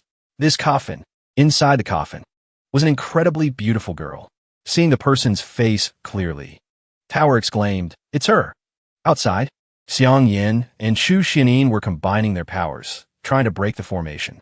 Use water to counter fire. Stop them, he said. Chu Xianyin gritted her teeth, serious. You don't need to teach me. I know what to do. Then, streams of power shot towards the phoenix.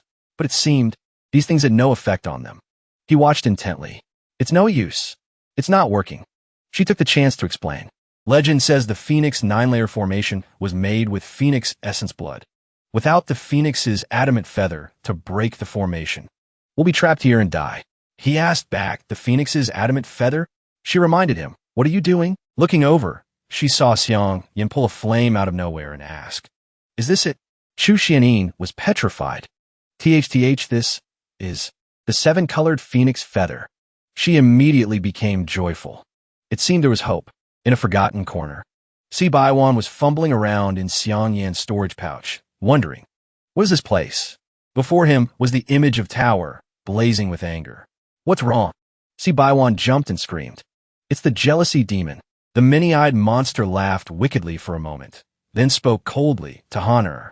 This kid has some nerve. The great task is not yet complete. To avoid trouble, Honor, how you stabilize the Yi family is up to you. He was a bit surprised by its words. Then he clasped his hands and bowed. Yes, this junior understands. Honor suddenly looked up, his eyes glaring as he thought, Brother Yi, this isn't what I wanted. If you must blame someone, then blame the heavens for being unfair. Elsewhere, Yi Jianhua was anxiously searching for Yi Zheng. As she walked, she shouted, Zhenger, you little brat. Where on earth did you run off to? Honor suddenly appeared and called out loudly, Mingyue. This startled her, and she quickly turned to look. Then she hurried over to him and asked anxiously, Honor, have you seen Zhenger anywhere? He said he was going for a walk nearby, but he still hasn't come back. He smiled and replied, Jianhua, don't worry. Brother Yi said he greatly admires Brother Si, so he went to find him. Hearing this, Yi Minghua panicked and shouted, what? He went to find that guy surnamed Si? Elsewhere, Xiang Yin stared with determination and said, with this spirit feather. As he spoke, he channeled his power into the flame-shaped leaf. Breaking this formation is us flipping my haunt. The spirit feather, empowered by him, was enveloped in a flame that burned brighter and more brilliantly. The flame quickly shot forward and gradually broke apart the formation. The formation that had trapped them just moments ago. Now only a faint glimmer of light remained. He quickly retrieved the spirit feather and sighed in relief. Done. Chu Xianyin, watching from a distance, said with some resentment, damn it, he found it. Hearing this, Xiang Yin laughed smugly and replied, just lucky, that's all. Smiling, he continued, pointing to the circle behind him. It's safe now. We can let them out. But just then, Si Baiwan suddenly appeared, followed by Su Tower. Seeing him, he quickly reached out and cried for help. Big Brother Si. It was terrifying. Her entire body was now wreathed in the purple flames of fury. She slowly stood up and said in a low voice, Master. It's unclear what happened, but he was covered in tears and snot, raising his hands. He begged him to save his life. Seeing this, he immediately broke into a cold sweat, knowing something terrible was about to happen. She suddenly glared, looking straight at Xiang Yin, and said resentfully, there are so many treasures inside your Chinquan pouch. Tower's eyes have truly been opened. Hearing this, his face turned pale, and he broke out in a cold sweat. Tower, let your master explain. He panicked, thinking, damn it, she must have seen it. How could I have forgotten to set it to guess mode? Su Tower clenched her fists, looked at him, and said with a cold snort, explain. But then she suddenly changed her tone and said with a blush, Tower wants to see how you're going to explain this. Seeing her make this pentagonal gesture, Xiang Yin immediately made a connection in his mind. This gesture, it's the doo-doo. He sweated, looking away, and stammered an explanation. Those things, your master picked them up by accident. I just wanted to tidy them up a bit. I just haven't had the time to return them all to you. Hearing him say that, she snorted coldly and scolded loudly. Stinky master. Tower would have to be a fool to believe you. After scolding him, she continued to gesture, this time something rectangular. Then she asked with a blush, and what about this? Seeing this, Xiang Yin was a bit puzzled and thought to himself, this gesture is... He blushed, scratching his face awkwardly, and replied, a steel zither? My disciple, you are truly humble. Su Tower, hearing what he said, was fuming and shouted, "No, it was a coffin." Hearing her mention the word, he tried his best to rack his memory for what it could be. After much effort, Xiang Yin finally remembered. His eyes widened, and he cursed inwardly. The hell? No way. Tao even saw the body of Yin Qing. Suppressing his embarrassment, he feigned a few coughs and explained, "Tao, you know that a remnant of her divine consciousness is still preserved in her body. A slight carelessness could cause that divine consciousness to dissipate. Your master placed her in the Chinquan bag to protect her." Hearing him say this, she was filled with question marks. "Everything I do is out of the respect I, your master, have for this great mother figure." Hearing him say this, her eyes spun like pinwheels as she unconsciously let out a sound. Seeing this, Chu Xuanma asked helplessly, "What are those two, master and disciple, being so noisy about? I can't understand a single word." Hearing her question, Si Baiwan's face turned pale as he stammered, Probably. It's just words to strengthen the bond between master and disciple." Xiang Yin suddenly shouted his name, Si Baiwan. Then, he slung an arm around his shoulder and said loudly, "Let's get going quickly. This divine temple is so large. We need to explore it as soon as possible." At this moment, Su Tower was still dizzy and thinking to herself, could it be that Tower misunderstood master? But something still feels off. As he continued to lead Si Baiwan away, he spoke of his grand ideals. This divine temple is really just a drop in the ocean. Beyond this realm, there are countless outer worlds. The world outside is vast, beyond imagination. Our goal is the sea of stars, he declared grandly, raising his hand high. Hearing this noble ideal, Si Baiwan felt a mix of admiration and inferiority, thinking to himself, is the world really that vast? Someone like me, I'm afraid I could never finish exploring it in a lifetime. Suddenly, someone appeared and shouted, "You, surnamed Si." It startled both him and Xiang Yan. It turned out to be Jiang Mingwei, standing with her hands on her hips, glaring at him as she growled, "I finally found you." Jiang Mingwei glared at Xiang Yan and said through gritted teeth, "I finally found you." Hearing her words, Si Baiwan thought to himself, surnamed Si. Then, with tears of joy in his eyes, he ran towards her and stammered her name. JJJ Jiangyue. As soon as he reached her, he eagerly grabbed her hand and asked emotionally, "How did you know I was here? Did you come here specifically to find me? Do you still remember me?" While Si Baiwan kept asking questions nonstop, Yi Jiangyue was so annoyed she clenched her jaw tightly. Meanwhile, Chu Xuanma was filled with question marks, and Su Tower was just cluelessly confused. Xiang Yin, however, was sighing to himself. So this Miss Yi is the goddess he was talking about. Back to Jiang Mingwei and Si Baiwan. She suddenly yanked her hand away and shouted, "Let go." Then, she angrily threw a punch straight at his face. While shouting, "Who are you?" one of his round cheeks was now adorned with a swollen mark as big as a steam bun. He was heartbroken, thinking to himself, "Jiang Yue, what? How could this happen?" She suddenly pointed a finger straight at Xiang Yin and shouted, "You, surnamed Si?" Hearing this, Si Baiwan rubbed his cheek and thought sorrowfully, "I'm right here. Where's my Zheng?"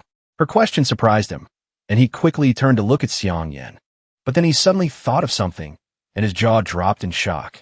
He thought, Jiang Yue, the one she's looking for is Big Brother Si. Could it be that Big Brother Si is my love rival? Hearing her words, Su Tower stepped forward and questioned loudly, "Why is it you again? What does your missing brother have to do with my master?" She replied, "He went missing right after he came to find your master." As she spoke, she held up the location tracking command token. "Han," and said, "Zheng came to find you. So this lady followed your location here." Seeing this, Xiang Yin was a bit surprised and thought, so her movements have been tracked by them all along. It's that command token.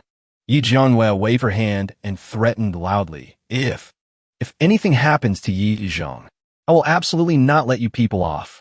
Hearing you're just causing trouble for no reason. My master would never help you." Seeing this scene, Xiang Yin could only shake his head in exasperation. Then he quickly stepped forward, placed a hand on her shoulder, and said, "Tower, I don't want anything to happen to Yi Zhang either. Why don't we all look for him together?"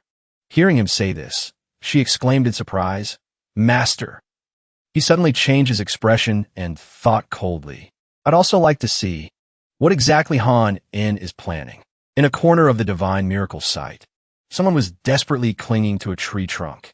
Then they called out wearily, "Senior brother Bai, where on earth are you?" It seemed like a stranger, but it was actually Su Xian. He suddenly recalled the terrible things that had happened in his life. These past few days, I've wandered around the divine ruins several times. I encountered terrifying divine corpses. As he thought, he remembered the scene of himself running for his life, trying to escape the iron-armored figure who was about to slice him up. Robbers who stole my things. As he thought, he remembered their perverted looks as they tried to take advantage of him. The final painful memory was the image of flowers with sharp teeth, using their vines to wrap around him, wanting to devour him. Countless traps, but I managed to escape death every time. This must be the heavens being moved by my sincerity. As Su Xian continued to think, he raised his hand and clutched the handkerchief in his hand.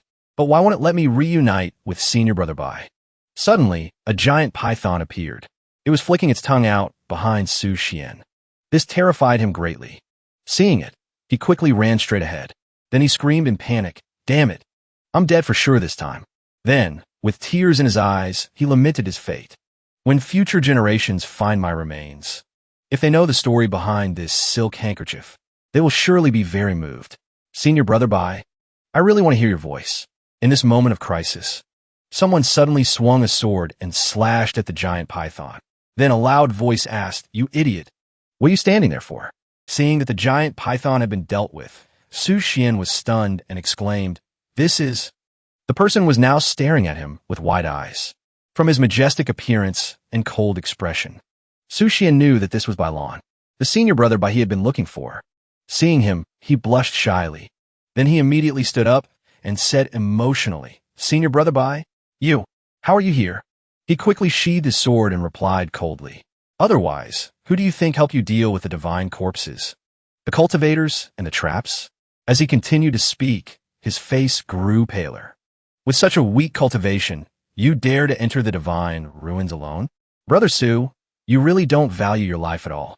But in Su Xian's eyes, it was the image of Bai Lan crying his eyes out while talking to him. "You're so reckless. I've been so worried about you."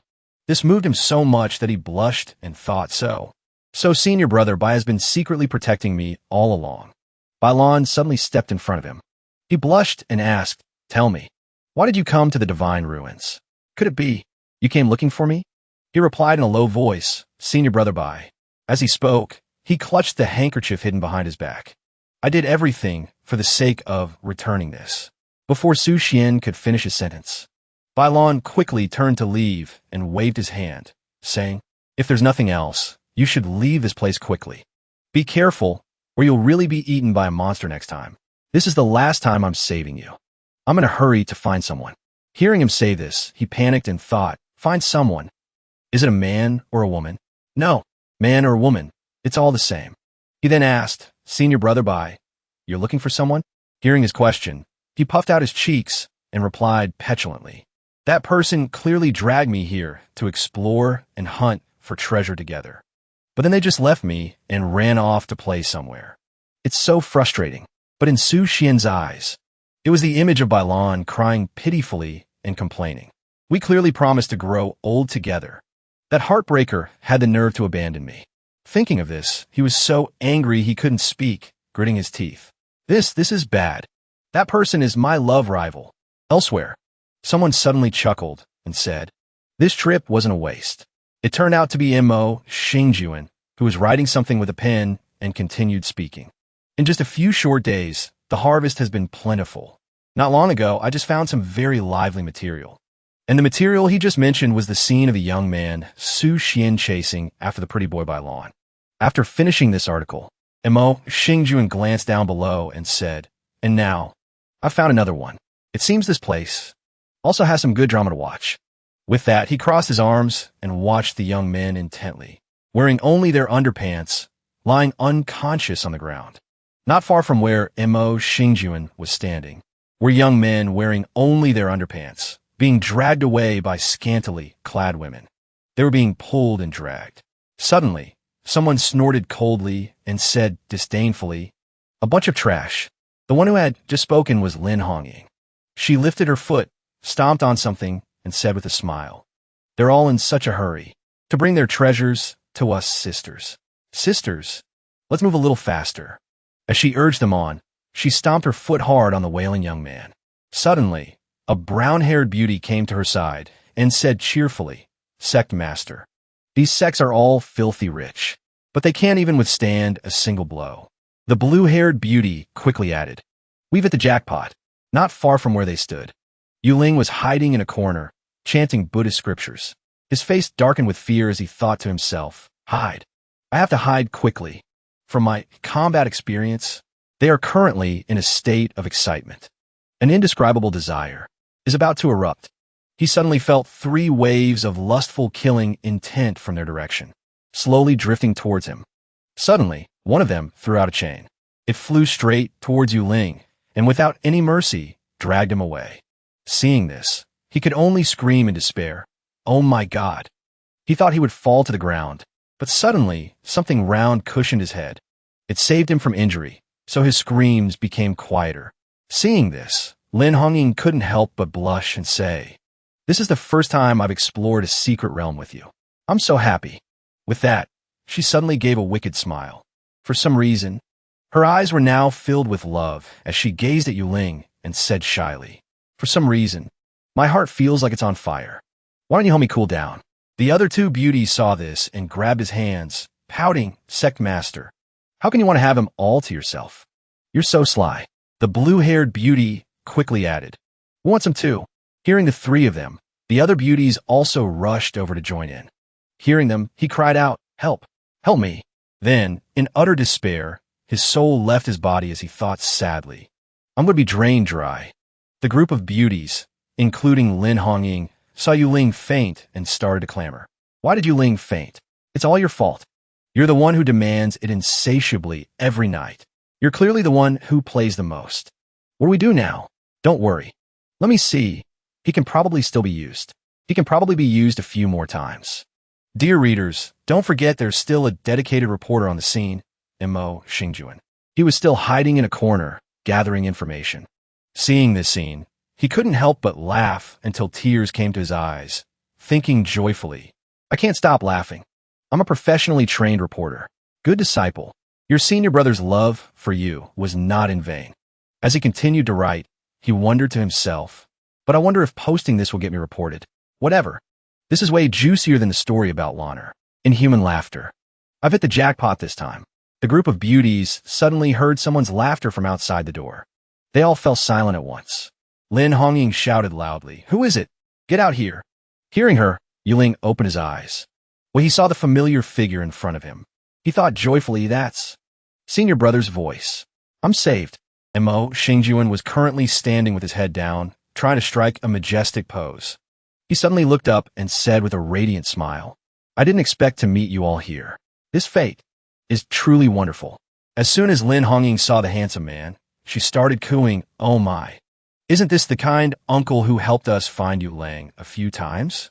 Hearing her, Yuling couldn't help but exclaim in shock, "What?" And so, he quickly escaped from her arms and shot like an arrow towards him. This surprised her a bit, as he flew towards Mo Xingjuan with eyes burning with hatred. He shouted, "Senior brother, you bastard!" Before he could finish his sentence, he was pulled back by Lin Hongying. Seeing this, he broke into a sweat and said, "Those words, they sound familiar." Despite Yuling's desperate screams, after successfully pulling him back into her arms, she asked cheerfully, "Uncle, are you also here in the divine ruins to hunt for treasure? To show our gratitude, we can share a portion of our harvest with you this time." Mo Xingjuan replied, "No need. I appreciate your kind intentions. What's so interesting about hunting for treasure?" With that, he let out a soft sigh. Then he suddenly raised his hand to the sky and said with a proud smile, "I came here for a scoop that will shake the world." Hearing him say this, Lin Hongying and Yuling couldn't help but think in unison, "A scoop?" Mo Xingjuan then began to explain the reason. Many years ago, before the divine ruins were known to the world, the Mujang sect already knew of this divine ruins' existence. After some investigation, I discovered the identities of the successive sect masters of the Mujang sect. They were hiding a great secret. Elsewhere, a divine corpse had been dealt with by a group of people. A man with a half-shaved head clasped his hands respectfully and reported, "Young master, the obstacles have been cleared. Total casualties, 34 people." Honor stood with his hands behind his back and replied coldly, "I know." For some reason, his face suddenly darkened. He also began to sweat more. When he saw the unusually large skeleton before him, he thought to himself, "This is the god who ruled this realm in ancient times. This sword is not a weapon used by ordinary gods. Could it be the one who slew the god was a human ancestor?" The monster suddenly appeared on Honor's shoulder and said, "Not good. Someone got here first. I can't sense the aura of the Jade Tablet." Hearing this, Honor said, "The Jade Tablet?" It continued, "That is the Jade Tablet containing the incantation to become a god. Only by obtaining that item and the god-slaying sword can you help me break through the limits of this realm and become a true god. Go and pull out the sword first. There's no time to waste. We must find the Jade Tablet quickly." Hearing the monster's words, Honor reached for the sword and replied, "Yes." With that, he pulled the sword with all his might. For some reason, the sword suddenly began to fluctuate. Seeing this, Honor pulled with even more force. So much so that the veins on his face bulged as he roared with determination. A blinding light suddenly erupted around him, startling everyone present. The ground also suddenly cracked into pieces. See, Baiwan's face suddenly darkened for some reason, and he broke into a sweat, thinking, why? Why did it turn out like this? Big Brother C is my love rival. I don't want this to happen. As he watched the image of him and her standing together talking, he thought with self-pity, but only a man like Big Brother C is worthy of being with Jiangwei. But the reality was a fiery argument between Xiang Yin and Yi Jiangwei. He angrily questioned her. "Is this my fault too? Your brother has his own 2 feet. Hearing him, she replied loudly, "If it weren't for you, Yi Zheng would absolutely not be like this." He questioned her again. "I'm being nice and helping you find your brother. Can you show me a little respect?" She replied, "This is what you should be doing." Su Tower suddenly called out, "Master." As she bent over to catch her breath, she said, "We've gone around in circles several times, but we still haven't seen any sign of Yi Zheng." Hearing her, Xiang Yin replied, while also blaming Yi Jiangwei, "You should ask them why they didn't put a GPS tracker on their family member." Hearing him, she glared and pouted at him. Su Tower began to list what she had seen during the search. This old journey has been too scary. There were crime scenes of treasure robbing, tragic scenes of people caught in traps, and all sorts of scenes of monsters killing cultivators. Hearing her, Yi Jiangwei couldn't help but shudder. Seeing this, Chu Xiaoning quickly moved closer to her and whispered, "So, in such a dangerous place, your foolish little brother probably died without a complete corpse." Hearing her, she pointed a finger straight at her face and shouted, "Nonsense! Yi Zheng is smart and resourceful. Nothing will happen to him."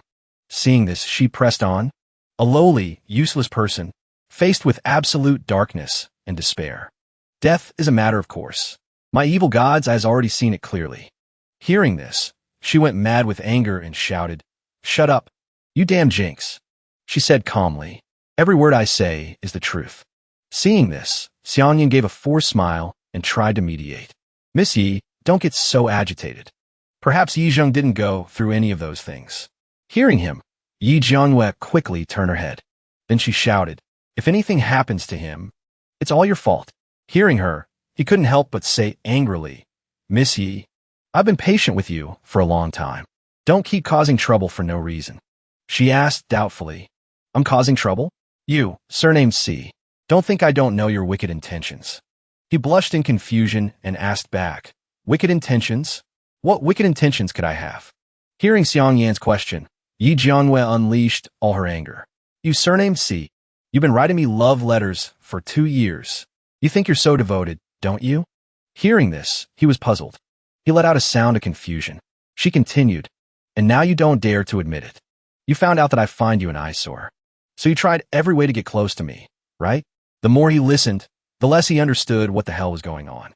Hearing this, C. Baiwan couldn't help but sympathize, thinking to himself, "So Big Brother C is just like me." Yi Jiangwei suddenly widened her eyes and said thoughtfully, "When we first met, first you broke the formation to get attention." As she spoke, She recalled Xiang Yan's heroic appearance at that time. Then you deliberately stole my hairpin to attract my attention. And during the chess game, you tried every way to humiliate me. As she crossed her arms, she blushed and asked, I think I understand now. Getting close to Yi Zheng from the beginning was also part of your plan, wasn't it? Hearing this, Xiang Yan held up his hands and quickly tried to explain, Wait. I can't listen to this anymore. Miss Yi. There must be some misunderstanding here. Hearing him say this, Si Baiwan was moved to tears and thought to himself, Big brother, Si, can actually go to such lengths. He's truly a role model for us FA folks. Jiangwei, you may not agree, but that's Big brother C's true feelings after all. To say that is a bit too much. Just then, Su Tower suddenly called out, Master. Then, with her red eyes filled with killing intent, she looked at him and said in a low voice, I didn't expect you to have such a grand past. Chu Xianing quickly covered her mouth and giggled, adding, Even I didn't expect you to be such a simp. His face turned pale as he said, You guys. Before he could finish his sentence, Yi Jianghua pointed a finger straight at his face and said loudly, You surnamed Si. I finally remember your name. Si Baiwan. Your love letters are just like your name. They're both disgusting. Don't ever think I'll fall for you. Behind her, he was extremely shocked to hear this. Hearing this, Su Tower quickly returned to normal. Then she said in a low voice, Master. It turns out she got the wrong person. Chu Xianin quickly added, Maybe her brain isn't working too well. Meanwhile, he remained silent, just looking down. He quickly tried to explain, Miss Yi, my name is Xiang Yan. The person you're talking about isn't me. Hearing him say this, she couldn't help but exclaim in surprise. Just then he suddenly shouted, It was me. The Si Baiwan she's talking about. With tears in his eyes, he loudly declared, Is me. Hearing this, Yi Jiangyue's face turned pale as she screamed in shock. WH what? Si Baiwan continued. Through his tears, I really was serious for once. I wrote you love letters for 2 years. I gave you gifts for 2 years. I didn't expect that you would reject me so completely. Yi Jiangyue quickly turned to look at Xiang Yan's group. Her face flushed red as she thought, so it wasn't this despicable man. He tried to suppress his laughter and said sincerely, It's good that the misunderstanding is cleared up. Meanwhile, Su Tower and Chu Xianin were trying very hard not to laugh. Seeing this, she couldn't help but scream in her heart. All those things I said to him these past few days were all wrong. This is so embarrassing. Then she quickly turned to look at Si Baiwan, who was crying his heart out.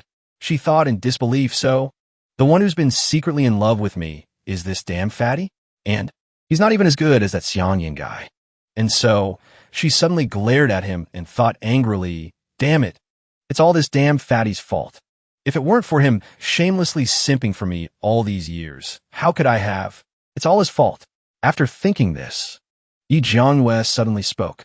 Then she quickly crossed her arms and asked insistently, You like me, right? And you think you're so devoted to me, right? You came to this place because of that letter. So, have you gotten it? Hearing her say this, he was a bit surprised. Seeing his reaction, she taunted him loudly. If you haven't gotten it yet, then hurry up and go find it. Don't just stand here and get in the way. Si Baiwan stammered a reply. Seeing this, Xiang Yin thought to himself, Little brother Si, what she wants is just an empty promise. This is clearly a polite way of telling you to get lost. Liking someone is the freedom to pursue love. How can it become a shackle to control someone? I can't interfere in other people's choices, and you are now facing a very important decision. Seeing Si Baiwan turn and walk away in tears, Yi Jianghue thought smugly, as expected. He does whatever I say. I hate this kind of spineless person the most. Just disappear quickly. For some reason, Si Baiwan suddenly stopped. Then, he declared loudly, I refuse. Hearing this, Yi Jiangyue quickly turned to look at him and asked loudly, You? What did you say? Hearing her question, he held back his tears and replied, I will not leave. I want to follow Big Brother C and continue exploring this mysterious world. Jiangyue, you were indeed the starting point of my journey this time. But you cannot be the destination I wait for. By following Big Brother C, I've learned how vast this world is, and how ridiculous it is for a person to be lost in their own fantasy. Si Baiwan suddenly turned his head, gave a thumbs up, and continued with a smile. My life. would not be stalled by a fruitless love. I want my footsteps to reach even farther places. Hearing this, Yi Jiangyue turned from shame to anger and shouted, You dare? Just at that tense moment, an earthquake suddenly occurred. It left everyone confused about what was happening. Rocks and debris began to fall from the ceiling, more and more. It turned out that the one who caused this was Honor. He had successfully pulled the sword from the skeleton and was holding it high. Streams of light from the sword's body swirled around him like a vortex. This made him shout with joy, God-slaying sword, help me sweep across this world. White smoke rose from the rubble. A voice suddenly shouted, The divine temple is collapsing. The young man slammed his hands on the ground and continued resentfully, Damn it. The treasure was within my grasp, and now it's gone. Li Yuxia, who was supporting him, hurried over and asked, At a time like this, is your life more important, or is the treasure more important? But he didn't seem to care. But I'm not resigned. Why did the divine temple collapse? As soon as he said this, Li Yuxia was slightly startled. Could it be, just as he said, it's related to the Shuanma demonic sect? This also startled the injured man. The Shuanma demonic sect? Li Yuxia looked up. As he thought of someone's figure, he added, Yes. I heard it from a kind old brother. He said the Shuanma demonic sect also snuck in this time. They're planning something. And according to what he revealed, he thought of a person with long, striking white hair. He added, The mysterious pontiff of the Shuanma demonic sect is a silver-haired woman.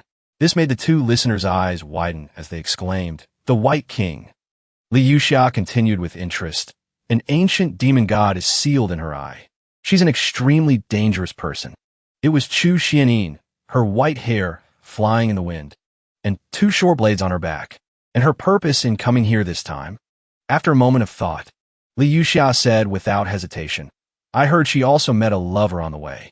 That lover also has silver hair. An image of Xiang Yin appeared. He turned his head to look back, worried. Is everyone all right? At that moment, Su Tower was lying in his arms, blushing and thinking so embarrassing. At this time, Chu Xianin still had her left eye covered. She said cheerfully, Humph, how could anything happen to me? But the young man in the hat suddenly interrupted. Senior brother, I'm fine too. It's just Jiang Weshi. As he spoke, he looked at the figure with blue hair in the distance, who didn't seem to be doing well. At that moment, the girl named Jiang Yue, with tears rolling down her cheeks, trembled and called out. On the other side, Su Tower looked to her right and said, Master, we haven't seen any trace of him this whole way. Maybe he's already escaped. After hearing this, Xiang Yin replied, I hope so, but in the current situation, we can only pray for him. And Chu Xianin, in a corner, was sweating and stammering, although I can see gods and ghosts clearly. Sometimes I'm not very accurate. I'm just saying you don't need to overthink it. Then suddenly, a hot spark appeared in one of her eyes. It made her feel a sharp pain. My left eye. This burning sensation. Then she gritted her teeth and exclaimed, The ancient evil god is finally about to break the seal. Xiang Yin, behind her, was also a bit scared. Even if you're having an episode, you should check the situation first. But in her heart, she objected, No, that's not right. Her left hand was still covering her eye. But now, not just her face, but her whole body was trembling in pain. She thought, this time it's different. I can feel it. The scorching heat is stirring in my eye. Then, someone's voice rang out, Look at that person. The 3 of them looked at Chu Xianin and said one after another, the white-haired girl. The seal on her left eye. Could she be? Meanwhile, she was still narcissistically thinking, as expected of me. My reputation strikes fear into everyone I meet. But Li Yuxia suddenly refuted. No. Look at her figure. And she's flat as a board. She's clearly a little girl. The other 2 also agreed. That makes sense. This made Chu Xianin so angry she coughed up blood. She was furious. Her whole body was enveloped in red and yellow flames as she shouted, You guys! What did you just call me? Seeing this, Li Yuxia was terrified and trembled as he replied, This old brother meant no harm. May I ask if you are the pontiff of the Shuanma sect? While the person was still looking at him with sharp, cold eyes. As soon as he finished speaking, Xiang Yan's group shouted in alarm. The demonic sect, Jiang Yue, on the other side, looked up with teary eyes and thought, The demonic sect. At this point, Chu Xianin gave a savage smile and replied, Since you all already know, then I'll stop acting. Then, she looked up to the sky and said proudly, I am the #1 cultivator in this realm. The pontiff of the Shuanma demonic sect, Chu Xianin. This made Liu Xia say, the demonic sect really came. The man with the unusual hair standing next to him also stammered, It's really her. Jianwei, on the other side, also slowly continued, so you're all from the demonic sect. This alarmed Xiang Yin and Su Tower. She added, I finally understand. Then she suddenly shouted, Zheng is full of righteous spirit and hates evil like an enemy.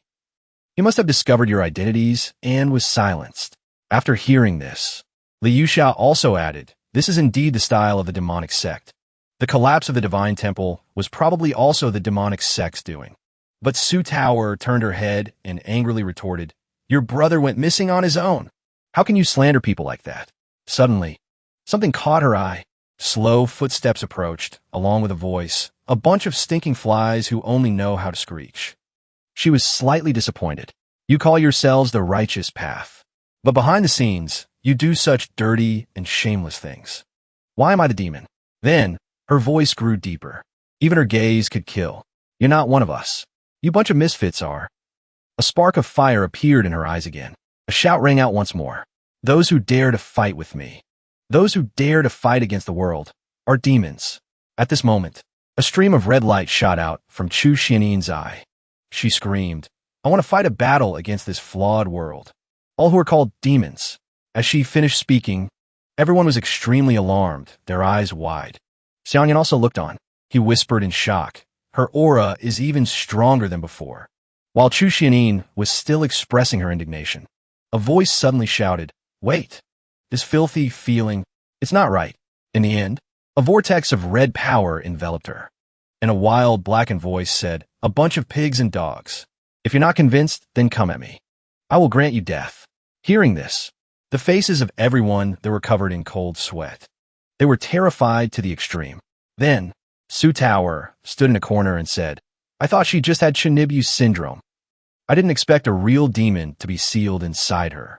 But Xiang Yin immediately retorted, that's not right. This isn't a sealed demon. At this moment, Chu Xianin felt something wrong with her left eye. My left eye. Something wants to come out. Seeing this, Xiang Yin frowned, recognizing the aura. A demonic figure immediately appeared behind the demon lord. He continued, it's the divine being from the main hall earlier. A living being without a body is no different from being dead. The consciousness, that divine being wants to possess her body. Without saying another word to his people, Xiang Yin rushed forward and ordered, Tower, you guys stay back. I have to go save her. While the girl behind her could only stammer out, this is possession. Jianwei, standing far away, tried to stop him, shouting, you surnamed C. She's the pontiff of the Shuanma demonic sect. She's a great demon who will bring disaster to the world. But a figure had already jumped up. He paid no mind and flew in front of Chu Xianin, asking back, so what? No matter who she was before. Then he held out his hand, preparing to use a palm technique, and continued, these past few days, she explored the divine ruins with us. He added a few more words. Although she's a bit too Chinibu, she has her cute side. Images of his friends appeared in Xiang Yan's mind. To me, she is now. Then he suddenly struck out with a palm of light towards the opponent. He said with certainty, a companion. This made Su Tower's eyes widen in alarm. Master. And Jianwei could only stand and watch in silence. Next, she turned her head back, but her hand was still pointing at Chu Xianin's group as she shouted, see? They're all in it together. One of the people in the group vehemently agreed. Indeed. They're no good. Let's get rid of them all. While the white-haired girl was still writhing with her flaming eye, the voice demanding their death rang out. We can't let them go. A man's arm suddenly wrapped around Chu Xianin's waist as he thought. Finally, I've temporarily stopped the possession. Then, Xiang Yin quickly used his hand to suppress the light on her face, thinking, but that consciousness has already entered her body. The slightest carelessness will damage her own primordial spirit. The light that appeared on her chest suddenly emerged, and it became clearer and clearer. This made someone very curious. This is, as he looked at it, Xiang Yin continued to think, it's the Fate Will Jade tablet from before. Not good. It had to be at this time. And the people in the distance with wide eyes said one after another, what is that thing? There are runes on it. It might be some kind of cultivation incantation. One look, and you can tell it's definitely a treasure. Then, a bald man looked at the strange object and shouted. He snatched it. On Chu Xianin's side, Xiang Yin was still concentrating on his spell.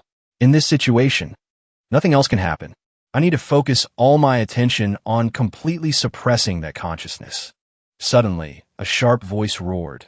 That demoness can barely protect herself. Then came Si Baiwan's voice, shouting, Brothers, charge!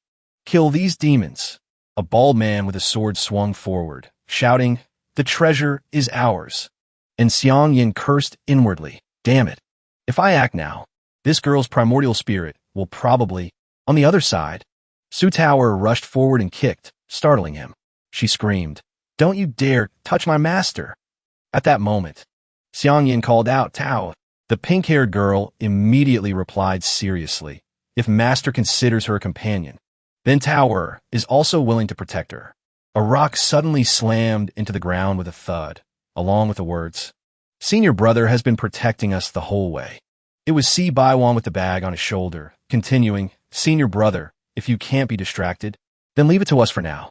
After hearing this, Chu Xianin closed her eyes in satisfaction. She whispered, At the critical moment, you guys are quite reliable. It's just... As she looked at the man rushing towards her, she added, In this situation, how long can you two last? Seeing this, Su Tower thought to herself, You're being too reckless. Then she said with a tremble, Master, how much more time do you need? As soon as she finished speaking, a powerful, storm-like light enveloped the opposing group.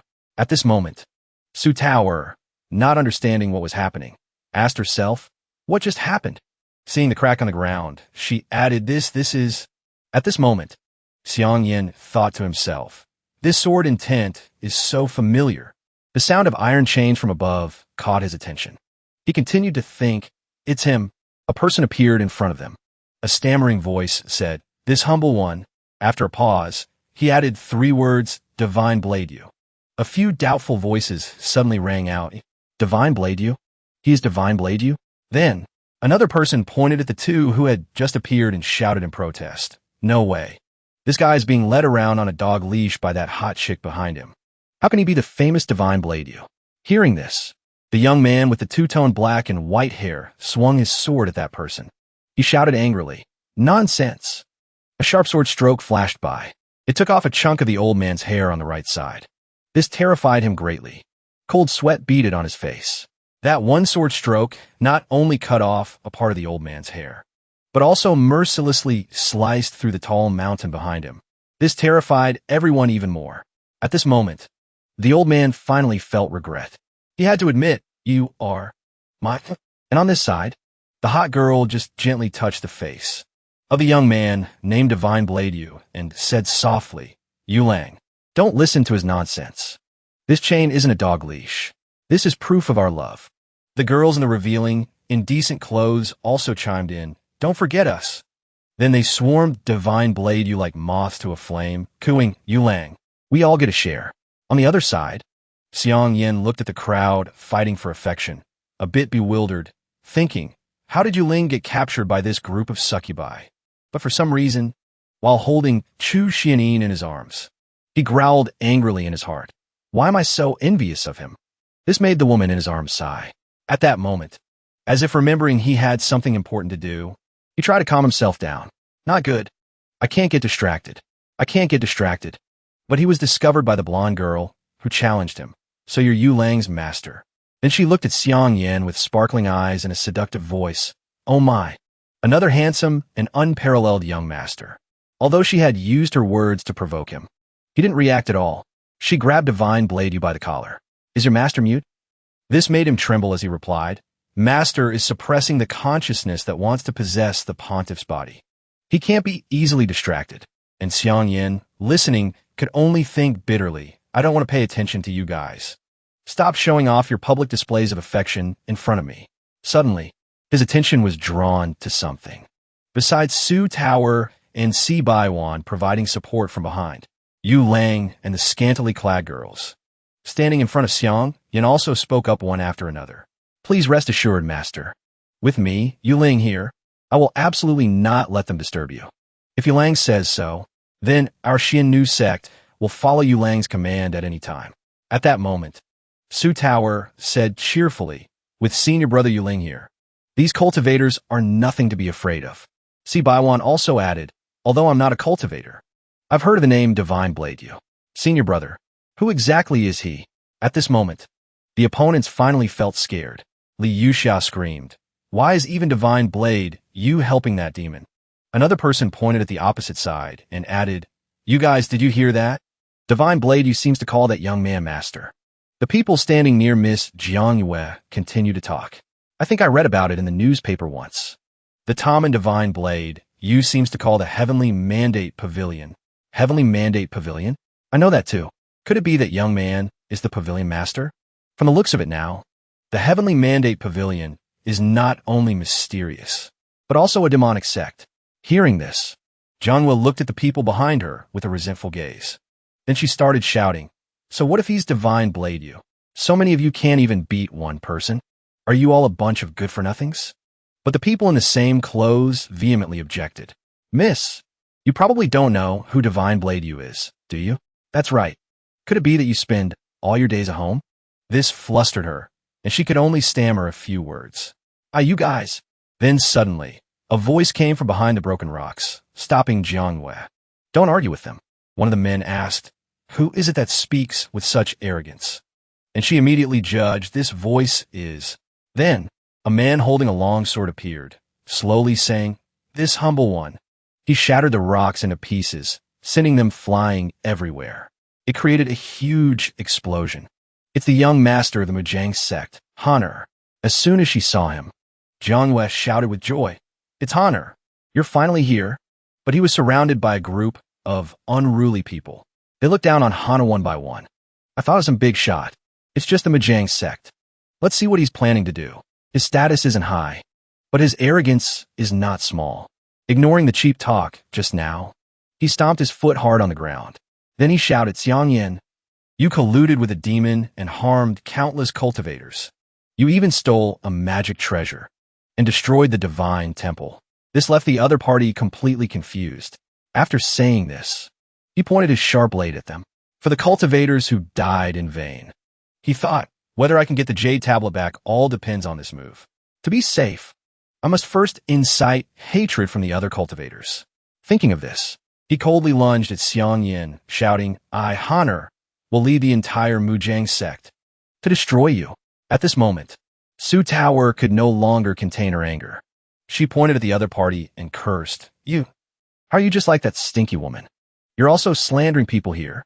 At this point, a cultivator with slicked back hair pointed at the opposite side and sneered. All the cultivators of the Mujang sect witnessed it with their own eyes. You deliberately touched the taboo and destroyed the divine temple. Another person added, that's right. Are you trying to deny it? While Honor was lost in thought, since that's the case, the overall situation is settled. The others continued to provoke him. Do you have anything else to say?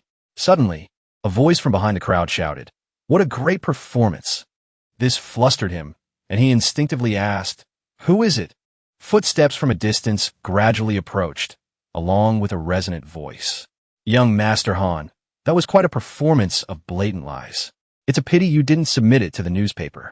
Mo Xingjuan, supporting young man by his side, said forcefully, I am just choosing the best time for the main character to make his entrance. Seeing him, Su Tower was overjoyed and called out, as senior brother. Zhang Wei, on the other side, was also teary-eyed. Zheng you're alive. But Mo Xingjuan didn't seem to care at all. He looked at the man surnamed Yi next to him and said, since everyone is here, then it's time for the truth to come to light. Young Master Yi, wake up. At that moment, the injured man let out a soft groan. Then he said with a tremble, it was him. My serious injuries were all inflicted by Honor. It was Honor. He continued, I saw it with my own eyes. He awakened a monster. His final words were what shocked everyone. He is the one who is the mastermind behind all this. The mastermind behind all this? But who is this person? Can he be trusted? What if he means that the one who destroyed the divine temple was the young master of the Mujang sect? This was the common thought of everyone present at that moment. After a while, the seriously injured man who had just been helped up raised an object high, attracting everyone's attention. Then he shouted, "Look quickly!" As soon as they saw it, several voices exclaimed in surprise, "That's the Duke of Ye's token." He slowly announced, so that everyone could easily understand, "I am the son of the Duke of Yi, Yi Zhong. If it weren't for the life-saving talisman my father gave me on this token." Hearing this, Xiang Yin instinctively frowned. Su Tower, standing next to Si Baiwan, was dumbfounded. Jiang Wei also broke into a cold sweat, stunned for a long time. While Yi Zhang's voice was still slowly echoing in the air, I would have long been killed by Honor and his monster. At this moment, Mo Xingjuan also chimed in, "Luckily, when the divine temple collapsed, I found you in time." Suddenly, a loud shout rang out, "Honor!" Yi Zhang dragged his injured body closer to the other party and angrily revealed, "The words between you and a monster. I heard them all. You pretended to want a marriage alliance, but in reality, you wanted to swallow the entire Mujiang region. The fact that Mujiang has a divine ruin, you guys knew about it long ago." Then he shouted, "You waited for so long, just to seize the power of the divine ruins, and enslave the entire cultivation world." After speaking, he spat out a mouthful of fresh blood. At that moment, Jiang Wei rushed over and called out. Then, Yi Zhang fell into the girl's arms. This made her cry with worry, her voice low. "Zhang, what you said, is it all true?" Then, he stammered weakly, "Sis, I saw it with my own eyes. Everything is true." A series of discussions quickly broke out. Become a god? Can mortals also become gods? So the divine temple was hiding this kind of power. At this moment, the cultivators finally showed their anger and questioned the hypocrite Honor. Is what Yi Zhang said true or false? The Mujiang sect is really something else. To think you wanted to monopolize such power. Hurry up and give everyone an explanation. That's right. If there really is a way to become a god, it should be shared, to benefit the entire cultivation world. Thousands of thoughts were woven in the minds of everyone present. Once I get my hands on it, the treasure will be mine. Only a fool would share with others. If I can really become a god, then my Yahello sect will be invincible in the world. I want this entire world to submit at my feet. After a while, Honor smirked and laughed coldly. "Oomph." Then he said faintly, "You're always telling others to hand things over. But is there any one of you who doesn't want to monopolize it?" Then, he turned his head and continued, "You're just a bunch of scumbags with human faces and animal hearts." This made the cultivators grit their teeth in frustration. At that moment, they charged forward forcefully. As they fought, they cursed, "Ridiculous. What did you just call us? Since you said that, then everything must be true. Charge together. The treasure to become a god. We absolutely cannot let the Mujiang sect monopolize it." Hearing this, Honor raised his long sword and said coldly, "What belongs to the Mujiang sect? No one could take away. For the 1,000-year grand plan of my clan, I can only grant you." He used both hands to thrust the sword downwards, when it was deeply embedded in the ground. At that moment, a flame appeared and enveloped the sword. A murderous glint appeared in Honor's eyes, his tone as cold as ice. Death. At this moment, the cultivators were also sent flying by shockwave. A red aura was protecting the person standing within. Seeing this, Divine Blade Yu held his sword out in front of him to block, warning, "Master, be careful." And his master, sitting behind the protective barrier, was treating Chu Xianin's injuries. Xiang Yin thought to himself, "Not good." He frowned with worry. The divine being's consciousness suddenly became agitated. Could it be? It's afraid of that sword? On the other side, a cultivator clutched his head in pain and groaned. "What's happening? I suddenly have no strength." Another person showed extreme panic. "That sword, it's absorbing our blood essence and cultivation. If this continues." After a long moment of thought, he said, "We will all die." Suddenly, an arm reached out. Young sect master. Young. The man with the slick back hair was dying and begged, "Save me." At this moment, a cold voice that made one's hair stand on end urged Honor. Success or failure depends on this moment. If you want to succeed, you can't be soft-hearted. At that moment, the other party also replied, "Understood." Another voice suddenly spoke up, "Old brother, what are you mumbling about?" His eyes were frightened by something. Mo Xingjuan held his sword, gathering momentum to strike down Honor. His face showed a surprisingly stubborn expression as he said loudly, "Don't be too surprised. The hero who saves everyone always appears at the end. And in his heart, he was overjoyed. After this show of force, I can completely one-up Master. This is a huge win. It turned out that Mo Xingjuan was slashing at those red eyes. Then he landed with difficulty. Then, he looked forward. Suddenly, the terrifying monster behind him laughed loudly and said 3 incomprehensible words. How interesting.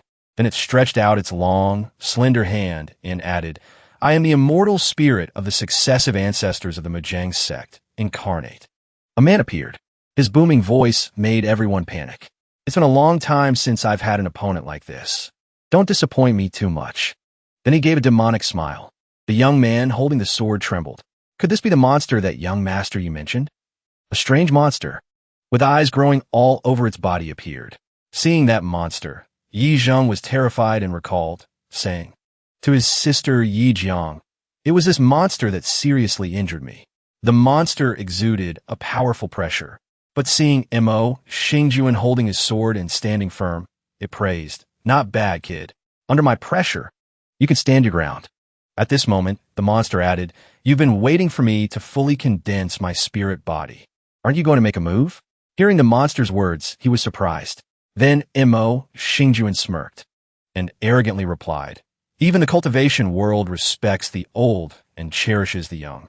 With that, Mo Xingjuan stomped hard on the ground and added, how can I, the great sword god, sneak attack an old man? With that, he charged at the old monster. Seeing this, the old monster raised its hand to counter and said, kid, I admire your courage. But then it sneered, but I also feel sorry for you. After saying that, it attacked. The two clashed, and he only had his hat knocked off, but then Mo Xingjuan also realized something in alarm. This old monster's cultivation is not weak.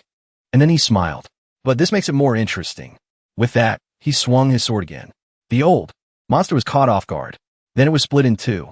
Seeing this, he was a bit surprised and exclaimed, wasn't that a bit too easy? But life is not like a dream. Suddenly, a voice rang out from behind Mo Xingjuan. At this moment, the old monster was standing behind him, its body intact without a single wound, and in a posture ready to strike. The old man shouted, your mistake was being so self-righteous. With that, he struck with his palm. He only had time to let out a scream that sounded very painful. This one palm strike was so powerful that the surroundings exploded. Rocks and debris flew everywhere. Seeing this, the old monster said smugly, just a young upstart. Before you were even born, I was already rampaging through the world. Seeing him get hit, Su Tower was worried for Mo Xingjuan. But Xiang Yin could only laugh at his misfortune, adding a, stinky brat. Serves you right. Despite his deserving attitude, Xiang Yin was still trying to heal Chu Xianin in his arms to get over there. While healing, Xiang Yin was just hoping, please get hit a little more. Hunter, seeing the battle situation, was relieved. It seems with the ancestor making a move, the overall situation is settled. He also knew he didn't need to go over and help. But very quickly, his face turned pale with fear. A figure stood firm in the hazy smoke, a voice echoing. Between experts, life and death are decided in a single move.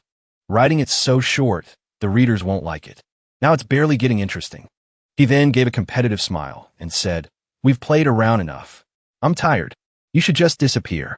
As soon as he finished speaking, a stream of light erupted from around him. Everyone around was terrified and said, this Dharma idol's phantom image. It's him. At this moment, a giant, masked general holding a sword appeared behind him. When everyone saw this image, they all shouted, the old sword god. The old monster was extremely surprised and exclaimed, how was this kid a human god? He roared angrily, damn it. I was the one who discovered the divine ruins. I created the Mojang sect. I abandoned my mortal body. I wanted to become a god. Jealousy made him lose his mind. Mo Xingjuan was able to keep his human form, but he couldn't. At this moment, he unleashed a new technique. Human skulls wrapped in red lightning were raining down on the giant general.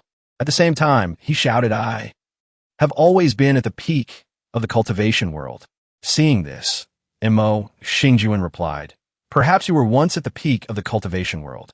But unfortunately, the times have changed. As soon as he finished speaking, he had the general attack the old monster. The giant general unleashed a technique that shattered the old monster's attack. and it struck the old monster's body directly. He had proven his words. You're just an old ghost who's been left behind by the times. And he declared that he was the new era, the new peak. When the attack hit, the old monster only had time to let out a scream before falling to the ground. At this moment, the young man with the sword rushed over. He shouted worriedly, "Ancestor, are you all right?" But perhaps he was placing his trust in the wrong person. Just then, the old monster asked Honor, "You've decided to dedicate everything to the sect, right?" Perhaps this was a question that didn't need an answer, because he only had time to utter one word. Then the old monster shot into his body, leaving behind a sentence, "Now, that time has come." After being entered by the old ghost, Honor could only clutch his head and scream. Seeing this, Xingjuan knew the old ghost wanted to possess him. He couldn't stop it in time and could only curse, "This damn old ghost." At this moment, the old ghost had successfully possessed him and felt wonderful because it was a young body. But then he realized something was wrong. The cultivation of this body was a bit weak, not worthy of his primordial spirit. Then he realized he had support and smiled, saying, "But as long as I have the god-slaying sword in hand, it's enough for me to quell everything." At this moment, Xingjuan realized, this sword devours the blood essence and cultivation of others to nourish its host. He decided to act immediately because he was afraid, if it continues to accumulate. But before he could make a move, a voice rang out, "Xingjuan, stand down."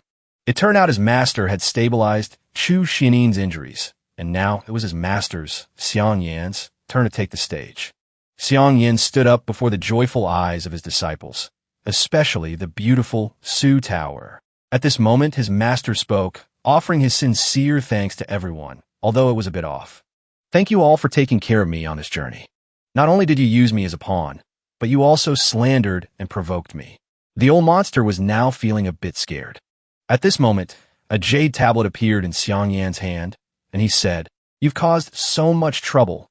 Isn't it all for this jade tablet? Come on, we'll talk after you beat me," he declared angrily. The scene was desolate. People were helping each other move. At this moment, the young man with the top knot was supporting his friend, asking worriedly, "Are you all right? Can you still walk?" He said, "We shouldn't stay any longer. Let's leave quickly." As he was tiredly helping his friend, he passed by the young man Su Xian and the young man Bailan, who were standing calmly and watching. He was confused and thought, how can these two be so calm? Why aren't they running away? Although he was tired, he still had the energy to admire the beauty, praising her even though the beauty was a trap. Not only that, but Su Xian also showed a look of infatuation when he looked at Bailan. Bailan seemed to be too used to being mistaken for a girl, and now he was looking at his pontiff in his master's arms and complaining. "Pontiff, you left me to run around everywhere. This embarrassing situation you're in now can be considered a small punishment." At this moment, his master shouted his name angrily, "Bailan." Hearing his name from his master's mouth, he turned pale with fear. As he was scared, a black shadow flew from a distance. Seeing this, Su Xian shouted, "Senior Brother Bai, look quickly. Something is flying over." That black shadow was none other than Chu Xianin. When Bailan caught her, Su Xian was so shocked he lost his soul and shouted, "A lowly has fallen from the sky." After throwing away the burden, no. After throwing the pontiff to Bailan, his master shouted, "You've been standing there watching for so long." Not only that, but he also instructed, "Take good care of her for me." Only then did Bailan realize that his master had noticed him standing there all along, but just didn't care. Then Bailan looked helplessly at his pontiff, who was sleeping and drooling, and sighed, "The pontiff is sleeping so peacefully." After freeing his hands, his master went out to fight. As he passed by the person known as the sword god, he also had to quickly step aside to make way. As he walked, his master said, "I've let you be arrogant for so long. Now, let's settle our debts." At this moment, the sword god could only bow and gesture for his master to go ahead. Seeing this, the old monster was surprised. The sword god actually made way for him. What is this person's status? Although he was a little scared, the old monster still boldly promised his disciple, "Honor, after we deal with them, I'll return your body to you. Until then, let us use your body to take back everything we've lost." With that, the old man flew quickly towards his master. But his master calmly watched the sword tip flying towards him, and coldly raised his hand, catching the sword tip between two fingers. The old creature was shocked. At this moment, Xiang Yan's expression was terrifying. He seemed furious, but he said something completely unrelated. You've been talking to yourself from the very beginning. Hearing this, the old monster didn't understand. What does that have to do with anything? Who are you looking down on? It turned out that Xiang Yan was angry because he was being looked down on. With that, he threw a punch at the old monster. It sent him flying far away. At this moment, Emo Xingjuan could only exclaim in fear, "Oh my! It seems Master is really angry this time." At this moment, the onlooker saw that his master had sent the old monster flying with just one punch and said in fear, "This aura! How is it even more terrifying than the sword gods?" At this moment, Yi Jiangyue, who was supporting her younger brother, also asked in fear, "He's also a human god?" Hearing this, her younger brother also added, "Sis, from the very beginning, I knew Brother C was no ordinary person." Although he was beaten to a pulp, the old monster still praised him and added a few more words. It seems the current cultivation world is not as degenerate as we thought. Seeing the old man talking so much, Xiang Yan raised his hand to give him another blow. But this time, the old man used his sword to block instead of taking the punch like before. He blocked it, but he was scared because he realized something. We underestimated him. He's no ordinary human god.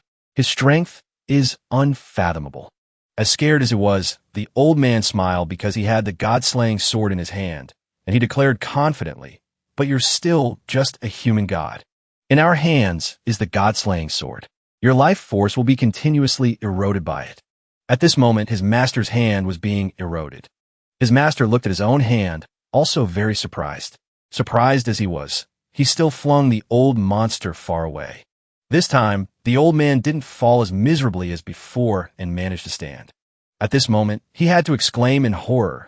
The power of the god-slaying sword was actually forcefully dispelled by him. Xiang Yan's hand was not injured at all. Seeing that the situation was not good, the old monster thought of another trick and began to entice his disciple. "Hunter, the ritual was interrupted just now. This sword is still missing a true sacrifice." Hunter realized his ancestor's intention and was horrified. Realizing his disciple's fear, the old monster said he wanted to fight this battle with everything he had, including this body. Hunter said in fear, "But you promised it was only temporary." Before he could finish, the old monster raised his sword and shouted, "We are willing to offer this body. God-slaying sword, pour all the power you have accumulated over tens of thousands of years into this body." At this moment, the divine sword began to glow. Hunter could only say hopelessly, "This is my own body," and accuse the old monster of going back on his word. As the energy from the divine sword began to enter Hunter's body, he felt great pain. But before he could finish speaking, the old monster shouted at him to shut up. The old man scolded Hunter for not being able to endure a little pain. "Are you even a member of our clan, Hunter? We selected you from countless descendants. We nurtured you. You were meant to sacrifice everything." At this moment, the old man emitted a very bright light, making it impossible for anyone to see what was happening. Su Tower was very curious. What on earth is happening? At this moment, a large figure appeared. The divine sword looked different from before. It had a slightly different shape, and a voice echoed.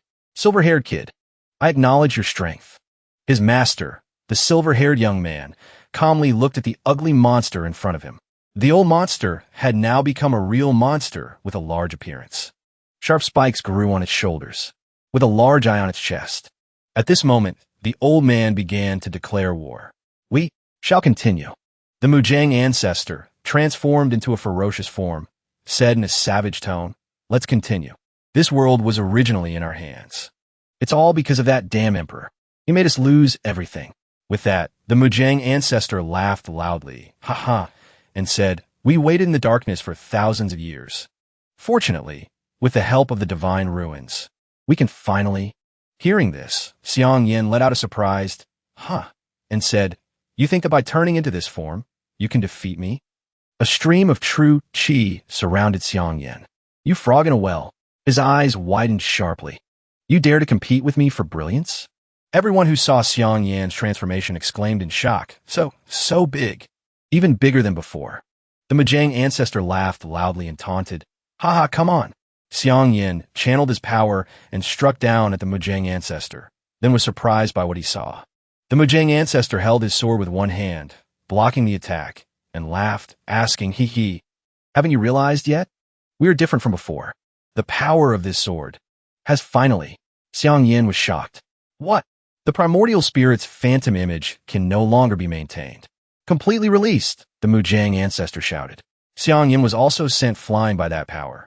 Yuling, Bailan, Si Baiwan, and Su Tower were all shocked. Su Tower exclaimed in shock. Master was actually... Mo Xingjuan's face was grim as he thought. How could this be? Mo Xingjuan's eyes widened in shock. A round, red light appeared in the sky, glowing. The Mujang ancestors said, in the domain I've released, your cultivation will be suppressed by me. The strength you can exert now is probably less than half. The Mujang ancestor finished speaking and laughed loudly. Huh, now let's see if you can still be so arrogant. Then he raised his hand and struck at Xiang Yin. Xiang Yin used both hands to block. Two streams of light, one red and one yellow, collided. Too weak, the Mujang ancestor said contemptuously. Seeing Xiang Yan's hands, the Mujang ancestor unleashed another technique, sending the sword his hand flying, and said, too weak. Xiang Yin was shocked. What? Is that all you've got? The Mujang ancestor said, then unleashed another attack on Xiang Yin. Xiang Yin seemed to have realized something and said, the true power of this sword is to suppress the opponent's cultivation. The Mujang ancestor laughed and said, that's right. That's why it's called the God-slaying sword. Although your strength has surprised us about the current cultivation world, unfortunately, you still can't escape your mortal body. Since you dare to stop us from obtaining the incantation to become a god, then we can only ask you to die. The sword tip thrust straight at Xiang Yan's face. Then a loud explosion rang out. Su Tower shouted, Master! Mo Xingjuan, Bailan, and Yuling's faces were filled with anger, their eyes cold as they thought in unison. Not good. Let's go together. As Mo Xingjuan, Bailan, and Yuling were about to charge, a voice suddenly rang out, don't come here. The Mujang ancestor heard this and looked in surprise towards the source of the voice. Xiang Yin was still safe. Only his clothes were torn. His fist was still clenched, and a stream of true qi surrounded him as he said, don't come here. This old ghost is mine. His eyes were sharp. The Mujang ancestor looked at Xiang Yin and thought, he actually... Su Tower cried out with joy, Master! Mo Xingjuan, Bailan, and Yuling were shocked. Mo Xingjuan exclaimed, Master! That look in his eyes? This is the first time I've seen it. Xiang Yin looked at the Mujang ancestor in front of him and said, old ghost, why don't you look up first and see what's up there? The Mujang ancestor looked up as Xiang Yin said, and was shocked, his eyes wide. A screen of characters appeared above, like a giant ceiling curtain. Su Tower exclaimed, this is... Yuling continued, the incantation to become a god. Bailan said with admiration, as expected of Master. He actually projected the incantation to become a god into the sky. Mo Xingjuan chuckled. I didn't expect there to be such big news. While the Mujang ancestor was still stunned, Xiang Yin spoke in a low, terrifying voice. You want the incantation? Then take it. It's just a pity. It will never belong to you alone. As he spoke, Xiang Yan's expression changed, a smirk on his face as he flicked his sleeve. The Mujang ancestor shouted angrily, you stinky brat, what are you doing? The incantation to become a god is mine alone. Xiang Yin laughed, you want to become a god? So why wouldn't others want as well?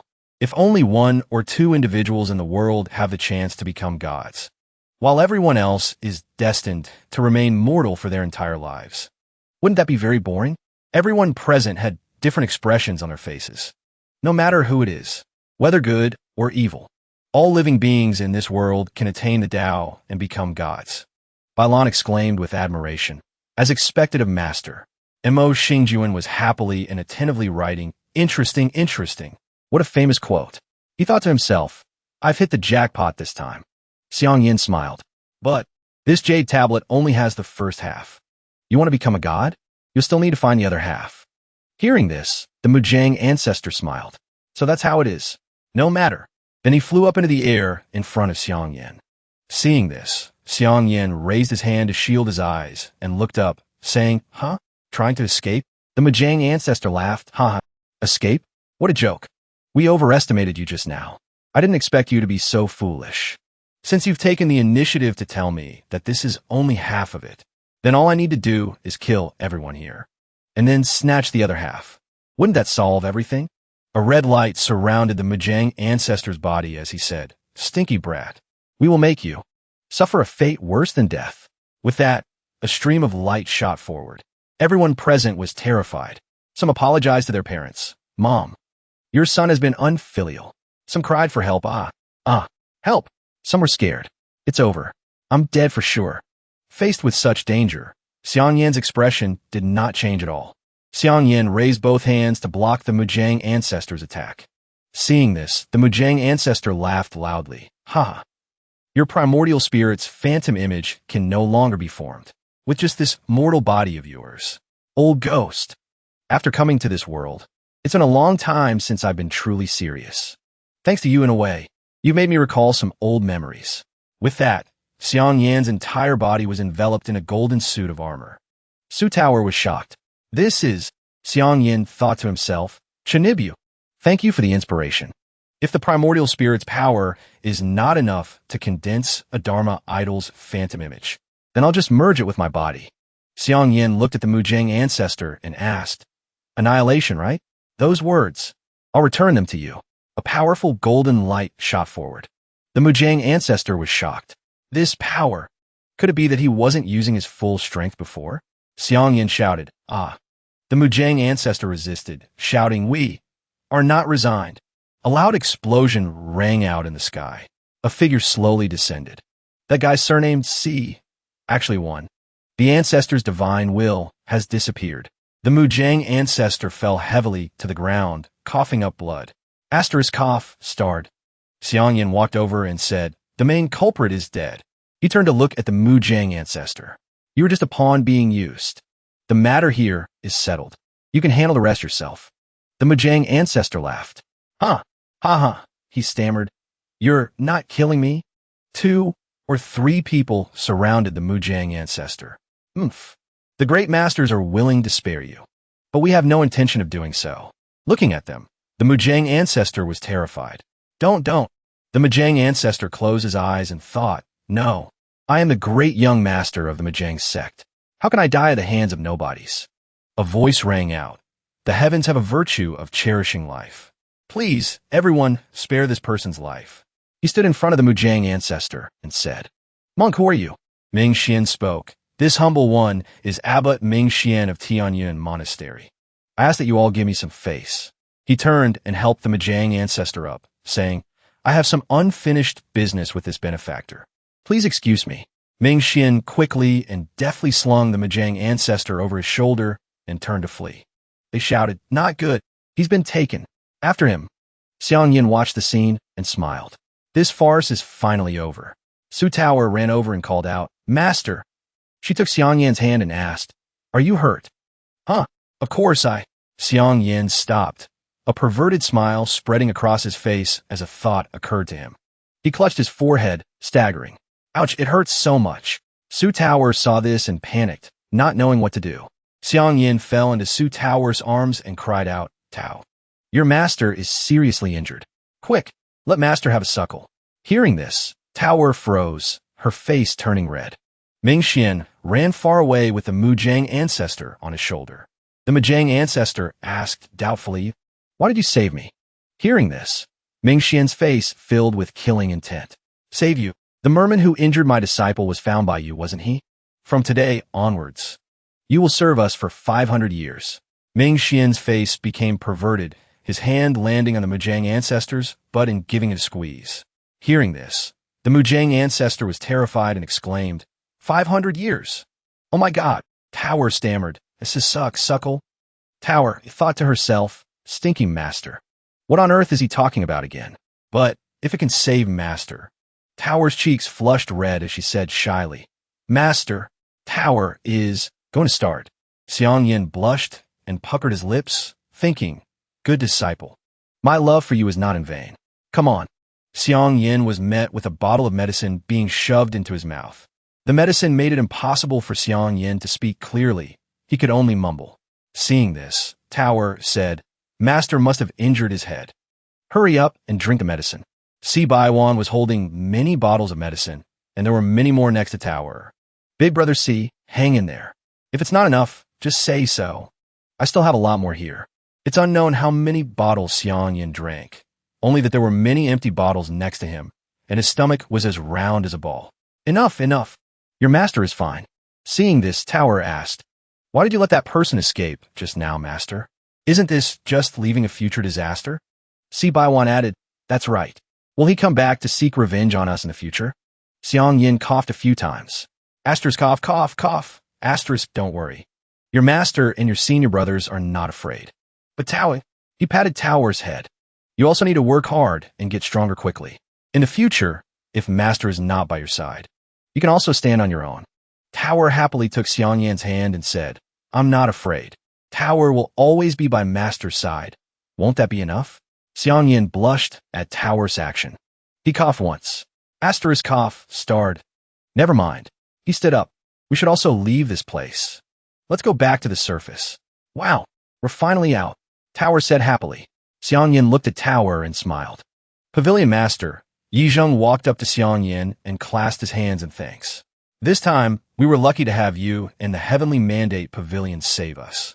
Also, I know that you and my sister had a misunderstanding. I apologize to you on her behalf. After such a big incident, my sister still hasn't calmed down yet. Hearing this, Xiang Yan waved his hand and said, It's nothing. I didn't take it to heart at all. Hearing this, Yi Jianyue's face fell as she thought, That's right. Besides Zheng'er, who else would care about a woman like me? Yi Jianyue looked ahead and saw a familiar figure walking. SC Baiwan. Zheng'er and I are planning to return to the capital. Do you want to come with us? It's just on the way. Don't overthink it. Yi Jianyue crossed her arms, her voice laced with a smile as she said. But she heard Si Baiwan say, No need. Hearing this, Yi Jianyue was surprised.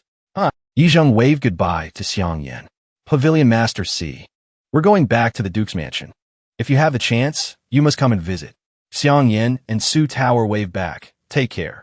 Yi Zheng stood next to Yi Jianyue, his face smiling awkwardly as he asked, Sis. Let's go. Yi Jianyue's face darkened, her cheeks puffed out. Not far after Yi Zheng and Yi Jianyue left, Si Baiwan happily waved and called out, Big Brother C. I'm also here to say goodbye. This whole journey, I've relied on Big Brother C's protection to survive. Si Baiwan stood in front of Xiang Yan and said, Along the way, I've encountered strange and wonderful things, and the mysteries of cultivation have left my heart pounding. Although it's a bit late, I've decided to step onto the path of cultivation, he said with a joyful face. Xiang Yan laughed. A great ambition. But this path will be very arduous and dangerous. I hope you won't give up easily then.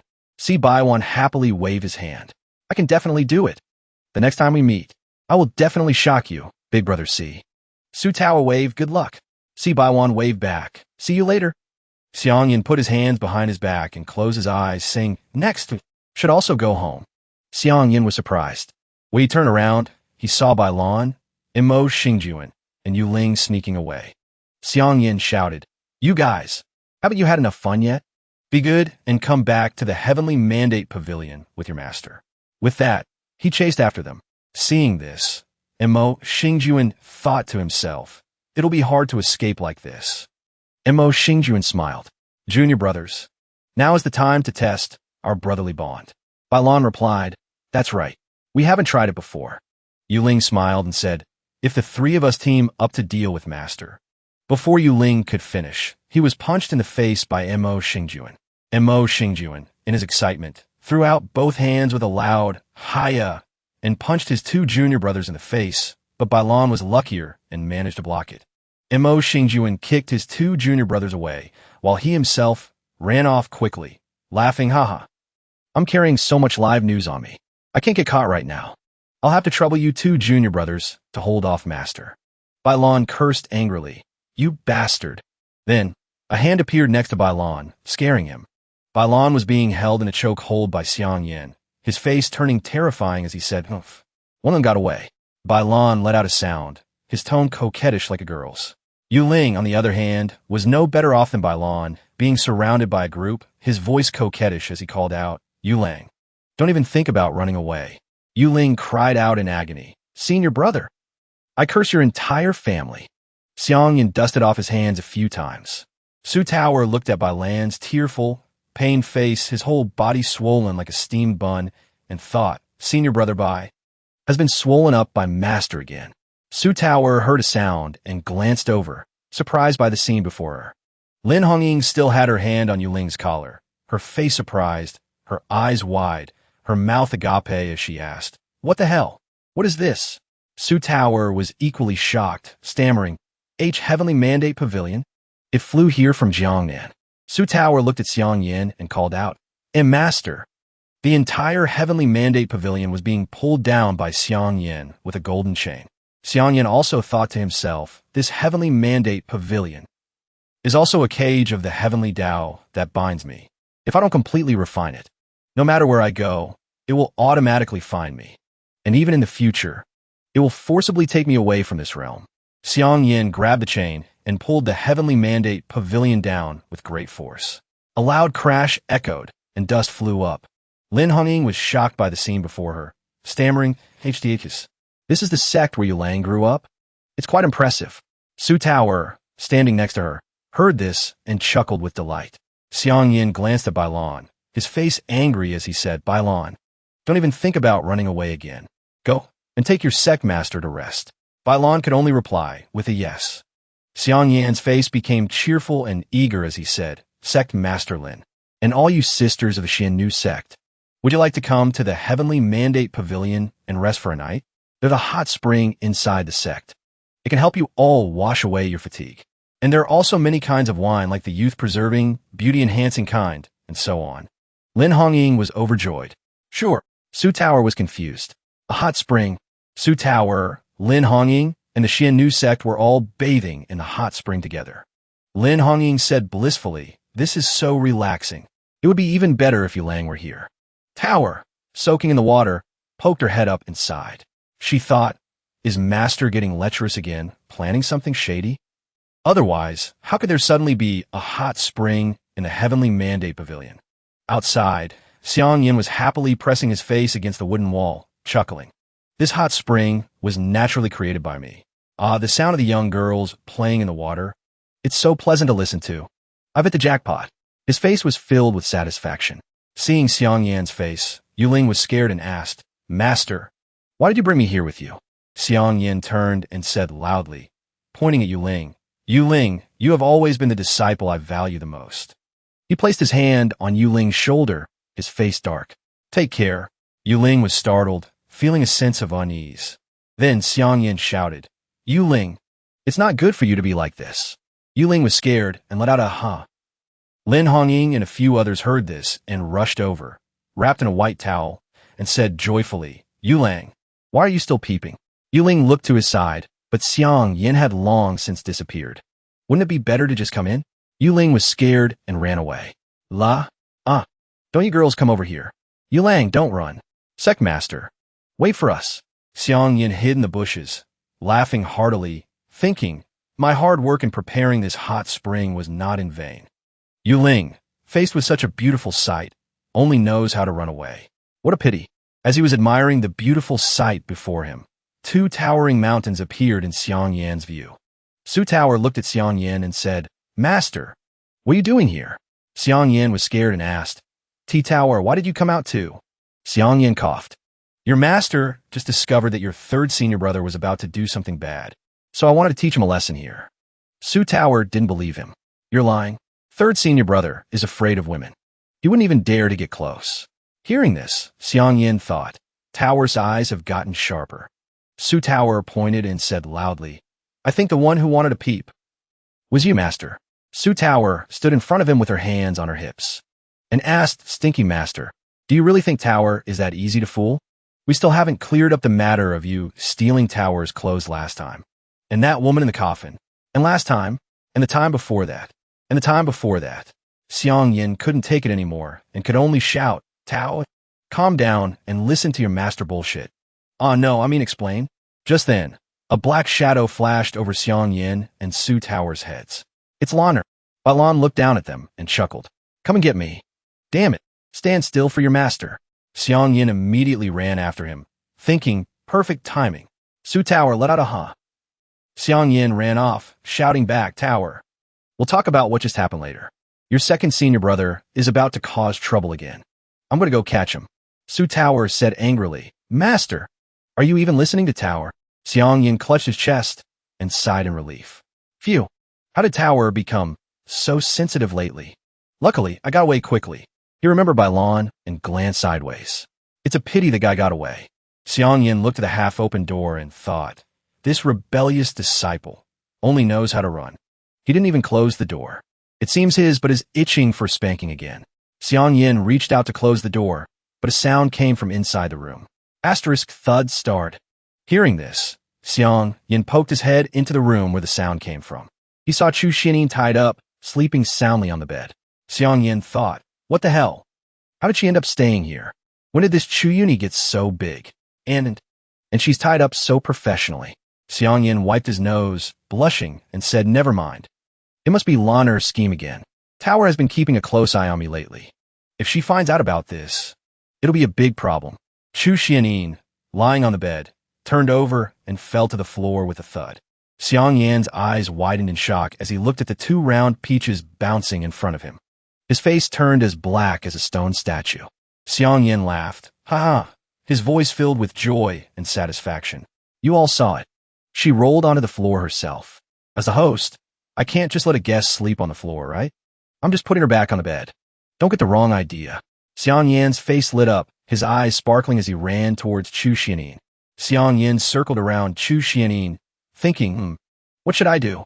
Chu Xiaoning let out a groan, her chest moving. Seeing Chu Xiaoning's chest bounce up on its own, Xiang Yan's eyes nearly popped out his head, his mouth agape.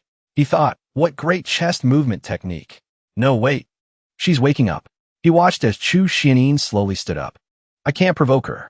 Although Chu Xiaoning stood up, her eyes were still closed, asleep. Seeing this, Xiang Yan said, she's still asleep. What on earth is this girl dreaming about? She can't be a sleepwalker, can she? Xiang Yan tiptoed away to sneak out. It's best to just sneak out. But Chu Xiaoning behind him said, don't. Xiang Yan sensed something and turned his head to see Chu Xiaoning kicking towards him, terrified. Don't provoke her. Chu Xiaoning jumped towards Xiang Yan, her legs spread wide. Xiang Yan looked at the scene before him and stammered, the fated leg clamp. Xiang Yan thought. At that moment, those legs were only 0.01 centimeters away from my face. But a quarter of a second later, I deeply understood. If there's a saying that you can never wake someone who's pretending to be asleep, then is there a situation where Xiang Yan was caught in Chu Xiaoning's leg clamp, his neck pinned to the ground? You can never wake someone who's really asleep? Xiang Yan cried tears of pain because his reputation would be ruined. The next day, Xiang Yan sat sipping tea, his eyes dark. He thought, I was actually clamped for a whole night. Although cultivators don't need to sleep, it was still too much of a torture.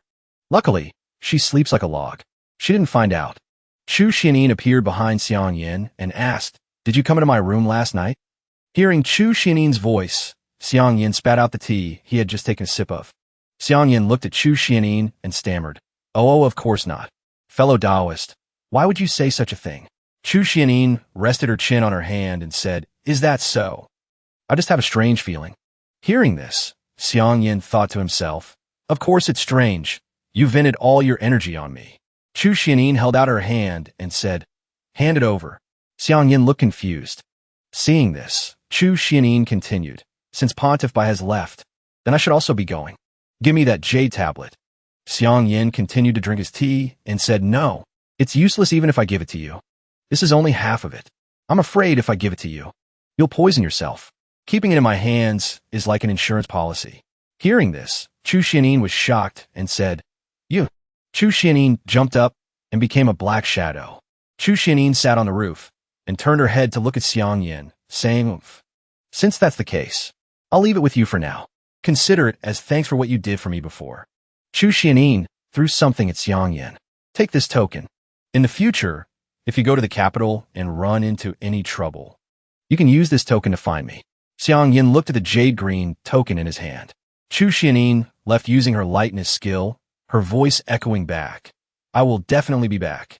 Xiang Yan watched Chu Xiaoning leave and said, it's finally quiet. He thought to himself, hee. If she finds out that half of the incantation has become public knowledge. He was still lost in thought when a voice called out from behind him. Su Tower's face was dark, her eyes lifeless as she looked at Xiang Yin and asked, "Master, did you leave Tower last night to go to her room?" Xiang Yin looked at Tower, scared, and stammered, of course not." Xiang Yin cried and explained, "Your master was chasing your second senior brother all night." Su Tower didn't believe him at all. "Oomph. I'd have to be a fool to believe you." In the hallway, Su Tower was angrily storming off. As she walked, she muttered, "Oomph, stinky master." Xiang Yin hurriedly ran after her. She crossed her arms and said angrily to him, "If you don't bring senior brother by out today, master, then it proves that you're lying to me." He was so shocked his jaw dropped. He tried his best to explain, "Tower, I'm your master. You can't talk to your master like that." But she was still adamant. "No." His face turned pale as he thought, "Why has this silly girl become so sensitive lately? What should I do now?" Suddenly, a voice rang out from behind them. "Senior brother Bai." Hearing someone mentioned by Lon, Su Xian hurriedly ran around asking, "Where is senior brother Bai?" He jumped onto a pillar to look around. "Where is he?" Then he crawled on the ground to search. "Where is he?" With each new posture, he would say, "Where is he?" Xiang Yin looked at Su Xian as if he were crazy. He asked, "Brother Su, are you still half asleep?" Su Tower was also extremely shocked. She was sweating bullets. "He doesn't really have a problem, does he?" Su Tower's eyes lit up. It's unclear where she found a brick, but she held it up and said, "Then let's just let him sleep some more." This brick has a very high damage potential. The flat side has normal damage. The long edge has double damage. The short edge has 1.5 times the damage. The sharp corner deals critical damage. Seeing the brick with its immense damage potential, Xiang Yin was even more shocked by Su Tower. He exclaimed, "Where did you pull that from?" At this moment, Su Xian also saw Su Tower. He called out, "Tao." She quickly hid the brick behind her back. He walked up to her and asked, "Where is senior brother Bai?" She closed her eyes and replied, "Brother, where is senior brother Bai? Where did senior brother Bai go? Master and I both don't know." Su Xian looked left and right suspiciously and asked her, "Little sister, you're being very naughty. Are you lying to me? Your brother has no other intention. I just want to return the silk handkerchief to senior brother Bai." Su Tower was sweating profusely. He became even more suspicious. "What are you hiding behind your back?" She had to escape quickly, and she had an idea. She ran over, hugged Xiang Yan's arm, and said, "That's enough, master. It's time for practice now. It's been a long time since you've taught Tower. I lost last time." Tower is very unwilling to accept it, and just like that, he was dragged away by her. He had caught the main point of her words. He replied, "All right, you lost last time because of your swordsmanship, right?" Hearing him ask this, Su Tower was surprised, and he continued, startling her. "Then this time, why don't we change our approach?" At the training ground, Su Tower was forced to train hard. She threw a punch forward, then she turned and kicked high. Xiang Yin supervised and praised her. He gave her a thumbs up in approval. Tower is indeed a genius, being praised by her master. Su Tower beamed with joy. She ran around the field, celebrating. Before she could finish celebrating, he said something that shocked her. "Now that you've learned most of it, next, we'll start sparring directly." Su Tower's jaw dropped. "But the time for one incense stick hasn't even passed yet. I've only learned one move." Xiang Yin held up his hand and refuted her. "That's not right. All the fist techniques in the world originate from the basics. What's important is how to apply it in actual combat." After a pause, he continued, "So, come at me with all you've got. Don't hold back." Su Tower's fighting spirit was ignited. She said, "So that's how it is. Then here I come, Tao." She shouted, "Hiya," and threw a strong punch at him. He commented, "The force is not bad. The speed is not enough." He looked at her, gritting her teeth, and continued, "The speed has increased, but the control and accuracy are not enough." He thought to himself, "Tower is very talented. She improves very quickly with each practice session." Her foot stomped hard on the ground. It seems its owner used a lot of force. She jumped up and kicked hard. He looked at her and exclaimed, "At this rate, she can master in the time it takes for an incense stick to burn." Xiang Yin dodged her kick. He said, "You have a great power inside your body. What is it?" She was so surprised her eyes went wide. Her mouth was agape, big enough to swallow a large egg. He landed on the ground behind her and said, "Combine good movement to control it." Then he blushed and thought, "Let your master help you from the treasure trove of your body. Release everything." With that thought, He looked at her charming backside. His mind was filled with pink and floating hearts. Su Tower let out a scream. She rubbed her butt and asked him, "Master, where did you hit me? Don't play such a cruel joke." Her face was now flushed red. Her sparkling eyes looked incredibly cute. He replied nonchalantly, as if he wasn't the one who had just been a pervert. "Tower, your master was just reminding you of your weak points. Moreover," and his eyes flashed with a mischievous glint. He said, "It's not over yet." He hit her once and said, "Ah, I hit it." A moment later, he did the same thing again. "I hit it again." Su Tower was blushing furiously. Sweat was pouring down her face. The fourth time he hit her, but he said, "You rebellious disciple, why do you keep failing to defend that spot?" She was now as red as a tomato. And he hit her again. "Why won't you learn?" Su Tower held her butt and ran away, crying. Xiangyan ran after her, shouting, "Watch me not spank you 12 or 20 times." The two of them looked like lovers playing around. A cough rang out, making his face turn pale. Standing in front of them was Su Xian, faking a cough. After his cough started.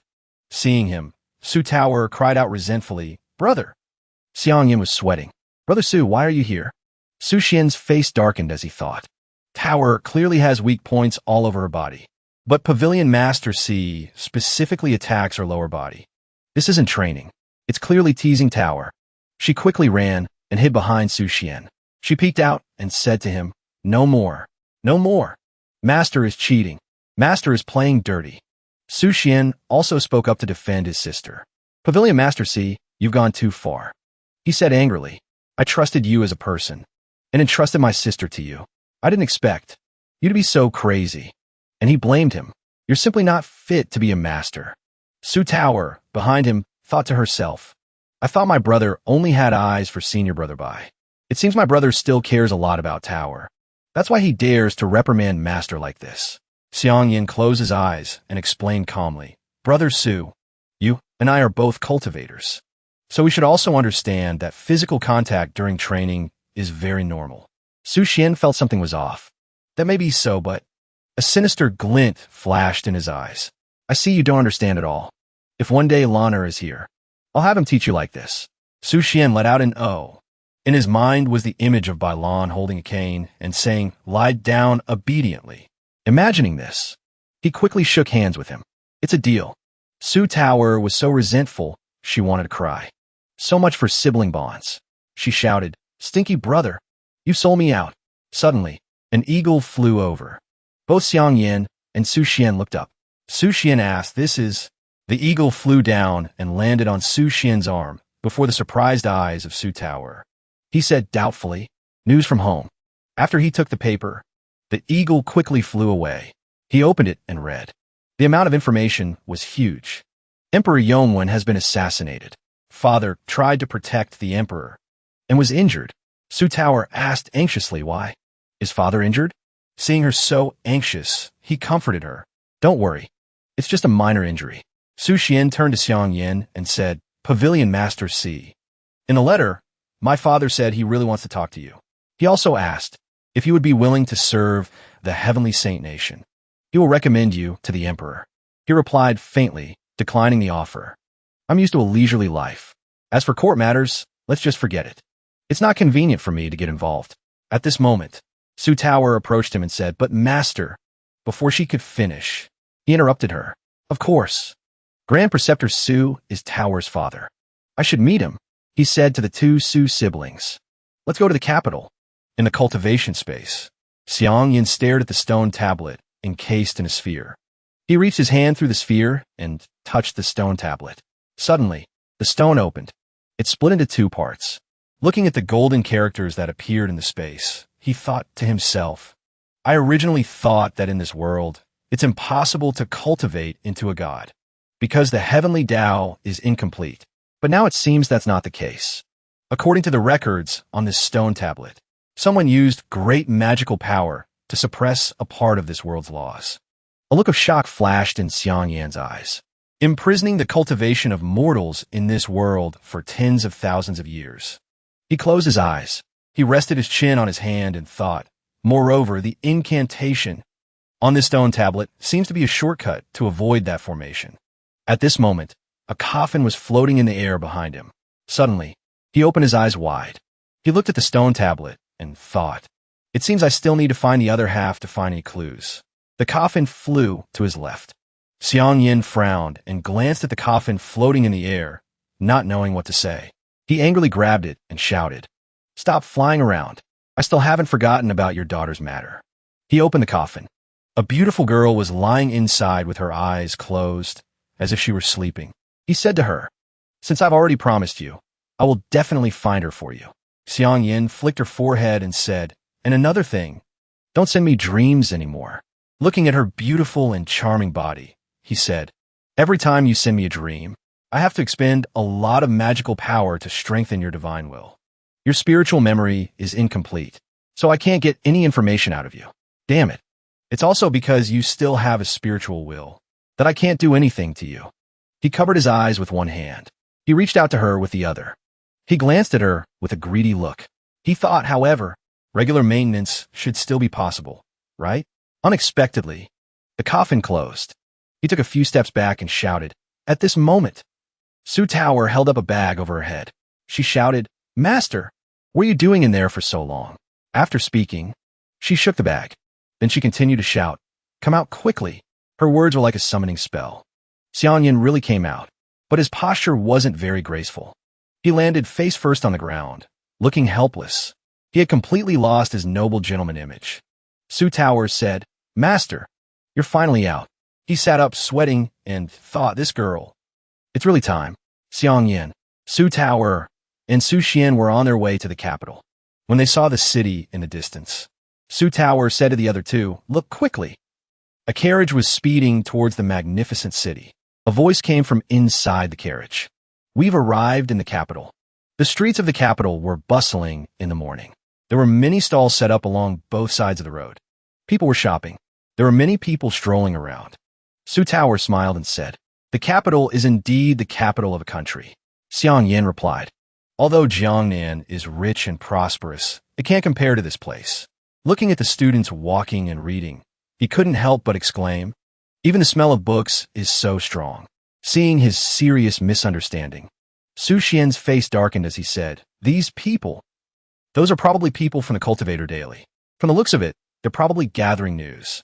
Xiang Yin turned to Su Xian in surprise and asked, "They have people here too?" He pointed to a building on the left and said, "Of course. After all, this is their headquarters."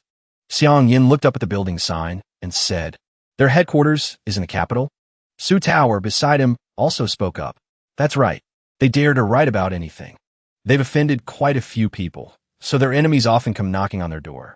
As soon as she finished speaking, someone really did come knocking. A man said, "I've finally found you guys." A group of people approached. They all looked very fierce. One of them spoke up, "You damn paparazzi." Another one added, "We're sworn enemies." Another one added, "This time, we'll definitely let you have a taste of what humiliation feels like." With that, all of them rushed in to attack the people from the newspaper. Seeing this scene, Xiang Yin quickly said, "Let's run. Run. We need to stay away from them." The three of them turned and ran. Suddenly, a coquettish voice rang out, startling him. "Little handsome brother." It turned out to be the courtesans. They stood in a line on the second floor. They kept waving at him. "Do you want to come up and play for a bit? We'll give you a special discount." Xiang Yin glanced at the antennas on Tower's head. He was sweating and only dared to let out a small sound. She quickly grabbed his hand and said, "Master is having wicked thoughts again." He sweated and denied it. "And no, I wasn't. I was just." He suddenly saw the cosmetic shop next to them. He pointed to it and said, "Your master was just looking at the cosmetic shop next door." She said angrily, "Liar. What's so interesting about a cosmetic shop?"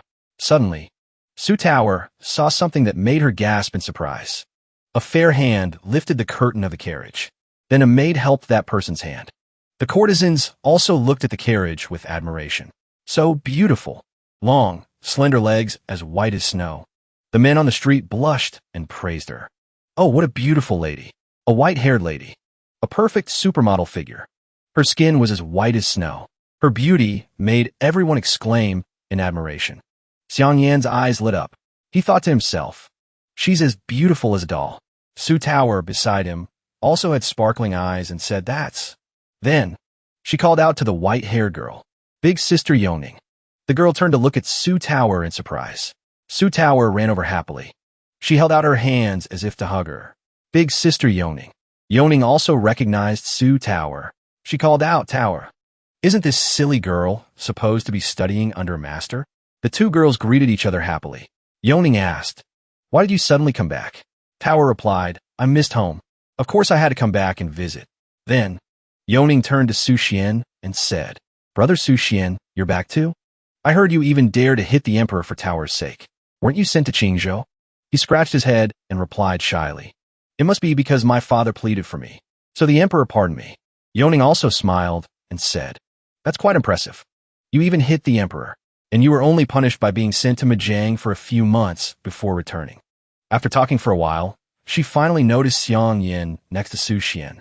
She asked, May I ask who this young master is?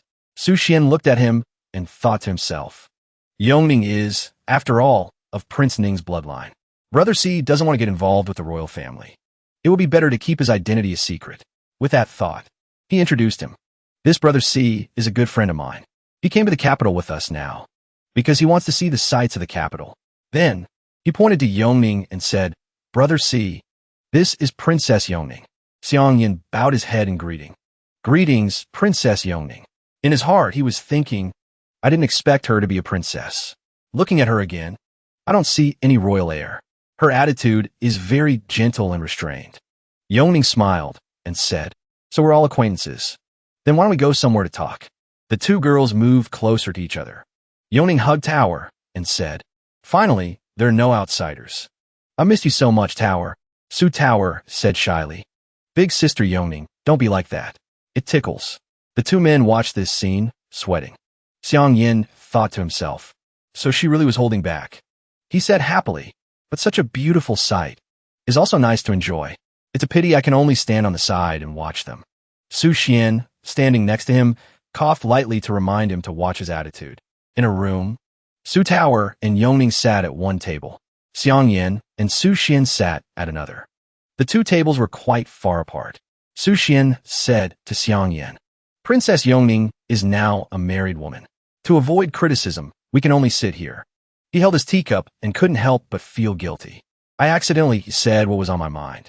On the other side, Su Taer said, Big sister Yongning. Xiang Yin frowned and thought, So she's just married? I really don't know which lucky pig got to root up this fine cabbage. At this moment, Yongning was interrogating Tower. She said, Tell me the truth. Yongning's eyes sparkled with curiosity. What have you been up to since you left? Tower replied, Didn't I already say that Tower went to study under a master? She smiled and pinched Su Tower's cheeks, saying, That's what you say. But the rumor in the capital is that you ran away with a lover. Have you found someone you like? Tower was confused and didn't understand. She quickly explained, No, I haven't. I don't have anyone I like yet. Yongning didn't believe her. It seems it's true then. No.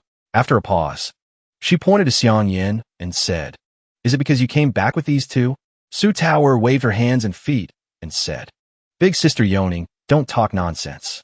Seeing her jump up like a cat whose tail had been stepped on, she tried to calm her down. All right. I won't tease you anymore. Suddenly her eyes became sad. Time flies so fast. Yongning thought to herself, Has Tower found someone she likes? That's great. Xiang Yin drank his tea while paying attention to the two girls' expressions. He saw that Yongning's expression didn't seem happy, and she was still lost in her own thoughts. What about my future? Just then at the Su residence, a loud bang on the table. Grand Preceptor Su said, What? Su Miaofu was so scared by him that he trembled. Grand Preceptor Su's hand was still bandaged, his mouth full of blood. He asked Su Miaofu, Now you're telling me your son has run away? The old man said in fear, Brother, be careful of your wound. Grand Preceptor Su's face darkened as he said, The emperor was attacked this time because there's a traitor in the court, and Prince Ning is the most suspicious. Letting Huor marry into the Ning manor. 1. We can find clues.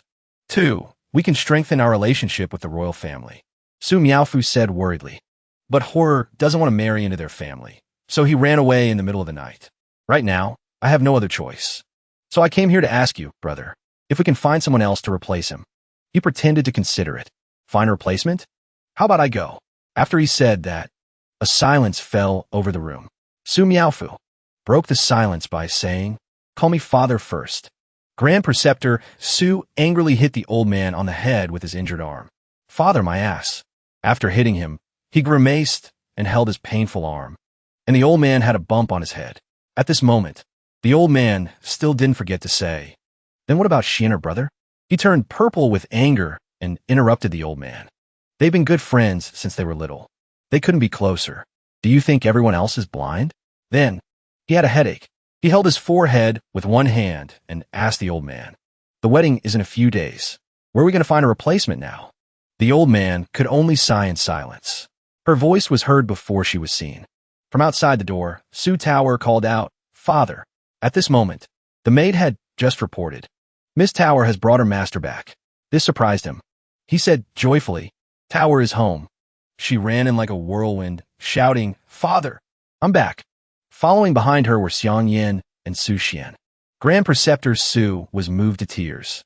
He also ran toward his precious daughter. My good girl, you're finally home. After saying the last two words, his eyes flashed with a hint of surprise. He looked at Xiang Yin, silently sizing him up. This young man is heroic and extraordinary, dashing and unrestrained. He's exactly like I was in my youth. Perhaps. Su Miaofu's voice suddenly cut off his thoughts. Elder brother, what's wrong? He smiled and said, second brother. Then his expression turned cunning. He said, look at him. Doesn't he look like your son? Looking at the dashing and handsome Xiang Yin, Su Miaofu couldn't help but be shocked by Grand Preceptor Su's suggestion. He asked loudly, what, elder brother? You mean to have him replace Huo? Su Miaofu said in alarm. Their ages are about the same, but we don't know what he's like on the inside. Grand Preceptor Su speculated. He is likely Tower's master. A calculating glint gradually appeared in his eyes. I heard from my wife that he's not yet married, and he's also a human god. If we can win him over, not only will it solve our immediate problem, but we can also draw other human god cultivators to our side. This is a win-win situation. A double win. Suddenly, Su Tower cried out in alarm. Su Xian also shouted, Father. Su Tower's eyes were brimming with tears as she asked, Father, how is your injury? Grand Preceptor Su called out emotionally, Tower. Surprisingly, he ran over and shook Xiang Yan's hand, completely ignoring his two children. He asked him, you must be her master, right? Xiang Yin stared wide-eyed at his strange behavior, completely baffled. The siblings, Su Xian and Su Tower, were also dumbfounded. Both of them remained in a posture ready for a hug. The old man's eyes lit up like car headlights as he looked at him and said repeatedly, Perfect, perfect. Xiang Yin broke into a sweat and asked, What's perfect? Perfect for what? The two siblings also looked at their father with dark expressions. Xiang Yin felt that something was very wrong, but he couldn't quite put his finger on it. At the dinner table, Grand Preceptor Su solicitously served food to Xiang Yin. He said, Pavilion Master C, please try this dish. Looking at the mountain of food in his bowl, Xiang Yin waved his hand in embarrassment. There's no need to be so polite. Seeing that the old man had no intention of stopping, he asked bluntly, Grand Preceptor Su, you're buttering me up like this today. Is there something you want from me? He didn't expect him to ask so directly. The chopsticks paused mid-air. He said, Why would Pavilion Master say such a thing? Just look at the expressions on the two Su brothers' faces. The words, I have a favor to ask you, are written all over them. Thinking this, he didn't mind being direct. You might as well have written it on your faces. Hearing this, Grand Preceptor Su said seriously, Since Pavilion Master C is so perceptive, then I won't hide it any longer. I wish to discuss a matter of marriage with you. After a pause, he asked him, Is Pavilion Master C willing to become a member of the Su family? Xiang Yin was so shocked he couldn't believe what he had just heard. This isn't a hallucination, is it? In his mind, he pictured the beautiful Su Tower in a wedding dress, and the words kept running through his head. In marriage, become a member of the Su family? Unless, thinking of this, he couldn't stop his nose from bleeding.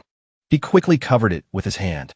Then he said to Grand Preceptor Su, This matter, I'm afraid it's a bit unconventional. After all, I am Tower's master. If we do this, how will Tower see me in the future? Seeing his reaction, the old man thought to himself, Is he moved? It seems the plan is about to succeed. He raised his cup and said, It's fine, it's fine. As her parents, Tower won't have any objections. Xiang Yin clinked his cup with the old man's. He feigned shyness. How could this be appropriate? We must consider the long term. Suddenly, Su Miaofu spoke up, snapping him back to reality. If that's the case, then I must thank you, Pavilion Master C. The matter of marrying Princess Yongning in my son's place. We'll be counting on you. At that moment, he realized with horror that he had misunderstood Grand Preceptor Su's intentions. He asked blankly, Princess Yongning? Both Su brothers smiled until their eyes crinkled. The old man asked him, otherwise, who did Pavilion Master C think it was? Xiang Yin slammed his wine cup on the table, splashing wine everywhere. He closed his eyes and replied flatly, I'm not going. Hearing this, Grand Preceptor Su and Su Miaofu were petrified. He let go of the wine cup and snorted coldly. His gaze gradually turned cold. Then he rested his chin on his hand, looked at the old man, and said, Grand Preceptor Su, I've heard about your injury.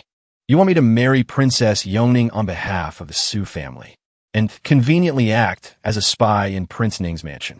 A win-win situation. At this point, a sharp glint flashed in his eyes. Then, he continued, a double win, right? So he knew everything all along. The two brothers broke out in a cold sweat. They lowered their heads guiltily, and then Su Miaofu clasped his hands, bowed his head, and said to him, Pavilion Master C, I am a man of little ability. I still have some trivial matters to handle in the central province. Our Su family cannot bear the consequences of breaking off this engagement. I hope the Pavilion Master can help us. He replied loudly, even putting that aside. Do you think Prince Ning's family is blind? Hearing him say this, Su Miaofu quickly said, although the people from Prince Ning's mansion have met my son, that was 7 or 8 years ago. There's no need to worry about that. Hearing this, he could no longer contain his anger. He stood up, slammed his hand on the table, and shouted, This is still absurd. Do I need to handle the wedding night consummation as well? Sleep with your daughter-in-law for a few days, then wipe my ass and leave, returning her to you? This kind of thing. At this moment, he was fuming. Then he thought, this kind of thing, is there really such a good deal? At that thought, his nose started bleeding. The two Su brothers shared the same thought. He's definitely moved. Grand Preceptor Su spoke up. Of course, you must go through with the consummation. But Pavilion Master C need not worry too much. Princess Yongning is a sheltered young lady. She doesn't understand these things. In his mind, he was torn in two. One half was the image of the beautiful, doll-like Princess Yongning. The other half was the image of the adorably beautiful Su Tower. He had to close his eyes to control his thoughts. Grand Preceptor Su's voice continued, and the Pavilion Master is an upright man. You will surely be able to control yourself. Our Su family has great faith in you. But he was very resolute. Still no. If Tower finds out, how will she view me as her master? How can I, as her master, face my disciple? How can a master be so unrighteous to his own? The two brothers were shocked. This is not good. We didn't expect this Pavilion Master to be so meticulous. He's a man who values propriety so much. However, Grand Preceptor Su had already figured out the Pavilion Master's concern. He asked him, What if Tower vegs you? She also hopes you can help our Su family with this matter. He just shook his head faintly. Grand Preceptor Su must be joking. How could that girl sell out her master? She respects me greatly. The old man said confidently, Then please wait a moment, Pavilion Master C. I will call my daughter to persuade you. Xiang Yin replied with equal confidence, Please do. Xiang Yin thought gleefully. Tower already likes her master now. It might not be long before she crawls into her master's bed. How could she let her master go marry another woman? Meanwhile, Grand Preceptor Su was also thinking confidently. Tower is usually the most obedient to me. If her father sincerely begs her, how could Tower possibly refuse? Grand Preceptor Su and Xiang Yin shared the same thought. How amusing. The next morning, at the Grand Preceptor's residence, suddenly, Xiang Yin broke out in a cold sweat. At that moment, Su Tower unexpectedly threw herself into his arms. What was happening so early in the morning? Can someone please tell me? His mind was screaming, ah. She threw herself into his arms, sobbing and calling out, Master! And then her tears flowed like rain. Crying, she begged him, Tower begs you. Please save the Su family. What on earth happened? The story goes, last night, when Su Tower went to visit Grand Preceptor Su, he paid her no attention. She could only sit on a stone bench in the courtyard, sighing to herself. Father's really something. He didn't even acknowledge me when I came to greet him. And here I was, so worried about him. Suddenly, she recalled the image of Grand Preceptor Su fawning over Xiangyan. Could it be that father is putting on an act to win over Master? And he's deliberately pushing Tower away. He must have ill intentions. Suddenly, a voice startled her. Tower. It was Grand Preceptor Su, with his arm in a cast. His face was filled with worry. Su Tower called out loudly, Father. She ran up to him and confronted him. Father, do you even see me as your daughter anymore? You didn't even bother to acknowledge my greeting. I was worried about your injuries, but you didn't say a word. A cough echoed. Blood splattered onto her face. It shocked her so much that her eyes widened, and she forgot to react. A long series of cough, cough, cough, cough, cough rang out. Grand Preceptor Su was coughing up blood. She screamed in fear. Father, what's wrong with you? At this point, her face was already covered in tears. She said, Father, hang in there. Tower will go get a doctor right away. With that, she turned to leave. But Grand Preceptor Su wouldn't let her go. He grabbed her hand and spoke words that sounded like a final testament. Father's injuries are beyond what medicine can cure. I'm afraid I can no longer protect Tower and the Su family. Su Tower was stunned. The old man struggled to speak. Right now, countless sects and forces are lurking outside, while rebels stir up chaos from within. Unfortunately, I don't have much time left. I have no way to continue repaying the Emperor's grace, nor can I resolve the immediate crisis facing the Su family. At this moment, his face was deathly pale. Beads of cold sweat trickled down. He closed his eyes and continued. His Majesty was assassinated. Prince Ning is the prime suspect. But that good-for-nothing cousin of yours cannot return at this time. Not only will our plan fail, but our Su family will also have to face a punitive marriage alliance. Right now, there's only one solution. I need you to... Before he could finish, Su Tower cut him off, asking, What is the solution? Tower will definitely do everything in her power to achieve it. Hearing this, Grand Preceptor Su knew he had achieved his goal. A glint flashed in his eyes. As expected of my good daughter, this solution is not difficult. I hope you can go ask your master for a favor. Ask him to marry Princess Yongning in your cousin's place. Su Tower felt as if she had been struck by lightning. She was too shocked to speak. Her immediate reaction was to shout, No. She closed her eyes and said firmly, Absolutely not. Seeing his daughter refuse, he resorted to a self-pitying tactic. With a cough, he coughed up blood. This time, he coughed up a lot of blood. Blood sprayed from his mouth like rain. Su Tower cried out in fear, Father! His hand trembled as he reached for her face. He whispered her name, Tower. Then he blamed himself. It's all because your father is useless. I put you in a difficult position. With that, Grand Preceptor Su raised his hand to touch her cheek. Finally, he said, It's all right. Don't force yourself. Her mind was filled with images of Xiangyan. When he smiled, when he was angry, when he confidently held her and jumped off a cliff. So many images filled with memories of the two of them. She called out silently in her heart, Master, Master, Master, Master, I'm sorry. She held his hand and said through her tears, Father. Tower agrees. Seeing his daughter cry so heartbrokenly, he was shocked. Tao, could it be that I have gone too far? Returning to the present, looking at Su Tower's actions, he seemed to have figured out the reason. Xiangyan gritted his teeth. Grand Preceptor Su, that old fox. He's definitely up to something. She has no idea she's being used by her own father. Her face is covered in tears, looking incredibly pitiful. She grabs the hem of his robe and says, Master, please save me. Although Dayer can't bear to let Master marry another woman. But my parents, Dayer's family is facing a life-or-death crisis. Xiangyan teases her. So, it's fine if your master consummates the marriage with her, right? Even if master has kept himself pure as jade. But if Princess Yongning wants to force herself on me to do the deed, what should I do? Hearing him speak, Su Dayer can't hold it back anymore. She holds her head and screams, No. Master and sister Yongning consummating the marriage? No way. It seems he joked a bit too much.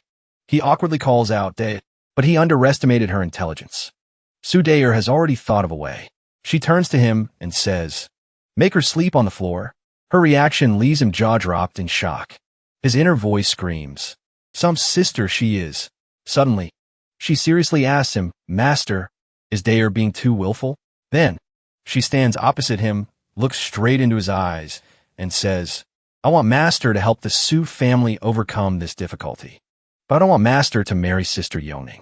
Imagining Xiang Yin being intimate with Princess Yeoning, she smiles through her tears and says, Master, you don't want to marry her either, right? Master? Of course. You can also refuse. He lets out a long sigh. If it is a request from my good disciple, then how could Master refuse? Then, he pats her head and says, For you, Master will just have to suffer a little. Su Dayer doesn't forget to remind him, Master, you absolutely must not touch Sister Yeoning. Got it?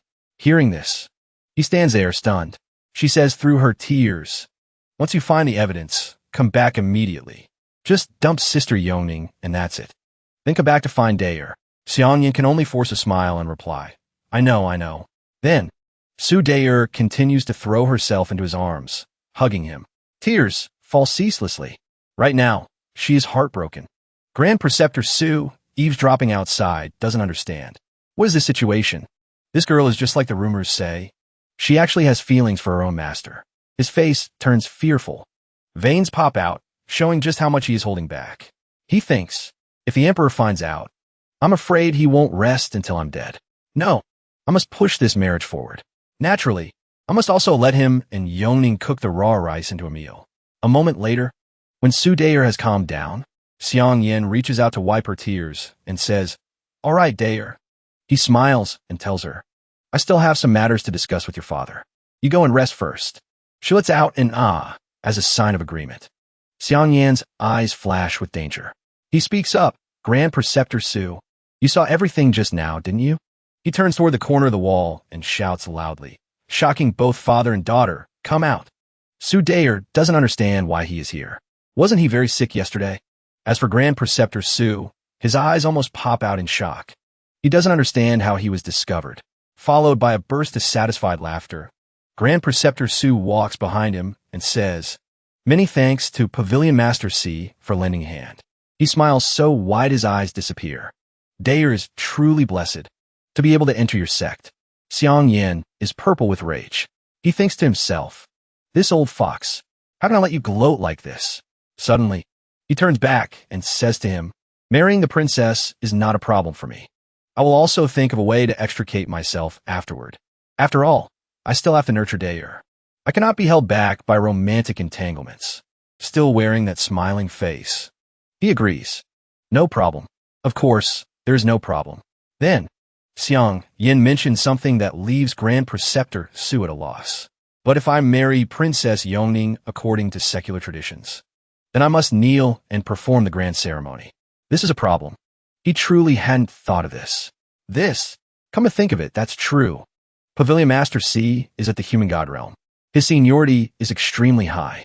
It was my lack of consideration. Xiang Yan's expression becomes dangerous. He looks at Grand Preceptor Su and says, Those troublesome rituals don't matter. It's just that I'm afraid if Prince Ning accepts this vow of mine, it's very likely he will die on the spot. This terrifies Grand Preceptor Su. He widens his eyes and asks, This? Pavilion Master C, what do you mean? Xiang Yin doesn't answer him, but points to the two stone statues in front and asks, Grand Preceptor Su, where did these two stone statues come from? He looks at them and replies, These divine stone statues were found by me from all over the place. Mentioning the stone statues, he is very proud. I don't know how long their history is, but they all have quite a background. Then, he points to the statue wearing armor, right hand holding a saber raised high, and says, For example, this stone statue, it seems to be the Star Lord governing the stars. Xiang Yin gives him, then he closes his eyes, clasping his hands as if praying for something. Then he bows his head once. Suddenly, the statue gradually cracks, and what must come comes. The statue explodes into fragments. As the witness to the event from beginning to end, Grand Preceptor Su's jaw drops in shock. He cannot move, just like a statue. You could say he was petrified. Xiang Yin continues to point to the statue next to it and asks him, This one should be the moon god, right? Grand Preceptor Su sweats and replies, No mistake. Xiang Yin's movements are very fast. He bows his head once. The statue immediately explodes. Grand Preceptor Su is too horrified to react. His face turns purple with fear. He opens his mouth and says, "Why? How can this be?" Xiang Yin smiles calmly and replies, "Sigh, because the aura on my body is too strong. So they couldn't withstand this bow." Then Xiang Yin patiently explains, "So if I were to bow to Prince Ning on the wedding day, I'm afraid the moment I kneel, he will be bowed to death by me on the spot." Inside, Su is terrified. Even gods cannot withstand a single bow from this person. Grand Preceptor Su thinks to himself, "I am, at any rate, a human god realm cultivator. But I have never heard of such a rule. Is he playing some trick?" He wants to verify it. So he points to his own face and says to him, "Pavilion Master C, I am being presumptuous, but this, can you test it on me?" Xiang Yin laughs, "Sure." But in his heart, he thinks, "Isn't this a chance to teach this old fox a lesson?" He is very angry. He really wants to tell him, "Your Su family's circumstances, I can understand them. But this is the first time I've seen Dae'er cry so heartbreakingly. So he must make him suffer a bit." Then, he brings his hands together, preparing the posture to bow. Golden light appears between his palms. He clasps his hands, looking straight at him. "You want to use Dae'er to order me around? Even if you're Dae'er's father." Seeing him prepare to bow, Grand Preceptor Su is also a bit scared. He tries to brace himself so he doesn't fall. Even if you are Dae'er's father, you still have to pay a price. And then, he closes his eyes, bows his head, and clasps his hands toward him. Just as he bows down, Su is crushed to the ground by an oppressive force. The violent power causes him to vomit blood. Blood also seeps from his eyes. That is a clear sign of extreme pain. Suddenly, Xiang Yin speaks up. "I haven't even bowed yet. Why is the Grand Preceptor performing such a grand ceremony? Shouldn't I be the one bowing to the ground?" Grand Preceptor Su finally snaps out of it. Was that moment just his imagination? Just as Xiang Yin is about to bow down, he hurriedly waves his hands. No need. You truly cannot bow to Prince Ning. I am at the human god realm, and I was trembling. Let alone Prince Ning. It's possible that even a spirit emperor could have their primordial spirit heavily injured by your bow." Xiang Yin happily sits down, resting his chin on his hand, and says, "Furthermore, I cannot call anyone else father. If I do, then that person also risks dying an unnatural death." Hearing him say this, Su is utterly shocked. Xiang Yin recounts, "Years ago, I made a bet with my eldest disciple. The result was that I lost. My eldest disciple sought his own death. He made me promise to call him brother. I had no choice but to scream, 'Oni I-chan.' The moment those words left my mouth, he immediately started trembling. Right after that, he bled 3 feet of blood. His primordial spirit was heavily injured on the spot, and he had to lie in bed for 3 months. Pausing for a moment, he continues, "From then on, he respects me like a god, and dares not act out even a little bit." Grand Preceptor Su is truly terrified now. His face turns pale as he says, "This. It's fine if you don't call him father-in-law. Just say the father-son relationship isn't good. As for Prince Ning, just calling him father-in-law is enough. This is just a title, after all." Thinking a bit, he waves his hand again and says, "The kneeling ceremony can be reconsidered when the time comes. I just hope Prince Ning won't kick the bucket. Otherwise, the heir will become Prince Ning. Oh my god, is there no way to make him back down? Is wanting many wives really that hard to understand? His heart is uneasy. No, before the marriage, I'm gonna see if I can catch a scapegoat to bring back. I truly regret it. If I had known, I wouldn't have brought Yuling along." Unable to sway him, Xiang Yin asks, "What day is the wedding? If it's too urgent, that wouldn't be very good." Still wearing that annoying smile, he casually says something shocking. No rush. Then let's make it tomorrow." At this moment, it's Xiang Yan's turn to be petrified. "You call that no rush?" He can only mechanically reply to be polite. The next morning, a carriage rolls down the road. This one belongs to the Grand Preceptor's estate. Sitting inside are Xiang Yin and Su Miaofu. He smiles fawningly, "Pavilion Master C. Today you are visiting Prince Ning's estate. Regarding their family affairs, I'm afraid there are some things I need to report beforehand." Xiang Yin crosses his arms and replies indifferently, "Speak." With his permission, he begins to speak. This Prince Ning actually has 6 offspring. The current heir is not his eldest son. His eldest son, along with the second brother, years ago, were suspected of poisoning Prince Ning and were expelled from the house.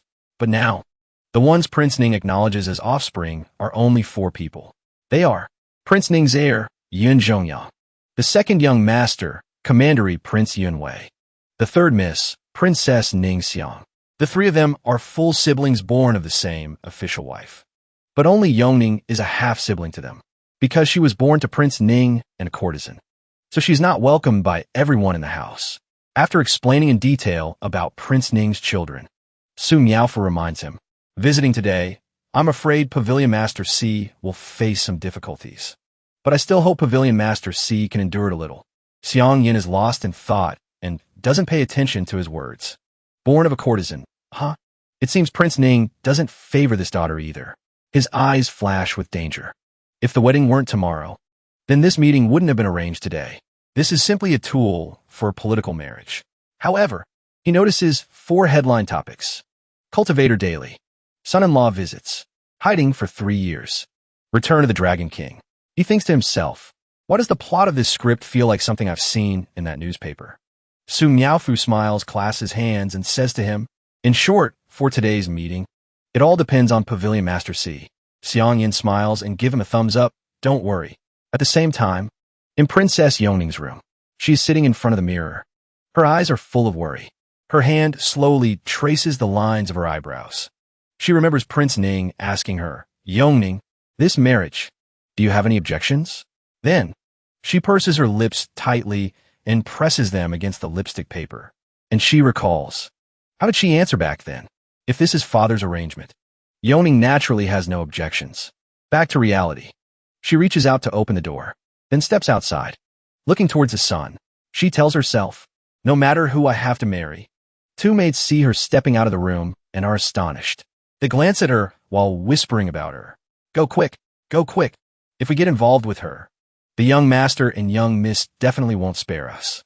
I heard this jinx is about to be married off. That's too much. Bad-mouthing someone behind their back and letting them hear it. Yongning's eyes are soulless, devoid of vitality. She heard the maid's words, but didn't even bother to react. Even after walking a distance, the 2 maids still won't let up. One says, isn't that right? The other adds, isn't it? He's just going there to get unlucky. A moment later, she arrives by the lake. She sees the silhouette of a young man in the distance, which surprises her. She thinks sadly, this person, will he be my husband tomorrow? What will he be like? Approaching the young man, her eyes flash with surprise. She recognizes this young man. This? No way. Why is it him? Isn't this Su Xian's friend? Xiang Yin is currently deep in thought. Tomorrow I'll have a new wife. Although I'm just inexplicably pretending. I'm still a little nervous. Thinking of this, he can't help but sigh.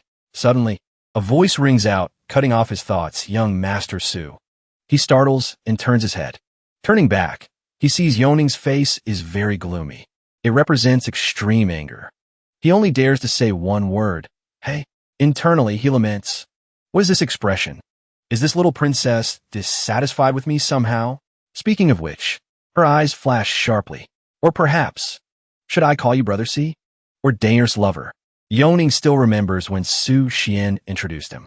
This Brother C is a good friend of mine. We came to the capital today, just to stroll around a bit. Then, Su Xian introduced her to him. Brother C, this is Princess Yongning. And when she teased Ayer, that's what they say. But the whole capital is spreading rumors about you eloping with a lover. Do you have a sweetheart? Hearing her say this, he realizes, didn't I meet her on the street? He curses, oh crap. I haven't even started acting yet, and I'm already exposed? At this moment, outside the estate gate, someone is standing guard. Suddenly, he is surprised when he sees the person appearing in front of him. He points a stick at the boy and asks loudly, who goes there? Who is arriving? Suddenly, that person thrusts a fist in front of his face, making him pull the stick back. The person is masked. He holds out 3 taels of silver and asks, earlier, I saw a white-haired young master enter your estate. What is he here for? The gatekeeper takes the silver. Happily replies, nothing much. He should be our new son-in-law. He wants to marry our princess, becoming a live-in son-in-law at our Prince Ning's estate. Hearing this, the masked person, who is Yuling, quickly disappears. When the gatekeeper asks him what his relationship is to him, the person is already gone. He mutters, where did he go? Yuling is shaken by the news. He He jumps continuously across the rooftops, speaking while jumping. Master is getting married, and he's becoming a live-in son-in-law. I must quickly notify eldest senior brother. This is bad. Xiang Yin spots Yuling. He shouts, Yuling, peeping here isn't good. The boy drops his jaw in surprise. So master has already discovered me. He continues jumping on the roof. Suddenly stops. He thinks, wait, that's not right. I should tell eldest senior brother to come quickly for the wedding wine. Facing this situation, Xiang Yin didn't expect to be so panicked he's sweating, telling himself in his head. This script, this development, seems a bit wrong, doesn't it? He takes a gamble and pretends to ask, why does Princess Yoning say that? Yoning calmly replies, do you think I've forgotten about our meeting yesterday? She continues, speaking nonchalantly. I've seen this kind of thing a lot in books. Do you still want to pretend? Brother C is caught off guard, his mind wandering. Books? What books? Did she bribe the author or something? He stammers a reply to Yoning. This. Princess Yoning is indeed extremely intelligent. Up to this point, it truly cannot be hidden anymore.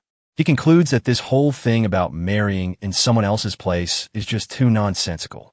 Yoning says loudly with frustration, if you knew your status, why did you still want to come here? Brother C replies more calmly, I was also forced into it. But in his head, he is annoyed, thinking it's all because of that gaslighting Grand Preceptor Su. Yoning asks back in feigned surprise, forced? Could it be that pressure between families can make you give up? Xiang Yin is shocked by that sentence. He asks for clarification. Pressure? Give up what? Yoning replies bluntly, if you're Daer's lover, shouldn't you take her and run far away together, like in the books? Why did you still come to me? At this point, Brother C frantically explains, what lover? Wait, what on earth are you reading? Yoning smiles and says, I just didn't expect the lover Daer mentioned to be your cousin. It's exactly like what's written in the books. This is too. She leaves the sentence hanging, then continues. Too stimulating. In an instant, Brother C imagines a book titled Intimate Paradise, with content about forbidden incestuous ethics, and the cover features him and Daer as the main characters. Thinking this, he hurriedly explains, what kind of books are you talking about? Princess Yoning, I'm afraid there is a misunderstanding here. Did you forget? That day, wasn't Su Xian also beside me? Now it's Yoning's turn to be awkwardly surprised, asking, WH, so it was because of Su Xian? As she speaks, her mind connects to another book, a different one titled Rainbow in the Backyard Garden, with content transcending gender and forbidden ethics, featuring Su Xian and Xiang Yan on the cover. By now, this exceeds Brother C's imagination. He scratches his head and shouts, that's not what I meant. You got the roles wrong. Su Xian definitely likes women. Though looking at it, a man cross-dressing works too. He intends to ask Yoning how she could imagine such a thing, but he also pictures how mischievous a female Su Xian would look. At this point, Yoning is truly panicked, covering her mouth and asking, You actually cross-dressed as a woman? Xiang Yan holds his head, shouting in despair. Stop, don't make wild guesses. In an instant, his mind explodes with thoughts about Yoning. This little princess. She looks so gentle on the outside, but what kind of demon is sealed inside her? Summoning all his strength, he tries to hold Yoning steady and explains gently and slowly. Princess Yoning, just listen to my explanation slowly. Listen to me explain. He begins to clarify. Remove those things from your head. This genre of comics needs to change immediately. After a while of explaining all sorts of things, the two sit together on a bench, with one speaking and the other listening, no longer having deviant imaginations in their heads. Xiang Yin concludes by asking Yoning, that is what happened. Understand now? At this moment, Yoning appears ashamed of her misunderstandings. She says shyly, is that so? She says to herself, so I really misunderstood. Yesterday, he came to see me first under the guise of being Su Xian's good friend. No wonder Daer dared to bring a lover home. Turns out she was teasing me. Xiang Yin thinks. In the end, I still chose to conceal it. That works too. If I were exposed on the first day, who knows if that Su Grand Preceptor would cause a scene in front of Daer. But like this, I still can't escape the fate of having many wives. Yoning now starts thinking about Xiang Yan. In other words, this person tomorrow really is my husband? Wandering thoughts envelop both him and her. The more they think and imagine, the more they feel. So embarrassed. To dispel this awkward silence, Brother C decides to fake a cough and asks Yeoning, "Does Princess Yeoning like reading books very much?" Yeoning freezes as if hit right in the mark. She wonders, "Should I mention the books I read? It's all my fault for saying those rude things just now. He won't think I'm a very weird person, will he?" Thinking this, she inadvertently blurts out, "Forget it," before Xiang Yan's confusion. He feels a sky of weirdness suddenly crashing down in front of him. Yeoning changes the subject, telling Brother C, I only like reading stories and ancient books. As for what happened just now, please forget it, young Master Su." Xiang Yan feels triumphant. He thinks that since they are getting married tomorrow anyway, we can't just keep being awkward like this. He says to her, "Princess, you misunderstand. I have also traveled to many places. I've collected quite a few ancient stories. I wonder if Princess Yeoning would be interested in hearing one?" Hearing words that lift the weight off her heart, Yeoning feels happy again and says, "You know how to tell stories? I want to hear." Xiang Yan also feels refreshed. He takes the initiative. "Then, Princess Yeoning, please sit and listen to my story." In a pavilion with poetic scenery all around, Yeoning begins to focus her gaze, listening attentively to Brother C's story. Brother C begins his tale. Tree branches that no one bothers to look at. Sparrows that no one cares about. Romantic frames are painted through each of Xiang Yan's words as the trees. Birds chirping. And Yeoning gradually becomes immersed in Xiang Yan's story. Brother C continues the tale. Speaking of desire, and waiting for an answer, behind the poetic picture of the young couple, darkness has appeared behind it.